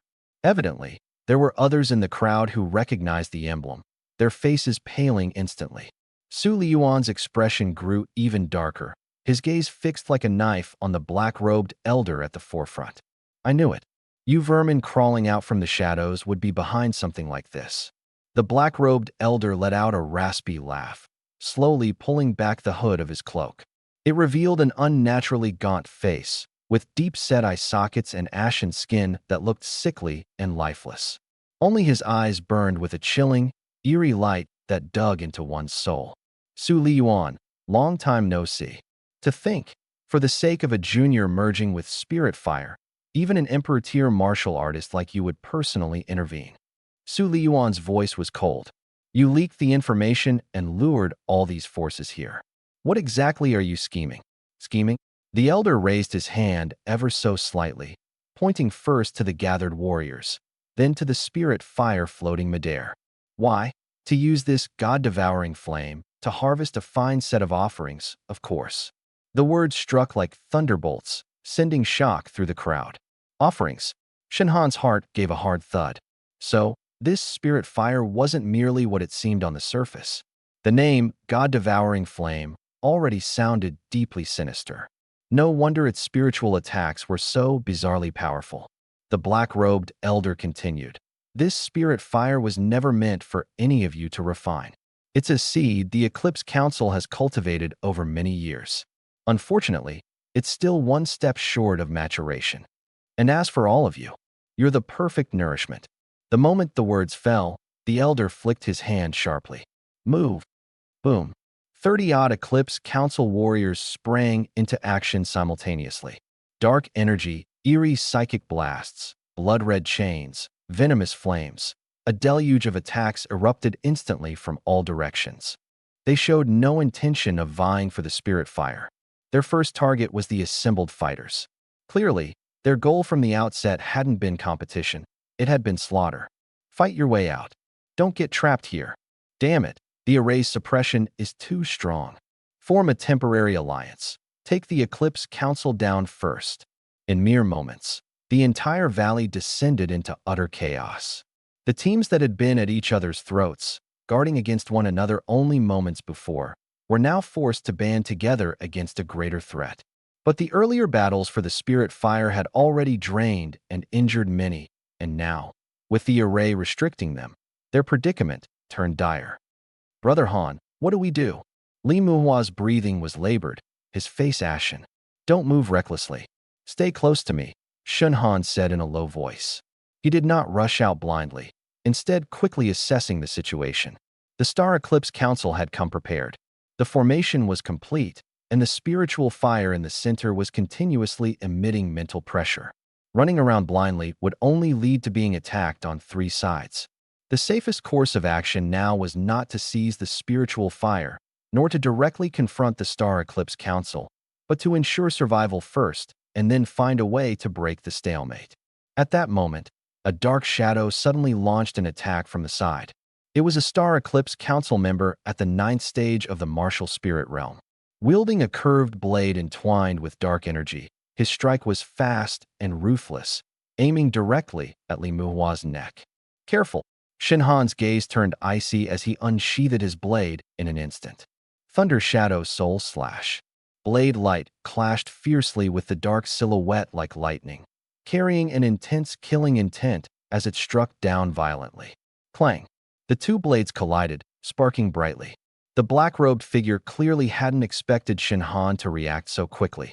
His wrist went numb from the impact, and his body instinctively retreated half a step. But that half step was enough. Shin Han raised his left hand, and an invisible, phantom stab was unleashed with lightning speed. Arg! The black-robed man groaned deeply as his sea of consciousness was assaulted, causing his movements to freeze for a brief moment. Shin Han seized the opportunity. His blade slashed again, directly cutting open the opponent's throat. Blood splattered everywhere. The Star Eclipse Council member clutched his neck, his face full of unwillingness as he collapsed to the ground. Li Muhua watched with a chill running down his scalp. Even though he already knew Shun Han was strong, the precision and speed of that sequence of moves just now were shocking. It was as if the counterattack had been completed in mere moments. Stop hesitating. Stay close to me, Shun Han barked. Got it. Li Muhua quickly snapped back to reality. Meanwhile, on the other side, the Su family forces had already clashed head-on with the Star Eclipse Council's main team. Su Liyuan was surrounded by raging flames. The intertwining powers of wood and fire created a vast fiery wood domain, forcing several black-robed figures to retreat. You court death. He struck with a palm, forming a massive flaming wooden dragon. It struck a Star Eclipse Council Martial King, sending him flying with blood spraying from his mouth. The aura of a martial emperor erupted fully in this moment. Yet, even so, he still couldn't completely shift the tide of the battle, because the frail elder of the Star Eclipse Council also unleashed an overwhelming aura, blocking Su Liyuan head-on. Your opponent is me. The clash of 2 martial emperors created terrifying shockwaves above the valley, cracking the ground below. Lower-level martial spirits found it impossible to even approach the battle. And now, Su Haojia stood at the center of the Su family formation, protected by several guards. His expression had lost its earlier composure, replaced with panic and gloom. How did it come to this? He had thought this venture was merely about subduing the spiritual fire and increasing his strength. He never expected to stumble into such a chaotic situation. Song Ziqing and Li Mingxian were even paler. Hiding behind the bodyguards, they barely dared to breathe. Boom! Another shockwave swept through, shattering several massive rocks on impact. Shin Han pulled Li Muhua aside to dodge swiftly, his gaze sweeping toward the valley's center. Under the stimulation of the formation and the chaos of the battle, the devouring spirit flame had grown increasingly volatile. It seemed to be absorbing the surrounding mental fluctuations and the aura of spilled blood. The flames deepened in color, with the dark purple glow becoming ever more solidified. They don't just want to kill. Shin Han's eyes grew colder. They want to use the spiritual and blood energy of everyone here to fully mature this flame. If the Star Eclipse Council succeeded, the consequences would be unimaginable. Yet the current problem was that with his level of power, there was no way he could influence the entire battlefield. Unless a glint flashed in Shinhan's eyes. He abruptly looked toward the 12 black array pillars on the edge of the valley. If they could destroy the formation, the situation would at least begin to shift. Once the formation was broken, external communication would be restored. The commotion here was so immense that nearby experts might already have sensed it. Even without reinforcements, at least they wouldn't remain trapped this way. Huazi, Shinhan said softly. What is it? I'm going to break the formation. Li Muhua froze momentarily. Then his face darkened with worry. Are you crazy? There's definitely someone guarding those pillars. It's better than dying here. Shinhan's expression was calm. Find somewhere to hide. Don't follow me. I'll create a distraction. Once there's a gap in the formation, head straight for the exit. Hanji, don't argue with me. Shinhan cut him off, not giving Li Muhua a chance to retort. In a flash, his figure vanished into the shadows on the chaotic outskirts of the battlefield. Li Muhua clenched his jaw tightly, his fists trembling slightly. He knew all too well that following Shinhan would only slow him down. Please don't let anything happen to you, he murmured quietly. On the other side of the valley, a black formation pillar stood silently behind the scattered rocks, its surface engraved with eerie runes, continuously emanating flickers of black light. 2 warriors of the Eclipse Council stood guard beside it. One was at the 8th tier of martial spirit, the other at the 9th. Their expressions were alert as they scanned their surroundings cautiously. But in the next moment, a barely perceptible shadow quietly emerged from the darkness behind them. Shinhan's eyes were cold as he slowly raised the Thunder Shadow Soul Slayer in his hand. The first formation pillar. His gaze fixated on it. The valley was deathly silent. The surrounding rock walls flickered with faint light cast by spiritual flames, the air thick with a mix of scorching heat and an ominous energy. In the center, Yi Wuchen sat cross-legged, his hands forming seals. The spiritual flame before his chest, now evolved, continued to contract and expand like a demonic, pulsating heart. Threads of dark purple entwined with eerie blue fire seeped slowly into his body through his meridians. With each thread absorbed, his aura fluctuated violently. It was clear that this level of spiritual flame was not something even a powerful expert like Yi Wuchen, at the 7th tier of martial sovereign, could refine with ease. Shinhan hid within the dimensional space, silently observing, without making a move. The more critical the timing, the less he could afford impatience. The opponent's cultivation far surpassed his own, leaving almost no chance of victory in direct combat. His only opportunity lay in striking during Yi Wuchen's moment of greatest vulnerability and distraction, delivering a decisive blow. If I act, I must severely wound him in one strike. Shinhan calculated quickly in his mind. He had few methods at his disposal that could genuinely threaten Yi Wuchen. The Thunder Shadow Soul Slayer was sharp enough, but the idea of dealing a serious injury to a 7th-tier martial sovereign with one strike was unrealistic. The Spirit Phantom Sting, effective against ordinary martial spirits and lower-tier martial kings, would have significantly reduced effect against Yi Wuchen, an S-rank psychic ability user with strong spiritual defenses. As for Soul Search, that was an interrogation technique, not a direct offensive skill. Thus, the key to this battle didn't lie in a single skill, but in timing, combinations of techniques, and the unstable spiritual flame within Yi Wuchen's body. I must borrow his own fire to harm him. Shinhan's expression hardened as his decision became clear. Another quarter of an hour passed. Yi Wuchen's frown deepened, and his face grew pale. The spiritual flame had begun to rebel. The dark purple and ghostly blue fire nucleus suddenly vibrated violently, sending out a formless wave of mental energy that caused the surrounding rocks to shatter into fragments. Yi Wuchen let out a muffled groan, a trace of blood seeping from the corner of his mouth. Submit to me now, he growled low, his mental energy surging madly as he tried to suppress the flame. And at this very moment, Shinhan made his move. Buzz. The dimensional space split open without a sound. Shinhan's figure emerged like a phantom behind Yi Wuchen, without even stirring the slightest ripple in the air. He wasted no time probing, striking directly with lethal intent. Left hand, Spirit Phantom Sting. Right hand, Thunder Shadow Soul Slayer. A mental shockwave and a blade of thunder energy erupted simultaneously, targeting Yi Wuchen's head and heart. The speed was unparalleled, and Yi Wuchen, engrossed in suppressing the spiritual flame, was at a critical juncture, completely unprepared for anyone to silently approach him from behind. By the time he sensed the killing intent, it was already half a beat too late. What? Bang! The Spirit Phantom Sting pierced into Yi Wuchen's sea of consciousness first. Even with Yi Wuchen's foundation as an S-rank psychic ability user, his mind was momentarily thrown into chaos, his mental energy disrupted. The next instant, the blade of Thunder Shadow Soul Slayer slammed into his back. Flash! Accompanied by the sickening sound of tearing flesh, Yi Wuchen's back was split open to reveal a bone-deep wound. His entire body was sent sprawling forward, a mouthful of fresh blood spraying from his lips. "Who?" he roared, his voice finally tinged with shock and fury. Shenhan succeeded with his strike and wasted no time lingering, retreating instantly. But at that moment, the spiritual flame within Yi Wuchen's body, not yet fully refined, erupted violently due to his mental imbalance. Boom! The ghostly blue and dark purple fire surged wildly out of his body, rampaging through his meridians. Yi Wuchen's face twisted in agony. Damn it! As he forcefully suppressed the spiritual flame, he abruptly turned and thrust a palm toward Shenhan. This strike was imbued with rage.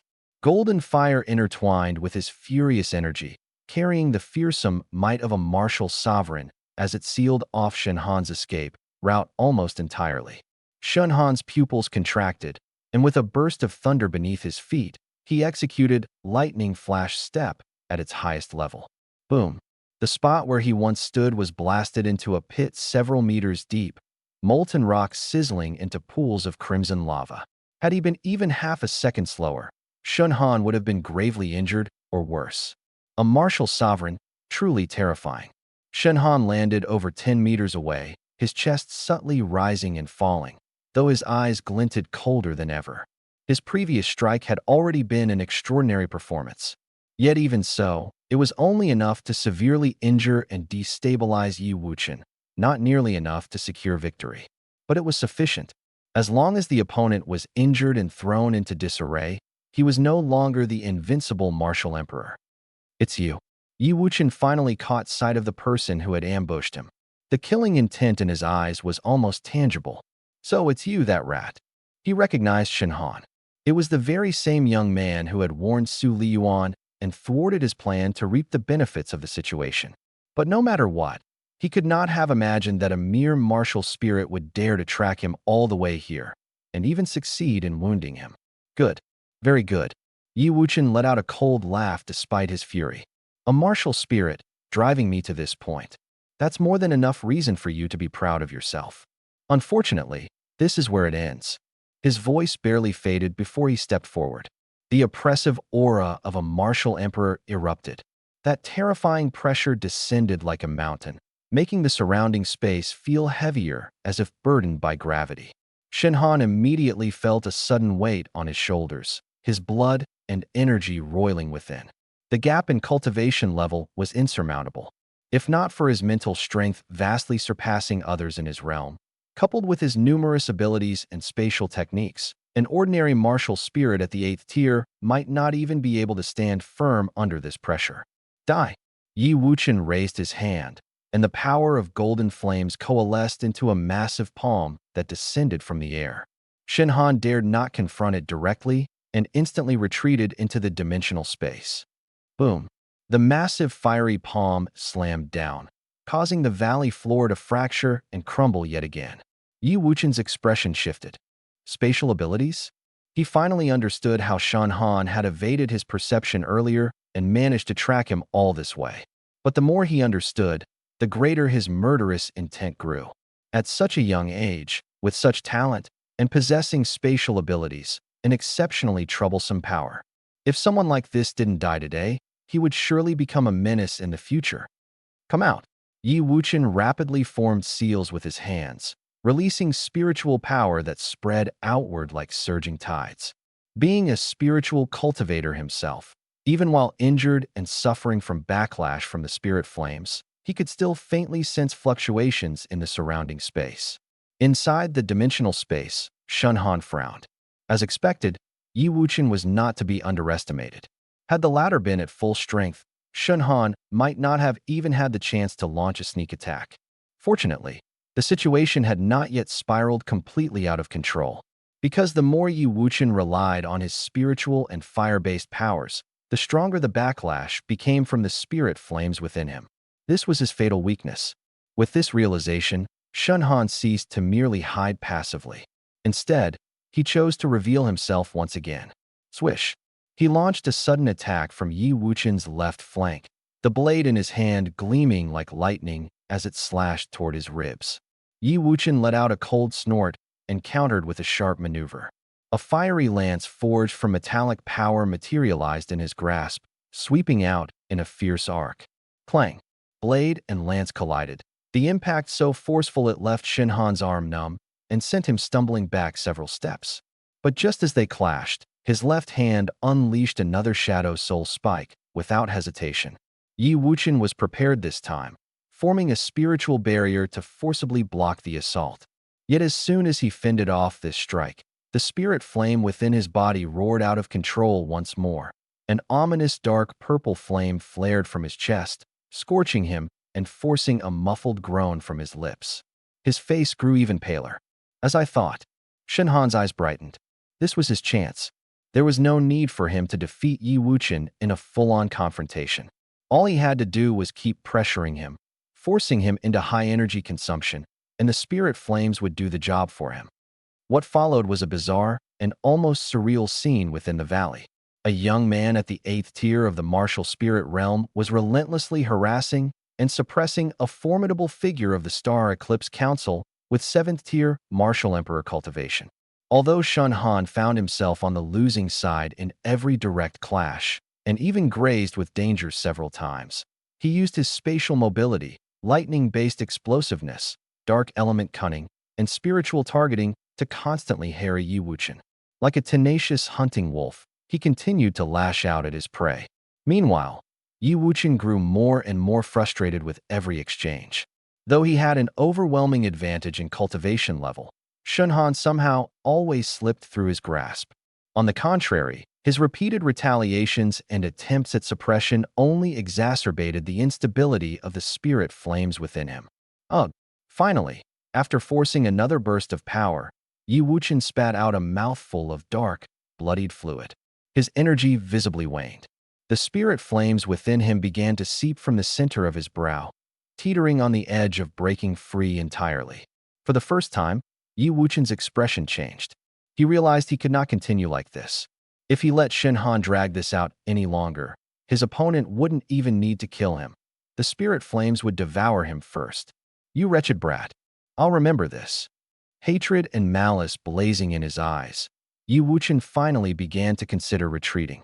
He swung out dozens of golden flame sword shadows in a sudden burst, forcing Shunhan back. Then, he turned abruptly, intending to flee and find a place to stabilize the spiritual fire before coming back to deal with this thorn in his side. But how could Shunhan possibly let him leave so easily? This battle today, once it had begun, had to be driven to its absolute conclusion. Otherwise, letting the tiger return to the mountain would undoubtedly bring endless trouble in the future. Trying to escape? A chilling gleam surged in Shunhan's eyes, and his spiritual energy was instantly pulled to its peak. He held nothing back this time.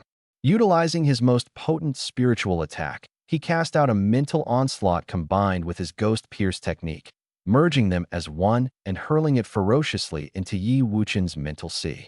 This strike nearly drained over half of his spiritual strength. Yi Wuchen had been barely holding himself together. Upon suffering such an abrupt blow, his body stiffened violently. At that same moment, the spiritual fire within him entirely lost control. Boom! Blue-violet flames crazily burst from every pore of his body. Eyes, ears, mouth, nose, and from his limbs, enveloping him in an instant, turning him into a man entirely consumed by fire. Ah! Yi Wuchen finally let out a shrill and miserable scream, unable to maintain his lofty composure any longer. He struggled frantically, trying to suppress the spiritual fire. Yet, the more he resisted, the fiercer the fire's backlash became. Fighting off the dizziness from his overextended spiritual energy, Shun Han showed not a shred of mercy and took up his blade once more. Strike while the enemy was weak. He who hesitates loses. In this moment, Lightning Shadow Soul Slash was pushed to its utmost limit. The blade shimmered with interwoven lightning and darkness, harboring every ounce of Shun Han's killing intent as it swung unrelentingly toward Yi Wuchen's neck. Slish! Blood splattered everywhere. Yi Wuchen's neck was severed by more than halfway, and his body crashed heavily to the ground on its knees. But the vitality of a martial emperor proved terrifying. Even mangled to this extent, he still hadn't died instantly. Clutching his grievous wound with both hands, he turned his head. His eyes were filled with venomous rage and begrudging helplessness. "You? Who are you really?" Blade in hand, Shun Han stepped closer to him at an unhurried pace, his voice icy cold. "Just someone you and yours should never have crossed paths with." In the next instant, the blade fell once more. Yi Wuchen's head rolled completely off, landing with a dull thud. A once mighty Seventh Realm martial emperor, a significant figure in the Star Eclipse Council, had fallen. The valley fell silent once again. Only the spiritual fire that had lost its master hovered restlessly in midair, flickering uneasily. Meanwhile, Shun Han stood where he was, his breathing ragged, his face alarmingly pale. This battle had nearly exhausted every ounce of his strength and revealed all his cards. If not for the fact that Yi Wuchen had already been weakened by a prior battle and caught at the critical moment of refining the spiritual fire, Shun Han would never have stood a chance. But a victory was still a victory. Even a martial emperor isn't invincible, Shun Han murmured to himself before his gaze fell upon Yi Wuchen's corpse and the brilliant spiritual fire. The true reward was only just beginning. Inside the mission hall, people bustled about. All kinds of martial artists came and went, some handing in tasks, some taking on commissions, some exchanging resources. The atmosphere was noisy but carried its own unique rhythm of order. Shun Han and Li Muhua stood at the counter, their expressions calm and neutral. Not far away, Su Liyuan was approaching hastily with Su Haojia, Song Ziqing, and Li Mingxian, their faces not looking particularly pleasant. Especially Su Haojia, when his gaze landed on Shun Han, his expression noticeably darkened. "May we discuss matters privately for a moment?" Su Liyuan asked one of the mission hall staff in a low, steady voice. The staff member, with professional indifference, nodded. "Of course, but if the discussion involves the mission's outcome, a final confirmation will still be required." Naturally. Soon, the group was led to a temporary meeting room. As soon as the door shut, the courteous demeanor on Su Liyuan's face began to fade. He fixed his gaze firmly on Shun Han and spoke slowly. "For you to return alive, I must admit, it's come as a bit of a surprise." Li Muhua's expression immediately changed upon hearing this. This old fox wasn't even pretending anymore. Shun Han, however, merely smiled faintly. "Didn't Su Lao manage to return alive as well? Well, I suppose we're even then." The temperature in the room plummeted instantly. Su Haojia's face darkened, and he said coldly, "Shun Han, you'd best mind your tongue." Shun Han glanced at him, then replied flatly, "I've shown plenty of respect already. At the very least, I didn't try to stab someone in the back right after they saved my life." "You?" Su Haojia's face turned livid with rage. "Enough." Su Liyuan raised a hand to cut him off, his gaze falling back on Shun Han. "Since you talk like that, I assume you've figured out quite a bit." "I know enough," Shun Han replied, his tone remaining calm. "What do you intend to do?"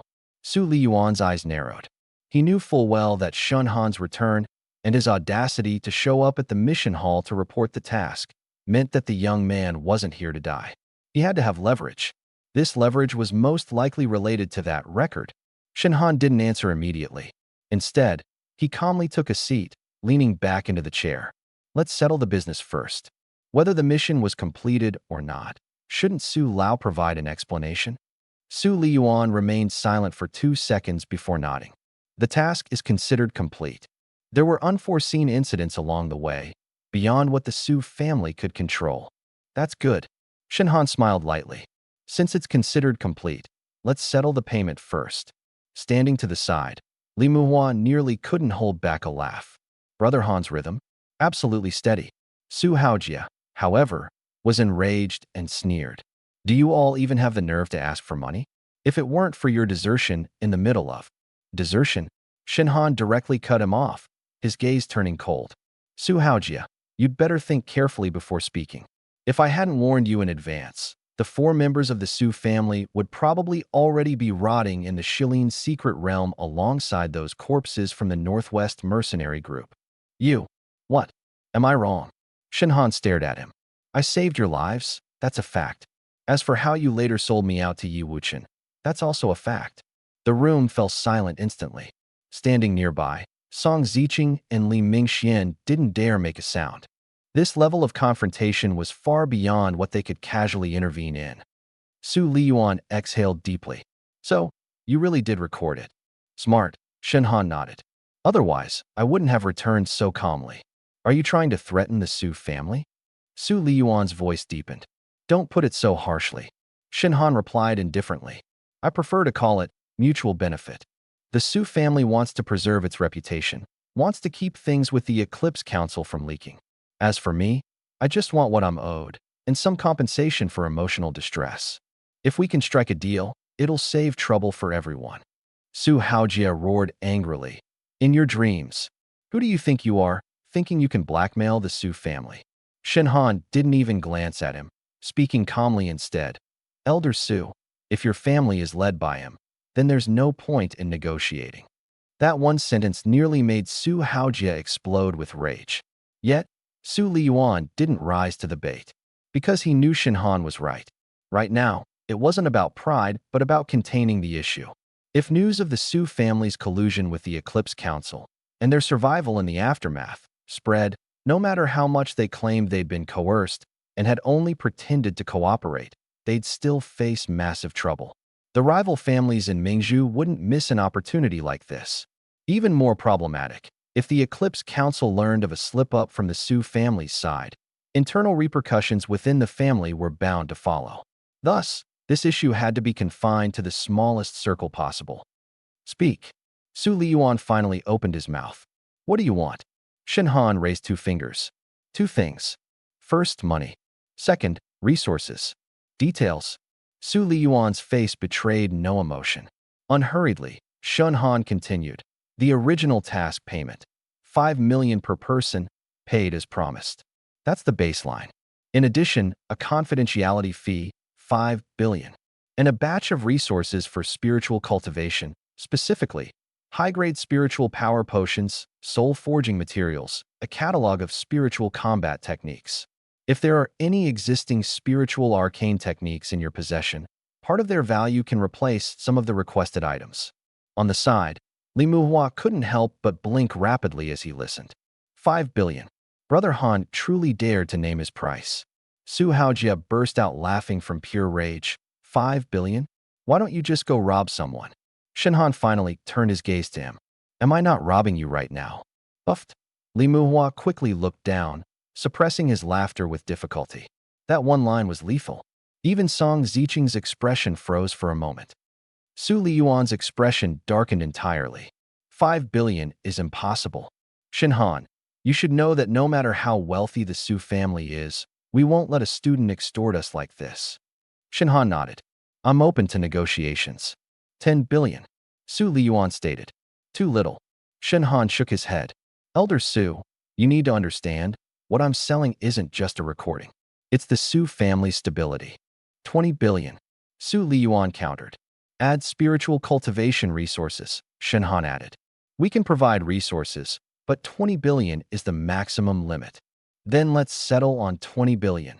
2 sets of spiritual combat techniques, and a rare resource capable of facilitating breakthroughs for those below the Martial King's late-stage spiritual bottleneck. Shinhan replied calmly. Su Liyuan stared at him, his gaze sharp. You're surprisingly informed. I know a thing or two. Shinhan smiled faintly. The room grew silent for several moments. Finally, Su Liyuan slowly nodded. Agreed. But I have conditions as well. Go on. First, the original recording and all backups must be handed over to me. Second, this matter ends here. You and your friends are never to speak of what happened in the Shilin secret realm to anyone again. Thirdly, if the Su family truly faces any problems because of this matter in the future, I will assume it was you who leaked the information. At that time, no matter where you hide, the Su family will hunt you down. Shenhan listened and smiled faintly. The first condition, no. I can give you one copy of the recording, but I must keep a backup for myself. The second condition, fine. As long as the Su family refrains from bothering Li Muhua and me again. The third condition, that's up to you. After all, you never intended to let me go in the first place, did you? Su Liyuan's expression shifted slightly. This guy was ridiculously difficult to deal with. The most troublesome part was that what he said wasn't wrong. Shenhan, Su Liyuan's voice was low and stern. Keeping a backup won't do you any good. It will for me, Shenhan replied crisply. Because only by keeping a backup will you behave. The two locked eyes for a few moments. Neither backed down. In the end, Su Liyuan relented. Fine, keep your backup. But if this material leaks, you'll be the first person I come after. Fair. Shenhan nodded. On the side, Su Haojie couldn't hold back anymore and sneered coldly. Grandfather, why waste words on someone like him? He's not even a king-tier fighter. Shut up. Su Liyuan snarled abruptly. Su Haojie froze, his face full of unwillingness, but he grit his teeth and stayed quiet. He couldn't understand why his grandfather was so apprehensive of Shenhan, but Su Liyuan did. To survive that kind of situation and then have the audacity to negotiate with the Su family head-on. This kind of person was not as simple as they appeared on the surface. What was even more troubling was what truly happened in the Western Forest secret realm. Shenhan had said little, and they had no way of verifying the full story. If, by chance, the disappearance of Yi Wuchen also had something to do with this guy, the thought alone made Su Liyuan feel absurd. But for some reason, he couldn't shake the feeling that Shenhan defied conventional wisdom. Once the negotiations concluded, the first exchange between the two parties proceeded quickly. The original $10 million reward marked in the mission hall was confirmed and settled on the spot by the Su family. In addition, the Su family transferred an upfront sum of $500 million, considered a deposit. The remaining funds and resources were agreed to be delivered discreetly within 3 days. Shenhan had no objection to this. After all, such a large-scale transaction couldn't realistically be handled all at once through the mission hall. Just before leaving, Shenhan abruptly stopped at the door and turned to look at the 4 members of the Su family. One more thing, a word of advice. Those black pills in your bodies, you'd better find a way to deal with them as soon as possible. If the Star Eclipse Council can use them to control you, there's no guarantee they won't use them as a backup plan.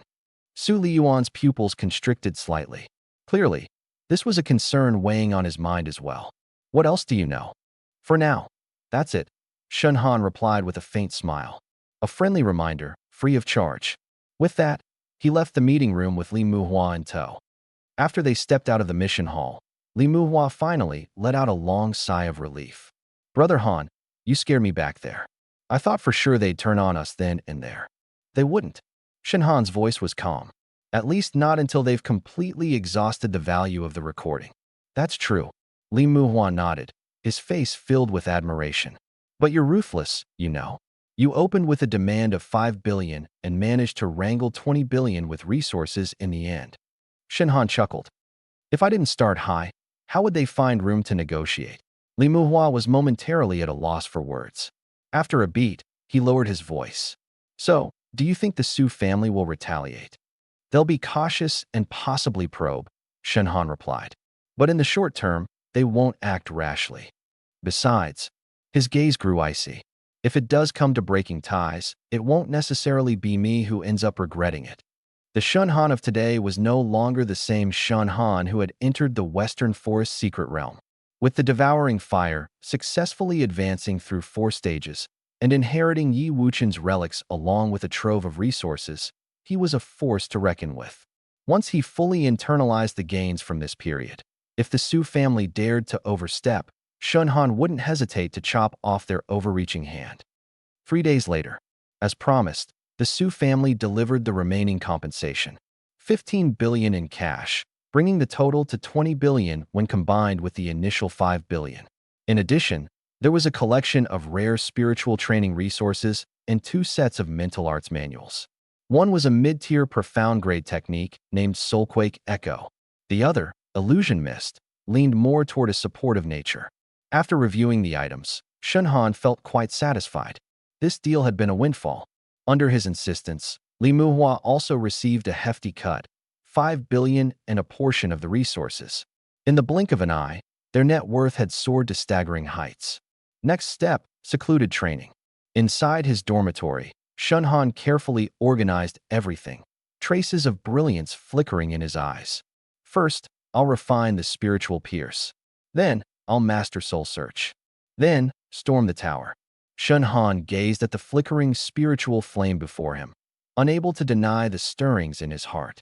This was no ordinary spiritual flame.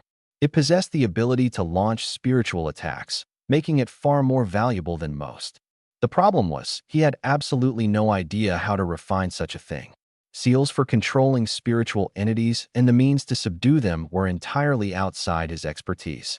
This spiritual flame cannot be left here. Shunhan's gaze sharpened as he swiftly weighed the pros and cons in his mind. Though Yi Wuchen was dead, this area was far from secure. If the spiritual flame were allowed to continue wreaking havoc in the valley, it would undoubtedly attract other powerful individuals over time. By then, not only would he gain nothing, but he also risked exposing himself entirely. No choice left now but to give it a shot. He murmured to himself, raising his hands slightly as he activated his most mysterious innate ability. Devour, activate. In an instant, an unfathomably dark, abyssal force surged from within him. It was formless yet boundless, like a massive, invisible maw that slowly moved toward the flame. Sensing danger, the spiritual flame flared up in rage. The fire trembled violently, unleashing wave after wave of potent spiritual shockwaves in an attempt to escape the binding force of the devourer. However, the devouring force was akin to a true bottomless abyss. No matter how much it struggled, the flame was gradually and relentlessly drawn in. Shunhan's complexion turned pale rapidly, and beads of cold sweat rolled down his forehead. He could distinctly feel the immense power contained within the flame, not just the core essence of fire, but also the spiritual energies of countless deceased warriors that had dissipated throughout the valley. All of it was fighting back within him, as though it might tear his entire mind to shreds. The chaos element has never let me down before, and it won't fail me this time either. Gritting his teeth, Shunhan injected the last of his remaining spiritual energy into the Devour ability. Time ticked by slowly. The struggles of the spiritual flame gradually weakened. What had once been a fiercely radiant and ominous fire was steadily consumed by the devouring darkness. With the extinguishing of the last flicker of its ethereal blue-violet glow, the entirety of the spiritual flame vanished as it was absorbed into Shunhan's being. It worked. His body collapsed weakly to the ground. Breathing heavily, he lacked even the strength to lift a hand. Forcing himself to rise, Shunhan pocketed Yi Wuchen's storage ring. Dragging his utterly exhausted body, he climbed into the dense canopy of an ancient tree, retrieved recovery pills and spiritual energy potions, and swallowed them all at once. He sat cross-legged to begin his meditation. An hour later, Shunhan opened his eyes slowly, his energy nearly 80% restored. Time to check how much I gained this time. Summoning his status panel with a thought, he was left momentarily stunned. Name, Shunhan. Spiritual power, 5623/6000, Martial King, Rank 2. Abilities, Chaos type, SSS level, Lightning type, SS level, Darkness type, S level, Fire type, S level, Space type, B level, Spirit type, SS level, Wood type, SS level. Martial King, Rank 2. I broke through 4 minor levels. Even Shunhan found himself in utter disbelief. The spiritual flame had absorbed the dissipated energy of countless warriors in the valley and undergone a transformation of its own. Now, all of that accumulated power had been entirely converted and absorbed by his Devour ability, resulting in an incredible surge in his spiritual power. What an unexpected boon. Unable to suppress a wide grin, his eyes shone with elation. However, upon careful examination, he realized that his fire-based ability had not advanced in level. Let's test the power. Raising his hand, Shunhan unleashed a flame blast toward a nearby ancient tree. Boom! The fire exploded, and the tree snapped in half as flames engulfed its remnants. Watching the flames flicker and rise, Shunhan observed silently for a moment, then furrowed his brow slightly. In terms of raw firepower, it doesn't seem noticeably stronger than before. There's no sign of any added spiritual impact either. It seems the spiritual flame's attributes tilted more heavily toward reinforcing my spiritual C and core mental power rather than directly enhancing my fire-based offensive capabilities. Yet he didn't feel disappointed. Shunhan could distinctly perceive that his spiritual C had undergone a profound transformation. Previously, upon reaching the gold tier threshold for spiritual power, he could only barely make out faint strands of golden light within his spiritual C. But now, vast stretches of vivid, luminous golden light could be seen with striking clarity. This suggested not only a quantitative increase in his spiritual strength, but a substantial qualitative evolution as well. Looks like it's time to resume my challenges in Soulforge Tower once I'm back. Redirecting his attention, Shunhan shifted focus to Yi Wuchen's storage ring. As a martial emperor of rank 7 and a prominent figure in the Star Eclipse Council, Yi Wuchen's possessions were unlikely to disappoint. Probing the ring with his spiritual energy, Shunhan's expression quickly lit up with delight. Inside the storage ring, aside from tens of millions in cash, there were also a spiritual technique, mental stab, several black pills used by the Eclipse Council to control others, a few special communicators suspected to be used for internal communication within the Eclipse Council, and various high-grade cultivation resources. Not bad. Shunhan's eyes gleamed faintly. This trip to the Shilin secret realm had been overwhelmingly fruitful. Not only had he absorbed the soul fire and broken through to the second level of Martial King, but he had also gained an additional mental technique. As of now, he had 2 mental skills in his possession. One was Soul Search, one from Su Haojia, and the other was the newfound Mental Stab. One specialized in interrogation and control, while the other was a direct offensive skill, both extremely practical. Once I get back to school, I need to master these 2 abilities as soon as possible. Upon returning to Li Muhua's hiding spot, Li Muhua immediately came forward with an expression of concern. "Brother Han, how was it? No problems with Yi Wuchen, right?" "Everything's fine," Shunhan replied calmly. "You won't need to worry about Yi Wuchen anymore. Come on, let's check the storage rings from those people first." Li Muhua was momentarily stunned by the response, but refrained from asking further. He understood that, for Shunhan to say this, it meant Yi Wuchen had already been decisively dealt with. When the Su family left, Yi Wuchen was still present, so they naturally wouldn't dare stay behind to scavenge for loot. Afterward, Yi Wuchen had been too busy refining the soul fire to collect anything himself. Because of this, the spoils fell conveniently into Shunhan and Li Muhua's hands. "Brother Han, we found a total of 768 storage rings, all right here." Li Muhua's tone was brimming with excitement. "Let's hope they're not just from a bunch of broke people." Shunhan chuckled before his expression turned serious. "We'll sort through them right here. Leave behind anything useless or that could expose our identities and bury it to prevent traces." "Got it, Brother Han." The 2 spent an entire day categorizing and organizing the items from the 768 storage rings. The final inventory shocked even themselves. Nearly 1 billion in cash. Various martial techniques and cultivation manuals, covering common elemental systems such as gold, wood, water, fire, earth, wind, lightning, light, darkness, and ice. A wide array of weapons, armor, elixirs, and materials, all of significant value. Both picked out a few handy weapons and useful supplies for themselves. As for the items that were too conspicuous and likely to bring trouble, they buried everything in a large pit. The cash will be split equally, about 500 million each. As for the martial techniques and manuals, I'll take the lightning and darkness types. The rest are yours. You can deal with them as you see fit. Sell what you don't need, but make sure to hide your identity. Shunhan's tone was decisive, clearly having thought this through in advance. That's too much, Li Muhua replied hastily. I barely did anything. You should take a bigger share, Brother Han. No need for formalities between us, Shen Han said, patting Li Muhua on the shoulder. We'll be facing plenty of trouble ahead. The money and resources should be converted into strength as quickly as possible. Li Muhua nodded firmly, newfound determination in his eyes. Understood. Next semester, I'll be living in the training room nonstop. Shen Han couldn't help but laugh. He then grew serious and warned.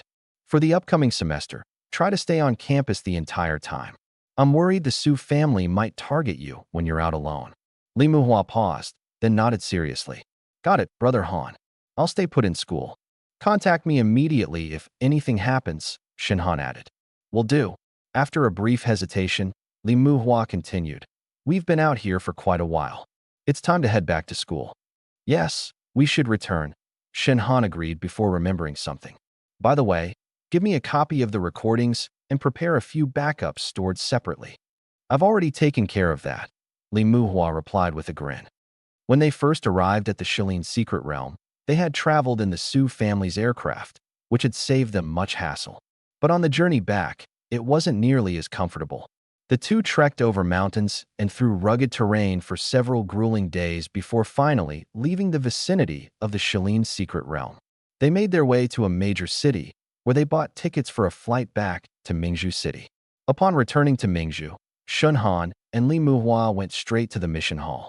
The Hunter Hall bustled with activity, crowded with people coming and going. Here, martial artists leveled up their hunter ranks by completing missions.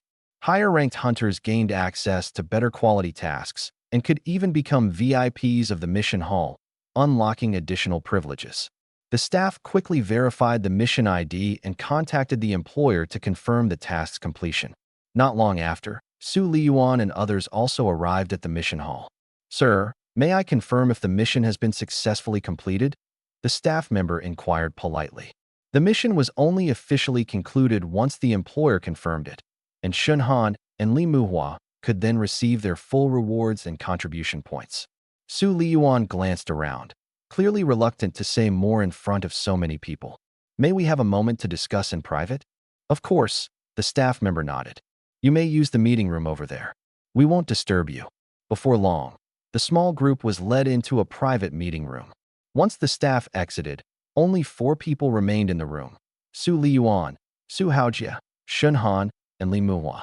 Su Haojia was the first to speak, his tone laced with mockery. Never thought you lot would make it out alive. Quite the feat, isn't it? That's not something young Master Su needs to trouble himself over, Shen Han responded calmly. So what is it? For completing the mission and contributing, each of us should get 10 million. It's not an excessive amount, is it? Or does the Su family have objections regarding how this mission was handled? Su Liyuan coughed, straightened his face into a stern but helpless expression, and said, My friend, you know the original mission was to assist the Su family in securing the spirit flame. Since the spirit flame was not successfully retrieved, it can't exactly be considered completed. Oh, Shen Han's lips curled into a faint, sarcastic smile. Is the Su family trying to renege on payment? Su Liyuan's expression darkened slightly, but he still maintained a facade of cordiality. It's not reneging. It's just that the mission objectives haven't been achieved. Besides, the Su family has suffered heavy losses this time as well. We hope you'll understand. Understand, Shen Han chuckled.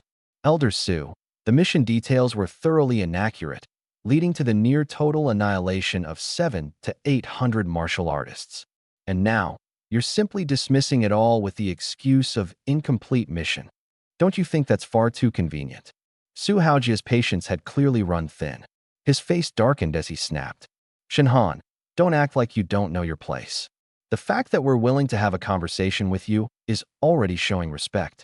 Don't push your luck. Hearing this, Shen Han turned his gaze towards Su Liyuan, his eyes sharp with meaning.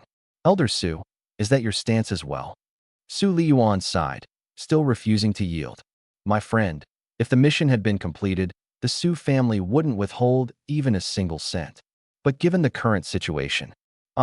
Shen Han sighed softly, shaking his head. This could have been a straightforward matter. My companion and I each received 10 million, and we part ways amicably. But you just had to complicate things. Hearing this, Su Liyuan's heart sank. What do you mean? Nothing much, Shen Han replied, smirking. I'm just curious. What would happen if the outside world were to learn that the Su family of Mingzhu has already aligned itself with the Eclipse Council? The room abruptly plunged into a dead silence. Su Liyuan and Su Haojia's faces instantly turned ashen. That was the secret they most wanted to keep buried. My friend, one must speak with evidence.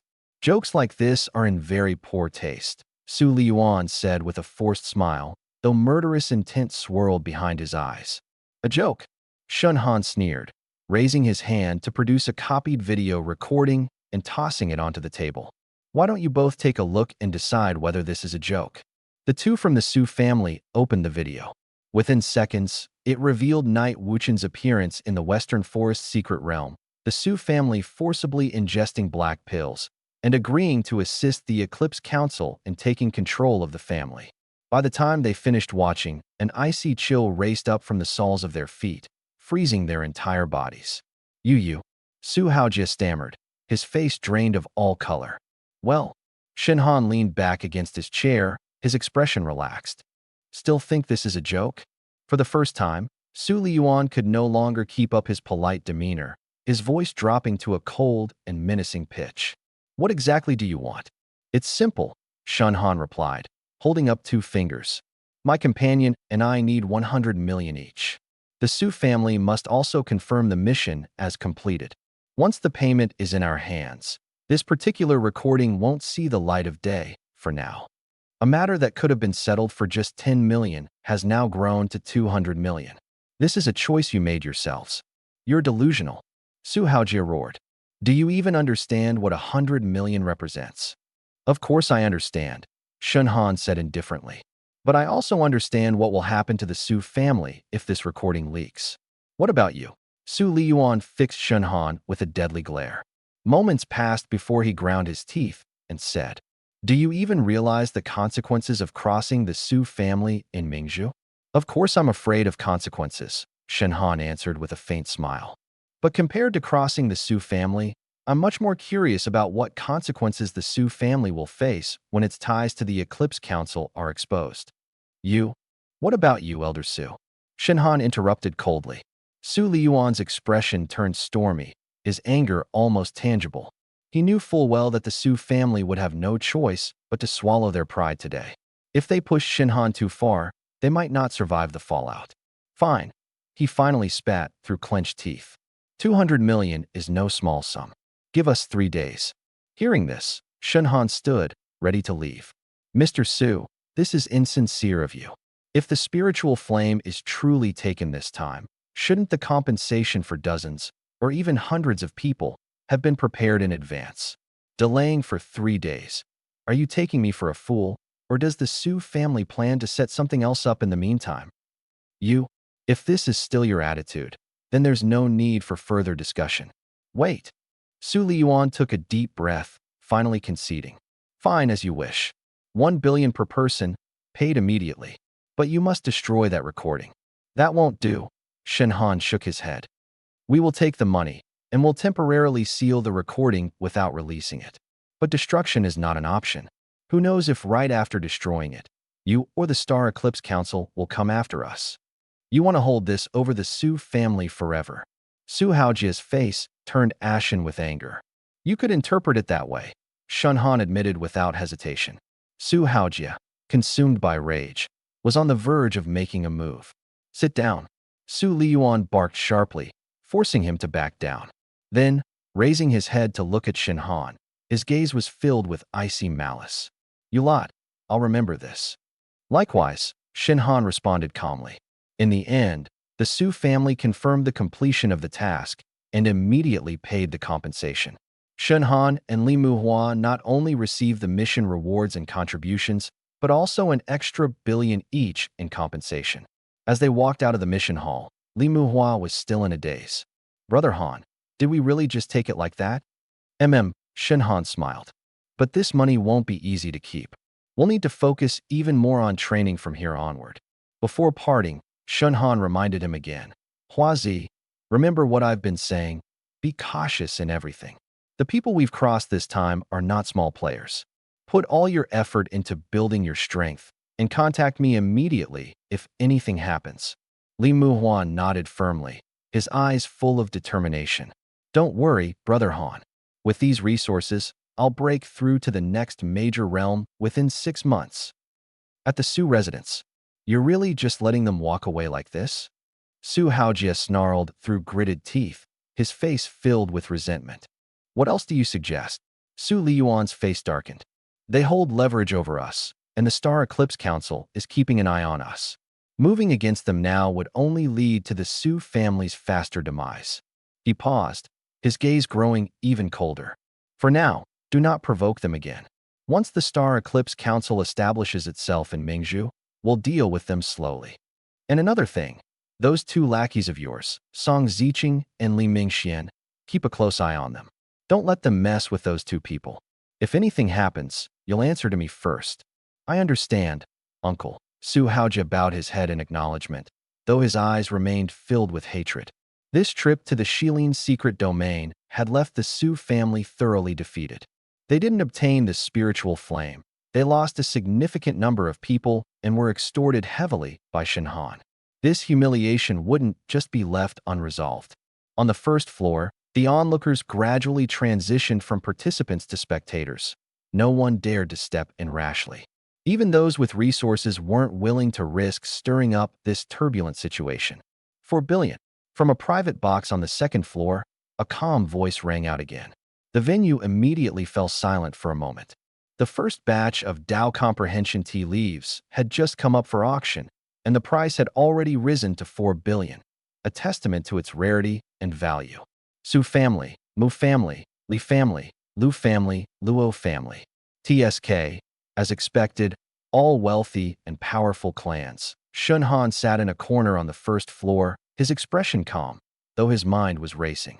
Currently, the cash in his possession, including the hush money from the Su family, the mission rewards, and some cash obtained in the Shilin secret domain, totaled just over 6 billion. It seemed like a lot, but at a high-level auction like this, especially competing against these true aristocratic families, it wouldn't stand through many rounds of bidding. It seems I can't make a move too early. Otherwise, they'll just join forces to raise the price against me. Narrowing his eyes slightly, Shun Han continued observing. 4,200,000,000. 4,600,000,000. 4,800,000,000. The price kept climbing. Eventually, the first batch of 5 Dao Comprehension tea leaves was successfully won by the Mingzhu Li family at a price of 5.2 billion.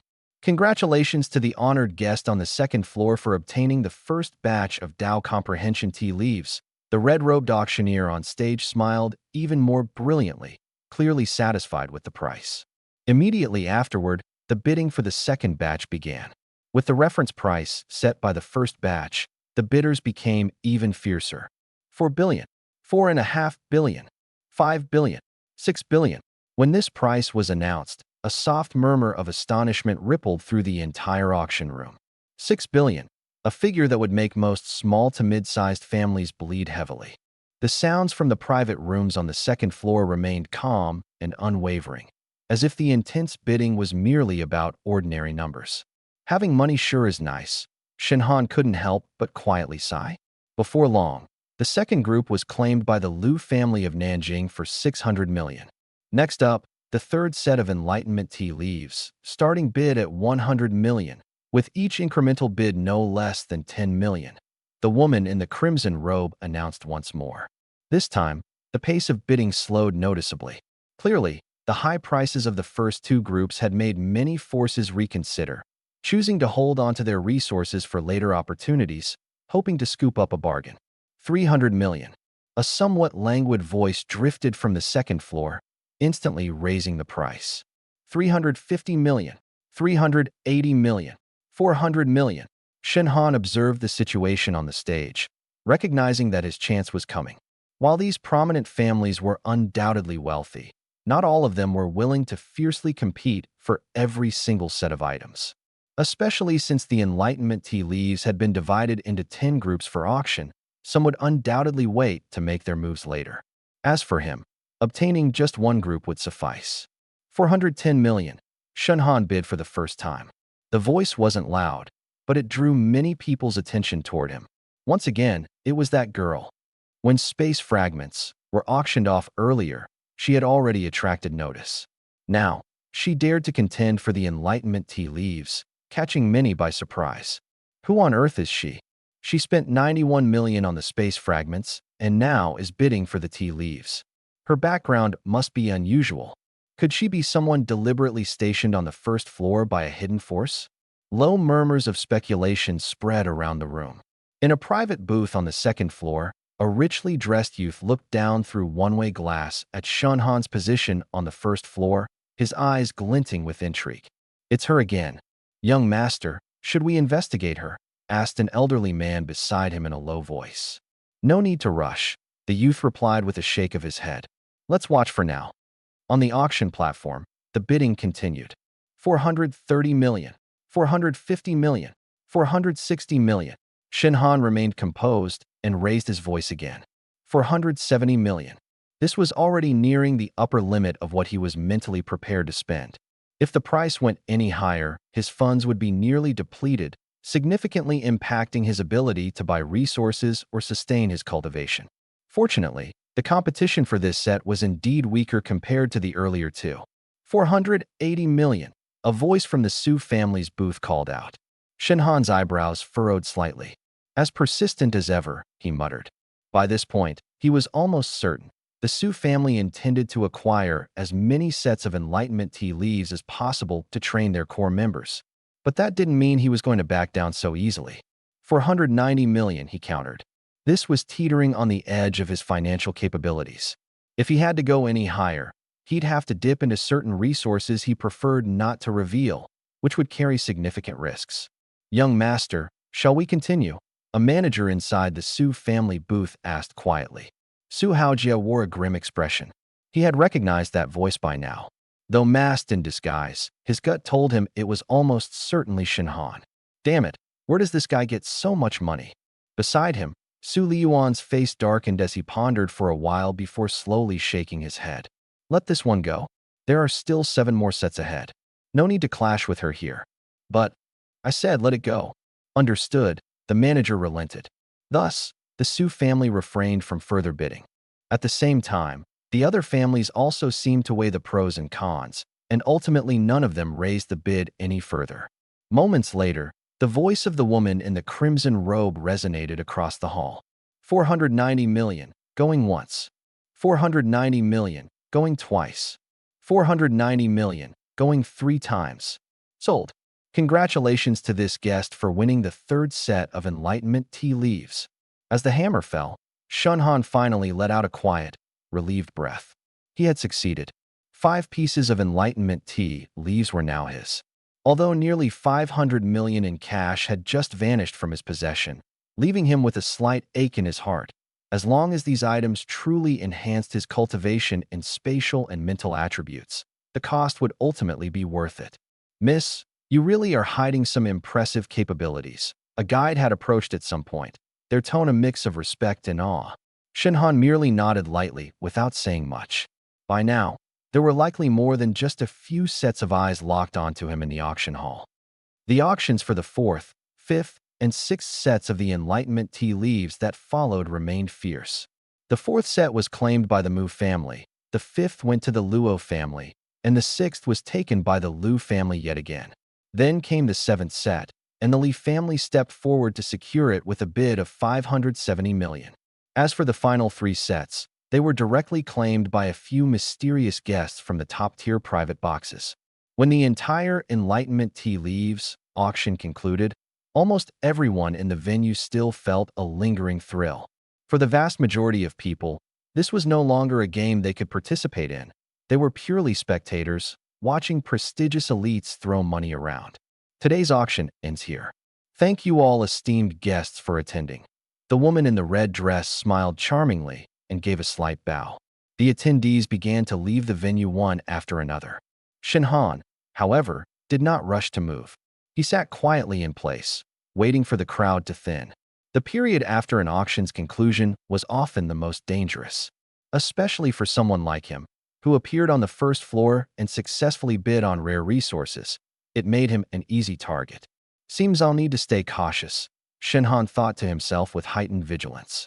At that moment, a middle-aged man dressed in a black uniform approached him with a slight bow. Good evening, sir. Your auction items are ready. Please follow me to the back for the handover. All right. Shinhan nodded and stood up to follow. They navigated through a dedicated passageway and arrived at the VIP exchange room behind the scenes. The area was heavily guarded, with several formidable-looking martial artists standing at the entrance alone. Clearly, the Pearl Auction House took its reputation very seriously. Once inside, a woman in charge of the handover placed a delicate jade box and a small sealed container on the table.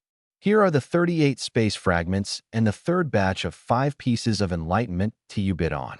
Please inspect them. Shinhan first examined the space fragments. Each piece was irregularly shaped, radiating a faint silvery glow and slightly translucent. Merely being near them allowed one to feel subtle spatial vibrations emanating from within. The enlightenment tea leaves, on the other hand, were sealed within the jade box. The 5 leaves gleamed like green jade, with natural vein-like patterns on their surfaces, faintly radiating spiritual brilliance. Truly extraordinary. No issues, Shinhan confirmed with a nod. Your total comes to 5,800,000,000, the woman said with a polite smile. Internally, Shinhan felt a painful sting, but outwardly he maintained his composure as he completed the transaction. At that moment, his cash reserves were instantly reduced by more than half. However, in return, he now possessed 2 extremely rare resources. Once the transaction was completed, the woman politely reminded him, Sir, the auction house offers a one-time paid escort service, limited to within this city. Should you need it, you may apply now. Shinhan hesitated briefly. It was indeed a useful service, but he quickly dismissed the thought. While the escort service would guarantee safety, it also risked exposing more of his movements. His greatest advantage, after all, lay in his ability to remain hidden and his spatial skills. Thank you, but that won't be necessary. Understood. Wishing you safe travels, the woman replied courteously. After leaving the exchange room, Shinhan did not exit through the main doors. Instead, he utilized the complex corridors and bustling crowds within the auction house to shift directions twice. Eventually, he entered a restroom, where he quickly adjusted his appearance, removing some of his makeup, changing out of his jacket, and tidying up his wig and dress. These minor tweaks made his overall demeanor significantly different from before. Once satisfied, he finally exited the auction house through a side door. However, he hadn't gone far before Shinhan keenly sensed at least 2 groups of people discreetly tailing him. As expected, I've been targeted, he thought, unfazed. Instead, he grew even calmer. One group had weaker auras and appeared to consist of ordinary scouts, while the other was noticeably more cautious, maintaining a consistent but not too close distance. Without looking back, Shinhan kept his pace steady, heading toward a relatively deserted commercial street. Simultaneously, his mental energy spread out silently as he activated Sniffer.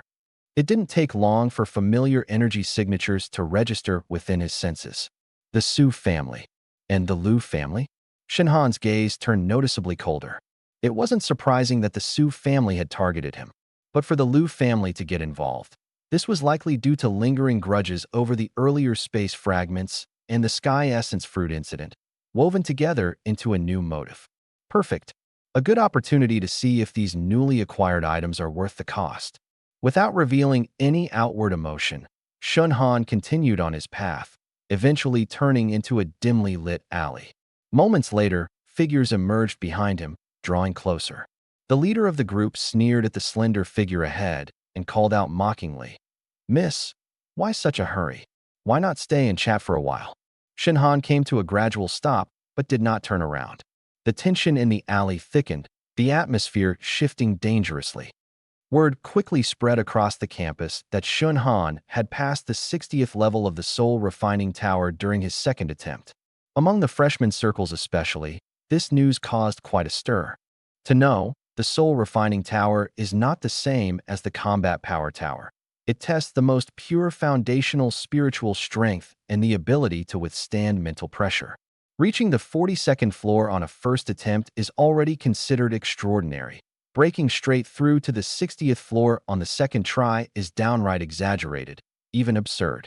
That level marks the threshold of platinum-grade mental power. To achieve such a feat in the freshman year, across all of Mingzhu Martial Academy, there truly aren't many who could compare. Did you hear? Shenhan from Thunder Element Class 1 made it to the 60th floor of the Soul Refining Tower on his second attempt. Really? Wasn't it only the 42nd floor last time? How could he improve so much over just one winter break? What do you think? The challenge records are displayed publicly. No way to fake that. This is insane. How are the rest of us even supposed to live with this? I'm guessing among this year's freshmen, there won't be many who can consistently outperform him. Among the students, discussions buzzed nonstop. The topic quickly shifted from the Soul Refining Tower to next month's departmental internal challenge competitions, even evolving into speculation over whether Shenhan could climb into the top ranks of the grade. Shenhan himself, however, paid those discussions no mind. After leaving the Soul Refining Tower, the first thing he did was check his account balance. The credit total, which had been approaching rock bottom, finally looked relatively healthy again. Adding the 300 credits issued monthly, Shenhan wouldn't have to worry about affording more Soul Tower training sessions, at least for the foreseeable future. Next, it's time to train mental type skills. Returning to the training room, Shenhan sat cross-legged and began by quietly sensing the changes within his sea of consciousness. After breaking through to platinum grade, his sea of consciousness had stabilized significantly compared to before. The most noticeable change was in the once bright golden area, which now shimmered with streaks of platinum radiance. Every thread of mental power had become more solid, more flexible, and could be controlled with greater ease. As expected, once the quality of spiritual power improves, the command over mental type abilities becomes far more natural. He murmured softly to himself, then retrieved 2 mental type skill manuals. One was Soul Search, which he had won from Su Haojia. The other was Mental Spike, acquired from Yi Wuchen's storage ring. After a moment's thought, Shenhan ultimately decided to pick up Mental Spike first. The reason was simple. This was a purely offensive mental skill, capable of immediate application in combat after mastering its basics. In contrast, though Soul Search was equally significant, it leaned more towards control, interrogation, and intelligence extraction, skills that could be deprioritized for now. Learn Mental Spike first, then move on to Soul Search. With this in mind, Shenhan opened the manual and began to study it word by word. The cultivation of mental skills was more complex than he had expected. Fire, thunder, and darkness-type elemental skills, for instance, primarily revolved around channeling, compressing, shaping, and then explosively releasing energy from the ability star within. But mental-type skills were entirely different. Mental techniques emphasize the essential transformations of condense, pierce, shock, and disrupt. In the case of Mental Spike, its core principle was to forcefully compress scattered mental power into a sharp needle-like form and unleash it instantaneously to penetrate an opponent's sea of consciousness, inflicting severe mental trauma. Theoretically, it didn't seem too difficult, but putting it into practice was exceedingly challenging. Mental power, after all, is inherently intangible and formless. Even the slightest distraction could cause the formed spike to disintegrate immediately. Forget about damaging an opponent. One wouldn't even be able to maintain its shape. Start by mastering the simplest form of condensation. Closing his eyes, Shenhan mobilized the spiritual energy within his sea of consciousness, attempting to construct an invisible spike before him. The first attempt failed. The mental energy merely gathered momentarily before scattering, like loose sand collapsing in an instant. The second attempt, another failure. The third, once again a failure. After trying a dozen more times, Shenhan had begun to sweat lightly on his forehead. Indeed, it's not that simple. Yet he did not become impatient. Instead, he calmed himself, carefully reviewing the sections of the manual that described mental frequencies and compression rhythms. Mental spike is not just about compression. Resonance is equally crucial. Every thread of mental power must oscillate at the same frequency to truly coalesce into one. Having reached this realization, Shenhan tried again. This time, he refrained from hastily compressing the mental energy all at once. Instead, he started with a small trace, allowing it to rotate gently, adjusting its frequency, and then slowly compressing it inward. Gradually, a spike barely as thin as a strand of hair, yet exceptionally solid and translucent, began forming in front of him. Though it was merely a rudimentary prototype, incapable of lasting more than 2 seconds before dissolving, a glimmer of excitement flashed in Shunhan's eyes. It worked. This showed that his approach was correct. What lay ahead now was only a matter of continuous practice and constant refinement. Over the next 3 days, Shunhan almost completely locked himself in the cultivation room. Apart from necessary meals and rest, he spent all his other time practicing mental spike. On the first day, he barely managed to form a mental spike, but it was unstable. On the second day, the mental spike could sustain itself for about 10 seconds and even fly a few meters away. On the third day, Shunhan finally achieved his first successful release in a true sense. Go! With a thought, an invisible mental spike suddenly shot out, slamming into the specially designed mental target in the cultivation room. In the next moment, ripples appeared across the surface of the target, followed by a faint humming noise. The power isn't bad at all. Shunhan stood up and walked over for a closer look. He found that the previously intact mental protective layer now had a noticeable dent forcefully carved into it. Although it was still far from real combat strength, it was enough to indicate that his mastery of mental spike had officially reached an entry-level stage. With my current level of mental strength, if it directly hits the consciousness C of an opponent of the same realm, even if they aren't heavily injured on the spot, they'd still experience excruciating headaches and a significant drop in reaction speed. If they have weaker mental defenses, it might even be possible to decide victory or defeat in a single strike. Thinking of this, Shunhan couldn't help feeling quite pleased. Mental skills truly didn't disappoint him. This type of attack, invisible and untouchable, was inherently tough to defend against, especially in combat scenarios. When combined with skills tied to lightning, darkness, or spatial manipulation, the lethality could be elevated even further. Next, it's time to try Soul Search. After a brief rest, Shunhan opened the second mental skill scroll. Compared to the straightforward and brutal nature of mental spike, the approach to training Soul Search appeared more complicated and carried greater risks. At its core, this skill involved forcibly intruding into another person's consciousness, using one's mental strength to extract fragments of their memories and even uncover deliberately hidden information. If successfully executed, there would be virtually nowhere for the target to hide. However, the danger lay in the fact that if the mental strength of the practitioner wasn't stable enough or if the target's resistance was too strong, the practitioner could easily suffer a backlash. No wonder Su Haojia was so protective of this thing back then. This skill, when used well, is like the ultimate tool for interrogation. As Shunhan studied the technique, he couldn't help but sink into thought. However, Soul Search was clearly not suitable for practicing against a target like he had with mental spike. So, Shunhan started instead with the essential exercises of mental intrusion and mental guidance. He first focused his mental strength to sense a low-level puppet in the room, then began trying, little by little, to infiltrate its core energy fluctuations to simulate the sensation of invading a consciousness C. Although the puppet lacked genuine consciousness, the effect was limited, but it at least allowed him to familiarize himself with the process initially. 3 times, 5 times, 10 times. With repeated practice, Shunhan's control over his mental strength became increasingly refined. He even began to feel, vaguely, that his sensitivity to mental fluctuations had increased several-fold compared to before. Previously, he mostly relied on detection to discern the ability level and aura of others. But now, even without activating detection, he could roughly judge a person's mental strength and emotional fluctuations solely based on his mental senses. This was the subtle but undeniable improvement brought about by advancements in mental skills. 2 more days passed. Shunhan finally paused his training and stepped out of the cultivation room. It wasn't that he didn't want to continue, but because mental skills were simply too taxing on the mind.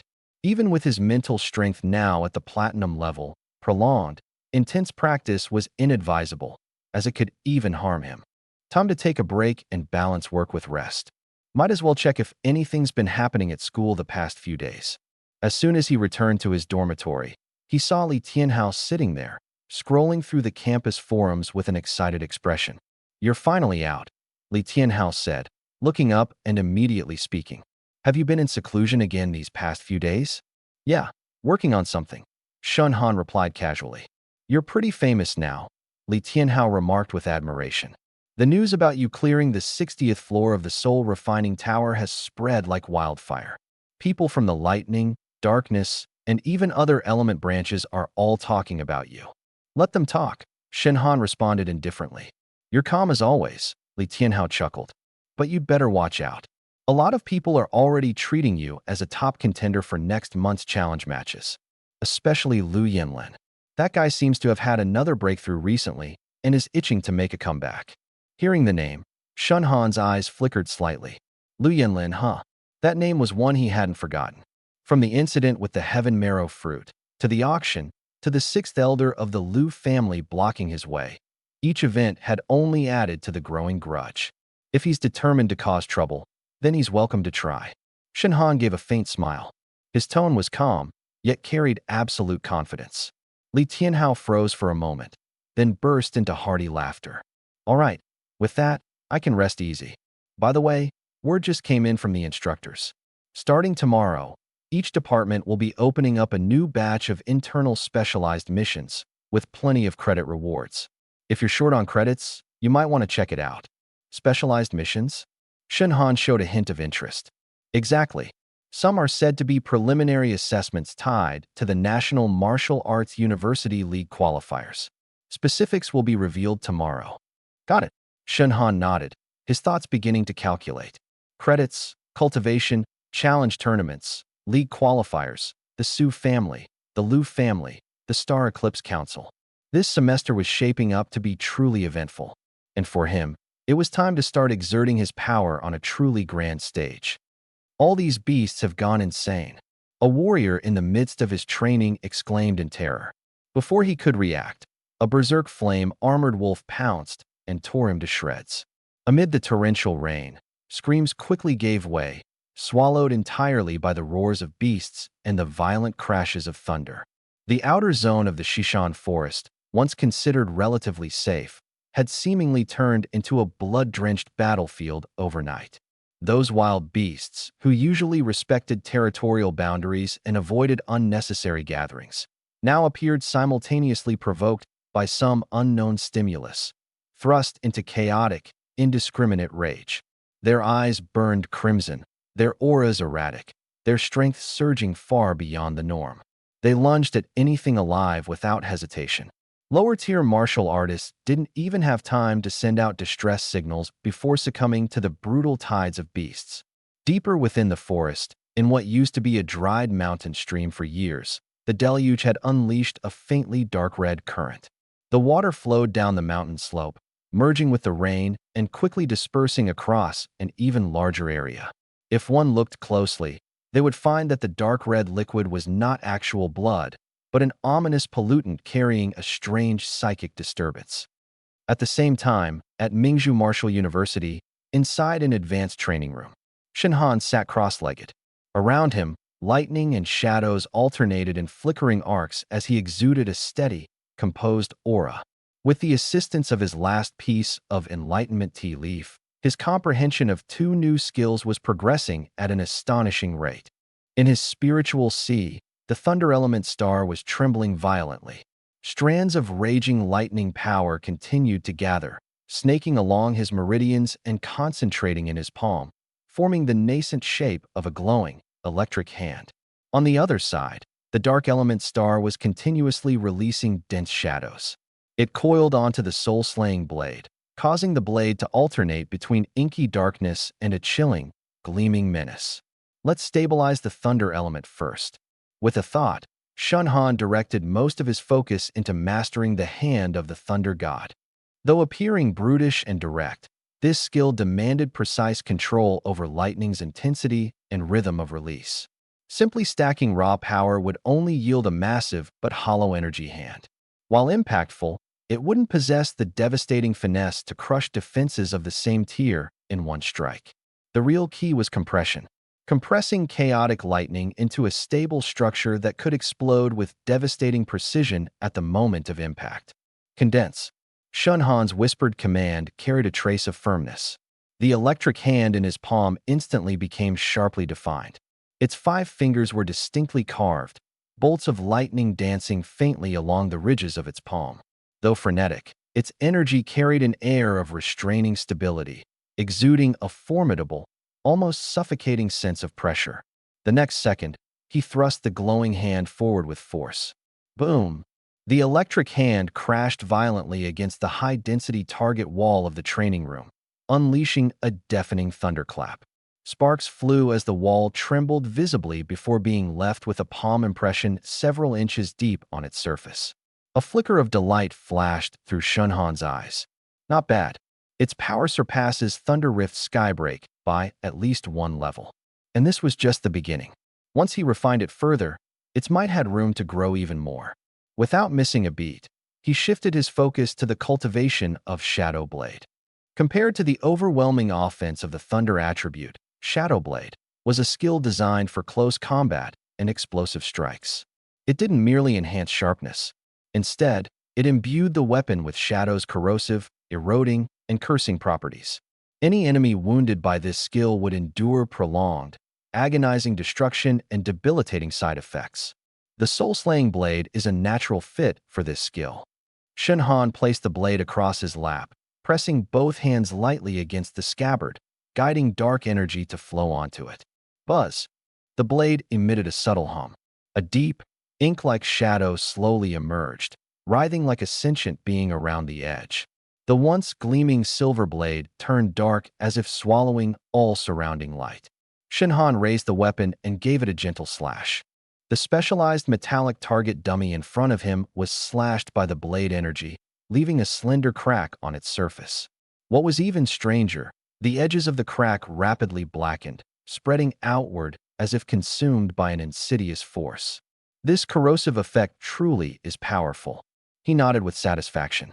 If paired with the Thunder Shadow Soul Slash, first using a Thunder Element Burst to tear through defenses, then following with the Shadow Blade to widen the wound and sustain the erosion, the opponent wouldn't stand a chance.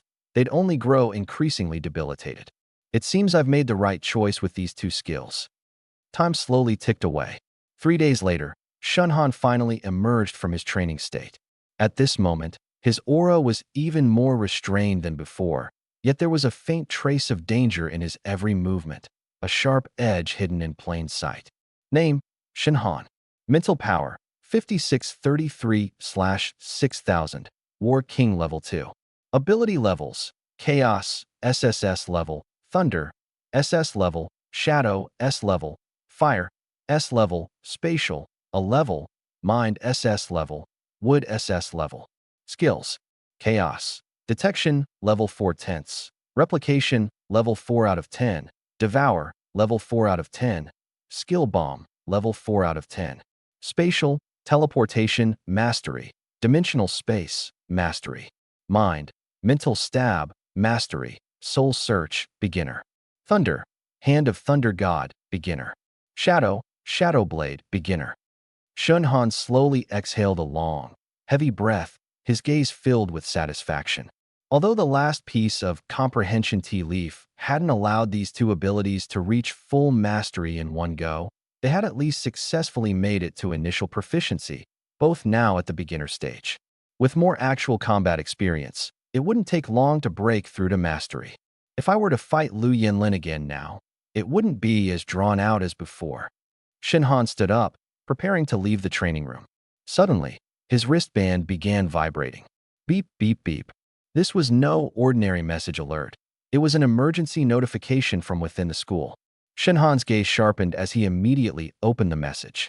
Emergency notice. A large-scale beast riot has erupted in the West Hill Forest near Mingzhu, suspected to involve a polluting mutation. Heavy casualties have already been reported among martial artists. All students and faculty are advised to refrain from unnecessary outings. Relevant department instructors and the student reserve teams are to stand by immediately. Upon seeing this message, Shunhan's expression turned serious. West Hill Forest. He wasn't unfamiliar with that area. The forest wasn't far from Mingzhu and was a common location for students and low-level martial artists to hone their skills. Typically, even if a beast stampede occurred on occasion, it wouldn't warrant this level of urgency from the school. Moreover, the mention of polluting mutation caught his particular attention. This isn't an ordinary beast stampede.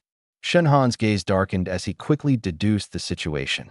He recalled the scene in the Shilin secret realm, where the Eclipse Council had used black pills to control members of the Su family. The eerie, chilling aura from that scenario, carrying clear traces of mental corruption, was strikingly reminiscent of what the term polluting mutation suggested. Could it be the Eclipse Council making a move? Just as the thought crossed his mind, his wristband vibrated again. This time, it was a notification from his class group. All first-year Thunder students, assemble at the Practical Combat Plaza in 20 minutes. The instructor will provide further details. It seems this is serious. Shenhan wasted no time, leaving the training room immediately and heading for the Practical Combat Plaza. The campus atmosphere had noticeably shifted, clearly more tense than usual. Along the way, Shenhan saw multiple students hurrying toward their respective gathering points, faces filled with unease and concern. I heard a lot of people died near West Hill. Really? Isn't it just a typical beast stampede? Typical? My ass. If the school's issuing an emergency notice, you know it's bad. You think they'll send us out there? Can't be, right? We're only first years. As whispers filled the air around him, Shenhan maintained his calm expression, hastening his steps. Before long, he reached the Practical Combat Plaza. The members of Thunder Class 1 were already arriving. Li Tianhao, Lu Yanlin, Mengyu, everyone was present. Even Lu Ruyan, who was usually elusive, had shown up. Shenhan, over here. Li Tianhao waved at him from a distance. Shenhan walked over. You saw the notice too? Li Tianhao asked in a low voice. Yeah. Shenhan nodded. A lot of information going around. Plenty, but nothing's clear. Li Tianhao's face looked grave. All we know is that the beasts in West Hill have gone berserk. It's even spread to the outer trial area. Several martial artist squads have gone missing. Right now, the city defense team, hunter guilds, and all the major schools are preparing to step in. Just then, Chun Ziang walked briskly onto the platform at the front, accompanied by several instructors with somber expressions. The plaza quickly quieted. Sweeping his gaze across the crowd, Chun Ziang got straight to the point. The West Hill Forest has undergone a large-scale beast mutation. The situation is far more severe than you can imagine. The preliminary assessment suggests that this is not a naturally occurring beast tide, but rather a case of mass berserk caused by external contamination. As soon as these words were uttered, a low murmur of commotion rippled through the audience below. Silence. Chun Ziang's firm voice cut through the noise like a blade, and he continued. The school has currently received an official request for assistance from Mingzhu authorities. Senior students will form a support team to head to the perimeter areas.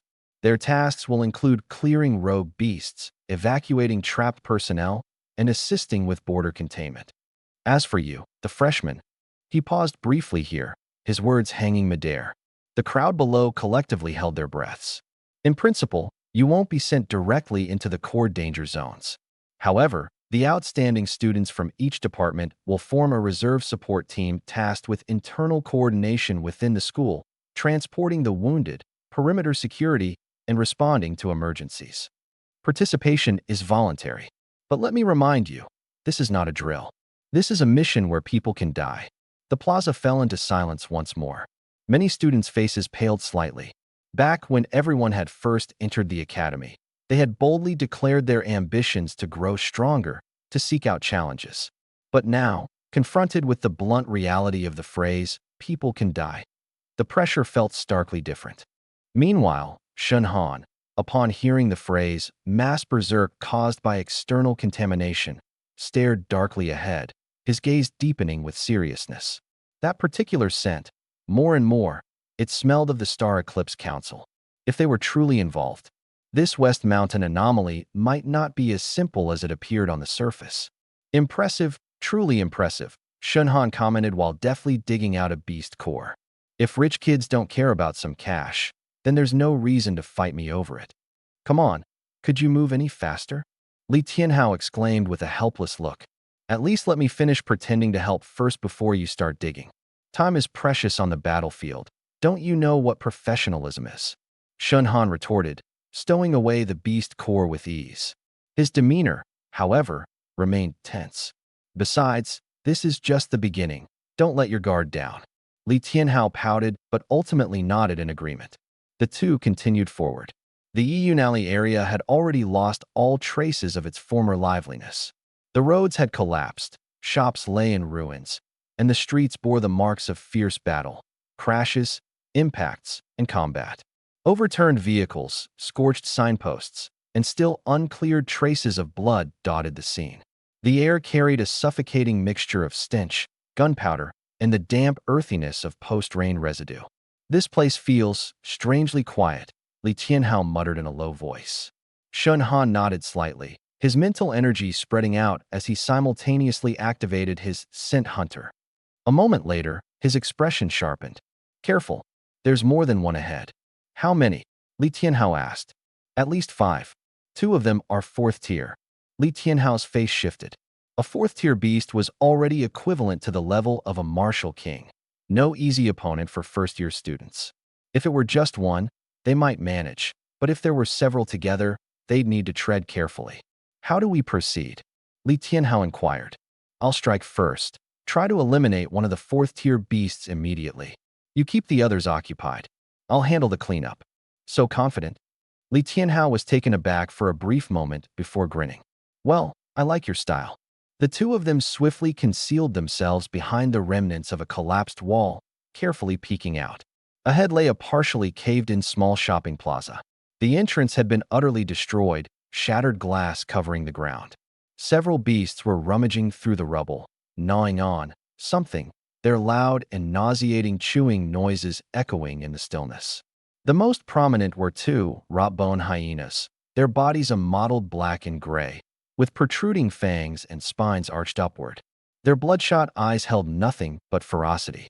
Beyond them were 3 more 3rd-tier beasts, an ironback ape and 2 black-scale lizards. They'll do, Shun Han whispered. In the next instant, his foot pushed off lightly, and his figure disappeared from his original position in a flash. Lightning step. Almost simultaneously, Shun Han reappeared at the side-rear angle of one of the rot-bone hyenas, his right hand surging with dazzling electric energy before lunging forward. Thunder God's palm. Boom. A massive hand, formed entirely of condensed violent lightning, took shape in an instant, descending with a destructive force. The targeted rot-bone hyena had barely registered the surprise attack before the blow struck head-on. Letting out a brief but chilling shriek, its body was blasted backward, smashing through a crumbling wall.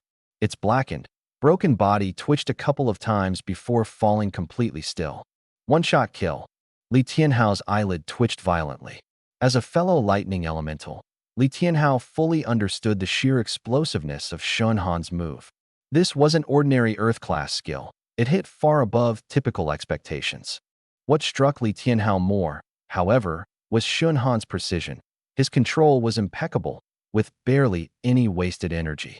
The entire burst of lightning force was injected cleanly into that one strike, maximizing its lethal potency.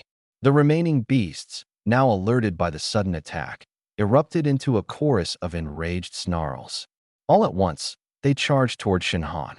My turn. Li Tianhao let out a hearty laugh, raising both hands, sending multiple scorching fireballs hurtling through the air, forcing the 2 black-scaled lizards to sidestep and dodge. At the same time, Shun Han drew his soul-slaying blade. Clang! The moment the blade was unsheathed, a dense layer of shadow rapidly coiled around it. The entire blade seemed to be drenched in jet-black ink, exuding a cold and ominous aura. Shadow Blade. Shun Han's figure blurred as he evaded the incoming fist of the ironback ape, then turned and slashed with a single stroke. Squelch! A flash of the blade, and a deep, bone-revealing wound instantly split open across the ironback ape's chest. Strangely, the wound did not stop bleeding but instead darkened and began corroding at a visible speed, causing the beast to scream in agony. Its movements slowed immediately. This corrosion effect is even more prominent in real combat than in the training room, Shun Han noted, his eyes gleaming. At that moment, A Tier 4 corrupted bone hyena lunged forward, its bloody maw aiming straight for his throat. Shenhan, instead of retreating, advanced, a cold glint flickering in his eyes. Mental spike. An invisible, intangible spike of mental energy shot out, piercing straight into the mind of the corrupted bone hyena. A woo! The hyena let out a shrill, twisted howl. Its massive body suddenly stiffened mid-air, as though it had lost control, crashing heavily to the ground. Its head thrashed wildly against the dirt. Effective. Feeling assured, Shunhan moved like lightning, closing the distance in an instant and severing the beast's neck with a clean slash. The entire sequence of actions was fluid and seamless. From his first move to killing the two Tier 4 beasts, it all happened in barely 10 seconds. Li Tianhao stood frozen, his mind blown. "You! What the hell did you train during that retreat?" he called out, incinerating one of the black-scaled lizards with fire and unable to hold back his bewilderment. "Not much, just a tiny bit," Shunhan replied casually, finishing off the injured ironback ape with another quick slash. The last black-scaled lizard, a Tier 3, sensing the trouble it was in, turned to flee. Trying to run? Shunhan raised his hand and threw a bolt of lightning. The arc surged like a spear, piercing the lizard's body in an instant. The battle was over. On the blood-soaked ground, the bodies of the mutated beasts lay sprawled in a gruesome display, the stench of blood becoming even thicker in the air. Li Tianhao walked over, clicking his tongue in astonishment. "You're seriously unnatural. Especially that hyena just now. It was practically on top of you. And then it was like its mind just exploded or something." "Mental techniques," Shunhan responded curtly, unwilling to elaborate. Hearing this, Li Tianhao was momentarily stunned before sucking in a sharp breath. "Don't tell me you even mastered mental techniques?" "Just a little." "You call that just a little?" Shenhan couldn't be bothered to continue the conversation and began proficiently collecting the beast cores. 2 Tier 4 cores and 3 Tier 3 cores. The haul was not bad at all. Just as the two were about to venture further, an intense sound of fighting and cries for help suddenly came from a short distance away. "Help! There's a Tier 4 mutated beast here. Send a signal flare now." Their expressions shifted, and they immediately rushed toward the source of the commotion. After passing through 2 ruined streets, the scene before them caused their faces to darken slightly. A small team of 4 students was surrounded by 3 mutated beasts, 2 Tier 3 and 1 Tier 4. One person was already down on the ground, clearly injured, while the remaining 3 were struggling to hold their ground, barely managing to defend themselves. The Tier 4 beast was a bloodthirsty berserk ape, nearly 3 meters tall, its bulging muscles rippling with power. Its massive arms were as thick as stone pillars, and every punch it threw generated a terrifying gust of wind. "It's Meng Yu and his team." Li Tianhao recognized them. "Let's go." Wasting no words, Shunhan charged in with his blade. At that moment, Meng Yu was drenched in sweat, his hands trembling as he thrust his spear again and again, but he couldn't even scratch the ape's defenses. He was slowly forced into retreat. As the ape's massive fist came crashing down, Meng Yu was all but certain that his life was about to end. In the next instant, a bolt of lightning surged in from the side. Boom! A palm coated in lightning ferociously struck, forcing the bloodthirsty berserk ape to stagger back. Its enormous body was pushed half a step off course from the sheer impact. "Who?" Meng Yu jerked his head up in surprise. "Your dad," Shunhan replied coolly. "Meng Yu?" Even in such a critical moment, this guy still managed to throw out a snarky remark. Oddly enough, though, Meng Yu felt his fear inexplicably ease ever so slightly. While Shunhan kept the berserk ape occupied, Li Tianhao moved swiftly to assist against the other 2 Tier 3 beasts. The bloodthirsty berserk ape was clearly far more challenging than the corrupted bone hyena earlier. Its body was not only monstrously tough, but it also moved with surprising agility. Worse still, in its berserk state, it seemed entirely impervious to pain, charging again at Shunhan despite taking his earlier strike head-on. Perfect, time to test out something stronger. A cold gleam flashed in Shunhan's eyes. Inside him, the power of the lightning star roared with intensity. On the soul-slaying blade, shadow energy and lightning coiled and intertwined, the blade emitting a low, ominous hum. Lightning Shadow Soul Slash. With a single slash, lightning wrapped around the Shadow Blade's arc and burst forth in an instant, striking viciously between the neck and shoulder of the frenzied blood demon ape. Splat! Blood sprayed into the air. This strike finally broke through its absurdly tough flesh, carving a deep wound from its shoulder to its chest.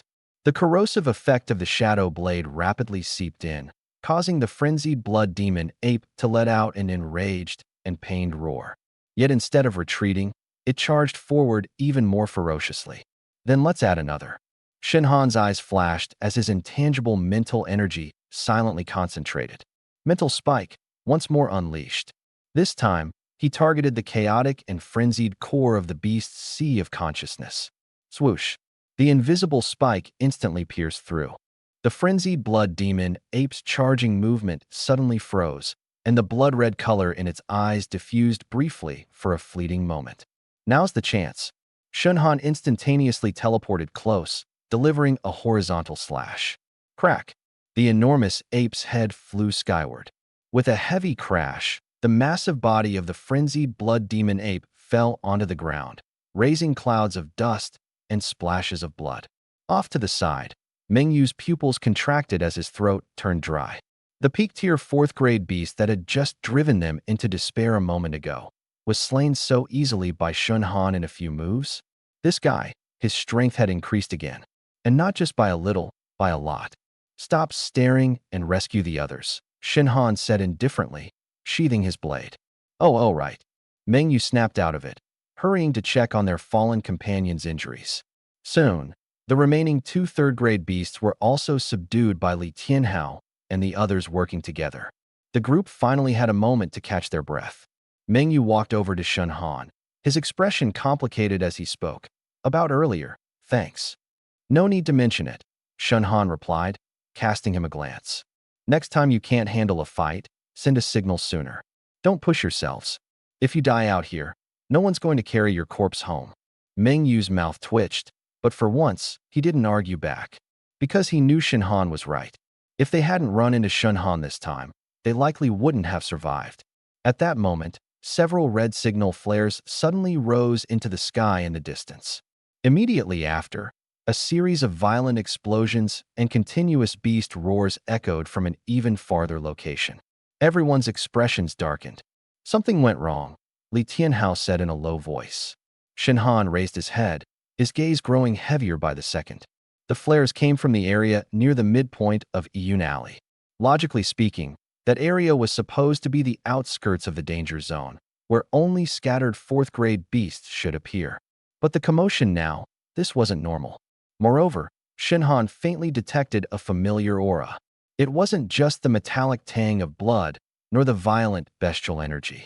It was something cold, polluted, and tainted with a mental corruption. Something eerily reminiscent of the techniques employed by the Star Eclipse Council. There's trouble, Shenhan muttered under his breath. What kind of trouble? Li Tianhao asked. Shenhan didn't respond immediately. Instead, he slowly tightened his grip on the hilt of his blade. If his guess was correct, someone must be stoking the flames behind this beast tide. And this so-called outskirts area might not be as harmlessly peripheral as it appeared to be. Of course I'm going. He's asking for death. A mere Lu family of Nanjian dares provoke a high and mighty figure. Li Tianhao exclaimed angrily upon mention of Lu Yanlin. Standing within the dimensional space, Shenhan peered coldly beyond the spatial barrier at the outside world. The infernal hell lion had already departed, leaving behind only the aftermath of scorched trees and the lingering heat in the air from flames that had burned out. Shenhan's gaze became increasingly icy. Lu Yanlin's actions were no longer mere provocation, nor rivalry among peers. This was a blatant attempt to wield a knife to kill. Had Shenhan not had the ace of spatial abilities, that fleeting moment earlier would have spelled death for both him and Li Tianhao. Such a person, leaving him alive would only spell disaster. Let's move. At his word, Shenhan led Li Tianhao in a single step out of the dimensional space and back into reality. When their feet touched the ground, not an extra sound was made. Can you track them? Li Tianhao whispered cautiously. I can. Shenhan activated, sniffing. first locking onto the residual volatile fire element aura of the infernal hell lion, then rapidly following the distinct trace of another familiar thunderfire signature. Lu Yanlin and Ming Yu hadn't gotten far. To be precise, they hadn't expected that Shun Han and Li Tianhao would survive and return. East-southeast, roughly 3 kilometers, Shun Han's eyes turned colder. They've slowed down now, probably believing they've shaken off the infernal hell lion. Li Tianhao ground his teeth. Damn it, that bastard deserves to die. He will die, Shun Han replied, his voice unnervingly calm. That very calmness made Li Tianhao feel a chill deep in his heart. He knew that Shun Han had truly harbored murderous intent. The two immediately suppressed their auras, swiftly moving under the cover of the crumbling buildings and forest debris. The outskirts of Qingcheng were already in complete ruins, scorched earth stretching as far as the eye could see, but ironically, this offered them the perfect concealment. About 10 minutes later, they finally spotted 2 figures ahead. Lu Yanlin was leaning against a broken wall, panting heavily, clearly drained from his earlier escape. Meng Yu stood nearby, his expression complex, glancing back over his shoulder now and then. We probably lost them, right? Meng Yu asked softly. Lu Yanlin let out a cold snort. They were covered in beast lure powder and targeted by a mid-level rank 5 Inferno Hell Lion. There's no chance they survived. At these words, Meng Yu frowned slightly, but ultimately remained silent. Although what had happened earlier left him feeling deeply uneasy, the events had already unfolded. Besides, he understood fully well that if it came to a confrontation, he might not be able to hold his own against Lu Yanlin right now. You're ruthless, I'll give you that, Meng Yu said in a deep voice. To achieve greatness, one cannot be bound by trivial matters. A trace of cold malice flickered in Lu Yanlin's eyes. Shun Han has blocked my path far too many times. As long as he lives, I cannot find peace within myself. But just then, a cold voice suddenly echoed from the ruins not too far away. Is that so? With those 2 words, both Lu Yanlin and Meng Yu's faces changed dramatically. Who's there? In the next moment, Shun Han and Li Tianhao slowly emerged from the shadows. The instant Lu Yanlin caught sight of them, his pupils contracted sharply, and his face was etched with disbelief. How are you still alive? Li Tianhao chuckled coldly. Disappointed? Sorry to let you down. Lu Yanlin's expression twisted, first in shock, then quickly morphing into one of grim darkness. Tough luck on you surviving. It's not that we survived because of luck, Shun Han said, stepping forward one deliberate step at a time, his tone calm. It's because you're too foolish. What did you say? Lu Yanlin roared in anger. Shun Han didn't waste any more words. He only lifted the soul-slaying blade in his hand, the tip of its edge pointing toward the ground. Lu Yanlin, today you die. As the words fell, the air around them seemed to grow colder by several degrees. Meng Yu's expression shifted sharply, and he instinctively took 2 steps back. He knew very well that this had escalated beyond any semblance of a personal grudge. It had now become a fight to the death. Shun Han, don't get too cocky. Lu Yanlin suppressed the shock and rage in his heart. Energy of thunder and fire immediately surged around him. So what if you're alive? You think I'm afraid of you? Boom. Wings of lightning and fire unfurled instantly. Dazzling arcs of electricity and roaring flames interwove behind him, bursting forth with immense power. Compared to the intra-academy rankings competition, Lu Yanlin's strength now was evidently more formidable, clearly tempered by the battles he had fought over the past few days. The 2 of you may have been lucky to survive, but if you think you can face me head-on, you're sorely mistaken. As he spoke, a sphere of raging lightning and fire energy was already forming in his hand.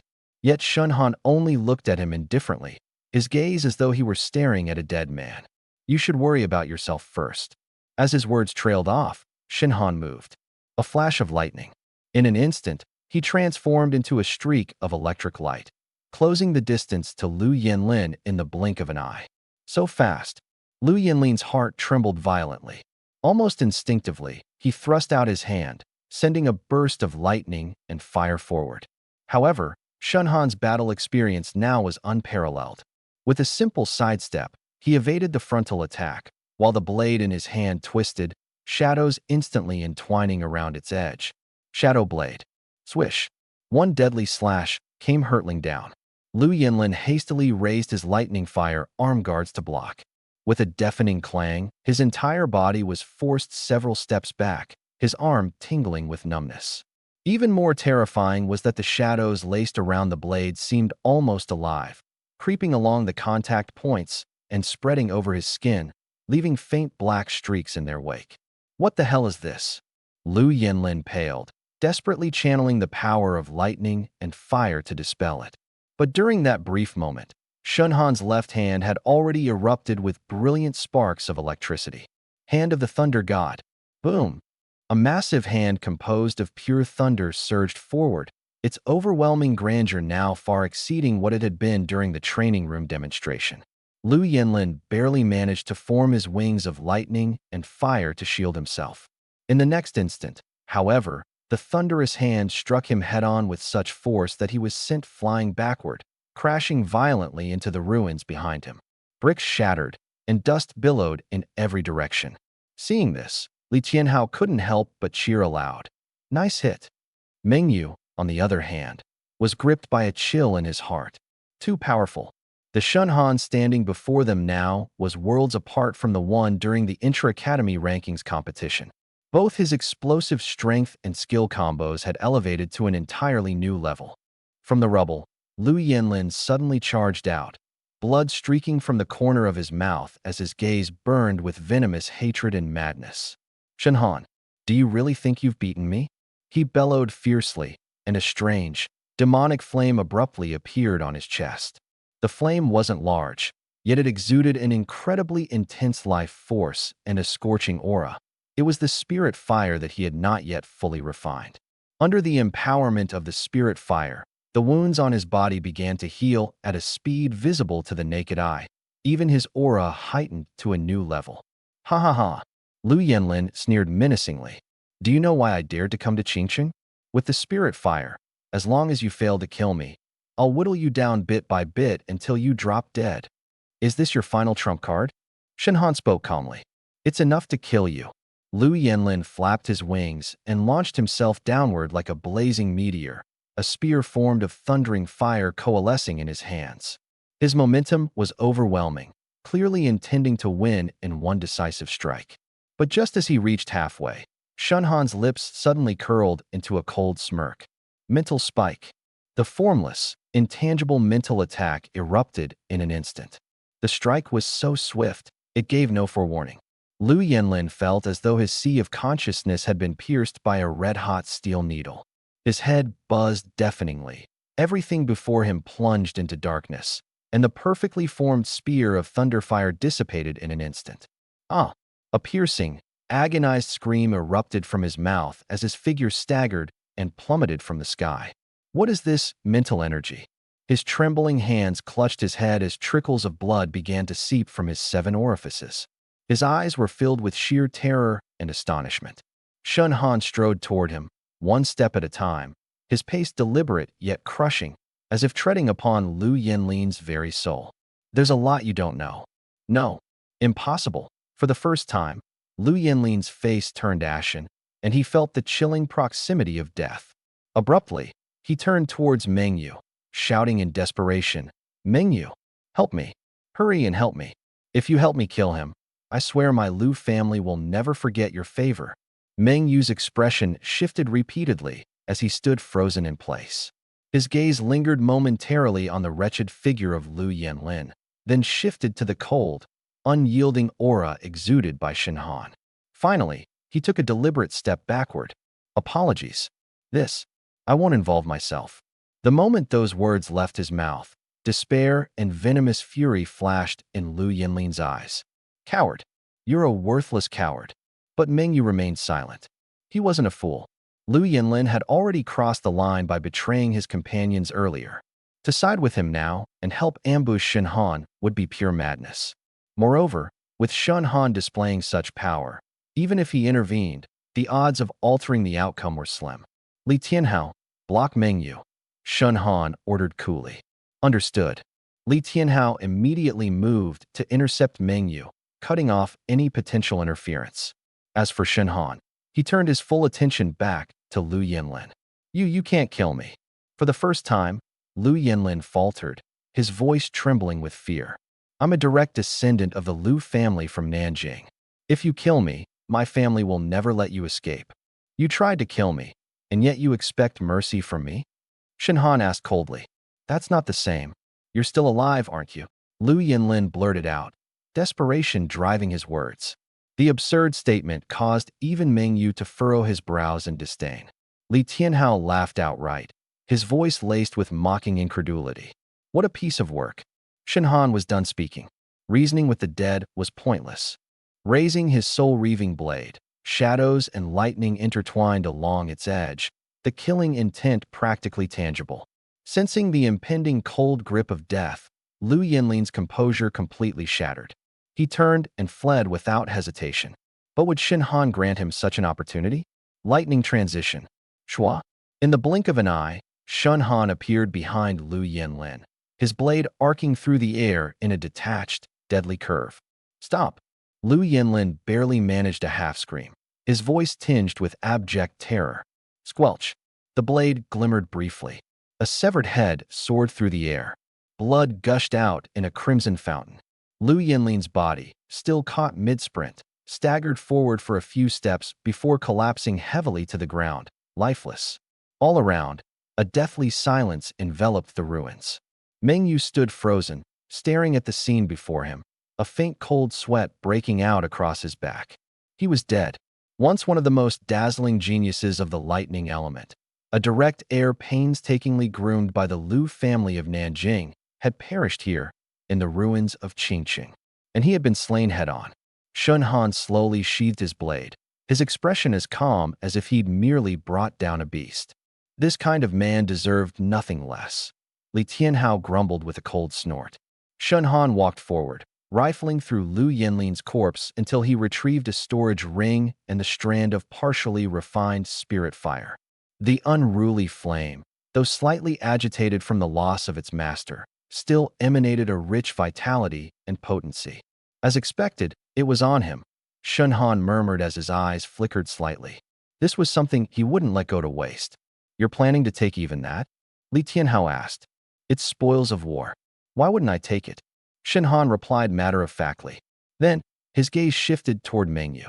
How will you explain what happened today? Meng Yu's face tightened. After a moment of silence, he spoke in a low voice. I can testify that it was Lu Yinlin who used the beast lure powder against you first. You killing him could be considered self-defense. You're quite perceptive. Li Tianhao let out a cold snort. Meng Yu gave a bitter smile, but did not refute. Because this was already the best option he could choose. Shenhan studied him for a few seconds before finally nodding. Fine, then you live. Hearing those words, Meng Yu felt an unexplainable sense of relief. He had no doubt that if he had aligned himself incorrectly just now, there would be more than one corpse lying on the ground. Let's go. Shenhan put away the storage ring and spirit flame, his expression returning to normal. We should leave here first. What do we say when we get back? Li Tianhao asked. Just tell the truth, Shenhan said plainly. While the Inferno prison beast was chasing us, Lu Yinlin used beast lure powder to harm others. When his scheme was exposed, he attacked me but was ultimately defeated and killed. Whether they believe it or not, that's their problem. After finishing, he turned and began walking away. Li Tianhao immediately followed. Meng Yu stood where he was, watching their retreating backs, then glanced once more at the corpse on the ground. His expression was riddled with complexity. From this day forward, it seemed the rulership of thunder-based powers would truly shift. But far off in the depths of the city, the faint roars of beasts and the echoes of explosions served as a grim reminder to everyone. This disaster was far from over. The battle was growing increasingly fierce. Amid pouring rain, blood sprayed in every direction as humans and mutant beasts clashed in a hellish struggle. The 100-plus soldiers under Chun Dahai's command were swiftly organized into smaller combat squads. Using improvised barricades, defensive cover, and strategic vantage points atop rubble, they began to intercept the next wave of beast attacks. Shenhan's squad consisted of 6 members. Besides himself, Li Tianhao, and Meng Yu, there were also Lu Ruyan, Mu Bingyao, and Zhou Changyue, a metal ability user from the Pearl campus of the Southern River Marshall University. This configuration could be considered well-rounded. Shunhan and Li Tianhao were responsible for frontline offense. Meng Yu was tasked with flexible strikes. Lu Rian specialized in control and support. Mu Bingyao handled healing and recovery. And Zhou Chengyue provided front-row defense and protection. Everyone listen up. Chen Dehai personally came over to their group before departure, his tone steady and severe. Your mission as a squad is not to charge deep into enemy lines, but to secure the intersection at the West Side District to prevent any stray mutant beasts from breaking through to the rear field hospital. We currently have a large number of critically injured there. If beasts infiltrate, the consequences will be unimaginable. Yes, sir. The 6 members shouted in unison. Their squad set off immediately. The West Side District, beneath a curtain of rain like a cascading waterfall. This area had once been a commercial street, but now it was in ruins. The pavement was cracked, cars overturned, buildings' exteriors shattered with gaping holes left by mutant beasts, light poles broken, and power lines hanging loosely. Occasionally, stubborn flames flickered in defiance of the rain. As they arrived at their designated defensive position, a chaotic and frenzied, trampling noise sounded from the distant street ahead. "They're here," Zhou Chengyue shouted in a low voice, pressing his hands against the ground. Buzz.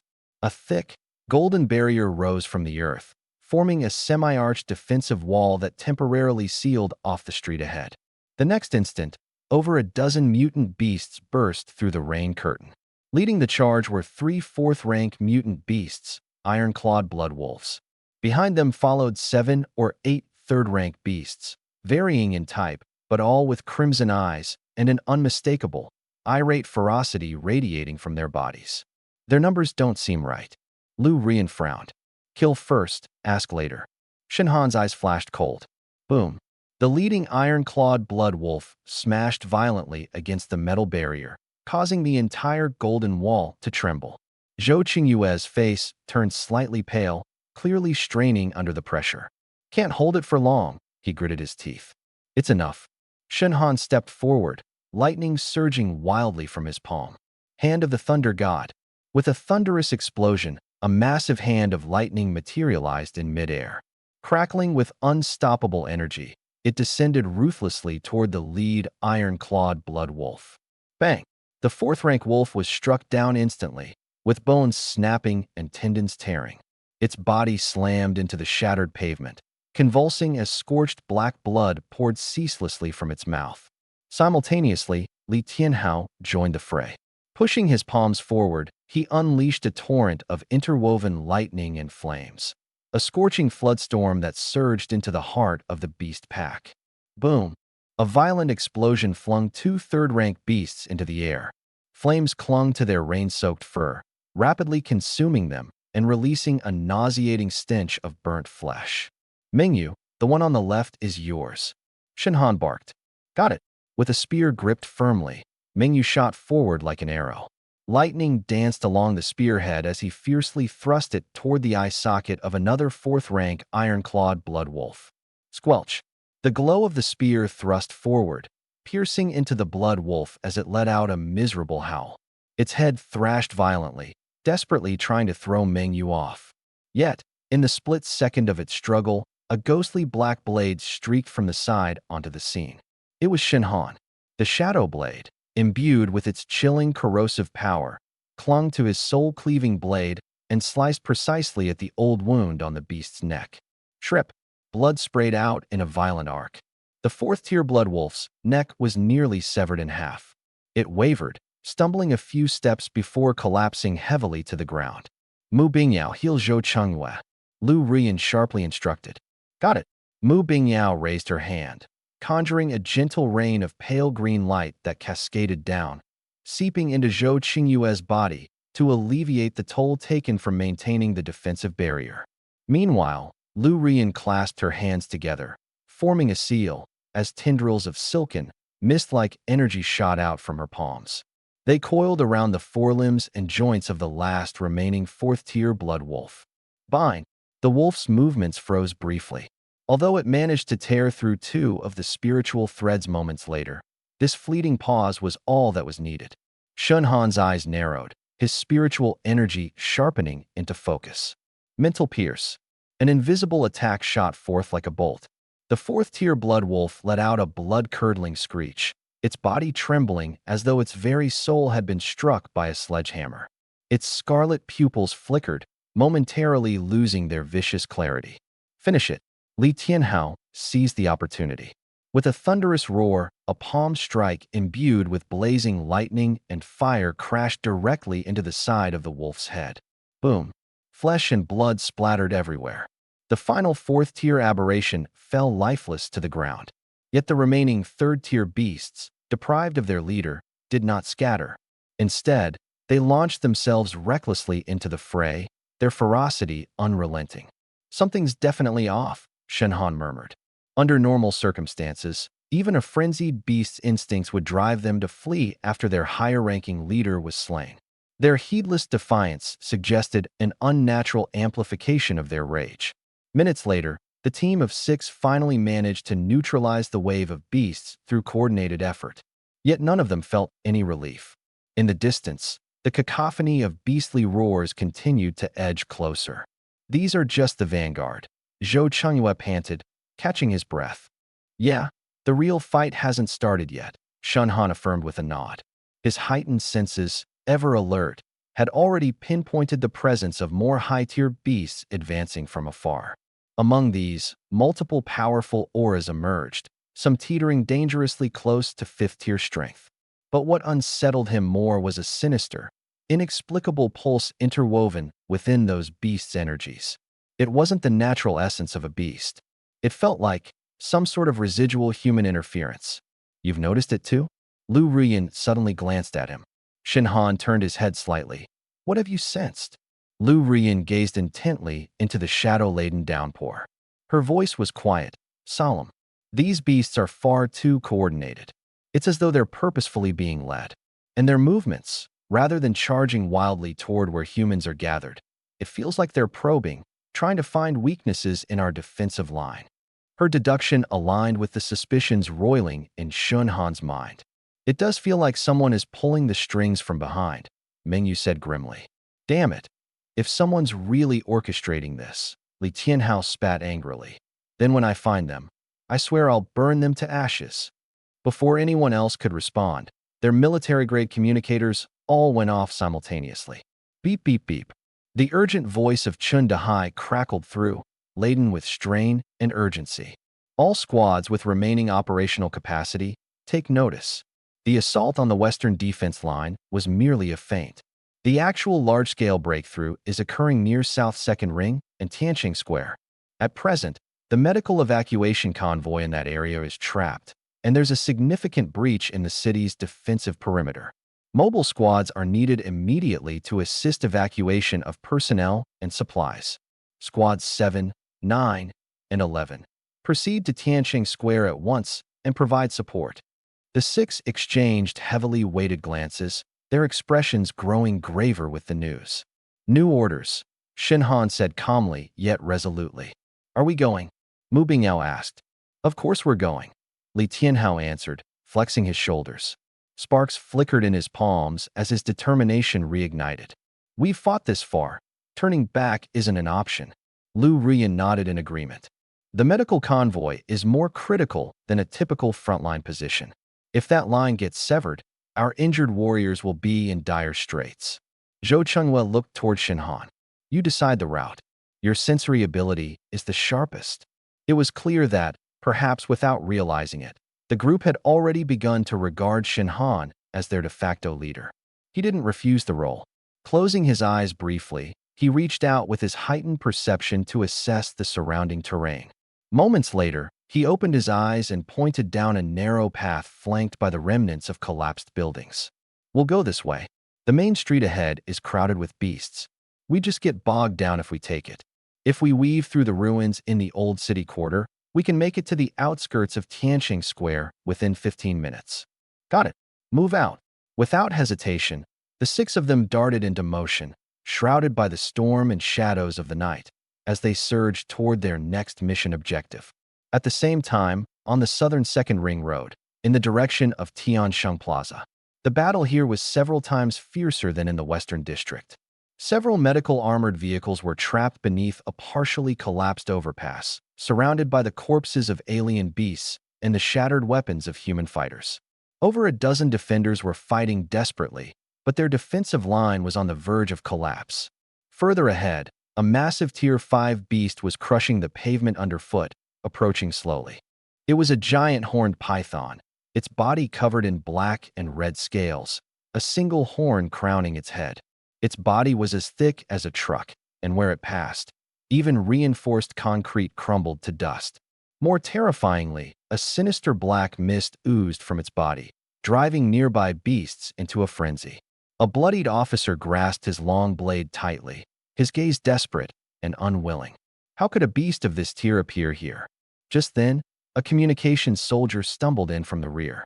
"Sir, a nearby mobile unit is en route to assist, but it'll take at least 10 minutes. 10 minutes. The officer looked at the black-scaled horned python now within 100 meters, a bitter smile forming on his lips. At this rate, forget 10 minutes. They would be lucky to hold out for even 3. Above them, the roiling thunderclouds echoed with deafening booms, and the torrential rain not only failed to ease but grew even fiercer. It was as though some invisible hand was dragging the entire city of Qingcheng deeper into a bottomless abyss. Elsewhere, Shun Han and his team sped through the rainy night. But just as they were about to cross a stretch of crumbling old city walls, Shun Han abruptly stopped in his tracks, his pupils contracting slightly. "Stop!" Everyone instantly halted. "What is it?" Li Tianhao asked. Shun Han stared into the darkness ahead, his eyes narrowing slowly. There, he sensed a peculiarly familiar presence. Not a beast, a person, and not just any person.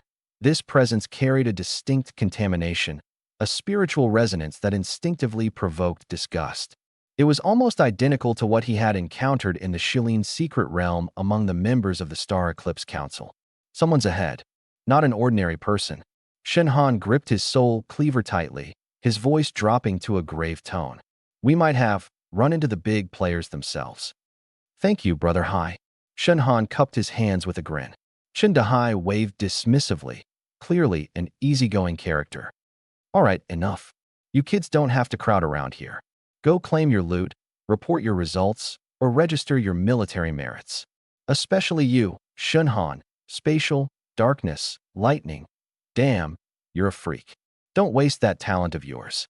"Understood," Shun Han replied.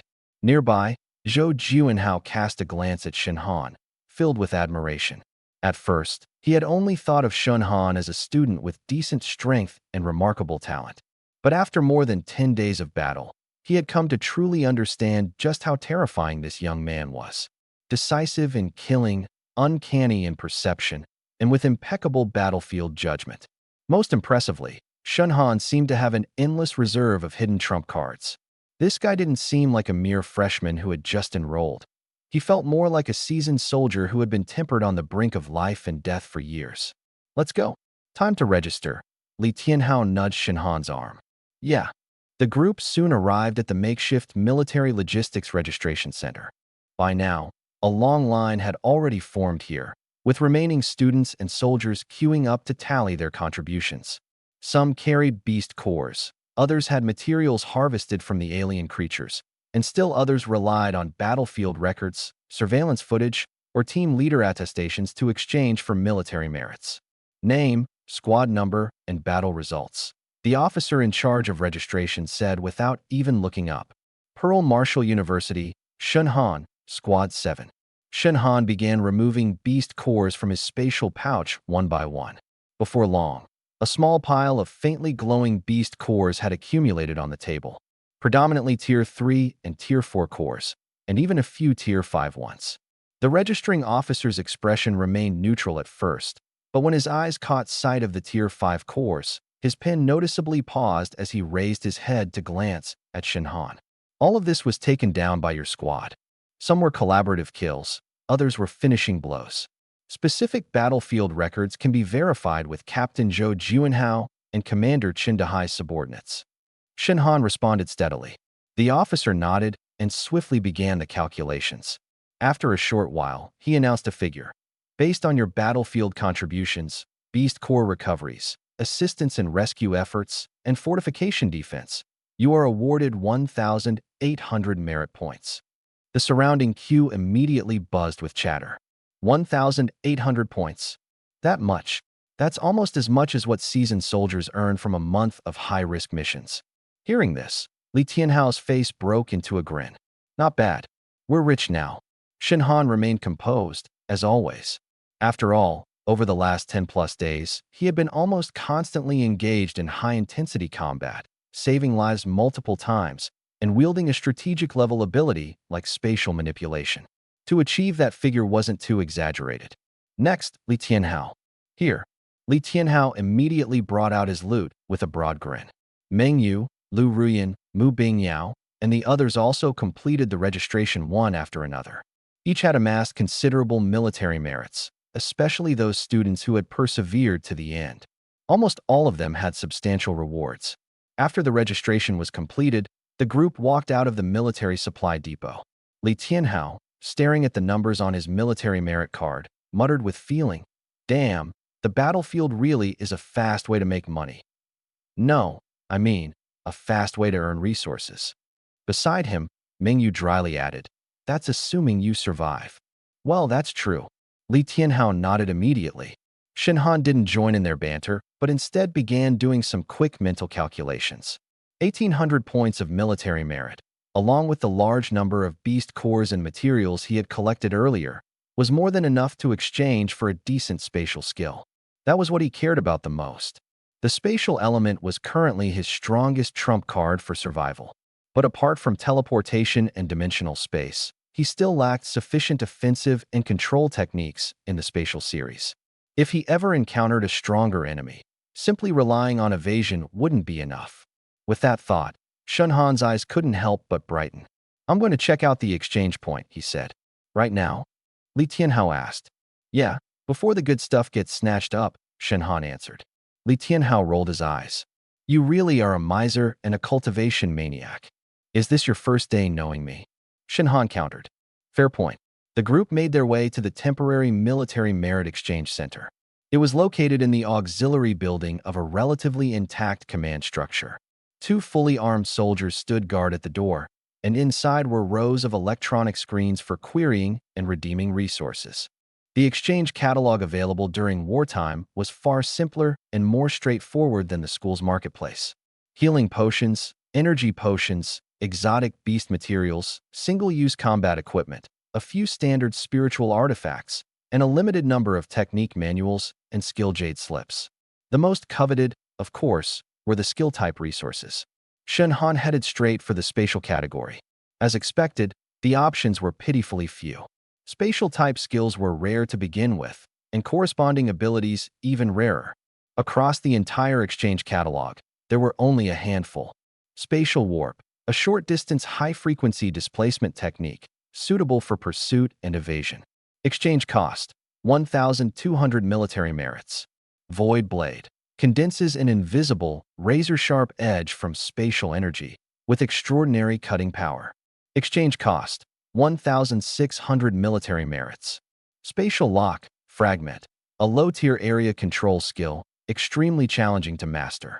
Exchange cost, 2,200 military merits. Void mark, enables placing a spatial marker on a target or location for tracking and quick return. Exchange cost, 1,800 military merits. Shenhan's gaze locked directly onto Void Blade. This skill was precisely what he currently lacked. He already had teleportation and dimensional space, but he was missing a high-intensity, spatial-based offensive ability. Void Blade happened to fill this gap perfectly. This one it is. Shenhan didn't hesitate and immediately submitted the exchange application. Moments later, a jade slip containing the skill's instructions was retrieved and handed to him. Void Blade requires a high affinity for spatial energy and strong mental control. It poses certain risks during practice. Proceed with caution, the military officer who issued the resource warned. Understood. Shenhan nodded. Holding the jade slip, his mood visibly lifted. Li Tianhao leaned over to take a look and immediately clicked his tongue. A spatial attack skill? Dude, you're definitely about to take off. Haven't mastered it yet. Don't jump to conclusions, Shenhan replied, putting the jade slip away. You're just too modest, Li Tianhao muttered, rolling his eyes. Shen Han merely smiled, offering no further explanation. He knew very well. The true jackpot wasn't just limited to this. After returning to his temporary residence and confirming there was no one around, he finally retrieved the wisp of spiritual fire he had acquired from Lu Yinlin. The flame hovered above his palm, glowing a brilliant crimson gold. While its outer edges glowed fiercely, its core emitted a faint, otherworldly blue aura, making it appear extraordinarily unique. "This is the thing?" Li Tianhao asked in a hushed voice. "Yeah." The moment Meng Yu saw the flame, his expression shifted. "Is that spiritual fire?" "Probably," Shen Han admitted openly. "I picked it up from Lu Yinlin." Li Tianhao twitched at the corner of his mouth. "You call that picking up? A deceased person's belongings go to whoever claims them first," Shen Han said with justified confidence. Meng Yu remained silent for a few seconds before finally unable to resist saying, "Your take on this is really practical to the point of being ruthless." "The world of martial arts has always been practical," Shen Han replied casually, his gaze returning to the spiritual flame in front of him. He could clearly sense that this wisp of spiritual flame had not been completely refined. Traces of residual impurities lingered within it. Directly devouring and fusing it would pose significant risks. But with risk came substantial reward. For fire element martial artists, something like a spiritual flame was an unparalleled treasure. Even though Shen Han didn't specialize in fire elements, successfully refining it would still significantly amplify his fire-based powers. In future, when paired with his lightning and dark elements, it could unleash even greater might. "You're not planning to refine it here and now, are you?" Li Tianhao asked wide-eyed. "That's the idea," replied Shen Han with a nod. "Are you crazy? This is the military base, and a major battle just ended outside. What if you cause some kind of commotion? That's why I need you guys to keep watch," Shen Han said, glancing toward the two of them. Li Tianhao was speechless. Meng Yu, on the other hand, gave it serious thought and said, "If you are going to refine it, you'd best set up some kind of barrier to isolate the energy signatures, or else the fluctuations from the spiritual flame will easily attract attention." "That's a simple fix," Shen Han responded, raising his hand. Instantly, dark and spatial elemental powers flowed simultaneously, quickly forming a layer of a concealed barrier within the tent. Seeing this, Meng Yu fell silent again. All right. He had almost forgotten just how absurdly versatile this guy was. "I'll just try to sense it first, not rush into completing the refinement," Shen Han said as he sat cross-legged, slowly drawing the wisp of spiritual flame closer. As the golden red flame neared, the fire element star within his body trembled faintly, exuding a primal sense of yearning. Shen Han took a deep breath, splitting off a wisp of his spiritual energy to cautiously explore the flame. Boom. The moment his spiritual energy made contact with the spiritual flame, a surge of intense, violent heat instantly rushed back through his perception, retaliating fiercely. Shen Han let out a muffled groan, cold sweat beading across his forehead in an instant. "This intense," Li Tianhao exclaimed in shock. "Shut up," Shen Han hissed, quickly recentering his concentration. It was in this moment that he discerned within the spiritual flame not only pure fire element energy, but also traces of a remnant will, faint yet undeniably linked to Lu Yinlin. As expected, there's still a mark left behind. Shen Han's gaze turned cold as his spiritual power sharply condensed into a blade. Spiritual stab. Screech. This attack was not aimed at an opponent, but directly at the remnants of will buried within the spiritual flame. In the next instant, the lingering mark seemed to be forcibly torn apart, scattering instantaneously. Freed from the constraints of its original master's residual will, the spiritual flame grew increasingly unstable. Its flames surged half a foot higher, and the rise in temperature within the tent was immediate and significant. "Suppress it," Meng Yu called out in a harsh tone, but there was no need for him to say anything. Shen Han was already in action. He forged multiple black chains from dark energy, coiling them tightly around the flame, while spatial energy manifested a miniature warped barrier to contain the spiritual flame within a confined scope. Simultaneously, he activated his fire element abilities to their fullest, cautiously guiding the spiritual flame to interact with and slowly merge into his own power. The process was exceedingly slow and fraught with danger. Any lapse in concentration could result in a backlash from the spiritual flame. But Shenhan's greatest assets were his patience and immense willpower. After a full 30 minutes, the once agitated spiritual flame gradually calmed down. It no longer resisted Shenhan's power, but instead followed his guidance, bit by bit entering his palm and eventually merging with the fire element star within him. Boom! Within Shenhan's body, a surge of fresh, scorching energy spread like wildfire. His fire element aura visibly surged at a rate discernible to the naked eye. Even the energy that inadvertently seeped from the pores of his body carried the unique, domineering burn characteristic of spiritual flame. Moments later, Shenhan slowly opened his eyes. Deep within his pupils, a flash of crimson gold firelight flickered momentarily. "Did you succeed?" Li Tianhao immediately leaned closer. "Consider it an initial refinement," Shenhan said, flexing his fists and feeling the notably enhanced fire element energy coursing through his body. A faint smile tugged at his lips. "The results exceeded my expectations." Not only had the power of his fire element skyrocketed, more crucially, the upper threshold of his lightning fire fusion skill had been elevated as well. If he were to encounter that four-tiered armored giant lizard from earlier again, he likely wouldn't even need Li Tianhao's assistance this time. He could resolve it single-handedly and with ease. "Unbelievable," Li Tianhao muttered after a long pause before spitting out those two words. Meng Yu's expression was equally complicated. To be fair, spending extended time around someone like Shenhan was a severe blow to one's confidence. Most people went to the battlefield desperately fighting to survive. This guy? He treated the battlefield like it was a frenzied shopping spree and upgrade arena. Just then, a sudden flurry of hurried footsteps echoed from outside. Moments later, a soldier shouted at the tent's entrance. "Is Shenhan here? Commander Chun requests your immediate presence at the command center." The three people in the tent froze simultaneously. "Looking for me?" Shenhan frowned slightly. "Could it be that something else has gone wrong?" Li Tianhao asked.